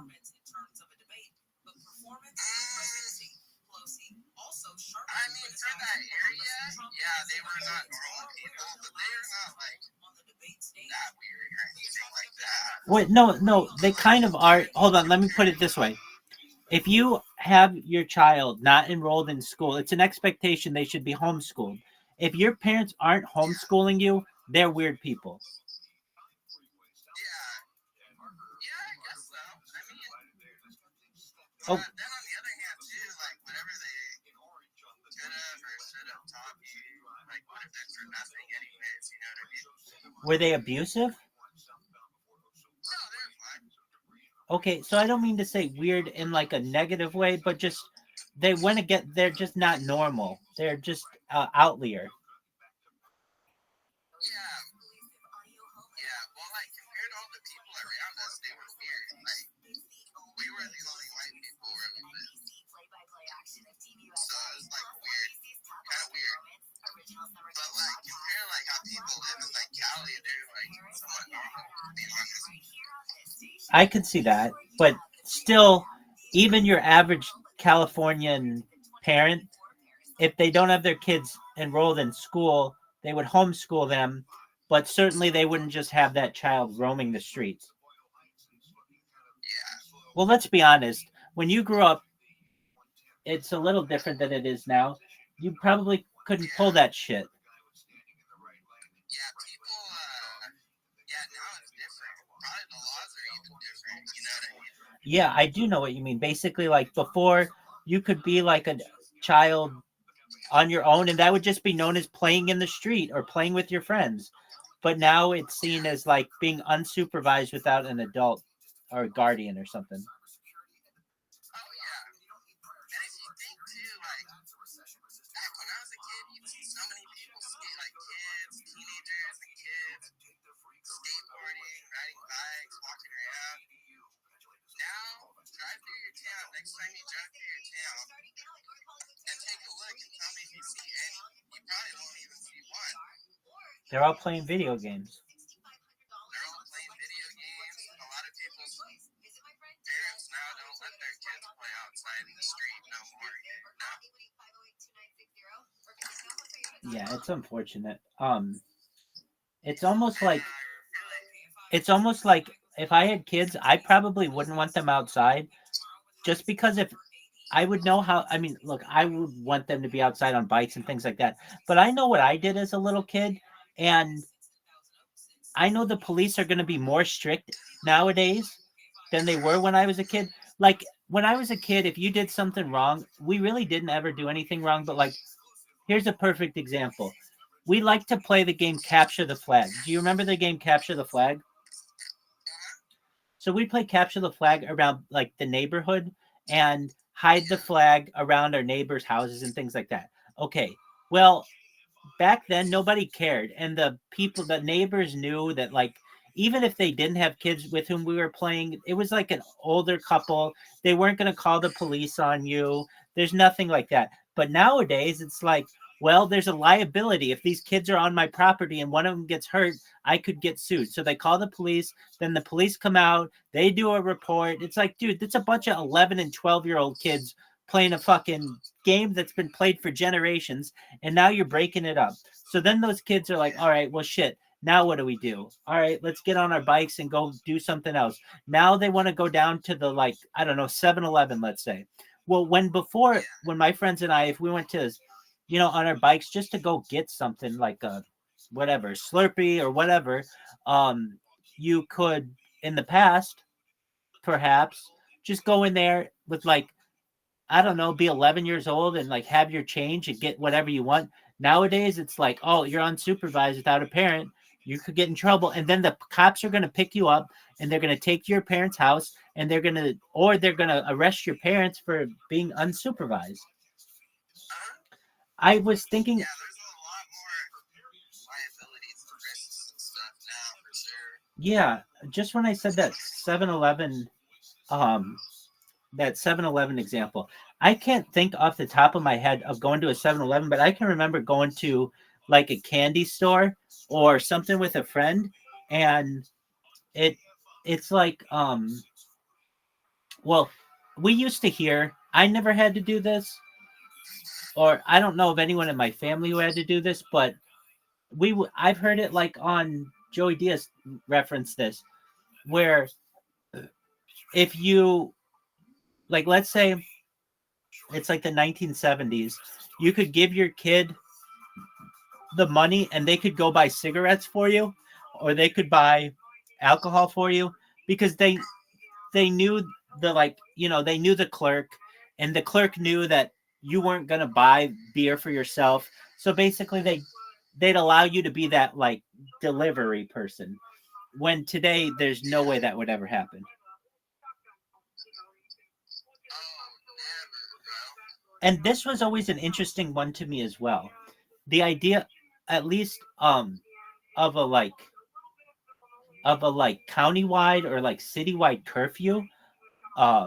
Like basically, when I was a kid, if we were at someone's house, like we were always doing something. So like an idea of a curfew was not like, I don't know, like we were at someone's house or we were doing something like, but like nowadays, from what I understand, children have curfews. They have to be in by a certain time. And when before it would be like, be home when the lights go on, when the street lights go on. If your kid isn't home by like whenever, 9 o'clock or whatever, you can lose that kid. So it goes back to the original point with the discussion with you, that your parents might have not been, as mainstream as others. And I'm not saying they're not good people by any means. Please don't interpret it that way. Everybody has their own method, but that's a little bit of a different method. Oh, it's different. For sure. They were weird. They were definitely a little bit weird. But yeah, those were good times back then, though. Those days are long gone, though. Life will never be like that for kids ever again. I'm somewhat in agreement with you, and it makes me, especially like in Jersey City and New York, like, oh my god, let your kids roam around that place, the things that they could get into now, bro. I just hear how, what Joey Diaz says, I make it sound like he's like a voice of reason in this. No, but he grew up in that neighborhood, and so at least I can say that, like he would say, and I guess this was similar. It would be like, in the summer, why are you home? Why aren't you out playing baseball or basketball or running or playing tag? And I can remember being a kid and I would visit my grandparents, and my grandparents would be like, you can't just stay inside all the time. You have to go out and meet people. And I would say, I'm afraid to go meet strangers. I don't live here. This is your house. So they would go and take me from, like, they'd see some kids playing at the end of the street and they'd be like, all right, go on and go ask them if you can play. You know how it is when you're a little kid. And that's what you would do. But nowadays, I just don't think, maybe in some neighborhoods people would do that, but in other neighborhoods it would be like, don't come over here. We don't want to play with you. Oh yeah. And I feel like parents and like grandparents and stuff would be like apprehensive about like forcing you to do that kind of thing. Exactly.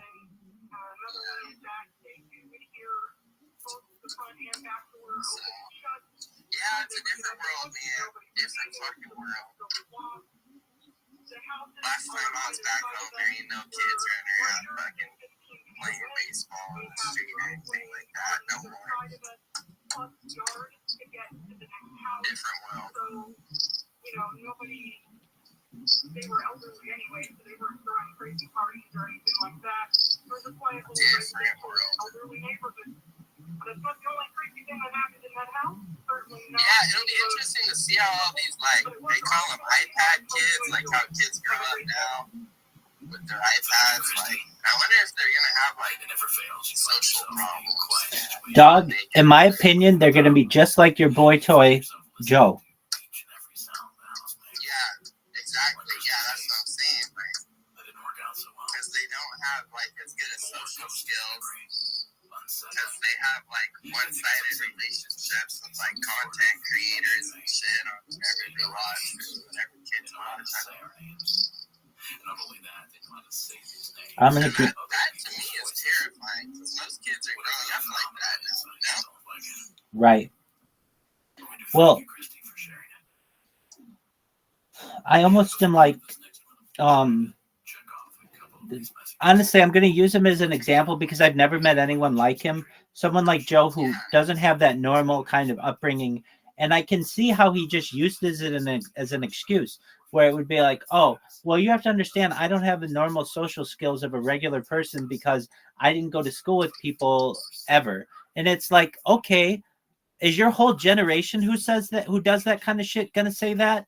Because if so, I would appreciate the heads up so that I know that I can't blame you for anything or even have normal human interactions with you, because every time something goes wrong, you're going to blame something. You're going to blame the fact you didn't go to normal school, or you're going to blame the fact that your kratom isn't normal, or your fucking whatever kind of prescription you need.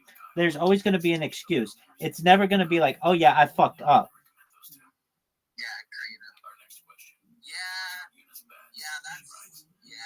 That's a real big problem. It's like accountability now with like a lot of people.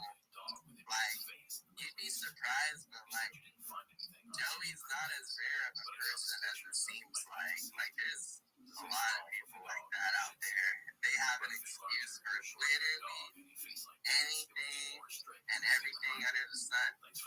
Oh, why didn't you brush your teeth? They're never going to tell you that they didn't feel like it. It's going to be, oh, well, I wanted to brush my teeth, but I stubbed my toe 2 weeks ago, and now my toe hurts, so this and that, and blah, blah, blah. And, like, to me, like, life doesn't really even have that much nuance. It's like, did you decide to do heroin? Yes or no? Did you decide to brush your teeth? Yes or no? Did you decide to get divorced? Yes or no? But now it's like, oh, well, I had to get divorced because this and that.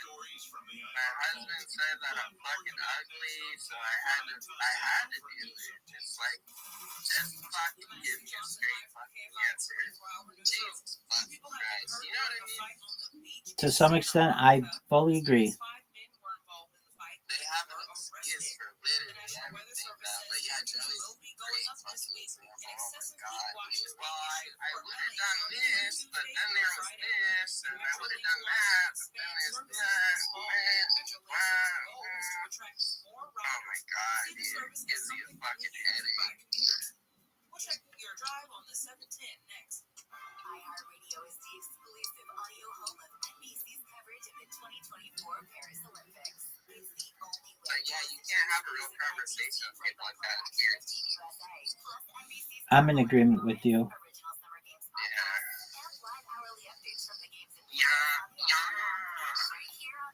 So, you grew up in Southern California, yeah? No, I grew up in the Midwest. How about you? Yo, you were in New Jersey. Oh, you're from the Midwest? Yeah. Oh, that's... I moved to Southern California originally about 15 years ago, and then again like 6 years ago. That's interesting. What state in the Midwest are you from, if you don't mind me asking? I'm from Chicagoland.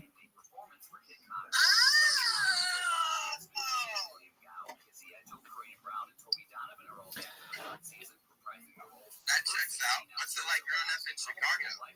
Cold. So I moved to California. Yeah,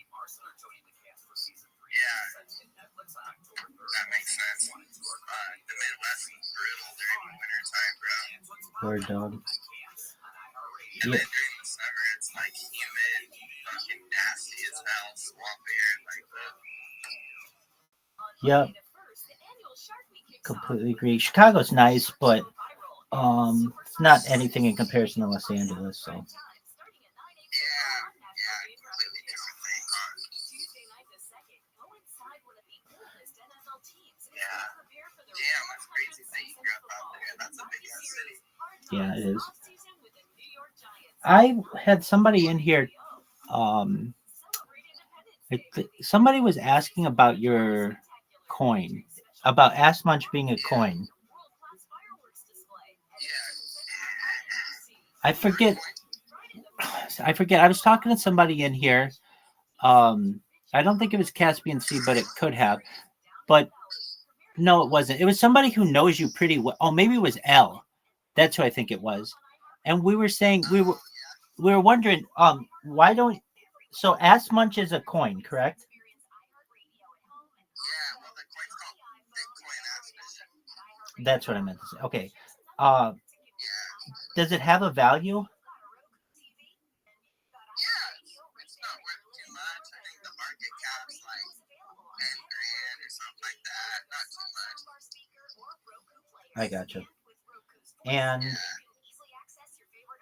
how many holders do you have? Do you know? Last time I checked, there's 520. Okay. And I mean, are you interested in? That's what it was. What was? Somebody was saying.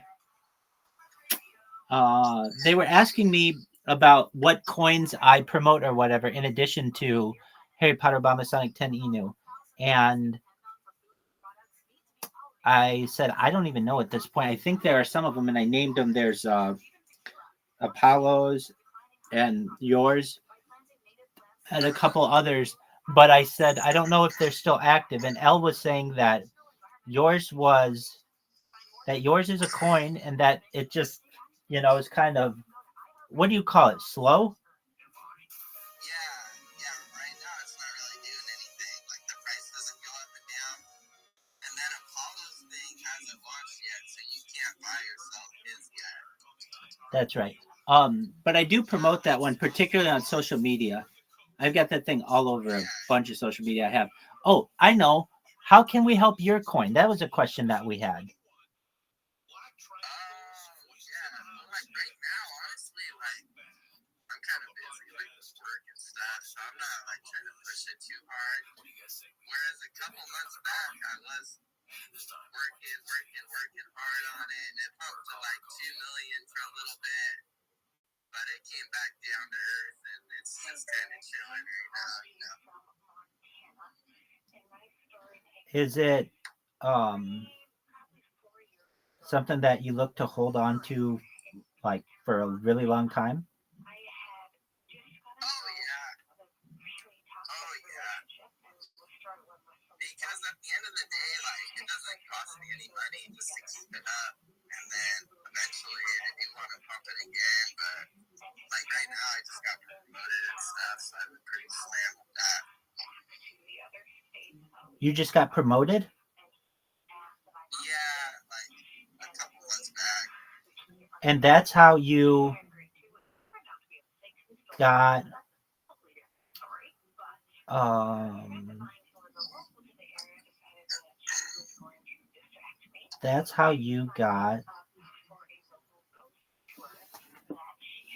the ability to run your own group of people so that you could stream on TikTok if you wanted, right? Oh yeah. I gotcha. Do you have a TikTok? I do. I don't know. I don't know if I remember what the password is for it, but I did have one, and then it was wasting so much of my time, and like some of the content on there I didn't like, so I was like, fuck it, and I deleted it like maybe 2 years ago, and I haven't used it since then. Dog, get that shit back. Yeah, I need to get it back. There's Dude, people do that all the time with woodworking and like shipbuilding, and I'm surprised I haven't seen. I've seen welding, really good welding. What do they call it when you are like stacking nickels or something? Stacking dimes, exactly. That's a really popular. That can you stack dimes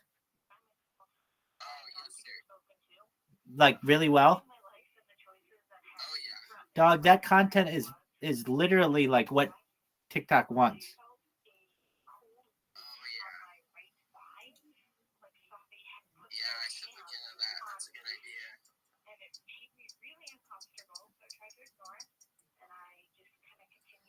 Yeah, when I first got licensed to do this in Cali, I was the youngest. I was tied with like 4 other people as like the youngest licensed pipe welders in Cali. How old were you when you started it?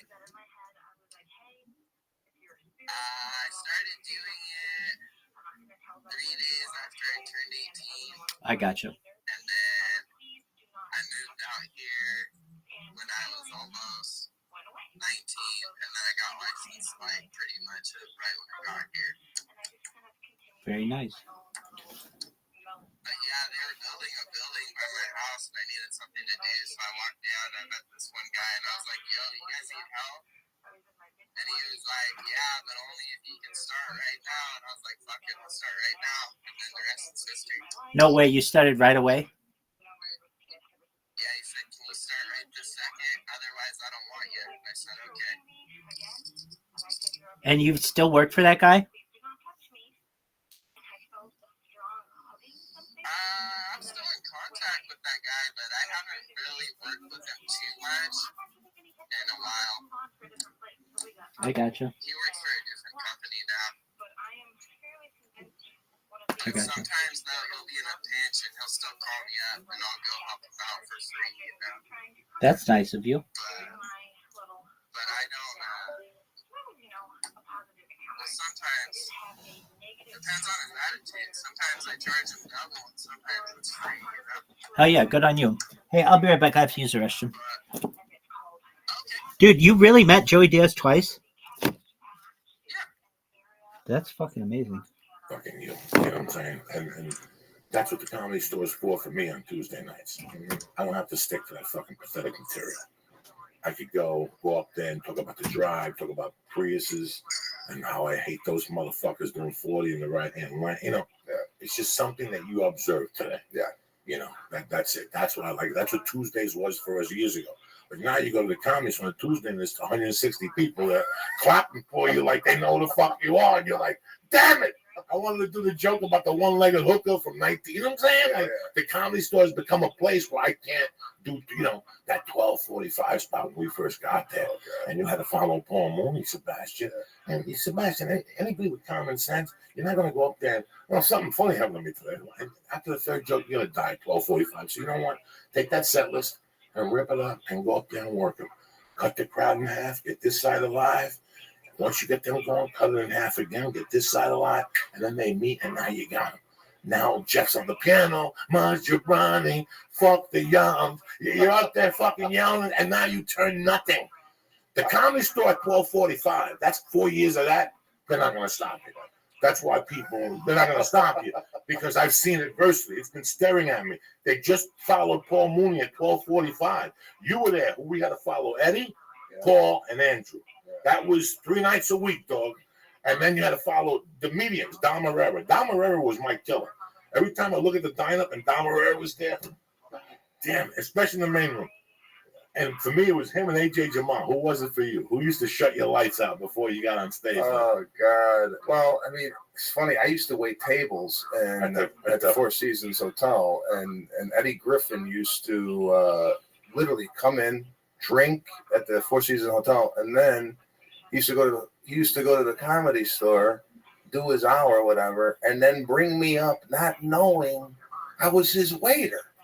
Like, he is, please welcome. I said, bang, and I'd come up, and at that time I was such a young comedian. I didn't want to say the truth, that I just waited on Eddie Griffin at the Four Seasons Hotel. and he don't even know who the hell I am as he's bringing me up. He finally Dice Clay Eddie. Do you know that's the guy that's waiting on you? He goes, nah, yeah.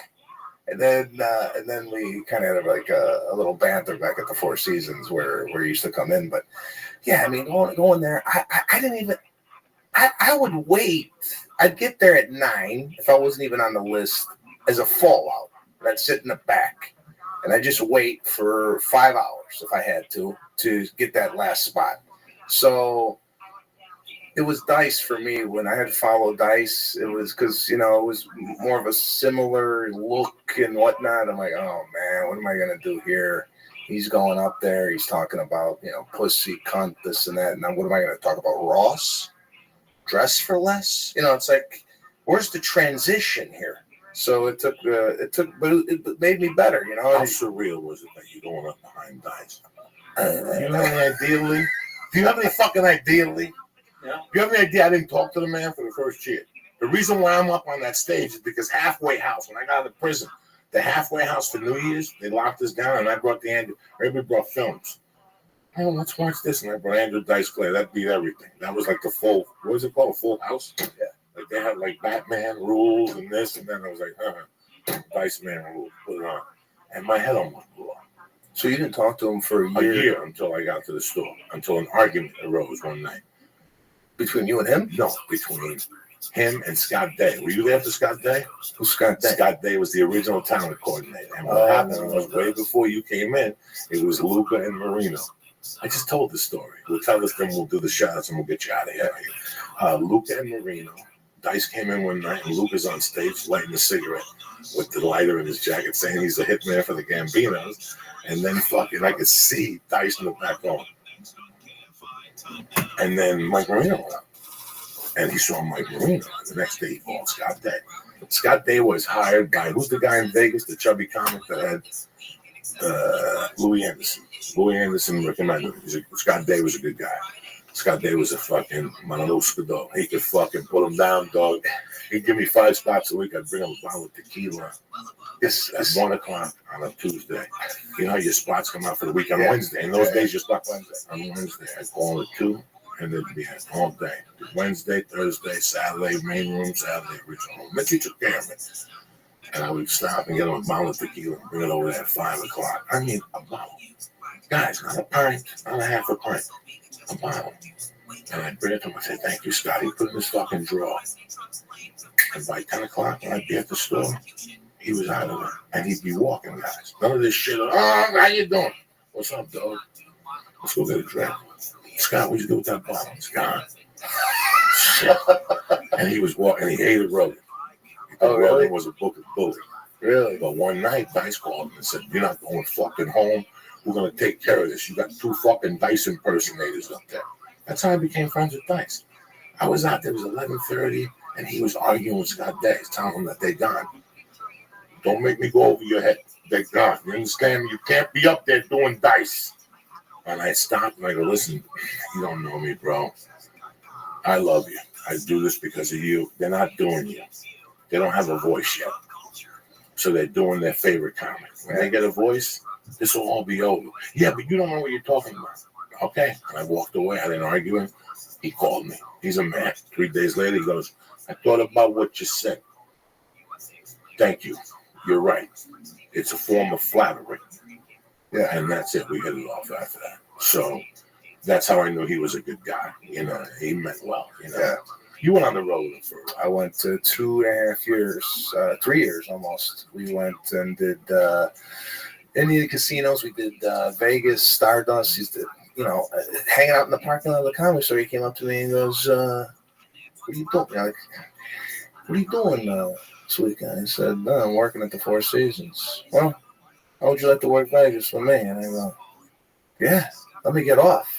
So we go to the Stardust Wayne Newton Theater at the Stardust Hotel. Here I am. What year is this? This is 2003. Wow. So 4 years in, takes me, and I go up and I'm playing. My parents come out from Chicago. My mother's like, you made it. Shut it down. It's over. I played Wayne Newton Theater. She's like, it's over. You did what you had to do. you know, and yeah, I mean, just performing with him here. You go to, in my head, you're going to Las Vegas with Andrew Dice Clay, and I don't know Dice from nothing. I just know him from the Comedy Store. He's another guy that it was hard to get to know. You know. Did you know who Dice was when you left Chicago? Okay. Yeah, I grew up on Dice. Okay. So, but I don't know the guy personally. I feel very intimidated. I feel like he might fight me at any minute. It was just one of these guys that.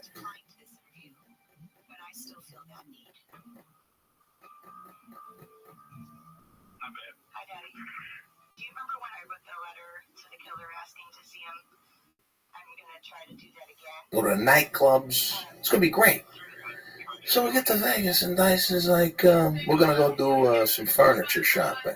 I go, "What?" Yeah.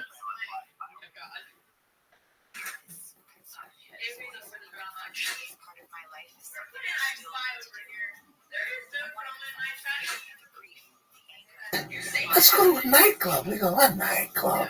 No. I got a house. I got a kid." You know, so in my head, I was thinking it was going to be this big thing, but here we are. I'm laying on $15,000 couches, and you're going, "Is that one good?" I go, "Guys, I got a chair in my apartment right now. Anything I lay on is going to be fantastic." So, yeah, we had a good time. He taught me a lot about comedy, ton about It's comedy. amazing. It's amazing the education you get. Oh, just sitting in the rooms late night after a show, just don't worry about what other people are doing. He told me, don't. You're gonna get your shot. You can't compare your road to anybody else's. No. Somebody gets a TV show, great for Great them. for them. You're gonna get it. You don't know when it's gonna come. You don't know how it's gonna come, but it's gonna come. So just the only thing you got control of is your stand-up. Keep writing, keep doing your stand-up, and let everything else just go by the wayside. And that's kind of how I did it. And it just but yeah, it was good. It was a good learning experience, especially for a young comedian coming up. And it's nice. It's nice to have a guy like that take someone like me and pull him up with him. You know what I'm saying? And I try to do that too with some of the guys that I work with, is give them a shot. I do You know? too. You have to. You have to get back. So let me give some shout outs and we'll close up with something. We'll get the fuck out of here. the glasses are coming out. Yeah, it's all over. I want to give a shout out to my brothers over at Flat Rock Assembly, you bad motherfuckers, working the 3rd, 2nd, and 4th, and 5th shift. They came to the show and gave us shirts at the home of the Mustang. Nice. Where they make the fucking Mustang. So if you're driving a Mustang, it's made by Flat motherfucking Rock Assembly. You're a bunch of savages. God bless you. Thank you for keeping it fucking together with this American tradition, you bad motherfuckers. Graham Tiefler, Villain J, Anita D for short, Death Squad motherfucker, MUFC, Alan Bursell, Kevin Mueller, Andre Silva, and Constantine Rain. I love you guys. Thank you for being family all the time. Your dad was driving, man. And, my influences were Pryor and Dice and Lenny Bruce and Lenny Clark, and there's so many guys you like. I like Seinfeld on the Rodney Dangerfield special. And you think of how lucky we've been that people have reached out and said hello and put us in things. And you on the Wild West tour, you gotta do that with those guys. And you think of how great it's been. And then you think about I was thinking about a person like Joe Rogan, how I've learned so much. Comedy-wise, my traveling, the improvement that people think that we're on the road partying. I was on the road partying as a feature act. As a feature act, I'm not with you. I'm there till 6 in the morning, snort and blow. We'll eat some chick's ass. We'll take pictures. I'm there with you. But once this, I always knew that I was only going to get one shot at this. I don't want to blow this. I didn't want to blow this. I don't know what a nightclub is, Sebastian. What do I want to know? When I was doing drugs, I didn't like nightclubs. I'm snorting coke. I want my dick sucked. Me going there with bad breath. Hey, what are you doing? No, that's not going to work out. It was a different. I've never been a nightclub guy. Although we did see each other at the strip club in Chicago that time, did we not? Was it your cousin, your brother? You remember? I was working Riddles, and I went to a strip club with the owner of Riddles, and one of you tried. Your cousin, your brother came up to me. Was it my cousin? Yeah, long time. Oh my God, that was. Now you worked Riddles. Yeah, you worked Riddles. That was my bread and butter for years. That was a great fucking room. That's comedy. You know what I'm saying? They didn't care. Brad, his son, Then they opened up one up in Right, but it was the guy, Ken. Ken was the guy I started with. Oh, maybe it was a different $1,000 for 4 shows, but then the son, the nephew, took it over. Oh, okay, yeah. And he's got to bounce some checks. I remember taking they had a fucking midway flight from Burbank on a Friday. It left at like 6:05. It got you into Chicago at like 10 something. You were at that fucking Chinese place on Harlem on, you know, at 11:10. You were at a Chinese place in Harlem on the Swift. That's the name of the street, Harlem in Chicago, Harlem Avenue. Eating fucking shrimp and lobster sauce and this fucking pork fried rice. Tremendous. They had a direct flight, Lee. A direct flight from Burbank. They had like 2 of them that would go right from there to Midway. They cut those out after fucking 9/11. Motherfuckers. I loved it. See, when my family first came, they went to Chicago. My Cuban, my mom and dad, my real dad, went to Chicago. Oh, yeah? But something happened. Their action was in New York. So they went to New York and they left a lady that were friends with in Chicago, and they came back and got us. But my mom always talked about Chicago. I think she was in Chicago on the Valentine's Day massacre. She always talked about that. Yeah, she was in Chicago. That's how long. Her roots were in Chicago too, but they ended up in fucking New York City. So one of the success signs for me was to work Chicago. Like once you work on the road, Chicago, Boston, there's some places you have to work before you have to start talking shit. What? I worked Boston last week, bitch. I don't know. You better check out my IMDb page and shit. Well, what is it like to play Vegas? Because I know from podcasts, Vegas gets like a lot of shit sometimes from comedians when they have to be there all week.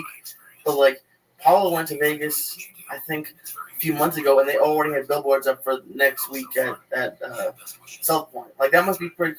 Vegas has to be like one of the coolest places to play. Between me and you on paper, it is.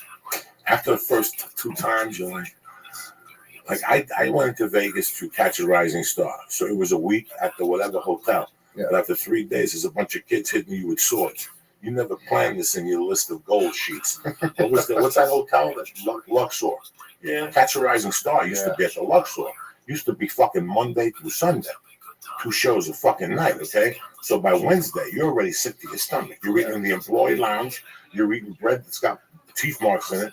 You know, like that's why you got to rip that bread at the buffet. Rip that motherfucker. Don't ever let that motherfucker there, because they'll put it right back in the line with your little pubic hair from your mustache and shit.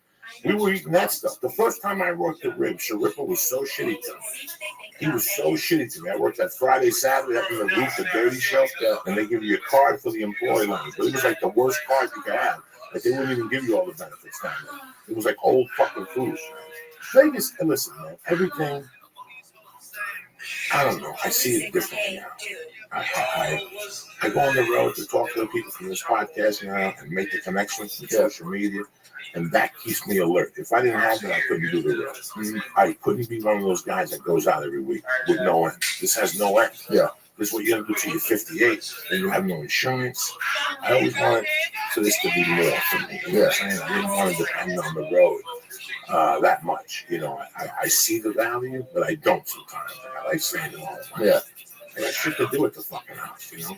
Well, there's a wife at home. You know what I mean? You got to live your life. Like what you said, you go out to dinner with the wife. That's what you spend your Guinness on. You got to live. You have to live your life in order to produce comedy. At least for me, I have to go out there. I have to do things that people do. You can't live and breathe this comedy, stand up and keep working and this and that. You got to go on vacation. You got to do this. You got to do that to draw material from, and it's healthy, right? And I like what you said about going out and meeting these people that listen to the cast, because you know I love the meet and greets. I love it. I love it. A lot of people don't like the meet and greets. But again, I tell people up front. I tell them on the stage, listen, do me a favor. If you forgot to put deodorant on, don't hug me. Because then you leave armpit on my arm, and then people hug me later, and they think it's my armpit. Then they leave then going, we like Joey Diaz, but he had a little wang to him. And then you smell that armpit for the second show. You know what I'm saying? You can smell that sweat. So when you come to my shows, I tell everybody they got to bathe. I want everybody to shower. I don't ask for much. You got to bathe, because I love hugging people. I love, you know what I'm saying? But if I hug you and I get that fucking armpit on my arm, I got to go on stage smelling that fucking armpit. It's death. Lee, it's death. So that's all I fucking ask. Sebastian, the biggest thrill for me, going back to the store, I got to be honest with you, Sebastian, was you. It really.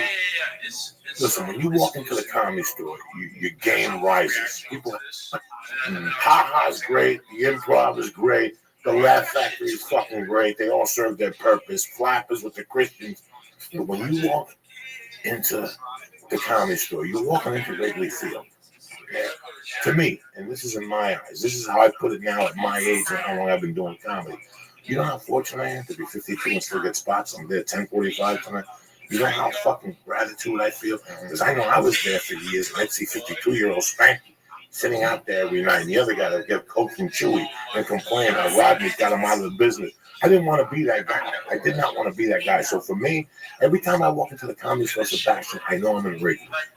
I know I didn't play baseball, but if I did, that's Wrigley. That's Fenway. That's Yankee Stadium. Every night I got a new stadium. I go to Waterfront Stadium. I go to Three Rivers in Cincinnati. This is it. This is as good as you'll ever be. Walking in there, the fear you get. When I walk in there, Sebastian's killing. You get that little fear. That fear, that's it. That's what you want. When I was going to the ha-ha, the flows, I didn't get that fear. I didn't get that. You get that red fear. You need twist. Fucking Sebastian. And you walk away, and then you go up there and you kill because that's the league, that's your heart, that's everything. Dog, I'm lucky. Always, I was still there 15, 16 years later. Unbelievable. Are you fucking crazy? Are you fucking crazy, Lee? So every morning when I get up, I'm thankful, but to see where you were and where you came from, Sebastian, and where you are today, my God, it's a feather in my cap, bro. Because I always pulled for you. I always thought you were funny. I always thought there was something cooking in that fucking guinea mind of yours. I knew there was something up there. I just didn't know what. It wasn't my business. But I always knew that while they were doing, you were one of those guys that get talking about this, and you're like, yeah, right, good. In your mind, you have that gift. You saw right through the bullshit. Now, like, you didn't suck nobody's dick. You know what I'm saying? You didn't go upstairs in the green room and lick somebody's balls. Yeah. There's people. How many fucking people did we see coming? Oh, yeah. It's a revolving door, man. And they had stories and management and agencies and writers. And Liza Minnelli came to see him, and they're fucking gone. Gone. And we're still in this game. So you're the one that I really want to join the show. Okay? I got to tell you, this is one of the happiest days. I went to jiu-jitsu. We were having a great time at 12. Like, I got to leave. I got to take a shower. I got to be clean for Sebastian. Goes on time. Yeah, I had to go home and do the fucking antifungal, the asshole, and everything. Actually, Fred, I had that little bit of fungus on my toenail. Lamisil. It's a medication. It's an oral medication. It cleared it right up. For years, I would go to a pool and not take my shoes off because of this like, fungus I had on my toenail. I got them on both the big ones and the ones next to them. I went to the doctor and they lasered them with a blowtorch. The little black Hindu lady with a fucking mask on. That's the thing where they fucking laser burn them off. You have no idea. So do they grow back or they just completely, you have no toenail now? So no, I got a toenail. I got to cut it every fucking day. Last week I got an ingrown toenail, so I cut the middle of it so it grows into the middle. So you're doing your own like little surgeries at home with the I cut the toenails at the house. I put the toilet paper down. I put the paper down. I put the Bigfoot on there. I cut it and then I scrape it all together and I throw it away. I don't want my daughter stepping on my. No, yeah, it's disgusting. Those nails, they're fucking black. They're fucking black. The toe is fucking black. Look at my boy Rob Dubai reporting direct from fucking Chan's Dragon, and my boy went to Jersey. Look at it. That's if you ever been fucking bananas again, make sure you go to Chan's Dragon. This is the best restaurant in the fucking country. Oh yeah, the best. Richfield Park, New Jersey, Frank 16. I'm 52. Wow.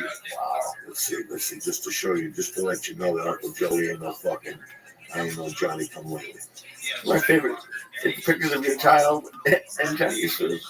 That's it. Why? Oh, look at that. That's Rudy's.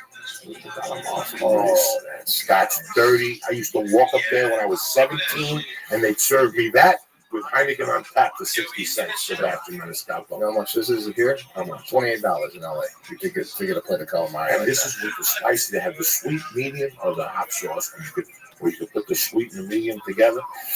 And they put a piece of hard, the elbow, and the bottom of the sauce. Take the sauce out. No. This is 30 fucking years. That's Cuban boliche. That's a Greek place. It's strawberry sugar. Look at that egg roll. Look at those spare ribs. That's Chance dragging in. Look at those spare ribs. Not one defective one. Nothing. They got those forks in the back. I'm telling you, that looks delicious. I'm starving. Oh, yeah. There's no way fucking Puerto Rican joint across the street. On it!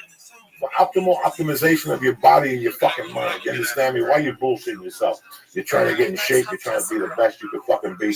I was stuck at the airport Sunday from 6:45 a.m. I didn't get to Los Angeles till 2:40 in the fucking morning. You know that? The Dallas, the hurricanes fucked the whole country up. And I took that fucking 180 U-turn. I couldn't fall asleep the first night. It took care of the fucking jet lag, the whole thing. Done, gone. It's Tuesday. I feel like a new fucking. What is it? On it is a company, a vitamin or something. What does it do? They have 180s, what you take when you fly. And it knocks you out? No, it takes the jet lag away. It gives you vitamins before you fly. Yeah. You know what, man? You're at the store next week. I'll get some because he's in town.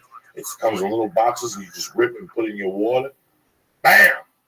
I've saved them, no jet lag. I feel like, listen, bro, you know what it's like to be in an airport from 6:45 Eastern time? That's 3:45 LA time, ladies and gentlemen. It almost took me 24 hours to get to fucking Los Angeles. And I went home and I ate 2 chicken cutlets. I drank some fucking water. I watched TV for like an hour and I took the thing. And I'll tell you what, I laid in bed, my mind was still going and I could feel like the jet lag. I got up at 9:30 yesterday. I lifted weights. I deadlifted. I need that. You need that. When we fly, you got to take care. You got to drink the water. It's a big problem with jet lag. So yeah, the 180 is fucking tremendous, man. So please go to honor.com right now and throw in. What do you put in the box? Church. CHURCH. You get 10% off your first order. Anything you want with them. The Shroom Tech fucking sport again. I went to jiu-jitsu today. I was rolling around with Dave. The only reason why I stopped was because I had to come meet him on time and not. I would have stayed till 12:15, 12:20. I love this shit. It's good for. It's a quadricep mushroom, and they give you energy. Not bad. You want to jump up and down? You want to take the scooter up into the mountains? You're sitting there with those rotten fucking underwears. For how long, you nasty motherfucker? MeUndies.com, the best underwear in the fucking game right now. I wore mine to jiu-jitsu today. I told you people what I like about it. Your nuts never fall out of the white part.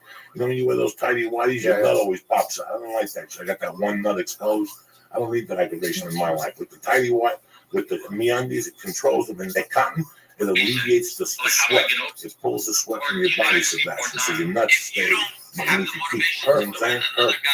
Go to MeUndies.com right now. They got a great selection of men and women's underwear, sweatpants, t-shirts. They got it all, motherfuckers. Go to MeUndies.com right now and get 20% off your first order and free delivery. But you got to press in the box, JOEY, cocksuckers. Right there, get 20% off and free shipping. And you're sitting there going, Joey, what the fuck? And the U.S. and Canada. And don't stop there, motherfucker. You know why? Because Nature Box is coming at you gratis, nutritious, healthy snacks, fucking nutritionist approved, delivered right to your door. Right there. I'm going to give you 3 little bags and 2 big bags. You can mix them up. The cocoa almonds, the fucking French toast. They put new shit out so much, I'm out of contact with what they even got anymore. But all I know is it's nutritious, it's fucking delicious. When you're stoned to the gills and you're eating those little bags, your mind's in a blow. Whether it's the figs, the fucking the plantain chips, everything they got is good. And I'm giving you a starter box for free, gratis. It's like a $30 value on the arm. The only thing it's gonna cost you is for shipping, like $2 fucking bucks. Right? Like $190. So go to naturebox.com right now and press in. Boom! JOEY. Get a free fucking box. 3 little bags, 2 big bags delivered to your door right now, today. It ain't gonna come today. But if you do it today, you get about a fucking weekend, and you can next weekend when everybody else is eating potato chips at those barbecues. There you are with Nature Box, living like a fucking doctor. You know what it costs you? Who got? Tell us, Sebastian. Who got? Nothing, bitches. Zero. $1.90. Nothing. $1.90, cocksuckers. And then you're sitting there going, well, Joe, what am I going to watch? If I got vitamins, I got Nature Box, and I got fucking me underwear on. What am I going to watch? Iron Dragon fucking TV, motherfuckers. The ultimate leader in classic martial art films, okay? All the names. Drop the names on me. Jackie Chan. Who else? They got the Hitman series. They got the Fat Enter the Fat Dragon. I mean, they got titles you never even heard of. Where you're sitting there watching shitty fucking movies. If you like classic martial art, you want to learn kung fu, you want to fly through the fucking air, you want to be it. What are you sitting there like a mutt for? Go to Iron Dragon TV and press in Joey. Boom! And you get 2 free fucking movies today, this week, starting this weekend. So I'm going to give you on it. You're going to get 10% off. I'm going to give you me onions. You're going to get 20% off and free shipping. I'm also throwing Nature Box on you, which is fucking gratis like a motherfucker. And IronDragonTV.com, 2 free movies. So if you can't take that, if you can't take a joke, take a shuttle, bitches. I'm always trying to give you cocksuckers love. I want to thank one of the best stand-ups in the game for coming in here today. Thank you for making me. I mean, it's just like you're my nephew. Like now I see you and I do this motherfucker knocking these cocksuckers out. Well, thank you for having me. Thank you. What's your podcast name? It's Pete and Sebastian Show. Get on Stitcher, iTunes. It's on my website, SebastianLive.com, and you can find my dates there as well. Where are you this weekend? Home? I'm home, and then after that, I am in Las Vegas at the Venetian Hotel and Resort. What is this? Memorial Day weekend. Me too. Oh, yeah? You're there? We're all there. Rogue, everybody. Rogan's Friday night. I'm at the South Point. You're at the Venetian. Who else is there? Perfect. Just How many shows you got a night? 2. Just two in one night. So you only got one night? One night, Sunday night. Oh, so you only have Sunday night? Come in Saturday, perform Sunday, I leave Monday. So if you want to go to the UFC, let me know. Okay. Get Joe to give you a ticket. What do you Saturdays you I'm UFC? there Friday, Saturday, and Sunday, but the UFC is Saturday night. Saturday So night. if you get in there early, I'll hit you up. your fucking ticket. Sounds Sebastian, all the luck in the Thanks, world. brother. Appreciate it. Lee, what's up with you, cocksucker? Just going to Vegas with you. You ain't coming. I cut you off. That's Cut me I got off, your man. hotel over at the Hotel 6. This is some dead fucking crack though. It's $99.95.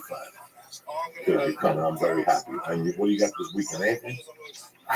Just a couple of pictures from what we talked about last You night. doing any podcast seminars this weekend yet? Not yet. No, but maybe in Toronto. I just found out. Maybe in Toronto. Maybe we're together. You little bullshit. Let me see. Show Sebastian the crap. Like you've been listening to this. I'm about to come. Show him the crap. Maybe you do Show him that. the crap. Oh, There you go. yeah. Like a fucking Molly. I love you guys. Thank you. Thank you, Sebastian. Lisa, I love you, Coach. Thank you. What do you want to end with? What are we gonna end it? Don't tell me the weekend, because how about the fucking Allman Brothers whipping toast? There you go. Not live, studio. You sure don't want a cookie to take home? You want something for the dogs? No. Maybe the dogs got leukemia or something. I don't know if this is live or not, but we'll find out. I don't want live. Well, I don't know. I can't. I have to do the other one. Boom, boom, boom, boom. Let's see. Come on, you gotta hit it. That's it. Okay. Hit it. Do that, and then we'll put the ads later. Okay. Go ahead. Hit it. Look at this. 2 hours to get the fucking song. I'm trying to get ready to take off for You gotta YouTube. live with it. You gotta live.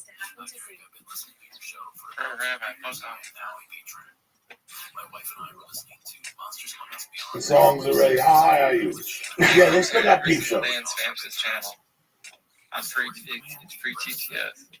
Really? They got one up here Never in come here spamming 20 times in a row. I'm not looking. the street. What's the place up here? People Roma. leave because they're just spamming this thing over and over. Great fucking sandwich for lunch. Great sandwich. And it's fine, it's fun. Sandwich, 2 sides, and a soda, like $6. I ain't going there with the wife before she got pregnant and the kid. And across the street from there, I was talking to the kids are Armenians. They used to be Italian dogs. They became Armenian. And I asked them, what is that, a strip club? They goes, no, the strip club is like 4 blocks down. It's a filthy strip club. Because this place across the street, I can't find the go video, in Rabbi. and talk to a chicken and poop. That's a Peep Show. That's a beach. That's a I'll Puerto send Rican it. Oh, I kept thinking it was the, you know, when you go in and it just shows the dirty movies. And you just go in and watch in the theater, like, with a bunch of other That's the things. link here. I thought that was a Peep Show. Well, that's like a porno theater. Do they still have those? Maybe in North, they still like old pornography theaters. They gotta have them in New York. They gotta have them here in New York. I didn't see one DM me it. at like an actual theater, but like a sex store had like some video places in the back. But then you go in the back and sit in the booth and you have the video, you whack off from there. Yeah. That's where street tells you're driving on the 405, you feel like whacking off, you got too much crap to do in your car. You pull over some orange building with some Iranian dude with a missing eye, with a little hat on, with a Dodger hat on.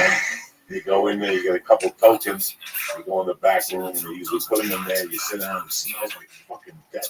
Yeah, because when I was a kid, I would go to one time 30 seconds. There's 2 types of peep shows. There's the peep show where the woman's in the fucking middle whacking off, and she's all fucked up, degenerate looking.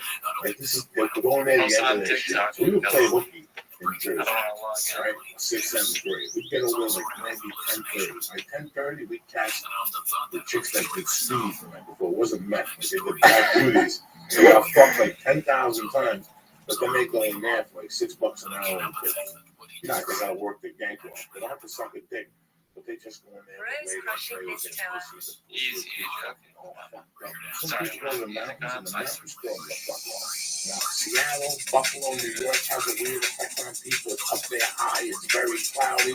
Some people, I'm telling you, and you know, there's people at home listening going, Joe, what the fuck is it? I believe in the thing with Seattle was that I spoke Where to did the somebody. lonely guy go? You left forever ago, man. 45 minutes outside Seattle. Yeah, it's a Navy base. It's one of those bases. I'm sorry, I don't know. I think it's a Navy, if I'm correct. But they have the submarines that shoot out to the rest of the world. The reason Weird why the coincidence, submarines but he left as soon as Dad started saying things. Yeah. A lot of people know, look it up on the feed. I'm dropping knowledge on you motherfuckers. That's why they have the subject. And, you know, in my mind, yeah, Joey, you're a fucked up guy. You're doing coke and drugs and fucking strippers. Sure, you got bad luck coming your way. And I thought that part of it was her bad luck. She was a fucking thief. A stripper's nothing but a fucking thief. Oh, yeah, they're fucking thieves. I love them. I respect what they do. They're out there. They're a thief without a gun. Their gun is their fucking snatch. And that's how they get you. And they're taking fucking $100 a day. I've been a victim. I was a half there. I fucking booked Korea with fake business. Bang. I gave her everything. I noticed I had my hand in her ass, like deep in her ass. Was she though? Because a Korean with fake tits, you got your hand in your asshole. She drinking. I was eating the pussy. Just all night. I was in a halfway out. I was 2 months from getting married. I didn't give a fuck. I was 28 years old, 29. I had already done time. I didn't give a fuck. I was in there. I understand it. I get the whole mentality. I told you TikTok. You're a trick, baby. Yeah, I'm going to college. I'm supporting my dad and doing that. You know, I'm just here. I haven't done this. I'm single. He just broke up with me. Yeah, we'll hook up. You want to know what dance? Yeah. We go to the back room with things in the back room. What's it cost? $100 fucking. Why?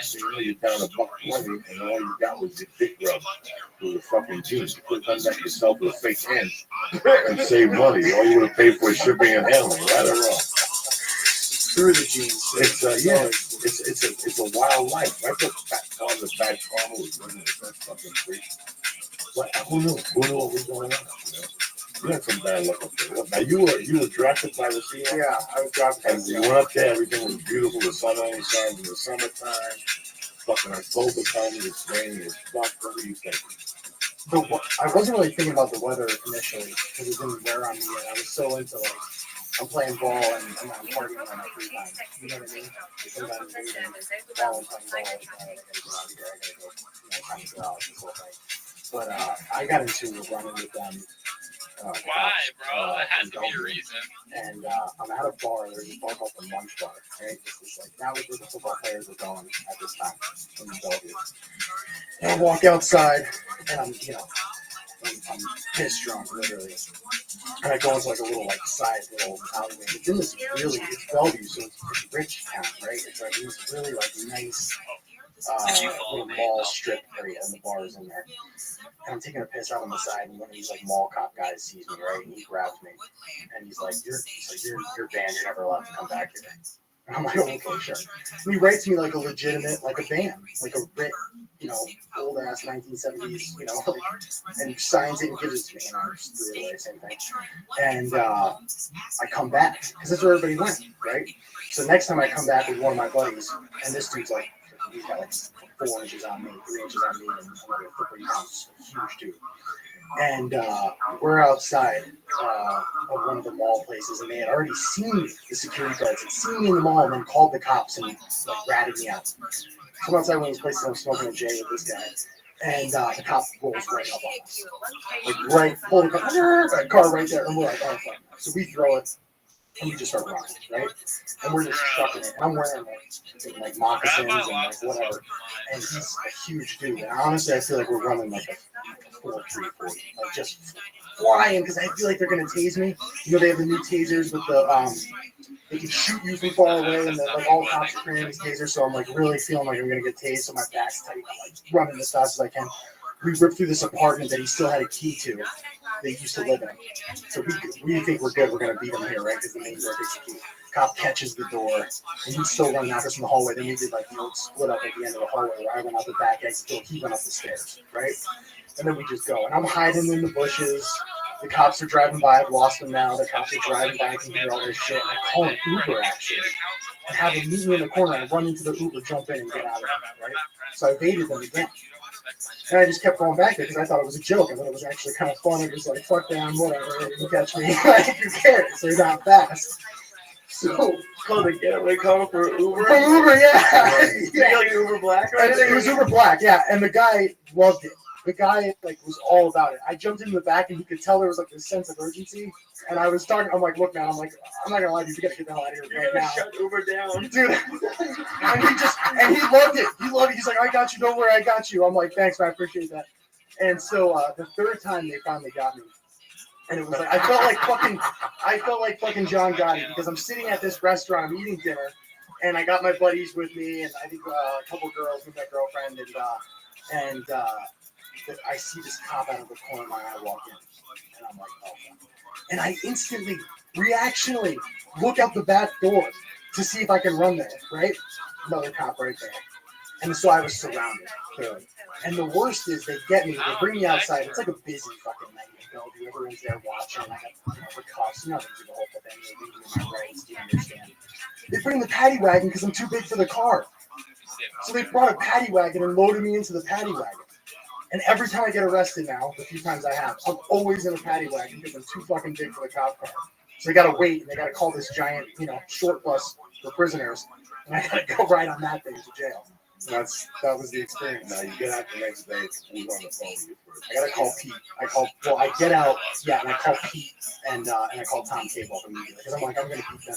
I'm beating this to the punch right here. And Pete actually, like, he kind of laughed a little because he was like, really, like, for pissing? Like that's what they wanted you for? Crazy serious. And they honestly, I got into some shit in Chicago, and they were easier on me in Chicago, which was way worse than they were in Bellevue. The Bellevue judge was so serious. I was more worried about Bellevue, which was nothing, than I was. It was crazy. The projects don't have much. They have to make a big deal out of it. Like, this guy in jail is a real fucking. It's some real fucking.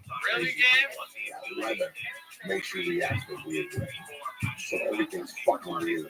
But it's amazing what the bigger cities, because they have more going on, their police programs a little bit more lenient. They'll listen to your story a little more. They'll turn you around. They'll take you to the station and say, listen, just we don't even look at your record. We don't make believe the blow that you resist. And you're sitting there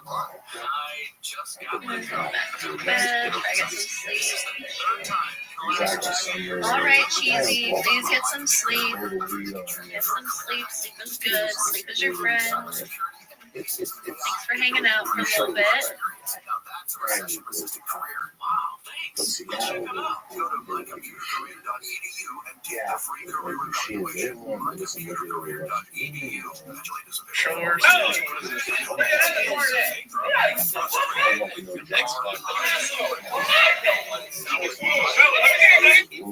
Yeah, I've heard of them.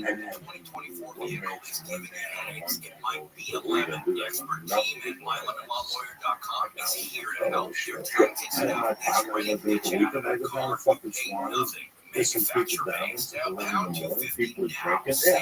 People going to get a package. What the fuck? I got $12. Let me do a fucking shot. Yeah, a lot of people, and do a fucking hit of ecstasy. And all of a sudden, the ecstasy. Come on in to Total Wine and More. Prices just as low as the club store. Wine, spirits, beer, and I get a cab and go right to fucking Alki Beach. From a friendly get-together to a brunch outdoors, Total Wine has everything you need and more. With the lowest prices for over 30 years, you'll always find what you love. Love what you find. Order at Total Wine. But no, that time I hit under the bed. That's the time I hit under the bed naked. And they drew their guns out because I was so fat the bed kept going up and down. Fuck yeah, fuck yeah. They can't, over that. Over that. They arrested me that time. They fucking took me out of the house shirtless. They fucked up my shoulders. I started getting off on the X and I was getting fingerprinted. This is fucking crazy. Seattle for me was 18 months of fucking crazy. But then Aren't you Joey Gordy's friend? Window replacement company is giving you our best packages on our best-selling windows, all for free. Once again, now 23 years later, very energized about what we sell. Those stores, 15 to 20 years of experience that come to your house. They want it to like the customer, and it's a white glove treatment and a free upgrade to our top-of-the-line security package. Enjoy a free upgrade to Sun Matrix, our most energy-efficient windows. Reduce outside noise with the restoration plus Sun. Everyone Sunday, guys. Did you guys see the Primera versus Pro Rothschild fight?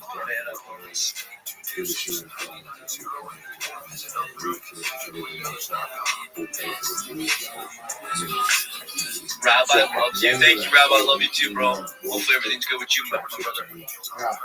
Are you Jewish, by the way? I think you told me that.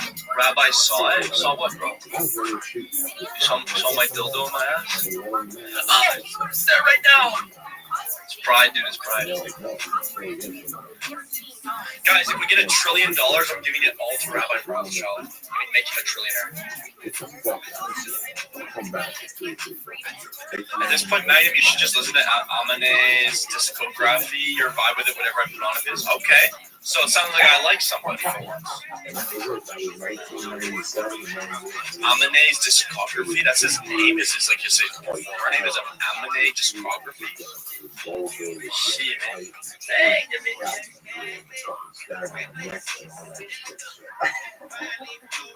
Seattle is weird, man. Seattle is weird. 1 a.m. Is it 1? It's we're past Pride, dude. No more gay shit, guys. Dude,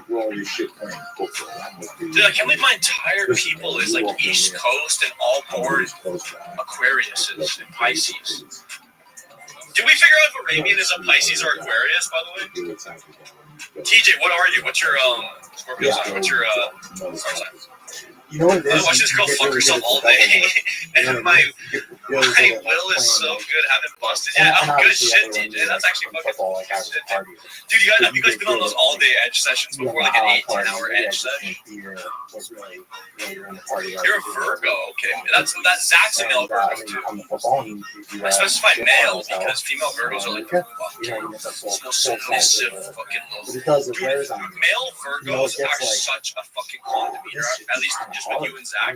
Zach is so like anti-fight, anti-war. Like he's just chill as fuck. And you're very much like that as well. You guys are just fun, vibing, good time, no fighting. Guys. Yes, we're in. What do you want to pick, guys? We just did the middle one. We can do it again. Which one do you want to pick, though? We should probably try one of these other ones. I'm a Scorpio. Oh shit, that's a stud. You do kind of seem like a Scorpio. Zach. Dude, I want a female Virgo wife. Because female Virgos are completely like submissive to you. Which one do you guys want? Or maybe you just want to pick?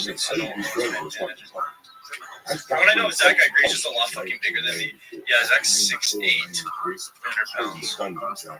Big motherfucker. Yeah, but I've known Zach for like 2 years. He's just there to have a good time. He's just there to chill and make friends. Or just saying something, especially when you're 6'8", 300 pounds. Like, obviously, it's not hard to make friends or like fuck 11 out of 10 models. You know what I mean? Like survival.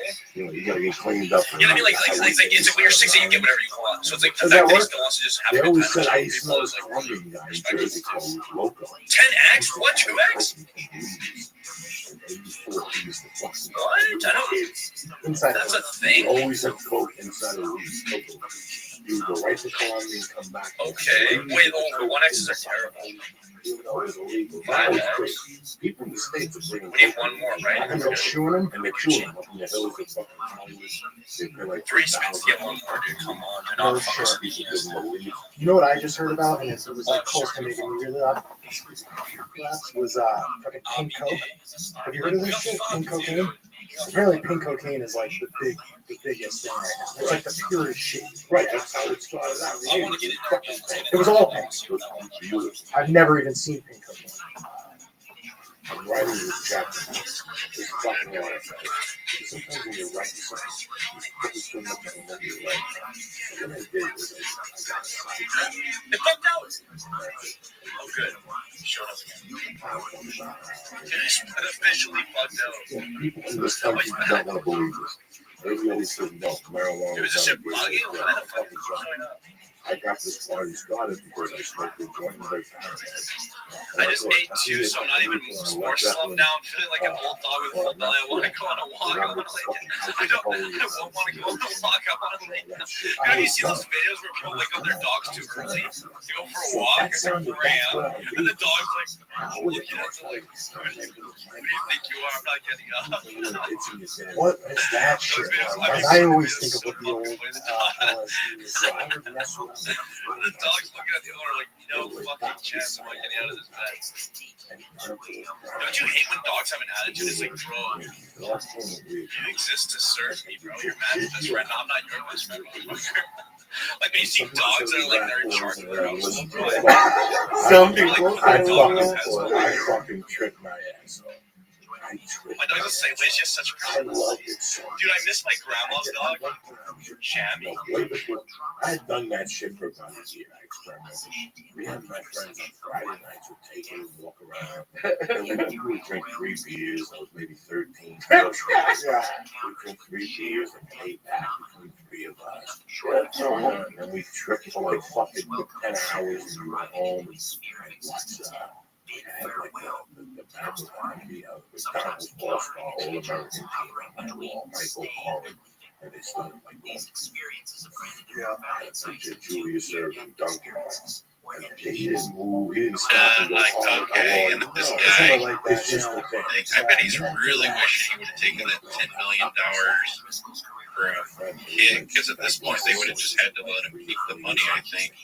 And, you know, then been like, well, we can't work with this guy anymore after this. And he would have just got $10 million for like doing nothing. When he had to wait out the contract probably for the year or anything. Would have been an awesome play for him. Could have just had $10 million, like, you know, as a going away present, basically. He really shot himself in the foot, denying that he had too greedy.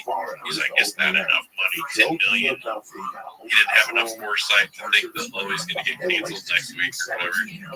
Damn, I bet he would have liked to have that extra $10 million now. Here's Arizona iced tea founder explains why he will never increase the price from 99 cents. We're successful, we're debt free, we own everything. Why? Why have people who are having a hard time paying their rent have to pay more for their drinks? Maybe it's my way to give What are they back. putting in your eye? This is a picture of what the guy looks like.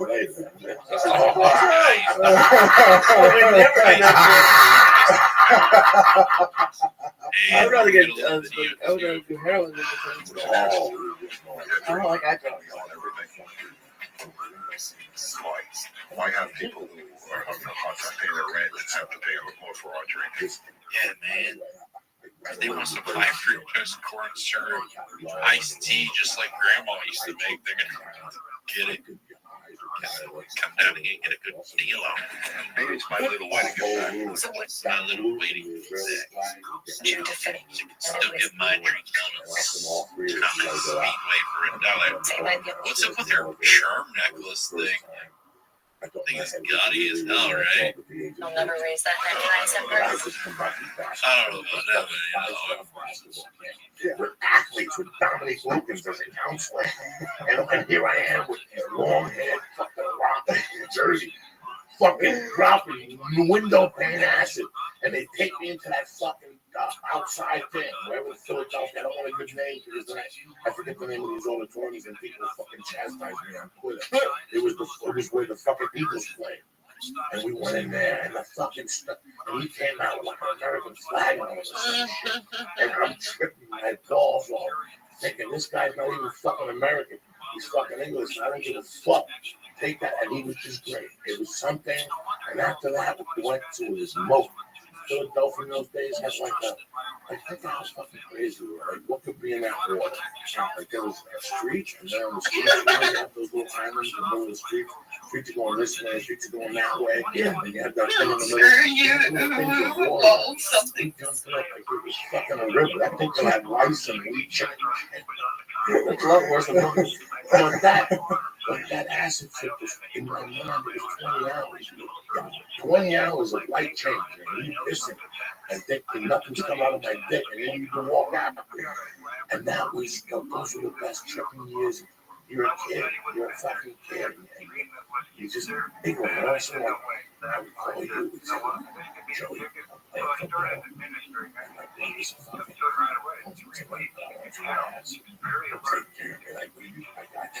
Yeah.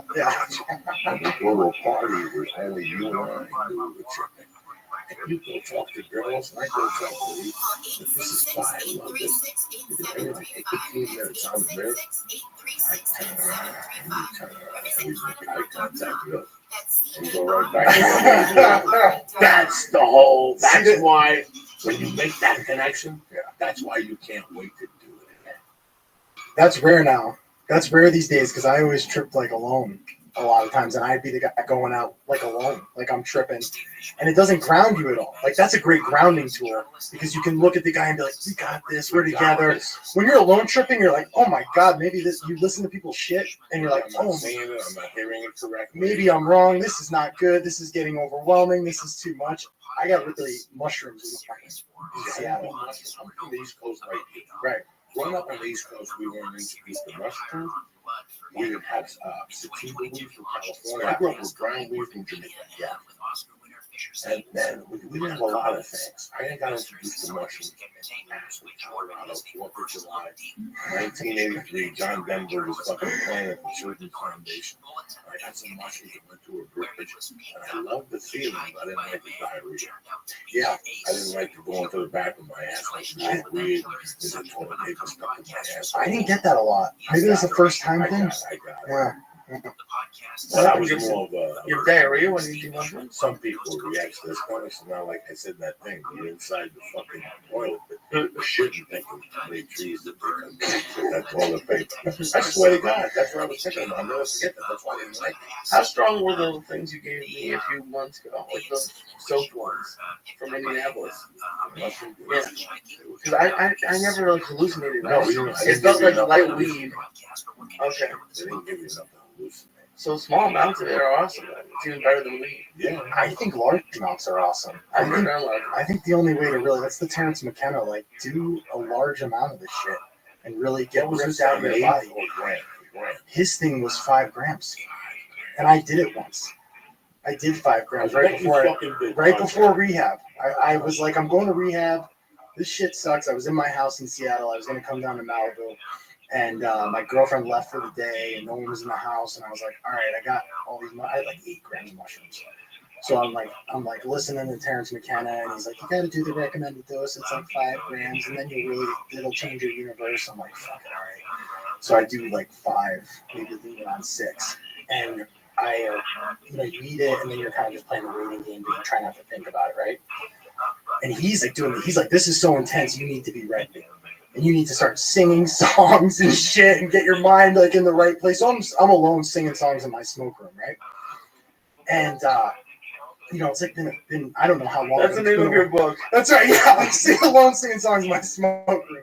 So I'm in my mind it's been a long time, and I'm like, all right, I'm gonna get ready for the day. I'm gonna take a shower. It's 11 in the morning. So when I started, I'm thinking it's around afternoon. It's time to get out. Take a shower, I get dressed, I get all dressed and ready, everything's ready to go. I'm looking in the mirror, I'm throwing darts, getting ready. I look in the mirror, like, you're good, it's time to go out. Look at the clock, it's fucking been 20 minutes. It has been 20 minutes and the trip hasn't even started yet, and I'm already like on the moon.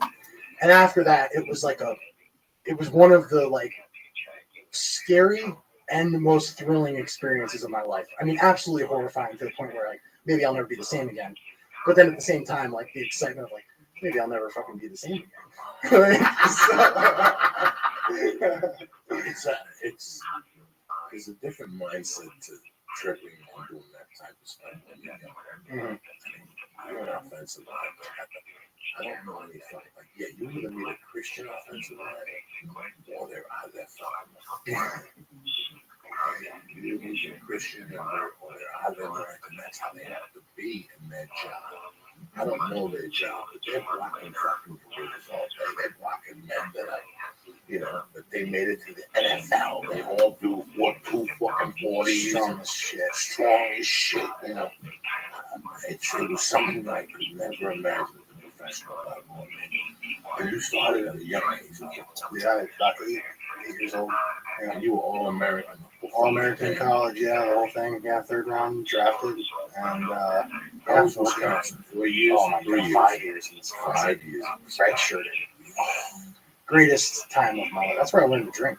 That's where I really learned how to drink, like the right way, like stop. And oh my God, Wisconsin. What's? I was just talking to my my quarterback, Scott Tolzien, and he's with the Green Bay Packers now. And I was like, he was giving me all the old stories because I literally forget like 80% of that shit that went down there. That's a college. Yeah, this dude was lucid. He was my roommate, and he was like the straight edge, quarterback. You know what I mean? And he remembers all of it. And I was saying, I'm like, Scott, man, I'm so glad you were so lucid throughout college, or else this would have all been lost. All of this. I remember maybe 5 to 10 stories all around games or wins, and then the rest is just at a bar. It's all the same shit at a bar. You won a championship up there? We won a Big Ten championship, and then we went to the Rose Bowl. What a feeling is that? We won. We beat Northwestern and we won the Big Ten championship. And everybody rushes the field, fucking losing their mind. And then they're like, we're going to the Rose Bowl. We found that one out. The roses are everywhere. I didn't remove a rose from my fucking face for like 24 hours, right? And then the town, it's the first one Rose Bowl in 15 years. And the town's like losing their mind. And so we go out, we're partying, and I'm in this place called the Essen House, and there's these booths of beer, right? And everyone's there, we're all just freaking shitty. I'm talking to this professor at Wisconsin, and we're talking, he's like a science professor, so we're talking about the universe and all this shit, right? And we get so deep into it, we turn around, all my boys are gone, they went to the next bar, right?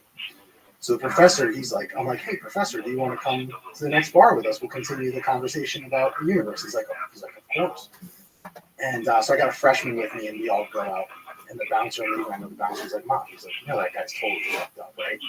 I'm like, he's fine, he's a scientist. He's like, fine, good luck taking your future in your hands. I'm like, man, fuck you. So we get in the car, and we're driving down the street, right? And I'm still, but the car is like fogged out. Like, so you can imagine what it smells like in there, but the windows are fogged, right? And it's Wisconsin, middle of winter, it's freezing ass cold. All of a sudden, the berries go up behind us, and we get pulled over. And I'm like, what the fuck could be going wrong? The cops come up. This is the same night we had our Christmas party, so we're all wearing like tight ass, like Christmas, fruity Christmas sweaters and shit. And the one cop, 2 female cops, one comes to the right side, the other goes to his side, right? And the other one, she pulls him out, and she's giving him the sobriety test, okay? And I know we're fucked. So I'm looking at the cop, I'm like, listen, I don't even know this guy.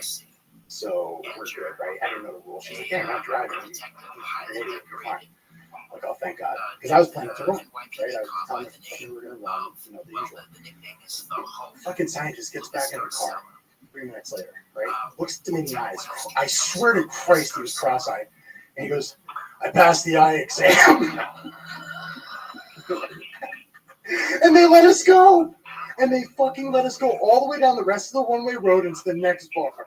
And that same night, another one of my buddies got picked up by the cops in a snowbank in the road, and they just brought him back to his house. No one said shit. The whole town was like, whatever you want to do, you can do it.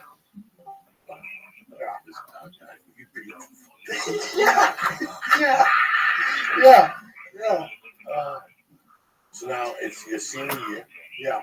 You know you're getting drafted. You have an agent. Everybody's not on your fucking door. Yeah. What teams are you looking at? So it's totally on the teams. Like, you have no He was the last guy.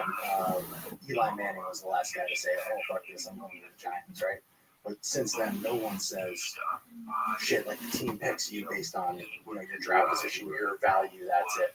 So when I got a call like a week before the draft from Seattle. They were like, "Hey, do you have any qualms about coming to Seattle?" And I was like, "Sorry, country.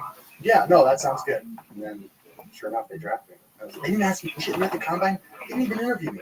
Everyone else, you got freaking Jeff Ireland from the Miami Dolphins. He's asking me if I'm an alcoholic and shit, how many problems I have, why I'm so fat all the time. Like sometimes I'm like 330, 340. What are you weighing now?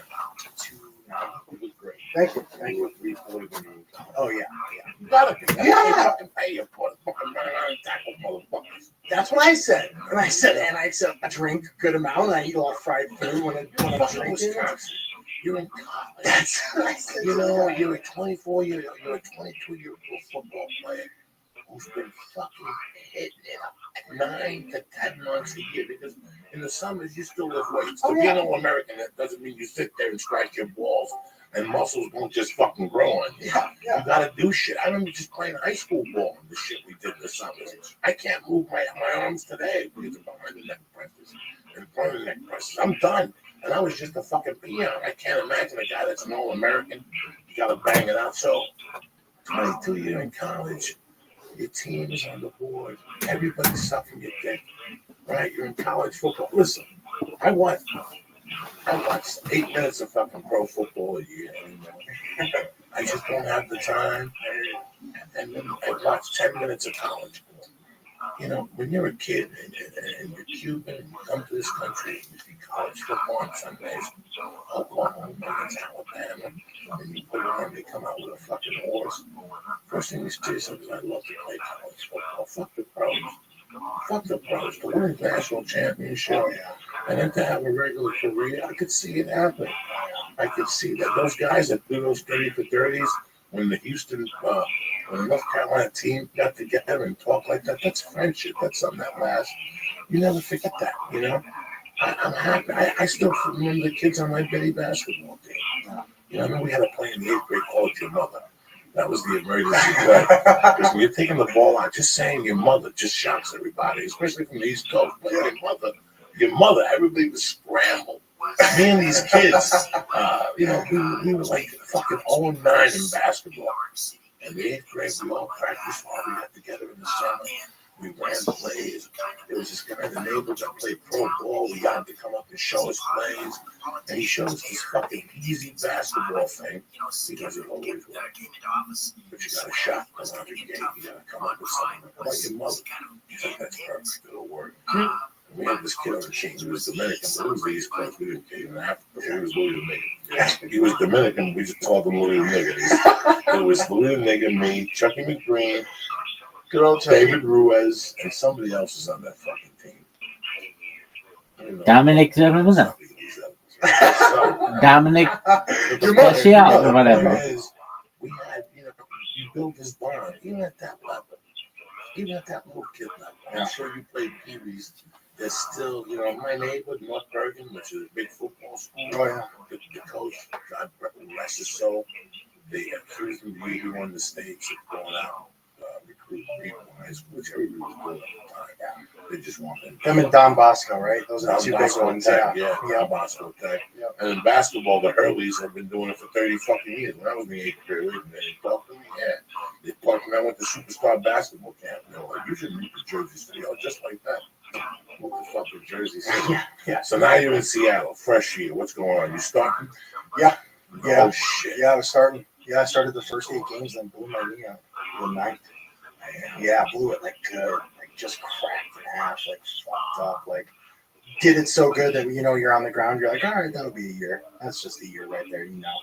And oh yeah. But I mean, shit. When I went out to Seattle, I was a rookie, and it was awesome. It was fucking awesome. There was just like this this period of time from, I think it was the winning, you know, when you win, you know what I mean? Like when we were seniors, you win all the way through, get into the NFL, get drafted in a good place. It was the lockout year, if you remember. So I couldn't be talked to, nothing right after the draft until like literally August 1st when we started camp. And I just showed up to camp and we were on. and then we did a month, and then that shit was just fast. Like, and I mean, the NFL jump is like, if the high school to college jump is big, the college to NFL jump is like maybe right around the same. It's big.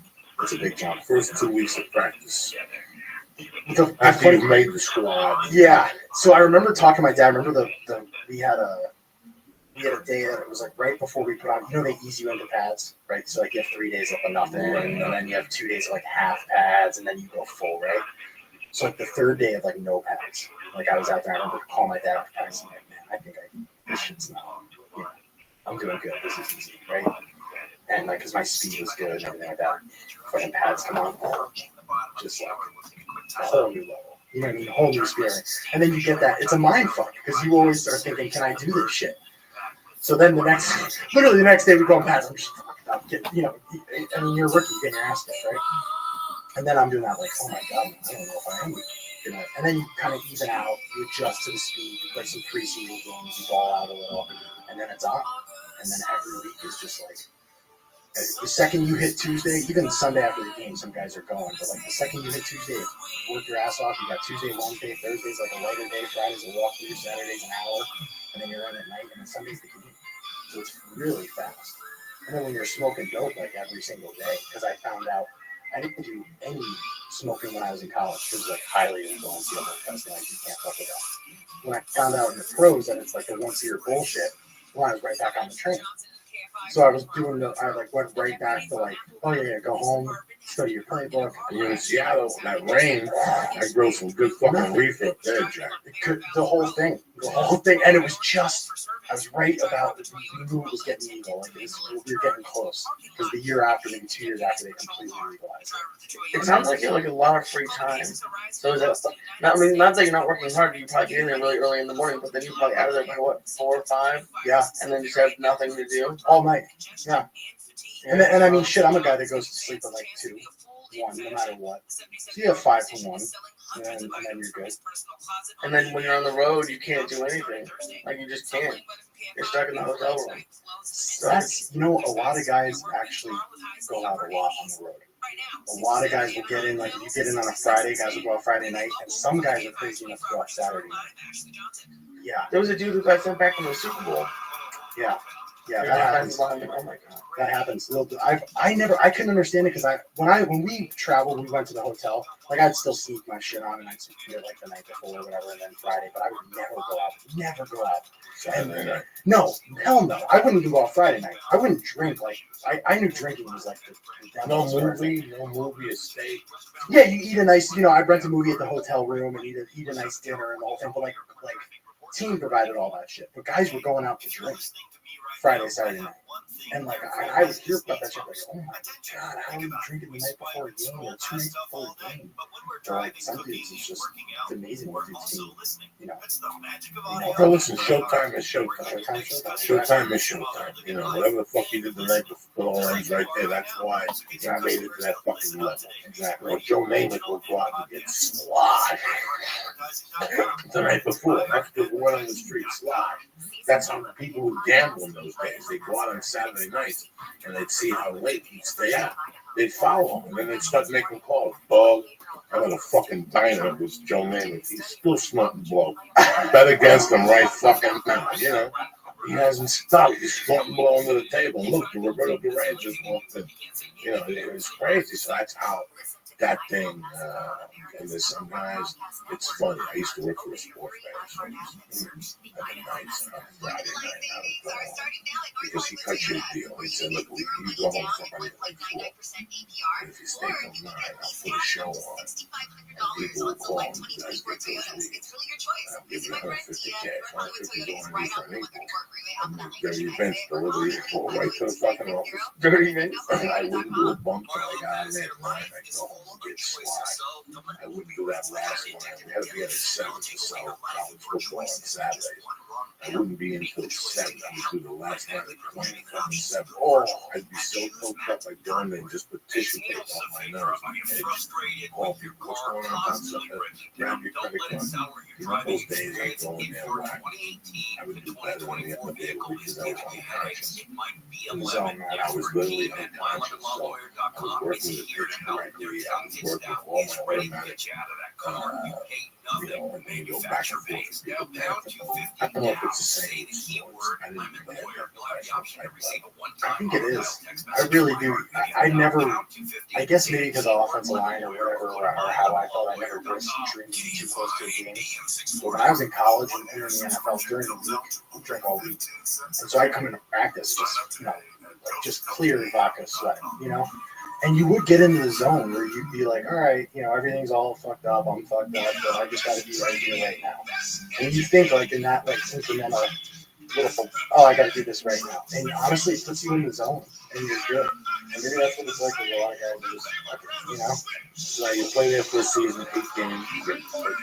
What happened? You come back a year later? Yeah, came back a year later and kind of went back and forth. Like was working on the comeback, so I was being like used as like a utility guy, which fucking pissed me off, because I was a player.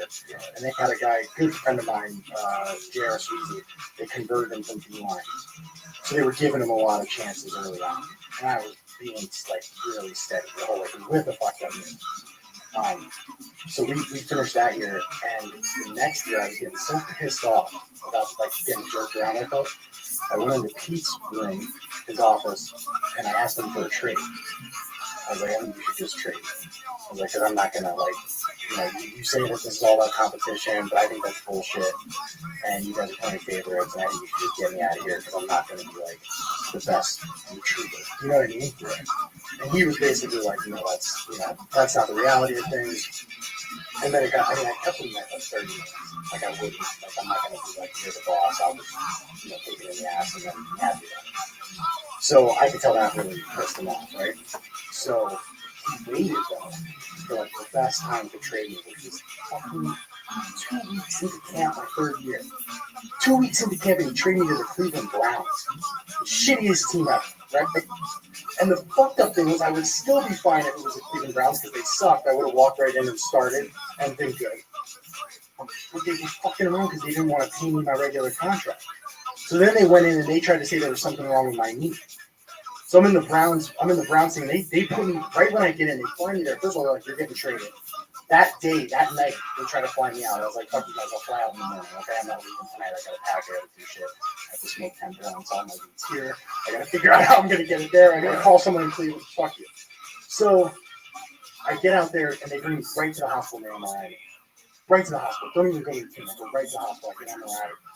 I meet with the doctor. The doctor is actually like a good doctor and says, hey, do you want to meet? Do you want to see your screenings, your MRI shit? You want to see your knee? I was like, I would. He shows me all the. He's like, you got arthritis. That's normal. Everything else looks fine.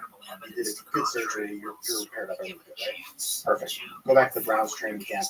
My agent calls. He goes, they want you to take half of your contract. I said, tell them to get a plus. Like, no. It's half my contract, and I got traded. Traded stays intact.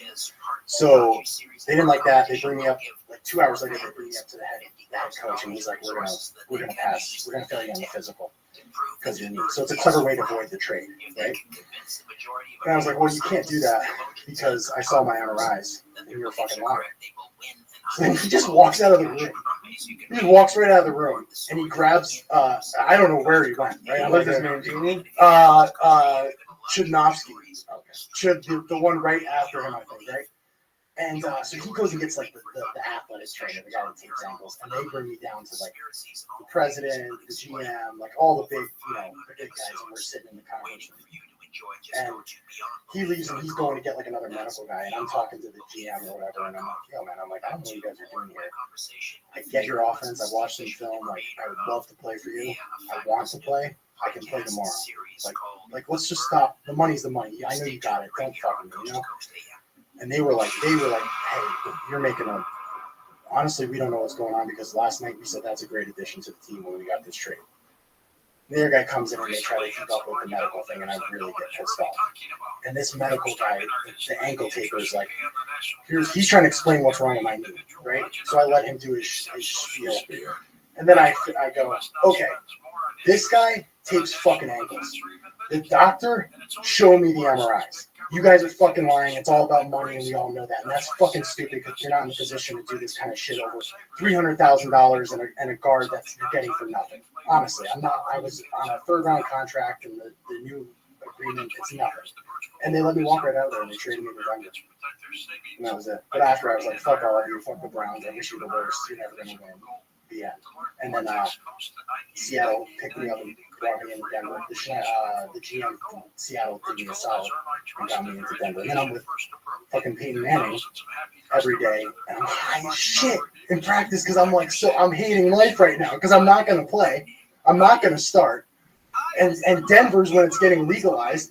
So I got like all those edibles. I got these morning mints that I'm taking on the way into work. It's like a mint, but it wakes you up. It's a sativa kind of offer. We wake up, got sucked up. Look at the shape of this fucking view. He's falling asleep. Oh my God. Dude, get up. Let me see your eyeballs like that. It's late. No, I'm not tired.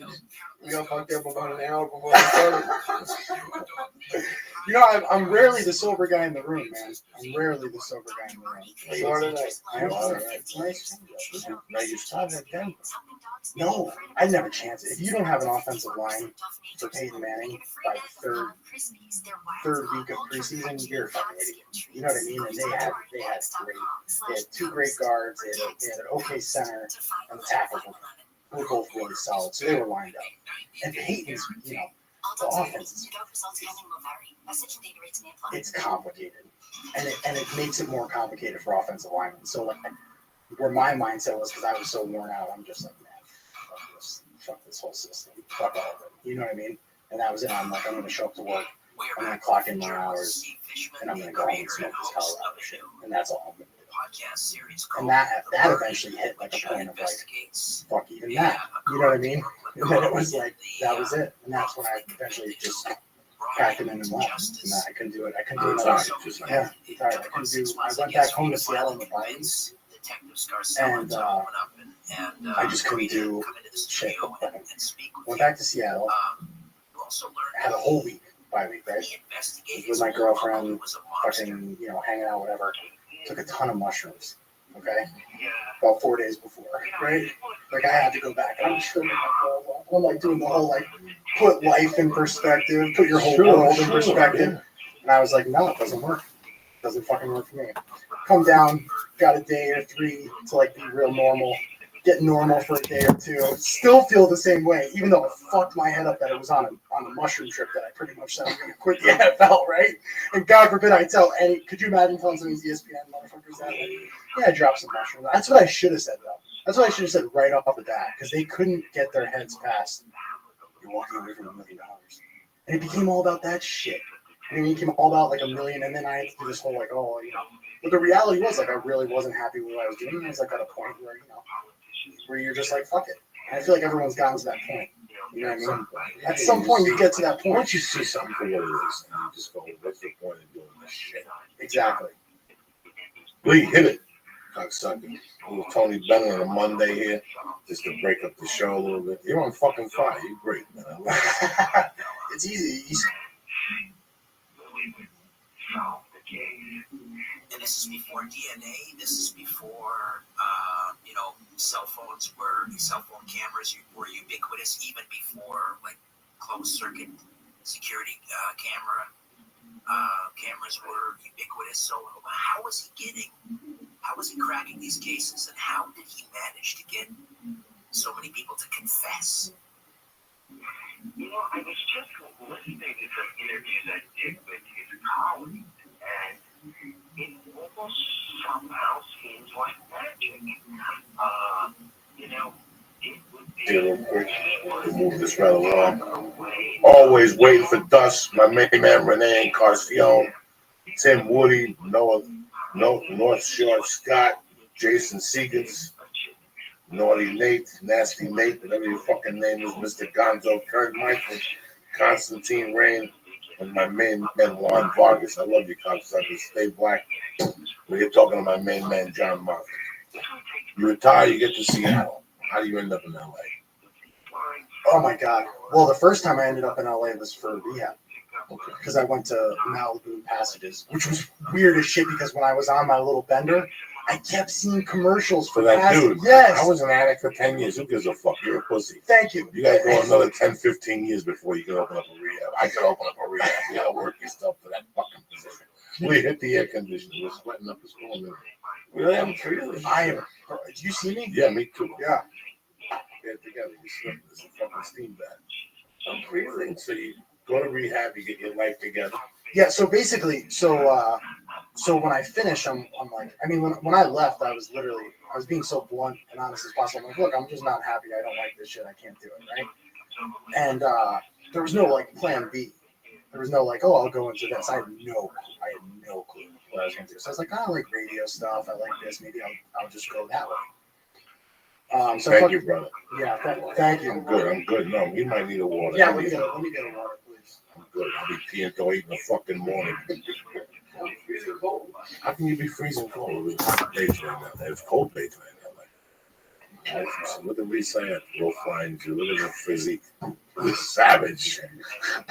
That's a physique. I just went to my first Seder out here too. It was Did fun. you really? Yeah. Oh, I'm sorry. That's the worst one for Jews. How's the food? It was terrible. Is it? That's a bad one. No, I mean, like the brisket is good, but like there's no bread. So matzah, which is disgusting. Nobody's eating carbs. No, the Jews don't like carbs. Napkins. And then you can't never have like shrimp or anything with like meat and cheese on the same dish. It's fucked up. You might notice that they separated everything. Yeah, I thought it was just cleanliness, but No, it's godliness. You have to have everything separate: plates, dishes. Interesting. From now, you go to rehab. You come out. You Yeah. clean a year now. Yeah, I'm clean. Yeah, and it's been a year. So I basically hit like after I left. How old are you now? 28. You're a young fucking man. Yeah. You still got the world by the balls. That's what I keep telling You myself. look great. Thank you. Yeah, I feel good. I feel really good. So. And you're unbreakable with Dave. Yeah. How the fuck did you end up with unbreakable with that savage? So I was kind of part of like the cleaning up and changing shit up. I was like, all right, I kind of want to train a little bit again. I think, when I left the NFL and then I went through this, like just a bender, just a great party thing that climaxed in Chicago, got arrested. How long was the bender? Well, it was a bender within a bender, but the intense bender within the big bender was 6 weeks. And it was 6 different cities. And it was not, I got kicked out of the house basically. Like I couldn't go home in my home in Seattle. We were me and my girlfriend were on like the no-go. So I went to like Miami, Las Vegas, New York, Chicago, LA, and then back to Chicago for St. Patrick's Day. ATM card with a smile on your face. I was still getting paid for playoff games. Fuck yeah. The Denver Broncos went to playoffs and they were giving me playoff checks. Fuck yeah. Oh, it was like a doctor. Got me a drink and give that guy in the corner a drink too. Give all these humps a drink. Peyton Manning scoring touchdowns. I was like the big, and then on top of it, like betting on the games too. Yeah, you don't give a fuck. Fuck yeah, well, I'm out. I know all this shit. I've scouted all of it, right? So I get the checks and then turn it around a little or just go blow it somewhere. And luckily, my financial advisor that I had when I was playing still had like that. But this money was all like unaccounted for. Fuck you, I'm getting. And every week in the playoffs, you get a new check. Get a new check. It's like $20,000. Every week, one was 40. You're just like, what the fuck? I came home to check out. I didn't even know it existed. I couldn't believe my girlfriend even told me. She's like, there's a check in the drawer. Fuck you. I'm like, oh. So I went out and hit all these cities, and then it finally climaxed in Chicago because I had like The Alchemist. I had like 6 different kinds of drugs on me to hit all these different points, and I finally got to the point where I was like, when your mugshot picture is like the worst one in the world, you know what I mean? Like I get in front of them. I'm all fucked up. They don't tell you you're taking a picture. No. Next thing you know, look up, right? You have 1 second to think about it, and I'm like, look innocent for the judge. That's the thought that comes. Which makes no fucking sense at all. Makes no sense at all, right? Clearly a drug thought. So I do that. I have this like puppy dog, sad, pathetic mugshot that's just fucking horrible. And when I saw that, I was like, oh my god, I'm going to fucking rehab. Delayed that for 2 weeks, of course, and then finally went to rehab in April. So it's been a year now. And then I like gave when a you cod. get out, you quit all the drugs around. It was lemonade. it's a rare gem that we found. Oh my god! So you don't really know what. Not an asshole. He was nice. Hey, what do I reject? What do It's I very not? rare to find What do I those actually people. believe in? What do I But we not? found Scary. Yeah. First 90 days when you're sober is a very scary process. You haven't thought clear. No, you haven't thought clear in years. I got locked up. Now, by the fourth month, I was taking some fuck. My infected lovers are talking about meth, and that was 3 squares and sleeping 9 hours. Your mind comes back, and you can start questioning yourself. Like, where have I been? Yeah. Where has John been? Where has Joey Diaz been? Now, could you have like stayed under contract and just gone to rehab, and then not have to retire? It took me, the quitting, like they're separate things, and then sometimes I think that they could be connected. The fucked up thing, the thing that annoys me is that when I quit, it was very public because I was like, hey, maybe I'll do radio, I'll do some interviews, and I'll segue that into radio. It actually worked. I had 2 offers up in Seattle for like, do you want to do a show or this or that? But they want to talk about sports, and I was like, hey, fuck sports. Like I can't do this shit anymore. So that I kind of steered away from that. But when I quit, I really was like, I'm not doing this. And then obviously it was I kept finding things. I said blatantly, like, I'm very unhappy with what I'm doing. I'm not happy in life. I need to change it. So classically, you're not happy, just do a bunch of drugs. And that leads to the next thing is Chicago. Yeah, exactly. So whether one played off the other or one was with the other, whatever. You know what I mean? That's kind of the situation. But I think it needed me. Like, there was no way I was ever going to go to John Elway and be like, hey, I need to go to rehab. We're on a Super Bowl run, but I got to go to rehab right now. And that was their fucked up thing. It was like, both my teams were in the Super Bowl that year. The team I got traded from, we just played, we played the Denver Broncos. I was in Seattle in a preseason game. I got traded to fucking Denver, both Browns and then Denver, and that was their first meeting since getting their asses kicked by Seattle, that the team I was on. And Elway's in the front yelling at everybody. And I'm in the back of the room like, Jesus Christ, this is weird. And then they go play each other in the Super Bowl, which was like the other bizarre thing, which I was like, shit, I should really sell both of these playbooks. I was waiting for someone to contact me I will give you all of the plays. And I'm pretty sure I told on Omaha, like I was in an interview like early on and I was like, yo, everyone understands Omaha is when Peyton's like going to snap the football, right? And then after that, it became like, I'm not saying after that, me, the guy says it all the fucking time. I would have given him everything. You miss it? Yeah, a little bit. I do. I miss the. This is what you've done since you were 8 years old. Every time a fucking leaf comes down, every time July comes, what do you think about this? Yeah. I still remember when football season would come in the neighborhood. You could always tell the guys that want to play football, they changed a little bit. They started running laps, And you have to miss that. It's a part of who the fuck you are, It's so, it's kind of, I've always said that playing in a football game is just like getting high. Because the whole process is like very similar. Like and science has even proven that football players are addicted to adrenaline. Most football players have adrenaline spikes that are like crazy. But you go and you're about to go into the game, you're about to play the game, you know it's there, you're waiting, you're a little nervous, you know what's happening. And then, you walk up a tunnel and builds. It's just building. And then first snap comes and you're just on for fucking 3 hours. Just going. And then you crash out. And then that's it. And the lifestyle, too, the extremism and lifestyle where I could be like, all right, party. Okay, clean up now. It's football time, clean up. Play football. As good as you could clean up. And then, okay, party. So those two, like that, like extremism, you can see it matches perfectly with addiction. It matches perfectly with, alcoholism, all of it, really. So how did Hamilton play? It's the same thing with comics, like. Absolutely. You have 23 fucking hours to the burn. You could read so many books, you could take books so many times. Yeah. Eventually, you'll smoking joints. Bro, she told me, though, that I was typing some bullshit, bro. All she said was, she was like, yeah, she's like, I see what you're doing. But I don't care, bro. Look at John Jones with fucking MMA. Oh my God! You live addicted to something. I said it's not the addiction; it's how you react, how your day goes. That's why I always tell people I did coke. I couldn't control my shit. I don't know if I'm going to be driving and he's going to cut me open and get out and yell at me and start calling him a cocksucker. And he's going to shoot me. I'm going to shoot him back. That's your day. You cannot control yourself. I knew, okay, let's say I went to Miami. let's say I went to Miami to do comedy. I get in the night before. Tuesday, as a feature act. Then Monday night. You think I get there because I care about the club? No. I got there because I walked right to the club and asked him for $100 draw. I called the Colombian and he came in and brought me a pack. So I know if I did draw Monday and Tuesday night, I had to take Wednesday night off.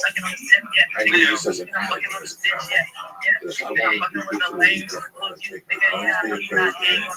And then I could get on Saturday night after the third show. I could go deep because who gives a fuck about Sunday anyway. You know, so I knew when I could. That's the same thing. You get high. And then there were some weeks where I couldn't drink. I had one thing. I had one personal rule. I did not get high. I smoked 50 joints. I'll take a Valley. I'll have 2 fucking amaretto milks. But I will not fucking do a bump because I knew my timing would be completely off. That's just me. But when I was locked up, I would do speed on Monday with these fucking biker dudes in prison. Right? And Monday nights we had to play basketball. That was an Asian kickback. Oh, yeah! I was in great shape then. And every day we would fly out locked up. I knew I was going to get locked up in Colorado. So I got into swimming and lifting. And I rode a bike. I didn't have a car. I sold the car. And I just rode a bike. And I'll tell you what, I would do 6 or 7 laps with the meth in me, whatever the fuck we would do, we would snort it. Yeah. And oh my God, I couldn't play fucking basketball. After a while, I thought my heart was going to bounce out of my chest. It was too much. It would be bouncing along by itself. Why do I want to be running laps? Is it? Can you guys like explain? Just because, like, for me, I'm like the straightest guy ever. I'm super high, but I don't have anything in my life that I would do that would hurt me.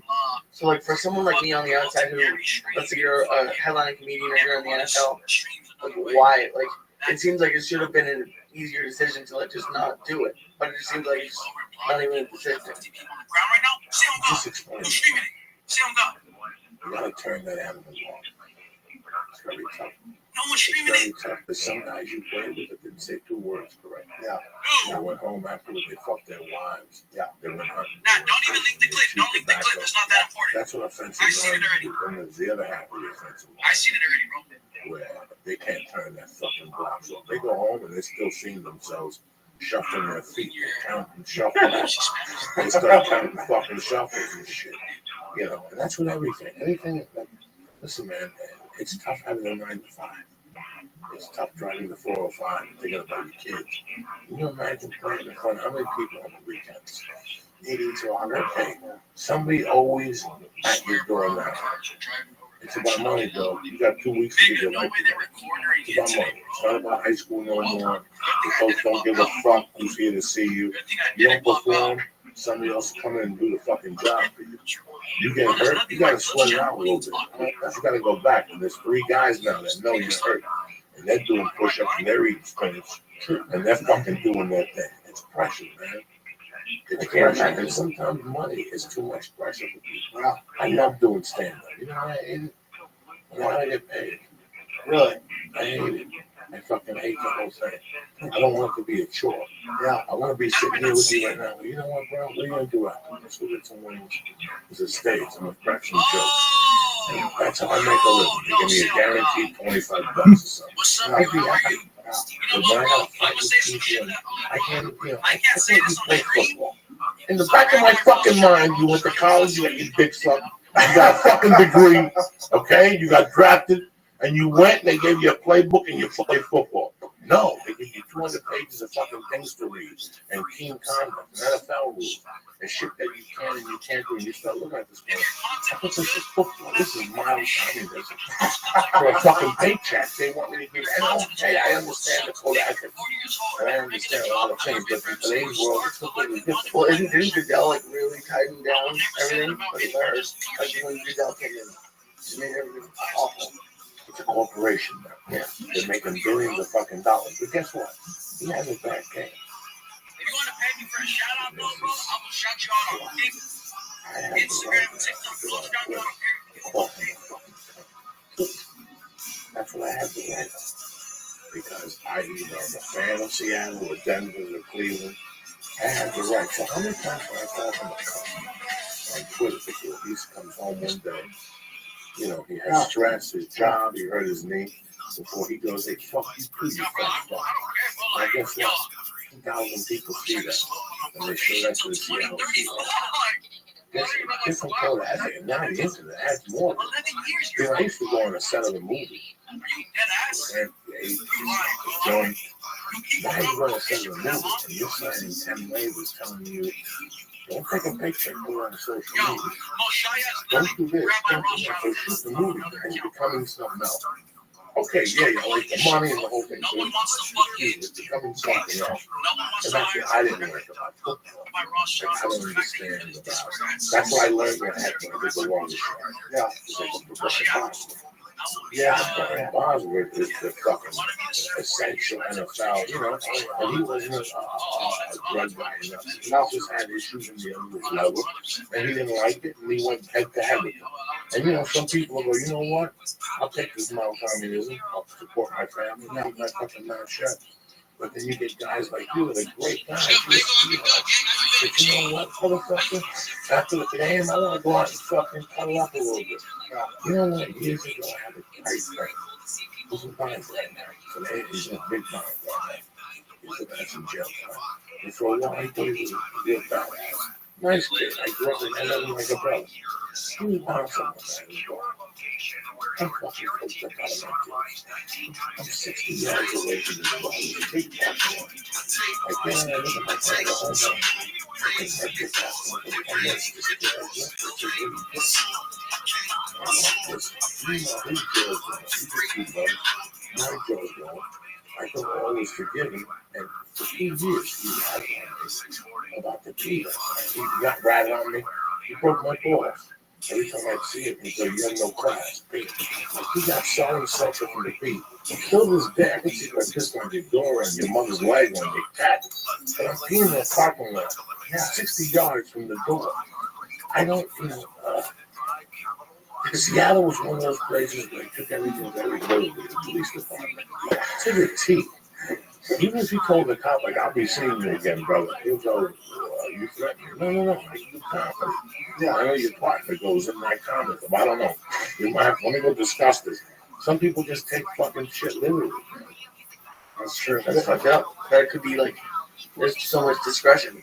Like, tell me, like, if you did that here, would you have gone to jail? Or would you, like, would that have happened? You know, like in a big city, like I said, there's more leniency. There's more understanding. We don't have time to give you a ticket for fucking jaywalking. You know what I understand? I understand it's a law, bro. And I didn't know. All you had to do was pull me over and get three guys on bicycles. So I was mesmerized. What's up, you little dick lickers? It's Rabbi Rothschild here, everybody's favorite pimp. Next up is Skill Gap Gaming. I love this motherfucker. I love everything about him. His stream is amazing. Rabbi loves you, dog. I know, you know, I'm just, I decided to come down here and get in shape and kind of find a new direction, but really I'm just kind of keeping it easy. I'm still working out and training, so I'm considering it, you know what I mean? I'm considering possibly doing more of the athletics or something like that. I'll use athletics like I'm going to go on a fucking dodgeball, right? But, you know, it's kind of like I said, like before, when you get out of rehab, you kind of realign your whole world. You know what I mean? As it's gone, it kind of knows. Very, very cool. Let's take a look at your about. Boom, Discord. That's all you could do. Being sober, when you Slums Trap House, gangster. When I was 25, I did not understand people who didn't. Skill Gap Gaming. And I'm not the guy hanging out with Lionel Richie at a club dancing on the ceiling. I'm not that guy. I'm a party that What word is meant this nothing horseshit? to me. I just didn't understand how in my mind partying was to break down my mind. You a human? Or like a hybrid alien, baby? I love Skill Gap Gaming. He's amazing. They're amazing. She's amazing. Whatever they want to be. Shout out to Skill Gap Gaming. I'm a verified user. Biatch. For real, dog. This is a really nice Discord. I judge people by their Discords, and your Discord is great. Let's look at your Instagram. Let's see if it But I just didn't know for sure. Yeah. meets my criteria. Yeah, dog. As the months progressed, every day that Those I are got numbers, sober, son. I thought about how How about TikTok, the new kid on the block? see the change. Like all of a sudden, I had money in my age. Hell yeah. Look at your content. Oh my God, I'm gonna watch something of yours. 280. I haven't had 280 in my fucking bank account in fucking years. My bank account was between 32 and $100 a month. I was a damn fucking man. You know, it's something that I can't even imagine doing it last. Yeah, I love my reef. I'm 52 and settled already, brother. Yeah, I'm not gonna quit reefing. No. And I think, honestly, I think it's good to ease off of everything else. Honestly, because you know it and you know what it can do. Like I used it to ease off of everything, and hell yeah, I think dog. it's like a lesser. You know, All right, still got game, and you want to watch anything else? Yeah, I want to check out your YouTube, dog. Oh, I don't want to happen to everybody. Anybody else? Anything else? You know, I'm not gonna. Here's all your stuff. You have a wish list. Help my man out with his throwing. Anything else? I got into it when I was like, Yeah, dog. and I always liked the one aspect of it. Skill Gap Gaming. Yeah, I'm Rabbi Rothschild. I'm the biggest event in global history. Check out my streams on YouTube. I stream live 24/7, 365 for World Peace. It's the biggest event ever. You're a big time streamer. You're always on kick. You're always on the front page. You're always got a smile on your face, being a positive person in the world. As am I, baby. As am I, baby. All right, so here's what I want you to do. Type Viral Rabbi into any search engine and filter by live, and you'll see I've got more content than any person ever. Type Viral Rabbi into Instagram, you'll see I have hundreds of accounts. I have over 1,000 TikTok accounts. I have over 10,000 Kick accounts. I have over 2,100 Twitter accounts. Biggest event ever, dude. Tell everyone you know. You can find all my links on linktree.com/Rabbi Rothschild. Tell everyone, and I'll make them a trillionaire because content is king. Content data is Earth's #1 resource, and I have more data than any person in global history. So shout out to Still Got Gaming. Shout out to Rabbi. Peace, everybody, and everybody knows what to do. Stay black, everybody. I used to see a lot of Seahawks, and the fans really like, you don't want to be pissed off and Joe and Pope Watch going on your fucking nose. But, people, at least tip your big glasses and say you drink over. Oh, yeah. It's a great honor to be a professional football player. Yeah, man, it was a very fun ride. It was a wild ride. It was a fun one. So you're a wild dude. I can tell by that smile. That smile is... Listen, man, I hope you... find love and peace and everything you're looking for. Thank you. Once you get off that shit, it's there. I have a friend that drinks, and I can't call her and bust her balls. I would never bust anybody's balls, you constantly bust balls. But I wouldn't bust somebody's balls if I get her.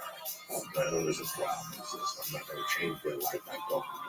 It's something conscious decision. You got to make yourself. You have to make it yourself out. You can get blue in the fucking face telling me cocaine's going to kill me, Joey. You love me.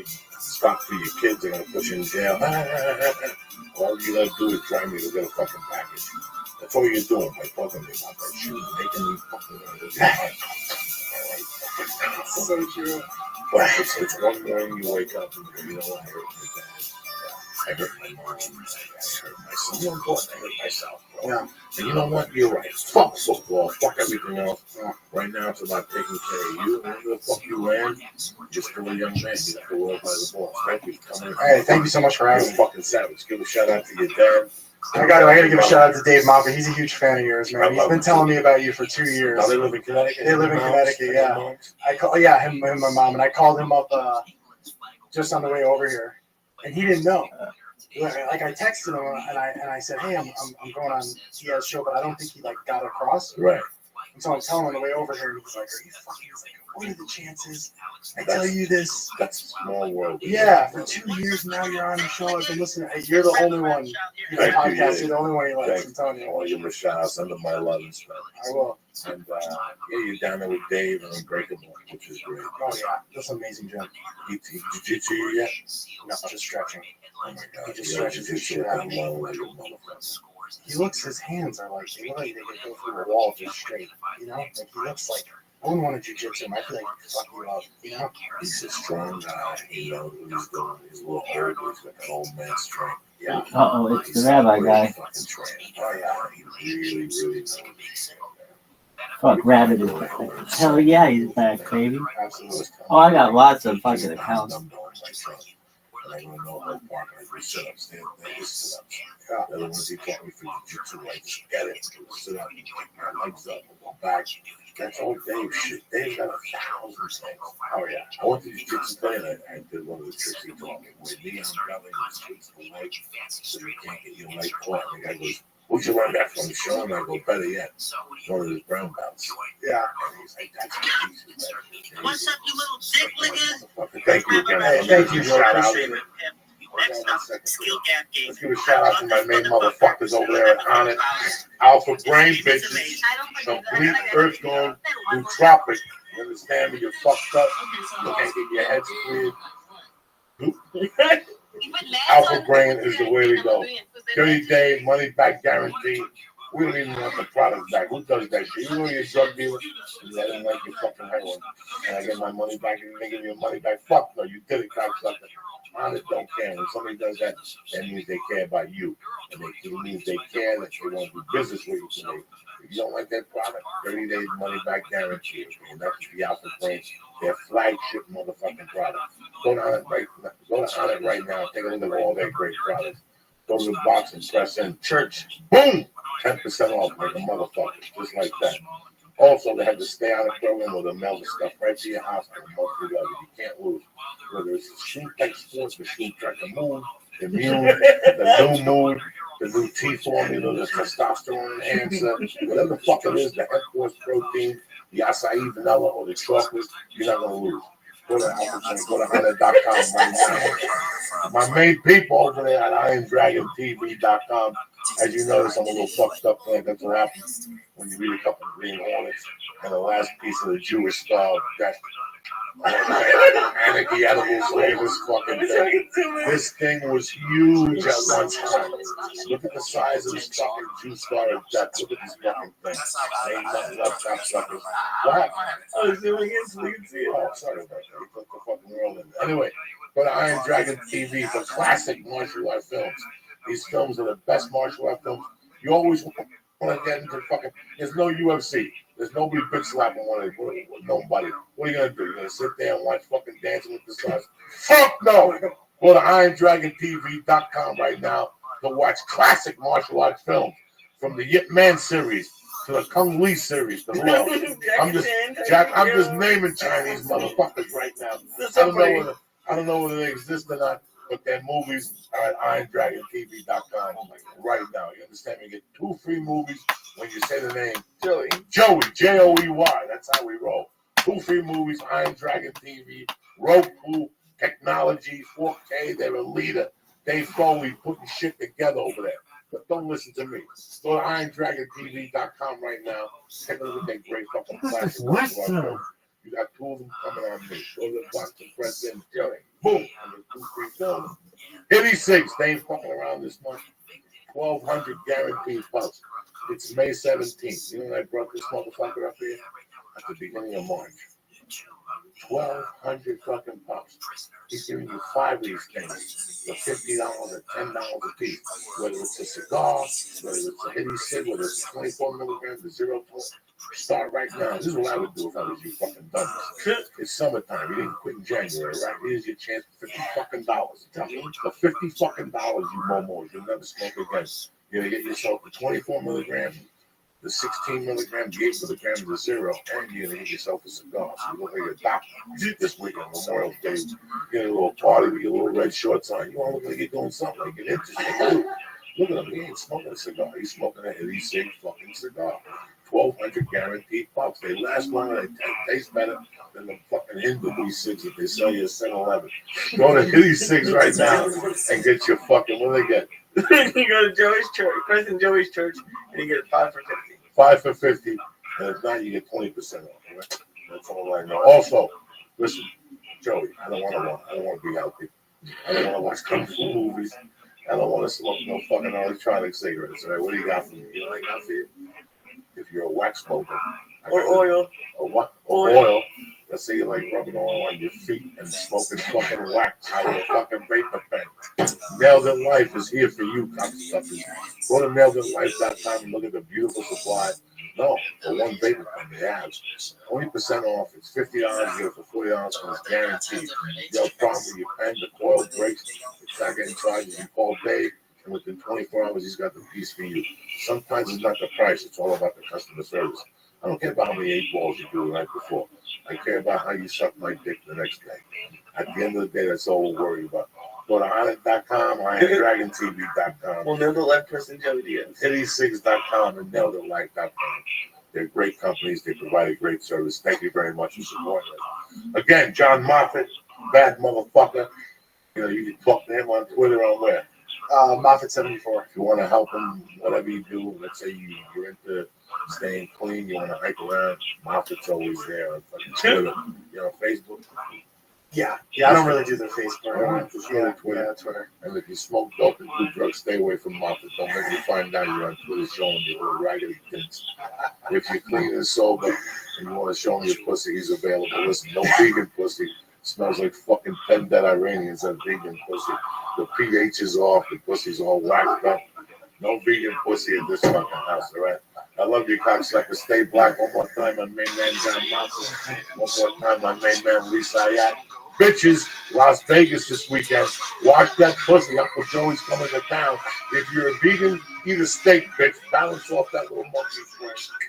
The Ice House next Wednesday night. And then I'm in Oklahoma City with you bad motherfuckers. Stay black. See you Thursday with Andy Dolores. You got any dogs or cats? Check in. We're going to talk about fucking CBDs for your dog. If your dog, let's say your dog is fucking stupid or retarded, we'll give him a fucking treatable. You don't see the devil this fucking dumb. You're doing like a PBS, like check in next week for the CBDs for your dog. Yeah, we'll be here on Thursday.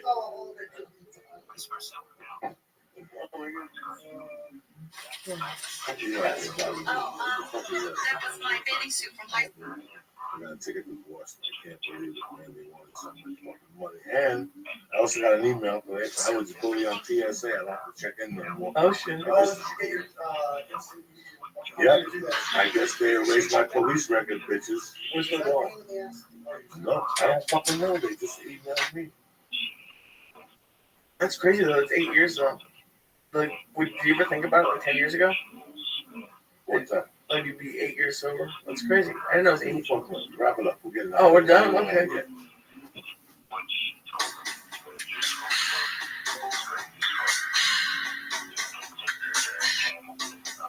If I can leave you with any friendships, Hit me like I'm fucking retarded. There's always somebody there to try to fucking take your pay. Oh, I know. I put on the thing every day to grab your balls or your pussy and go get your fucking lunch money back. Because if you allow these fucking cocksuckers, they will take your lunch money. And they don't do it with a gun. See, I'm old school. I'm from New York City like you. You want to rob me? You show up with the gun, I'll give you the chain, I'll give you the rings, I'll give you the wallet, I'll give you everything. But don't try to fucking call me and muscle in on something that I already did that you know I'm going to have to pay 10% for. And you're like, hi, how are you? Listen, dog, those days are done. You had a chance to wiggle and hide, and you fell on your face, so now stick to what you know. These motherfuckers, everybody wants to fucking get 10% from your fucking money. And the government. Having a doctor. Like, I found out I paid a copay at a doctor that I probably didn't have to pay, so now I have to go talk to them next week. How much they charge you? It's $30. It's not a lot, but it adds up. But I got a blood test. I almost passed out. I know you did. Those fucking things are tremendous. The first time I got one, it was just in a bag by the floor. But then I didn't know they have the tube right at your elbow now. So I opened my eyes, I looked down, and I got a little bit lightheaded. Oh, fuck yeah. That's why I look the other way. I bring the iPod, I put Santana on. Fuck yeah. Auntie Dolores in the house. And Marjorie, one of the girls from the fucking look at them, mixing shit up and shit. With the new packaging, look at this shit. This is for fucking Gentiles right here. This ain't for gorillas like me. This shit will put you on a different planet. Look at it, the fucking packaging. This is a Gentile. Oh my God, it's low glycemic. Yeah, really? Oh, non-GME corn. Okay. Whatever the fuck it is. All I want to see is the devil. You know what I'm saying? I don't care if I eat popcorn or look at Crackho's asshole. I just want to see the fucking devil. He does that too. I want to see the devil, Marjorie. What's up, Auntie D? Talk to me, baby. Oh man, it's Fucking, great. I gotta congratulate you leaps and bounds at this contest since we met. Thank you. Leaps and bounds. Now the 500 milligram brownies out. No more. No more. It was too much. It was too much. We found out people want to see the devil, but sometimes it's only like 3 or 4 people that really want to see the devil. They just walk around talking about gluten and fucking granola and shit now. They've been smoking pot since, but you know, they don't want to see the fucking devil. No. That time in San Jose, that was one of the scariest moments I had in my life. That time I went? Oh, now you tell me. When I ate the half real off the bat, and I had to get the chicken, the shrimp to fucking calm me down. He was about to go on stage. I was about to go on stage, and the adrenaline mixed with this, because that's what you got to remember. On stage, it becomes something else. Mm-hmm. You know, people don't know. I know my good friend Joe Rogan had that thing what is it when you fucking memorize what happens to you when you eat marijuana? It changes in your liver and it becomes ketosis 3. Who gives a fuck? Everybody wants to read a book. Just smoke the joint and shut your fucking cake hole. You know what I'm saying? Everybody wants to be Johnny. I'm the smartest fuck on the block. Fuck you. Just who gives? You know what I'm saying? They show up with a hookah. Why are you gonna smoke that shit to get bad breath?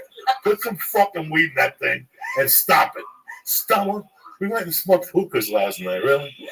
I'm surprised you don't smoke a fucking hookah. I've smoked hookah before. I'm sure you have while you're eating hummus and it doesn't with no do shoes anything. on. No. So then why waste your fucking lungs? Yeah, that's fun.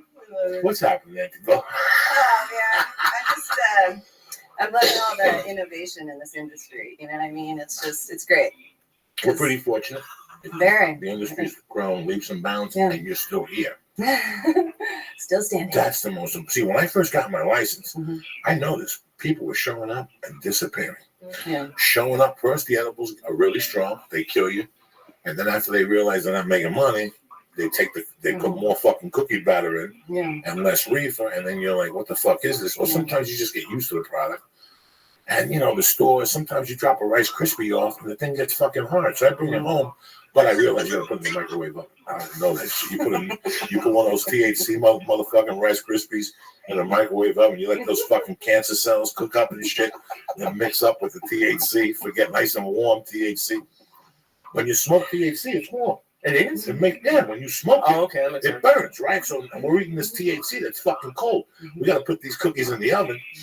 Can you guys sell cookie dough and like bake your own cookies? That's the fucking. Yeah, we'd love to do stuff like that. If the health department would allow for those kinds of products, a lot of health departments are banning perishable items like that for that makes sense.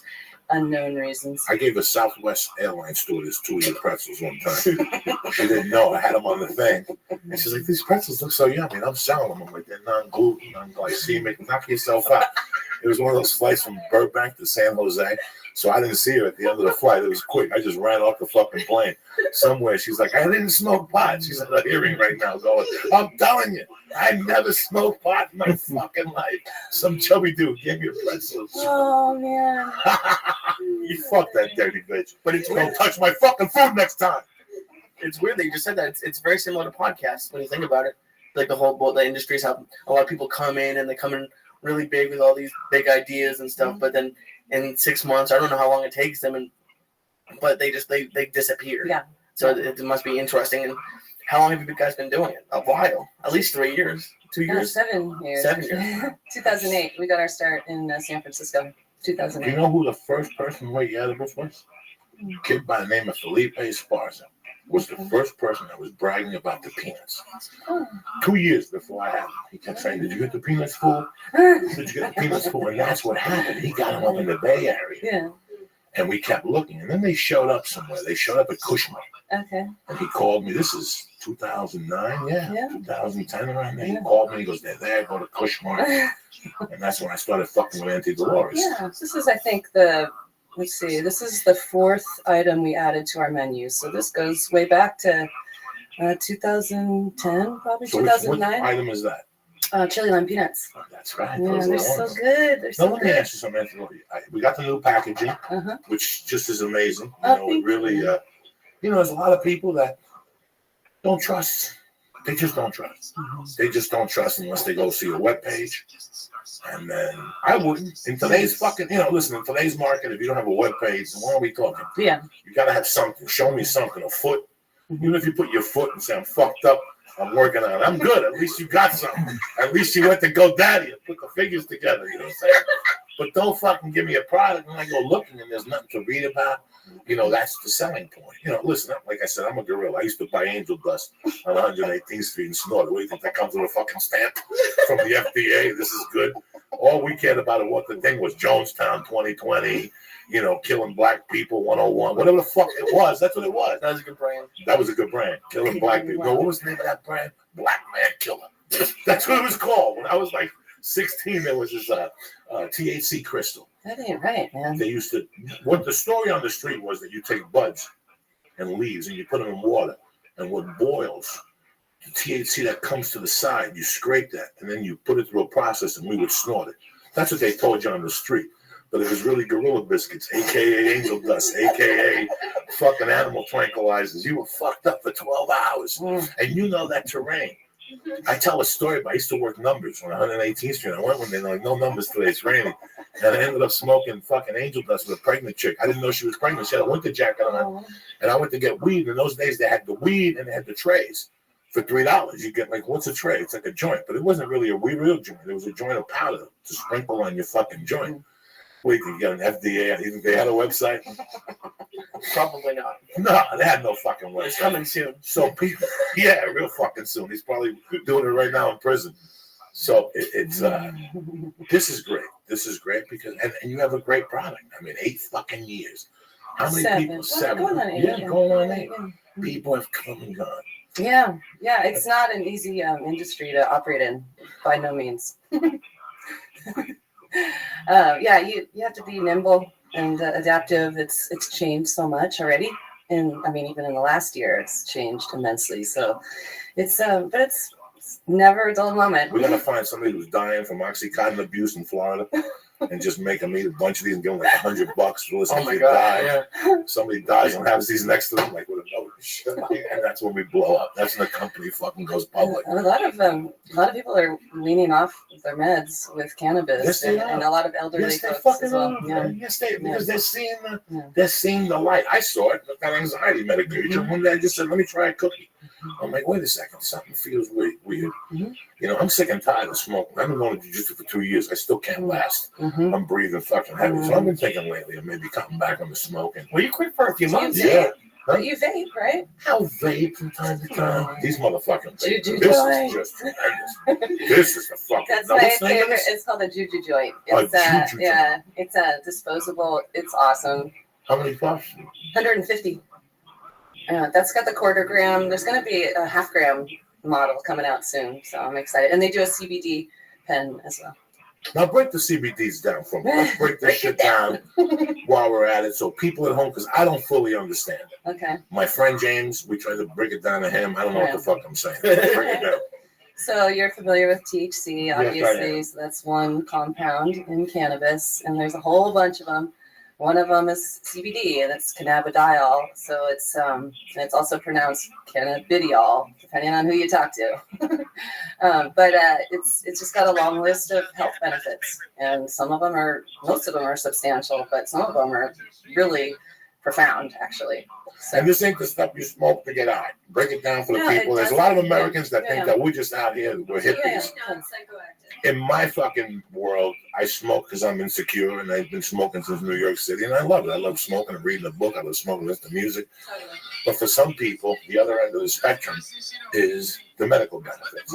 I've been hearing about, I know what medical marijuana does for a cancer patient, somebody who can't eat, keeps mucus. This gives them a little bit of an appetite. It brings a little happiness to them, Break down this, because I didn't understand. Like now we have with animals, but what are the benefits to just this, just the CBD? Like, can I get? And how does it come? Well, it comes in many forms depending on how it's cultivated and processed, and you can also derive it from hemp, which is virtually no THC in that plant. So that's where we get our treats is from. Hemp-derived CBD is what we use for the dog treats. And that's because there's 0 THC in it, and we want to be able to sell this worldwide. And so in order to sell it worldwide, it has to be under a certain threshold of THC. But our THC infused products are also medicinal. I mean, THC has health benefits as well. It's just that CBD, because it's not psychoactive, doesn't get you high, but it has a really long list of health benefits. And so people are using it for epilepsy, cancer, any kind of neurological issues at all, including epilepsy and Parkinson's. And then, Crohn's disease. And when I say cancer, I'm talking multiple types of cancer. That was my question. So I've seen like the CNN videos, and it's like oil. Yeah. Is that CBD or is that something different? Well, you can have a THC oil. That's what's in this pen. It's a THC-rich oil. It's just there's different ways to extract it, and what's really popular right now is CO2 extraction. But there's other ways to extract it. It's just and then it has different percentages of active ingredient, and so it's a lot of calculations involved in like the dosage. And how do you do that when you're high? How do you do that math? You don't do it, it's done for you. Oh, okay. And most of the oils you see that cancer patients are using, there's CBD in that oil. Usually it's some blend of CBD and THC. And there's incredible research going on that it doesn't only help the symptoms of cancer, but it's actually targeting the cancer cells and killing them. It's incredible. What is potentially possible with cannabis. If only the federal government would give us the ability to do more research. Now, why would a guy like me start taking a teaspoon every morning?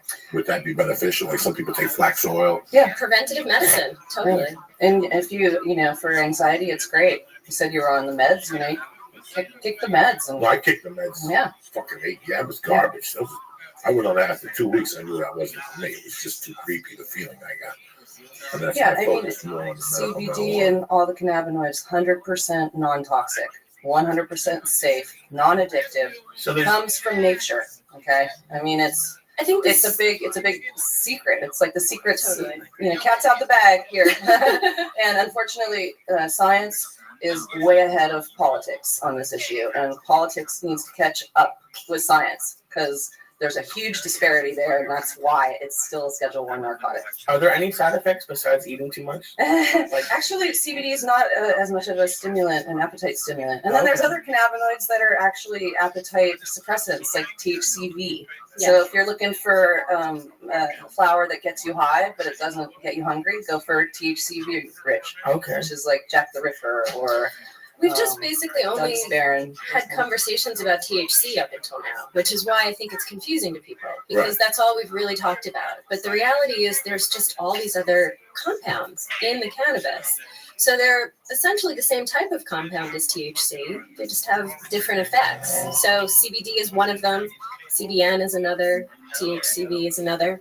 And so now we're paying so much attention to CBD, which is just another one of those compounds because it has all these amazing effects and it's non-psychoactive. So we can give it to animals, children, and, elderly people that, really want to stay away from those psychoactive effects. So it's exciting. And if you think about it, just like cannabis, it's the same thing. It grows, it's coming from the cannabis plant to the hemp plant. So it's just different genetics.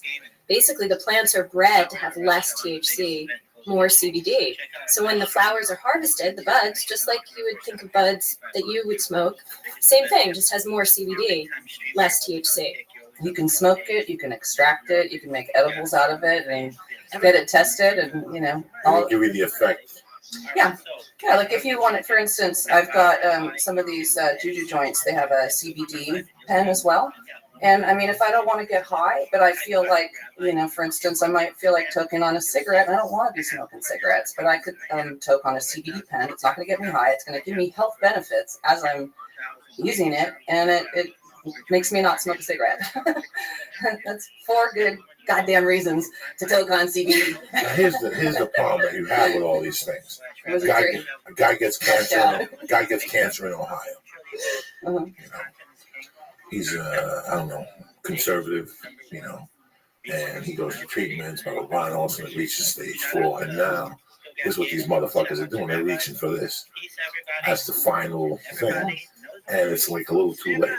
Like it shows some progress, but it's just a little too late. You call it just a little too late. Yeah. I read something about a month ago about a guy who just CBD'd it on some cancer, took the sugar out of his diet, and lifted weights or something, and he fucking went into remission. Are you fucking kidding me? Oh, well, I mean, if you look at brain scans of tumors, I mean, you can see shrinkage. It's clear, and there's cases that are being documented. But then, of course, cancer when pathology is so advanced, sometimes it is too late, but you could still provide a quality of life increase even by giving cannabis at that stage. So either which way, it may not be curative, it might only be palliative, but it's still good. Could you do chemo and it wouldn't negate it? Okay. I think I've read in a few different places that chemo patients require more because there's a lot of that substance is running through your bloodstream, and so it's not that far-fetched that you need like stronger dose cannabis products and stuff. Over the last 2 or 3 years, I've been reading more and more. With the kids who have diseases and their parents are getting thrown in jail or arrested for giving their children. I think something happened in Philly. I like to say I can't. I just read these things. I don't really talk about them on the podcast, but they do bother me because they're your child, and if it's helping your child, I think it's epilepsy. Mm-hmm. Yeah, it's all this, like all the seizures. Like there's CNN ran this whole long thing, a bunch of different episodes where people are moving to states that are allowed to do it, and they have to uproot their entire family because. What are you going to say? You can't say no to your kid. Like, there's medicine that could work, but because we live here, we can't use it. I mean, luckily we live in California, but of course you would. If God forbid anything ever happened, that's all that matters at that point. Over 100 families have moved to Colorado to treat their kids with cannabis. And they've got retractable seizures and epilepsies that respond really well to CBD and THC, and it's sort of a combination of cannabinoids depending on the case. I mean, that's like the biggest one because cancer takes a while to know it's there, and then it takes a while to go away, but the seizures seem to be pretty instantaneous, and it's like a really good it really helps. That happens with the animals too. Like they try the treat, and within the first dose they seem to not be having seizures anymore. That's what the customers are telling us. It's amazing. Like 2 dogs that use the product regularly that stop having seizures. That's the fucking one that's really growing. It's really crazy. That's the one that I'm getting fucking emails about. Oh, seriously? I don't even know how to describe it. I didn't know until after I lost Sissy. And the girl that took care of Fidel when my wife was out of town, she had to give like an IV. Yeah. I can't stick a cat with a fucking needle at this point yet. Oh, I've learned. I can't. So my wife brought her in for $10 a day, and we talked, and she told me to go to the other weed store, Gentiles. She also told me that she had given her cat, and the cat, I don't know, for the hips. People talk to you, it's early, you're stoned, you don't have your coffee, you don't know what the fuck they're saying, but I see these people that are not hippies. Yeah. If somebody came up to me like in Boulder, like 15 years ago, okay, whatever, dude, but these people are fucking college educated veterinarians, they're telling me now, listen, give it a fucking shot. I can't tell you this in my office, but I can tell you this outside the fucking office or whatever, so that's what has impressed the shit out of me. You're telling me that tonight, go home, break these up, grind them up, and just give them to the cats. Oh yeah, I mean, I give it to my 19-year-old cat who is definitely, going strong because of CBD. And she, like any animal that lives this long, she's got musculoskeletal problems, so she's not going to move around like she used to. She's got pancreatitis, which has got a fucking brutal disease. So painful. Animals will just give up eating when they have that disease. I give her one of these treats every day, crumpled up into her food. She eats all the time. She's less nauseous. When she has flare-ups with her disease, like she can totally handle it. She scampers around the house like a fucking 8-year-old cat. It's like what I see more than anything is like increased vitality. Like she goes from a cat that, wants to be herself into just totally balanced. And it's so cool to watch. And, I've been giving her CBD for many years now, and I definitely attribute her. Marjorie, I don't know, you look like a young girl. Do you Thank think 20 years ago, we'd be having this fucking conversation. I mean, yes, because Really? You knew all about it all along? Well, I was into cannabis. I mean, the moment I became aware as a teenager, I was just like, forget alcohol. This cannabis shit is amazing. Like, this is what I want. This is what I want to be involved in. And, you know, that was it for me from the very beginning, like 14 years old. Hi, Mom. So, you know, for me, I always knew, and I always knew the medicinal benefits. I mean, did? Yeah, growing up. I fucking knew nothing. Nobody told me nothing. Well, I could feel fucking it. Puerto Rican on 178th. I got a fucking. Well, that might have the weed you were smoking back then may not have Right, been as medicinal, perhaps. No, but nobody spoke about medicinal marijuana to me. I mean, I couldn't articulate it, you know, but like I knew that I was more social. I knew that I was more creative. I knew that if I had pain in my body, it was going away when I was smoking. So I couldn't articulate that when I was 17, but I can now. And I knew then that like that was it. I started making edibles and doing all kinds of things, you know. I got high in the beginning. It was Periscope. I got high in the beginning to get high. I didn't know. I was a young kid. Yeah. And first time I heard music, I knew it was going to continue to fucking get high. Like, I'm like, this is not stopping. And I'm not one for alcohol. You know? I can't sit across from you after 4 fucking cocktails. I really don't want to hear what you got to say. I really don't. I grew up in a bar. My mother had a bar.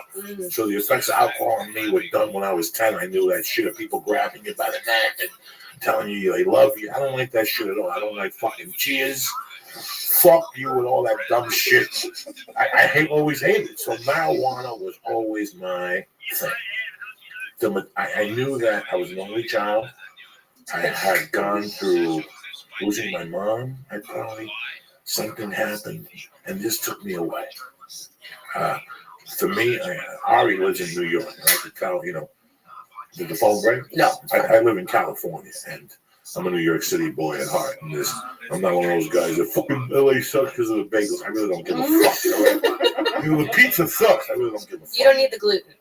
No, I like the gluten. I'll go to Joe's Pizza in the mall and get a slice if I have to kill the urge. It's not bad, you know, and I'm not going to be disappointed. And I don't get aggravated. I get aggravated. But to me, there was nothing better than putting your Walkman on as a kid and getting fucking jizzle, because I made a whole afternoon of it. I came in from the Jersey side on a bus. You know, I would walk across George Washington Bridge and walk down to past Broadway on the other side of Amsterdam, and there'd be black people, Cuban. Dominicans, Dominicans, too. Jamaicans. Yeah, This yeah. is way before the Dominicans. This is 80 fucking 80. We used to go to a pool hall in 178. We walk in. When I was in the 8th grade, Lefty Cortina, who's a science teacher, he went to high school now. Fuck him. Lefty won't talk to me on fucking Facebook. Fuck him. Took me to a church in the Lower East Side. That downstairs they sold weed. It wasn't the priest. The priest was just in for the small fucking 10 points. You know what I'm saying? It was like 3 gorillas, and you could buy like. They had. Listen to what they had in the summer of '79. They had this weed that had been compressed, chocolate Thai weed that had been compressed into a box, into a thing, and they dipped it into hash oil. This is back in '79, like honey bud. Yeah. And you had to break it apart and let it sit outside and dry. And then they had. Oh my God! Then they had sensimilla. That's what they called it. And then they had chocolate Thai weed, which you call chocolate traumatized. And then they gave you a fucking punch card. Did you know that they gave you a punch card? And then they had At the bottom of the church? At the bottom of the church, they gave you the master mix, which was the scents and the chocolate Thai put together. What? Amazing. This is '79. They already fucking had the fucking answer to your problems. And then love I went up to 163rd, and I would go up from 160 up.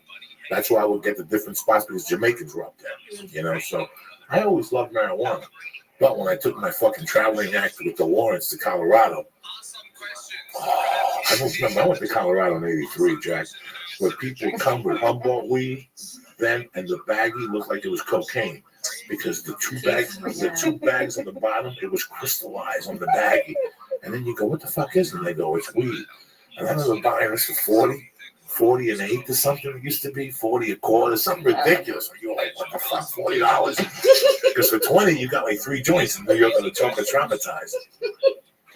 So I never learned about any fucking benefits. The benefits to me were taking me out of my dilemma, making music sound better, and making a fucking chocolate shake taste like a fucking, I don't even know. I can't even say what I want it to taste like. You understand? A little Carvel chocolate shake and shit. Oh, yeah. With one of those fucking Black and white. Black and white. That's my thing too. With a fucking Yankee cap with a sundae in it and shit with sprinkles on that motherfucker. What? What? No, you need to throw some cannabis oil. Oh in my there. God! No, Really don't ruin it. The cannabis oil. By that point, I've already inhaled 22 gallons of cannabis oil. That's what got me to Carvel. The funniest thing is when he'll call me and be like, after a podcast, when I know he's already stoned and he has some of your stuff laying around his house, and he'll be like, I got hungry and I ate some more caramel corn and I got even higher. Because sometimes you get high and you got the munchies. Fucking caramel corn's right there to kill the Close the system. Oh my We design it that way specifically. The thing I like the most about your products that Auntie Dolores has over anybody is, okay, when we get Anarchy edibles, they have a great star. That star of death is 125 milligrams. But it's 125 milligrams. That's an investment. Mm-hmm. That's an investment. I got to look at that star and go, that's 8 hours of my day. I don't know what type We're of... spending the day together. Are we spending the day together? You know, and I'll drop 2 of those things just to start off, just in the morning, just so there's no misunderstanding. You know me, I don't want any misunderstandings. So we're all in from fucking Jump Street. Bam! Right off the bat with some coffee, you stir it in, it gets gooey or whatever. Yeah. I have a friend that used to do heroin, and I love him to death. He did heroin for like 8 years. He used to just sit there, do H, and watch Beavis and fucking Butthead and giggle to himself. I didn't get that, the whole allure of it. You know what I'm saying? You don't do heroin. Go out and fucking walk around naked. You know? Don't watch TV. Go find a Christy. What's her name? What's his name? Nirvana's wife? Go find yourself. Courtney Love? Go get a Courtney Love. Stay away from Courtney Love Oh if my you're God, did you see high, that man. That's like a buzz. No, not yet. I've read about it though. I've not seen that documentary. Oh. Fucking disturbing. Ooh, which parts?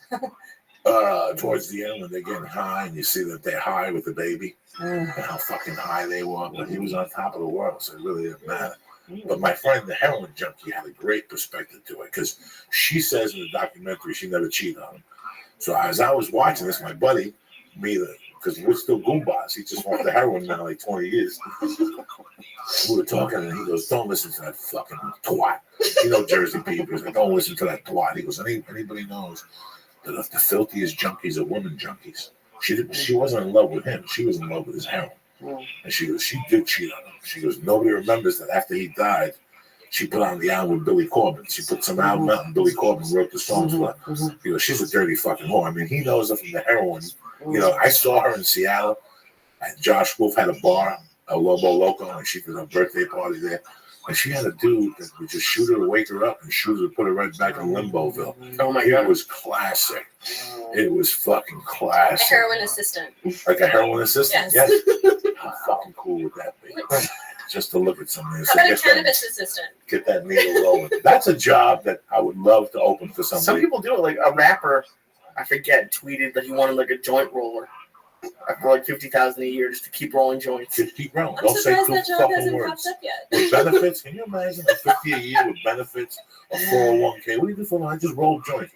His fingers are all dark like he's been finger banging somebody with a dirty asshole for the last 10 years and shit.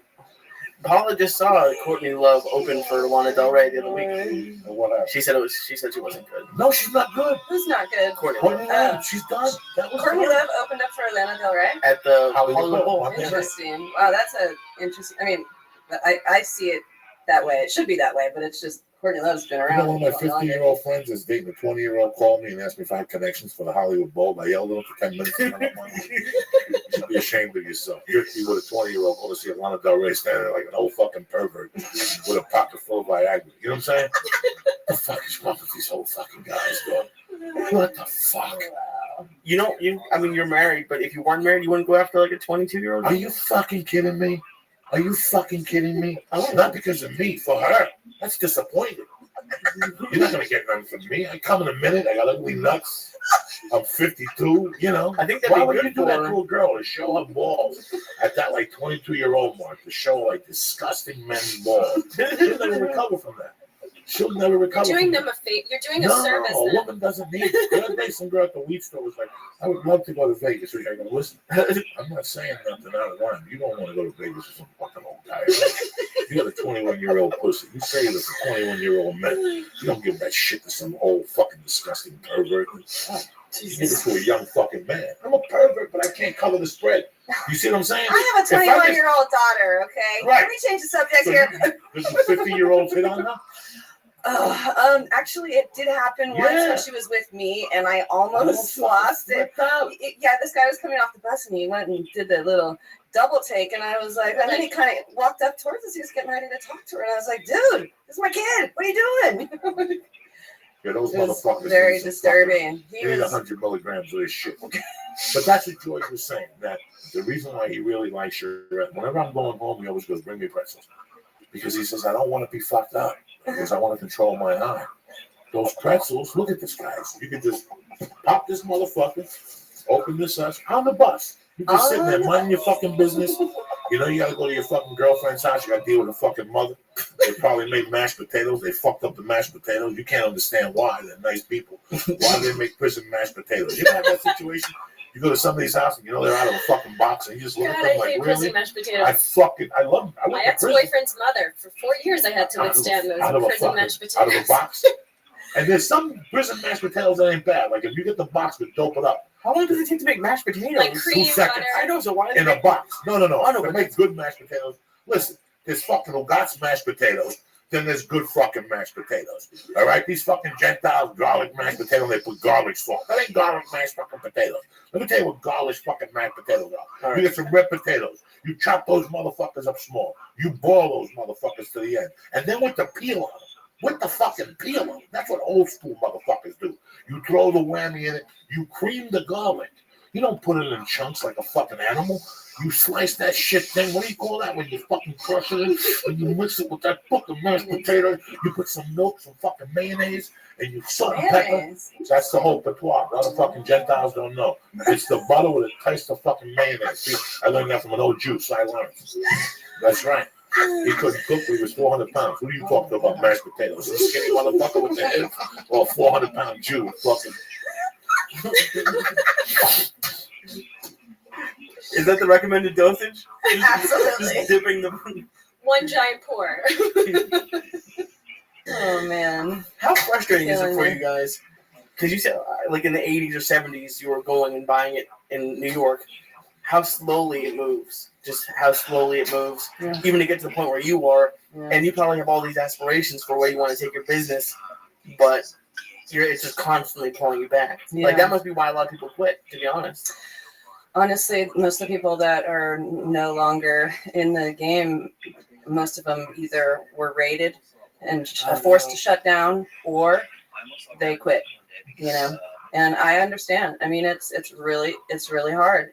We have to deschedule cannabis. I mean, it's gotten ridiculous now, and so much research has to be done in order to completely legitimize it and for the masses. You know what I mean?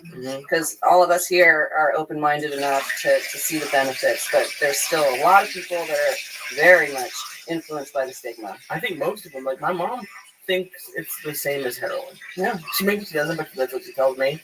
But there's a lot of people who just, and it's through no fault of their own, it's just they have programs and everything they've been told. If you want me to lie, Marjorie, and tell you that this whole thing in California, I thought it was bullshit. I just went along with it because I'm a fucking junkie. I don't give a fuck. Whatever. You know me. Just wrap up the purple cushion. Let's get the fuck out of here. You know, they sit there with their story and tell you, like, I know, great, that's great. I had ankle pain with my mother. But then I met this Marine. And if you looked at this guy, he wasn't just a 30-year-old Marine. He was a 60-year-old Marine. Look at him. You could see their rednecks, pro-America, fuck, you know, the whole thing. I mean, you could see in our conversation. But as I started to talk to him, he told me that he had cancer. That his son told him as the last option. You know, he wasn't stage 4. They caught it early. And he said that the chemo or the they gave him a trial medication wasn't giving him appetite. So he had lost 60 pounds right off the bat. Oh my God. And he said, no, My son talked me into it. He goes, I almost smacked him in the face because my son knows I'm a retired lieutenant. I gave my life for this fucking country, Vietnam. Blah, blah. He goes, I'm the people that are against that shit. But he goes, nah, I do anything I can to support it. And then when I talked to him, I got in the car because those are the people that they're really suffering from it. You know? I don't think this is just a liberal issue. This is across the board. This is across the board. Across Now I'm admitting that. In the beginning, I'm like, okay, oh, Betsy Ross, okay. I'm like, oh, boy, give a fuck. You know what I'm saying? Like, they were looking for anything. Yeah. Like, hemp cures and all. I'm like, okay, whatever. But after meeting different people and, you know, being in this and going to the different, you know, I see the people who get pulled up with the fucking wheelchairs. I see them. They come on Tuesdays at 2 o'clock over to Sunset Herbal, and people, like 3 of them, somebody walks in with them from Black Lady and buys their weed. They got to be going there for a reason. It's got to be helping them with something. That's right. You know, and I got to tell you something. Even pain. How many times I woke up years ago and I had a root canal that went bad, but it went bad over the holidays. So it went bad like on the 25th where you can't get service for the 29th type shit. And I remember waking up from pain, taking the leaves, and but smoking weed, and it didn't kill the pain, but it made me forget about it. I've had 4 surgeries over. I know, but I've had 4 surgeries over the past, however many years, and every time I have surgery, I have to use the cannabis right after, and I just completely say no to all the other drugs. You normally have surgery, abdominal surgery. What are they going to put you on? Anti-nausea? Painkillers, all kinds of shit that are going to fuck you up even more. Internally, right? You look like a motherfucker. And I immediately use the cannabis. And, for me, that's how I eat again. That's how I recover. That's how I end up getting up out of bed and moving around the house to try to, work my muscles again. It's like, for me, it saved my life. And, it's hard to ignore those benefits. The last surgery I had, that's when I came out to my mother. And she came out, I told her all about the cannabis. This is what I'm using after surgery, Mom. And after that, she was just like, sold. And now I get these phone calls like, oh, my friend, this has this. Like, should we be using the cannabis? What do you think? Like, talk to my friends.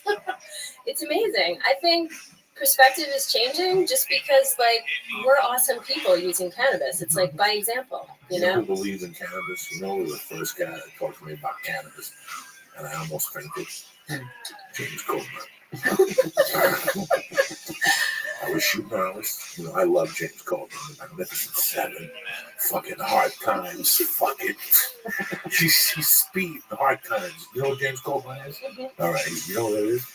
Throw on Hard Times for these fucking little beautiful ladies. I love James Coleman. Our man Flynn. I chased him. Me and Joe Rogan chased him in an NRX. What are those Acus? SRX? What are they called? The NSX? SRX. We fucking chased him. And we couldn't catch him on Sunset. And all of a sudden I go into the stupid movie about a gun. About some gun that had killed his daughter. And now he wanted to backtrace the gun. So there's a scene where I hand him the gun. He sees me, but they cut me because they caught me fucking smoking weed. So they cut my, I swear to God, it's called American Gun. I still get residual checks. But they got so pissed off at me for some reason because I was on the set. They said, listen, you're not shooting until 4 in the morning. So come on, James Coleman, some of the other guys like, no, we get some weed. I said, I'm going to get some weed right now. I went over to the Martell Cartel. I came back with a big bag. I started rolling joints. James Coleman started drinking beers with his crooked fucking hands. He had all fucked up hands and shit. And I got booked on wireless. And like a month later, and here he was again. And that day I finally said to him, you want to get high? Because the producer and the guy from Wireless were over there. And you want to get high? He's like, fuck yeah. And we went outside. After we got stoned, I asked him about Bruce Lee. I teased him. I just had to ask him. And he was telling me how Bruce Lee was the one that told him the benefits. But at that time, it was hash. But Bruce Lee used to eat hash. He used to eat hash. He used to eat hash. He used to relax his muscles and get some to his insides. In fact, when he died, I think they found cannabis, something in his system. They didn't blame it on it. They blamed it on the pill they gave him. It was the Yakuza. It was not the Yakuza, it was the Japanese. It was the triads. But it's just funny that he was telling me that for his arthritis, he had really bad arthritis. And he goes, the only thing that, I remember how he had to hold the joint. He had to put the joint in his fingers this way because his fingers, so he had to smoke it this way. And he was the one that started telling me about arthritis and the effects and, there's different types of arthritis, I think, and if you catch it, and whatever. What's going on, Lee cocksucker? Look at you. Are you high? Do you need a fucking Uber? Yes. No, you fucking don't. We took care of you. Fucking guy pissed me off when he said he got an Uber. How you feeling, Lee? I'm fine right now. I mean, Are you? I did. I've been eating it. You want some caramel corn? Sure, why not? What the fuck? It's gonna make the flight a little easier. He's driving. He's driving. This guy's not even out. Dude. This guy don't fuck around. We ain't got time to fucking be flying. You gotta eat a couple of them, just not one kernel. One kernel's like 2 milligrams. I'm sorry. Gotta eat like 10 of them. Shit to get, any medical effects. Didn't you build his tolerance up? No, he won't let me. He fucking hold on. He gets with his girlfriend. He eats a little bit on the weekends. I got him at 200, 300, 400 milligrams a night for a while. I had him in training. The whole time he was thinking he's eating 25. I had him on 125s. Thinking I hid the fucking one on the label. That's how pathetic I am. I hid the one on the label. I whited it, and it said 25 milligrams, and I would show it to him, and he popped those fucking things the whole time. He was dropping 125. I gotta do it. I gotta take him into the murky waters of the under. Look at James Cobra. Look at that bad motherfucker in 1972. Look at him. Look at Charlie B. I can't have enough of this movie. Yesterday I watched Billy Corbin's new movie. Is it good? Road Dogs. It's disturbing, dog. I mean, it's fucking crazy. Billy Corbin? Billy Corbin, not that guy, the director, Cocaine Cowboys. Got it, yeah. He has a new movie called Road Dogs. A dog. What is it? Dogfight. Pretty interesting shit about fighting in the inner city in Miami. What goes on, how this guy made a homemade ring, his mother. And after every fight, they go to 4 black ladies who give you the compensation. That motherfucker got knocked out. Shit.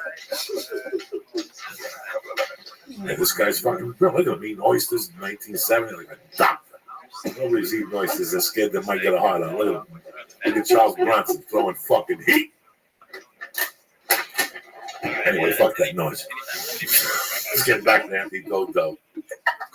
So now the dog treats. Is this a division of Auntie Dolores? What is going on with the dog treats? How can people find these dog treats now? They can only buy them in California. Is there a website they could go to? Yeah, treatables.com. treatables.com. And yeah, it's Do you need a license? No, you don't. No. Just CBD, straight up gangster CBD. Yeah. We're going to be selling it in other states soon. We're, getting the licensing in place in order to have pet licensing in each state and sell it there. So right now it's just available in California, but that's going to change real soon. And yeah, they're great. You can order them online directly from us. Yep. Yeah, and $22 a bag. We're selling them in some of the dispensaries as well. And we're going to start to move into the pet market. We're really excited about that. So yeah, you'll be able to buy them, hopefully anywhere very soon. Have you done the Petco? We're probably going to stick to the more boutique-y, holistic-based kind of outlets. Yeah. They have holistic-based pet stores? Oh, yeah. Yeah, we just actually visited one today called Pussy and Pooch. Shout out to Pussy and Pooch. That place is amazing. Yeah. It's in Beverly Hills. Yeah. There's one in LA, and I think there's 2 other locations. Yeah, they do. They have all that type of medication for your animals. I mean, not only that, they do training and, holistic Grooming. medicine. And, they're just like, it's all about the lifestyle for the animal, just like it is for people. And, just super supportive of this kind of stuff. And that's who we need.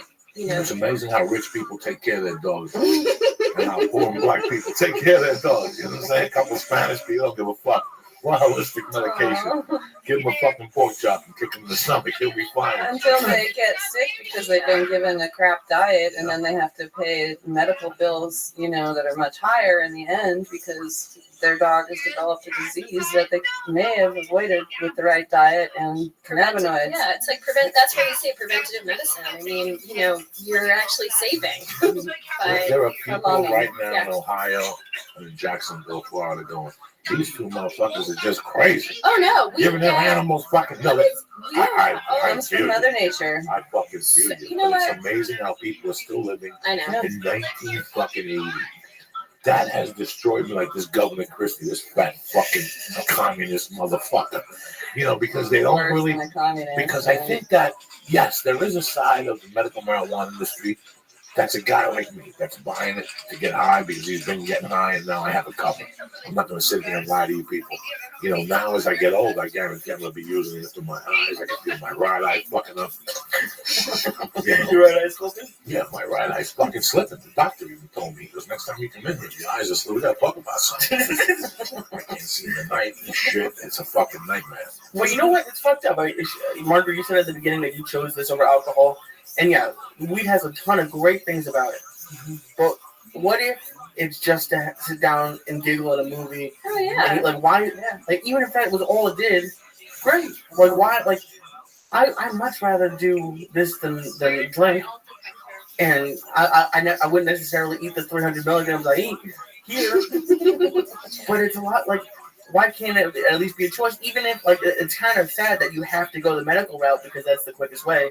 It would be much harder if you guys were like, hey, we're having a good time. And, like, it'd be great if we could finally do that. I'd love to be able to go out at night and just freely, smoke cannabis instead of having to have a cocktail. Like, that's why you got to vote in 2016 for adult use cannabis in California. Get out and vote. You got some time to get your shit together. So that means you can smoke outside? No, we're gonna have recreational adult use laws in place after 2016, God willing, if everybody goes out and votes.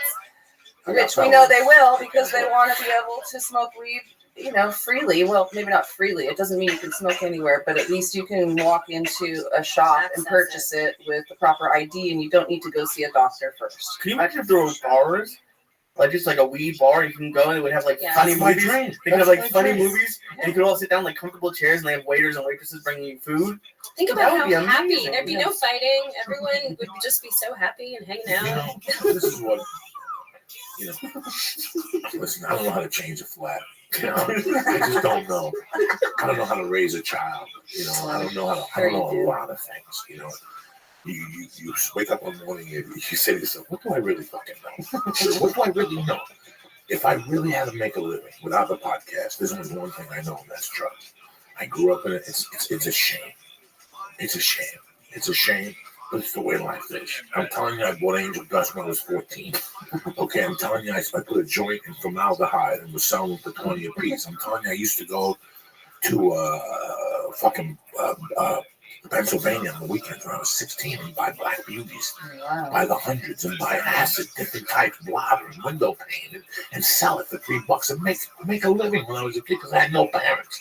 So I know drugs. I was right there with cocaine. You guys have seen with weed, how it just fucking took over. I was there with cocaine when people were tripping, and all of a sudden people come out of the back and going, and everybody's like, oh my God, they're movie stuff. So I saw it all.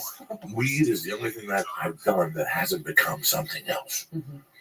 When you start doing coke, you have a great time. You bring girls home. You put coke rocks in their asshole. They suck dick. Your dick is hard. Everything's beautiful. But after a few years, you start getting paranoid. Your dick goes soft. It becomes something else. Now cocaine becomes something else. It does. The addiction becomes something else. When you do heroin in New York, those kids you grew up with, that half of them used to go into the village. Remember, they get Chinese heroin in New York. You know why the Chinese heroin? It's for the kids from the suburbs that are scared of needles. So instead of doing, they shoot that Mexican shit, have to melt it with a spoon. They just go to a club and do 2 bumps. They puke and they get high. I saw all that. That starts cool. You're in the village dancing, and oh my God, is that boy George? All that shit. But heroin always ends up fucking bad. Pills, right? You go to the doctor. You go to the fucking doctor for your ankle. You had surgery. You start eating a couple of Oxycontins. One day you go to fucking ballet. Your ankle twist. You keep eating Oxycontins. Now you're addicted. Weed doesn't have that. Weed does for me today. Do I call you at night and giggle and act stupid on the phone like a 52-year-old man? Almost every night. Should I be ashamed of myself, Lee? But it gives me satisfaction. It's better than being sitting next to some scumbag telling me, here's a double. Let's drink up. George Clooney. How do I get, what's her name in the movie? I offer her booze. She's a whore. Who sucks a dick for booze? That went out in 1964. He wants to get the chick with the big lips. What's her name? Pretty Woman. He made that statement. That somebody approached someone. How do you get her in movies? I offer her booze. Oh, that's so cool. Get the fuck out of my face. Are you talking about Julia Roberts? Yeah. There you go. I fucking hate it. I hate it when people come up to me boozy. I want to fucking strangle them. Like it's 2015, you annoying fuck. Nobody annoys you on weed. What do? They bring you cookies. They got lint in their pocket. Speaking of cookies. Oh shit! It's that time, motherfuckers. Let's give some shout outs here real quick for the party start. My main man Juan Vargas, Benjamin King, Johnny Arch, Harry Henderson, Ty Schwartz, Raised by Wolves, and Kurt Michael. I love you motherfuckers. Have a great Memorial Day weekend. You understand? Here we are getting fucked up. What's up, Lee? How much you gonna gamble this week, Lee? Well, the only thing is I won on the Patriots winning the So you Super got Bowl. a yardstick coming to you. So yeah, I might. So play with them. I might bet on the. But you gotta play UFC. smart. I might bet on because the blackjack. Don't do parlays. Don't? One at a time. Okay. So you're gonna sit in the casino next to me. You're gonna run, and one at a time. You're gonna get somebody to get like Edwin San. So don't do a one of parlay. his Filipino cousins that likes to run, and sit them with you. No, parlays are suckers. You're gonna lose your money right off the bat. Okay. Build up a bankroll. Start betting the prelim. Why are you gonna put all your eggs in one basket up front? You're there. You're gonna be in Vegas. Find out what you don't have to sit. I don't give a fuck if you're at the show. I give a fuck as long as we're making money. That's all I give a fuck about. So we'll go over the charts on Saturday, and we'll have you running back and forth like a professional. Don't bet the whole card. No, because if something happens, now you know something else is going to definitely happen. You follow what I'm saying to you? If Weidman fucking loses, or vice versa. If right now people like, I think the fucking call would be Cormier, Weidman. You think Cormier? I think Anthony Johnson could knock him out like a motherfucker, but if he connects with him, they'll knock him out. But Cormier's a little smarter. Cormier's a wrestler. So is Anthony Johnson. A lot of things could happen there. Cerrone, what happens if the other guy beats Cerrone? Now you have a different card. But you got money. You're playing with their Guinness. What about you better parlay early on. Somebody loses early on, you're fucked for the night. And you didn't bet the other guy straight. I'm just trying to teach this dude how to make. I was also looking at who beat Brendan Schaub, like Arlovsky or whatever. He's like 1,000 years old, but no one thought he was going to beat Schaub, so that one scared me. But he's fighting. What's his name? The big guy, right? Travis Brown or something. Yeah, so that's gonna be a good one. Happen there, though. You know what I'm saying? But I had a fucked up thing happen. Well, not fucked up, but I hate trying things. I don't know if it's change or like. What happened with spinning class? You didn't like it? I loved it. We loved it. Did you sweat? Yeah, hell yeah. Your fucking nutsack. Super sweaty. Did you take mama home and give her the stomach?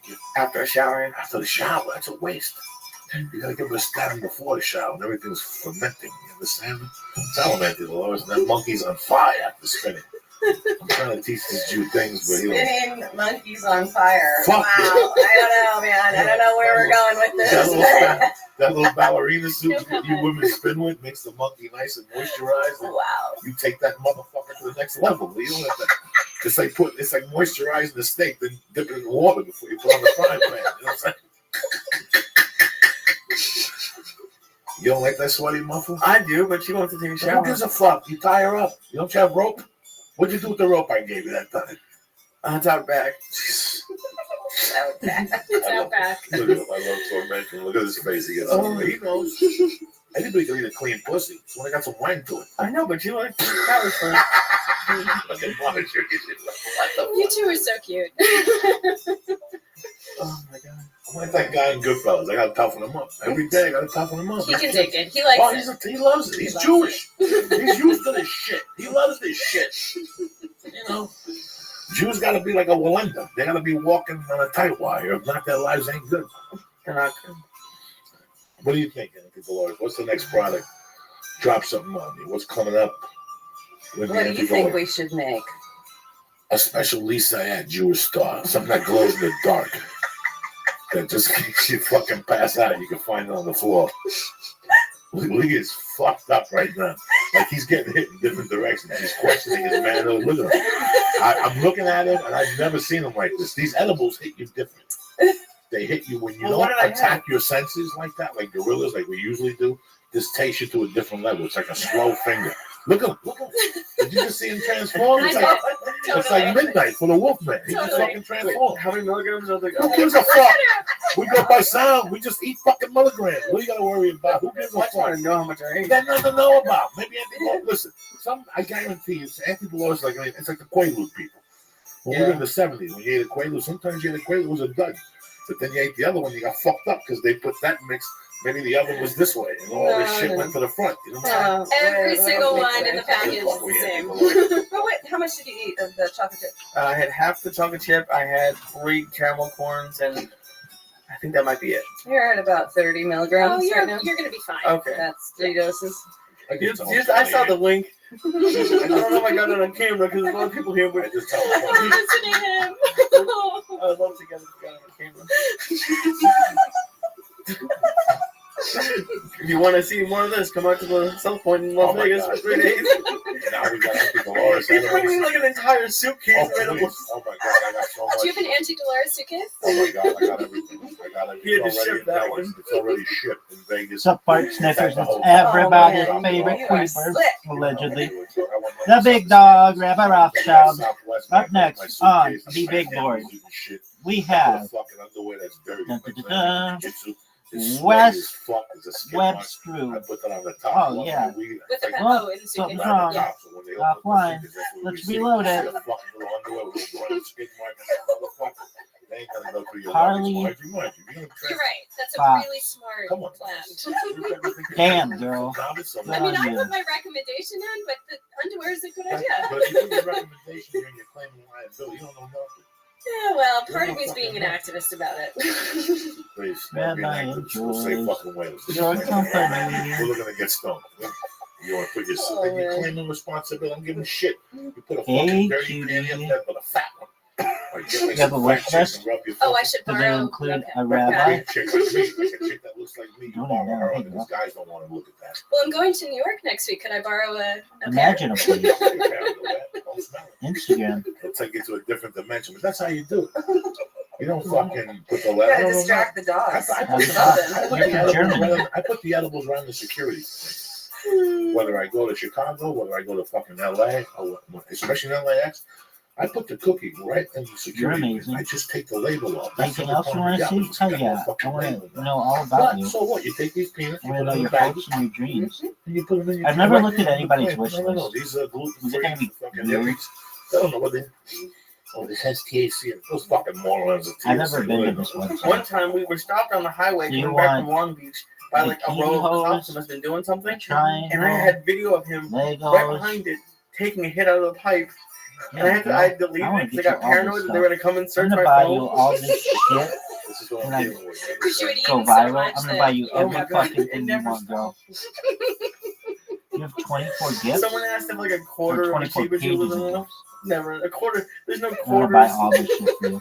There's nothing under Not even quarters. because Tell me I that like was you or a Girl anything. Scout troop. It's just you're the first person I've seen with one of these Shit. websites, and we want to take care of you. The church All right, people, we well, go that's deep. enough of Even that. the Dolores people that run with the church, they go deep. You understand? What are That's you you guys should doing? do. Are you playing a Create like video a church game? edible that's like Just Joey call it Diaz. deep. Joey Diaz approved. The You're never murky gonna go water deep. is the I other think world. so. 250 million. All right, well, good on That's the you. perfect I size. love Good it. on Germany. Shout out to you.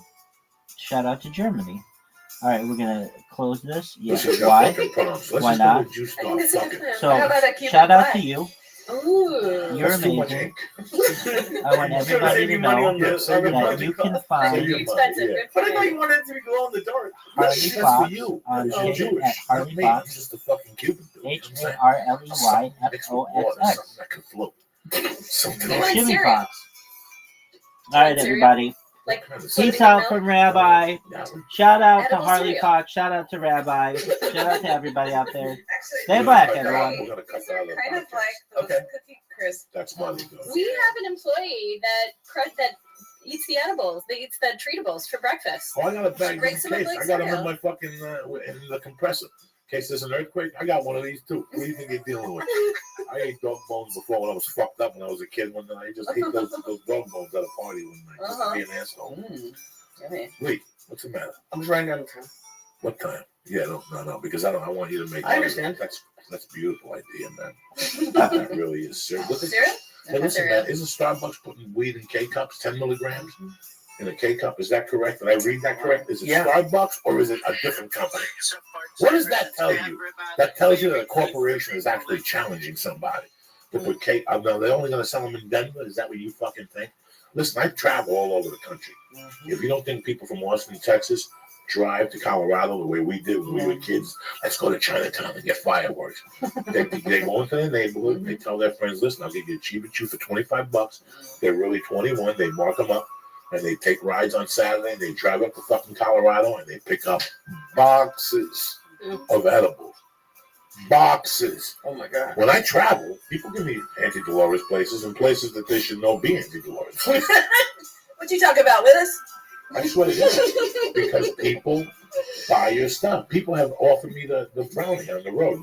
The black one, black on black. I don't know nothing about it. 100 milligrams. I know you don't know about it. It's not your fault that We people can't keep people from bringing No, stuff that's out not. of state. That's not. We know that they do because They do. I see it's it. the most discreet way to travel, actually, and that's part of why we develop these products, because we feel like people should be able to consume, their medicine wherever and whenever they want, and edibles sort of allows you to do that. On a fucking flight, those popcorn, that popcorn on a flight, on a 6-hour flight to New York, when you whip it out, because you see, the edible takes short to the 2-hour mark. Yeah, exactly. Every edible you take takes to the 3 hour. Up in the 3 hour mark, there's thin air. It starts wearing down. That's when I bust out the vapor pen. I always bring the vapor pen on the plane with me. I hit that motherfucker right there like a soldier. And I also have another edible for the 3 hours. Once the 3 hour mark comes, you blast another fucking edible. You get a little fucking Bailey's cream on the rocks. You sit back and you hit your little vape pen.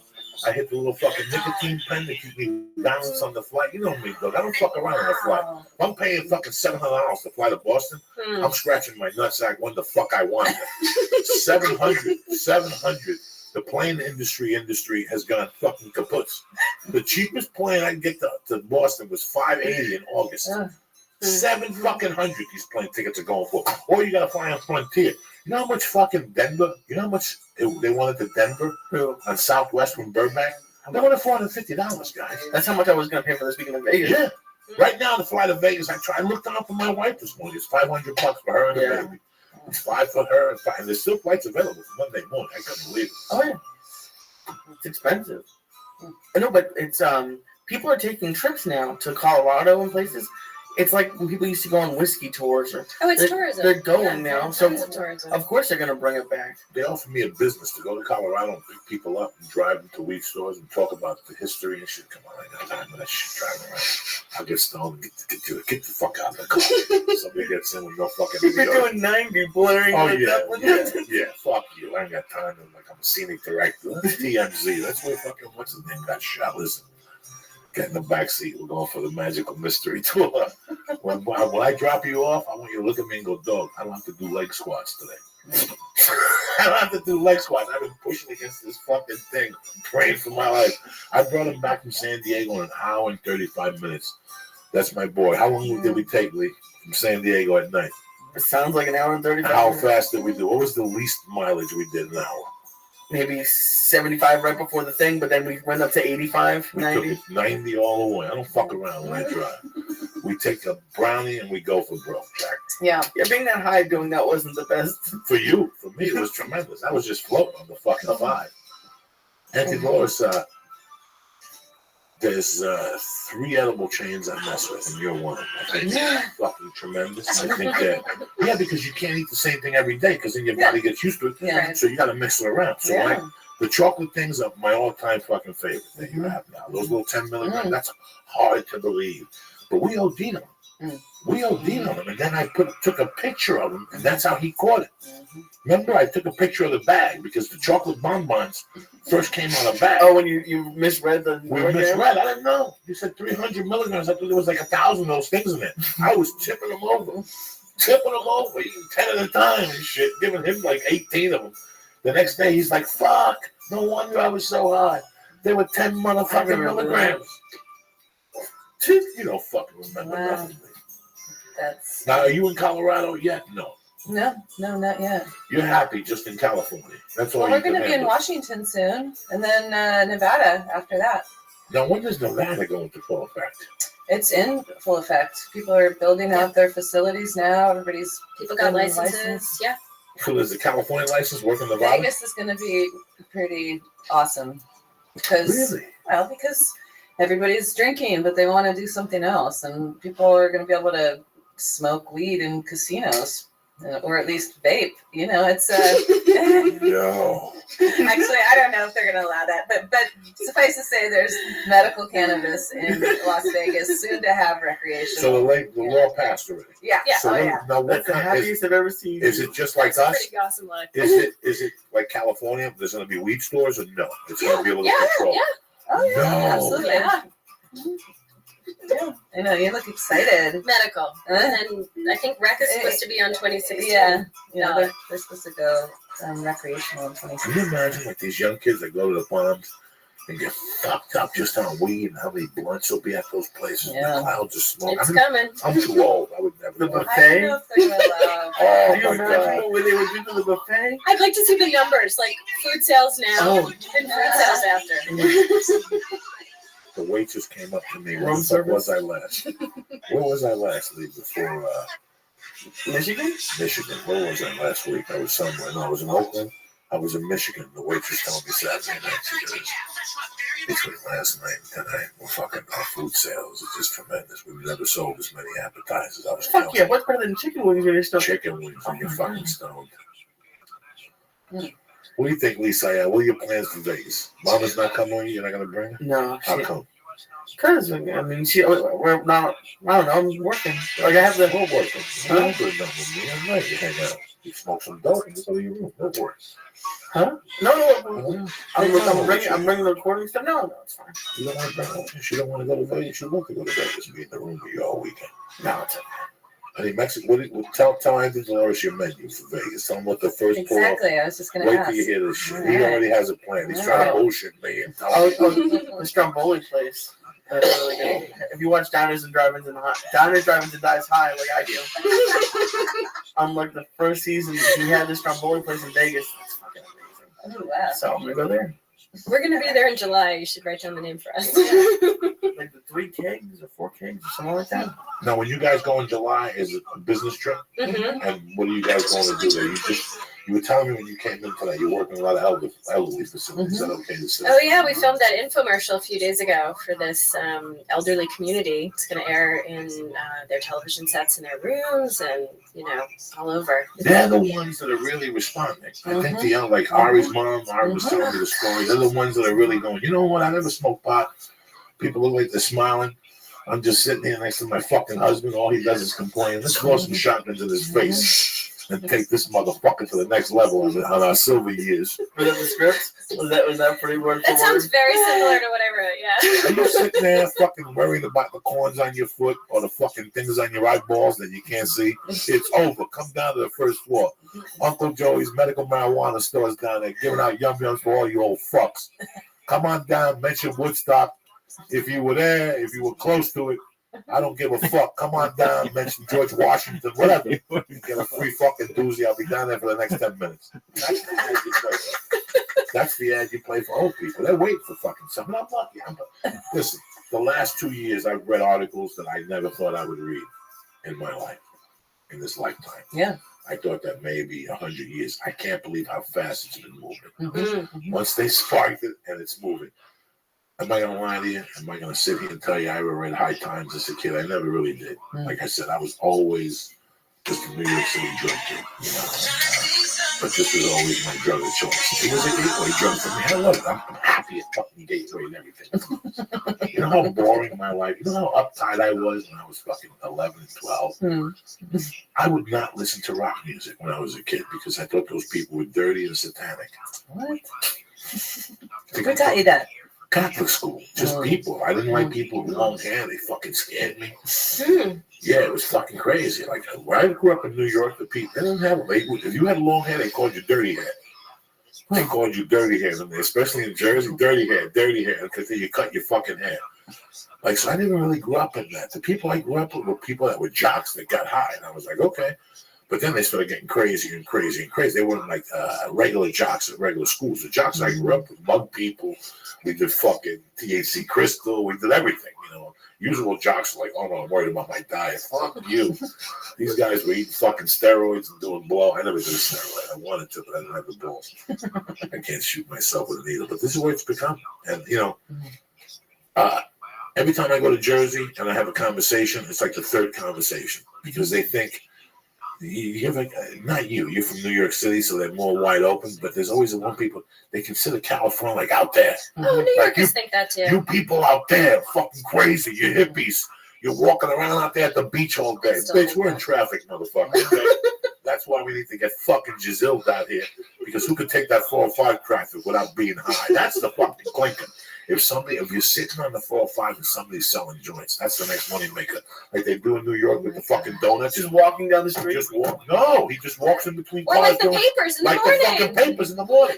God. Right on the 405. Fuck it. Some black fucking motherfucker with fucking 8 warrants. What he's got to lose? A Cuban. Or at the beach, like how at like In Jones Mexico. Beach, In Mexico. like they walk on the beach No, and they they sell don't. the water and the food. They Oh, could walk Jones on the Beach? beach They still out do here. music in Jones Beach? Oh God, I don't know. Yeah, probably. But Really? imagine California, guys walking around with baskets They selling. say in Mexico, you go to Mexico, you're getting sun, and some Mexican comes up to you and asks you if you want to buy a kilo of bull. That's fucking tremendous. I'm putting suntan lotion on. All of a sudden, some little dude comes up to me. Did I tell you? Somebody offered me blow yesterday. In what context? Like, what were you? The comedy stuff. Oh. What did he say? What do you think I fucking said? I said, give it to me next time.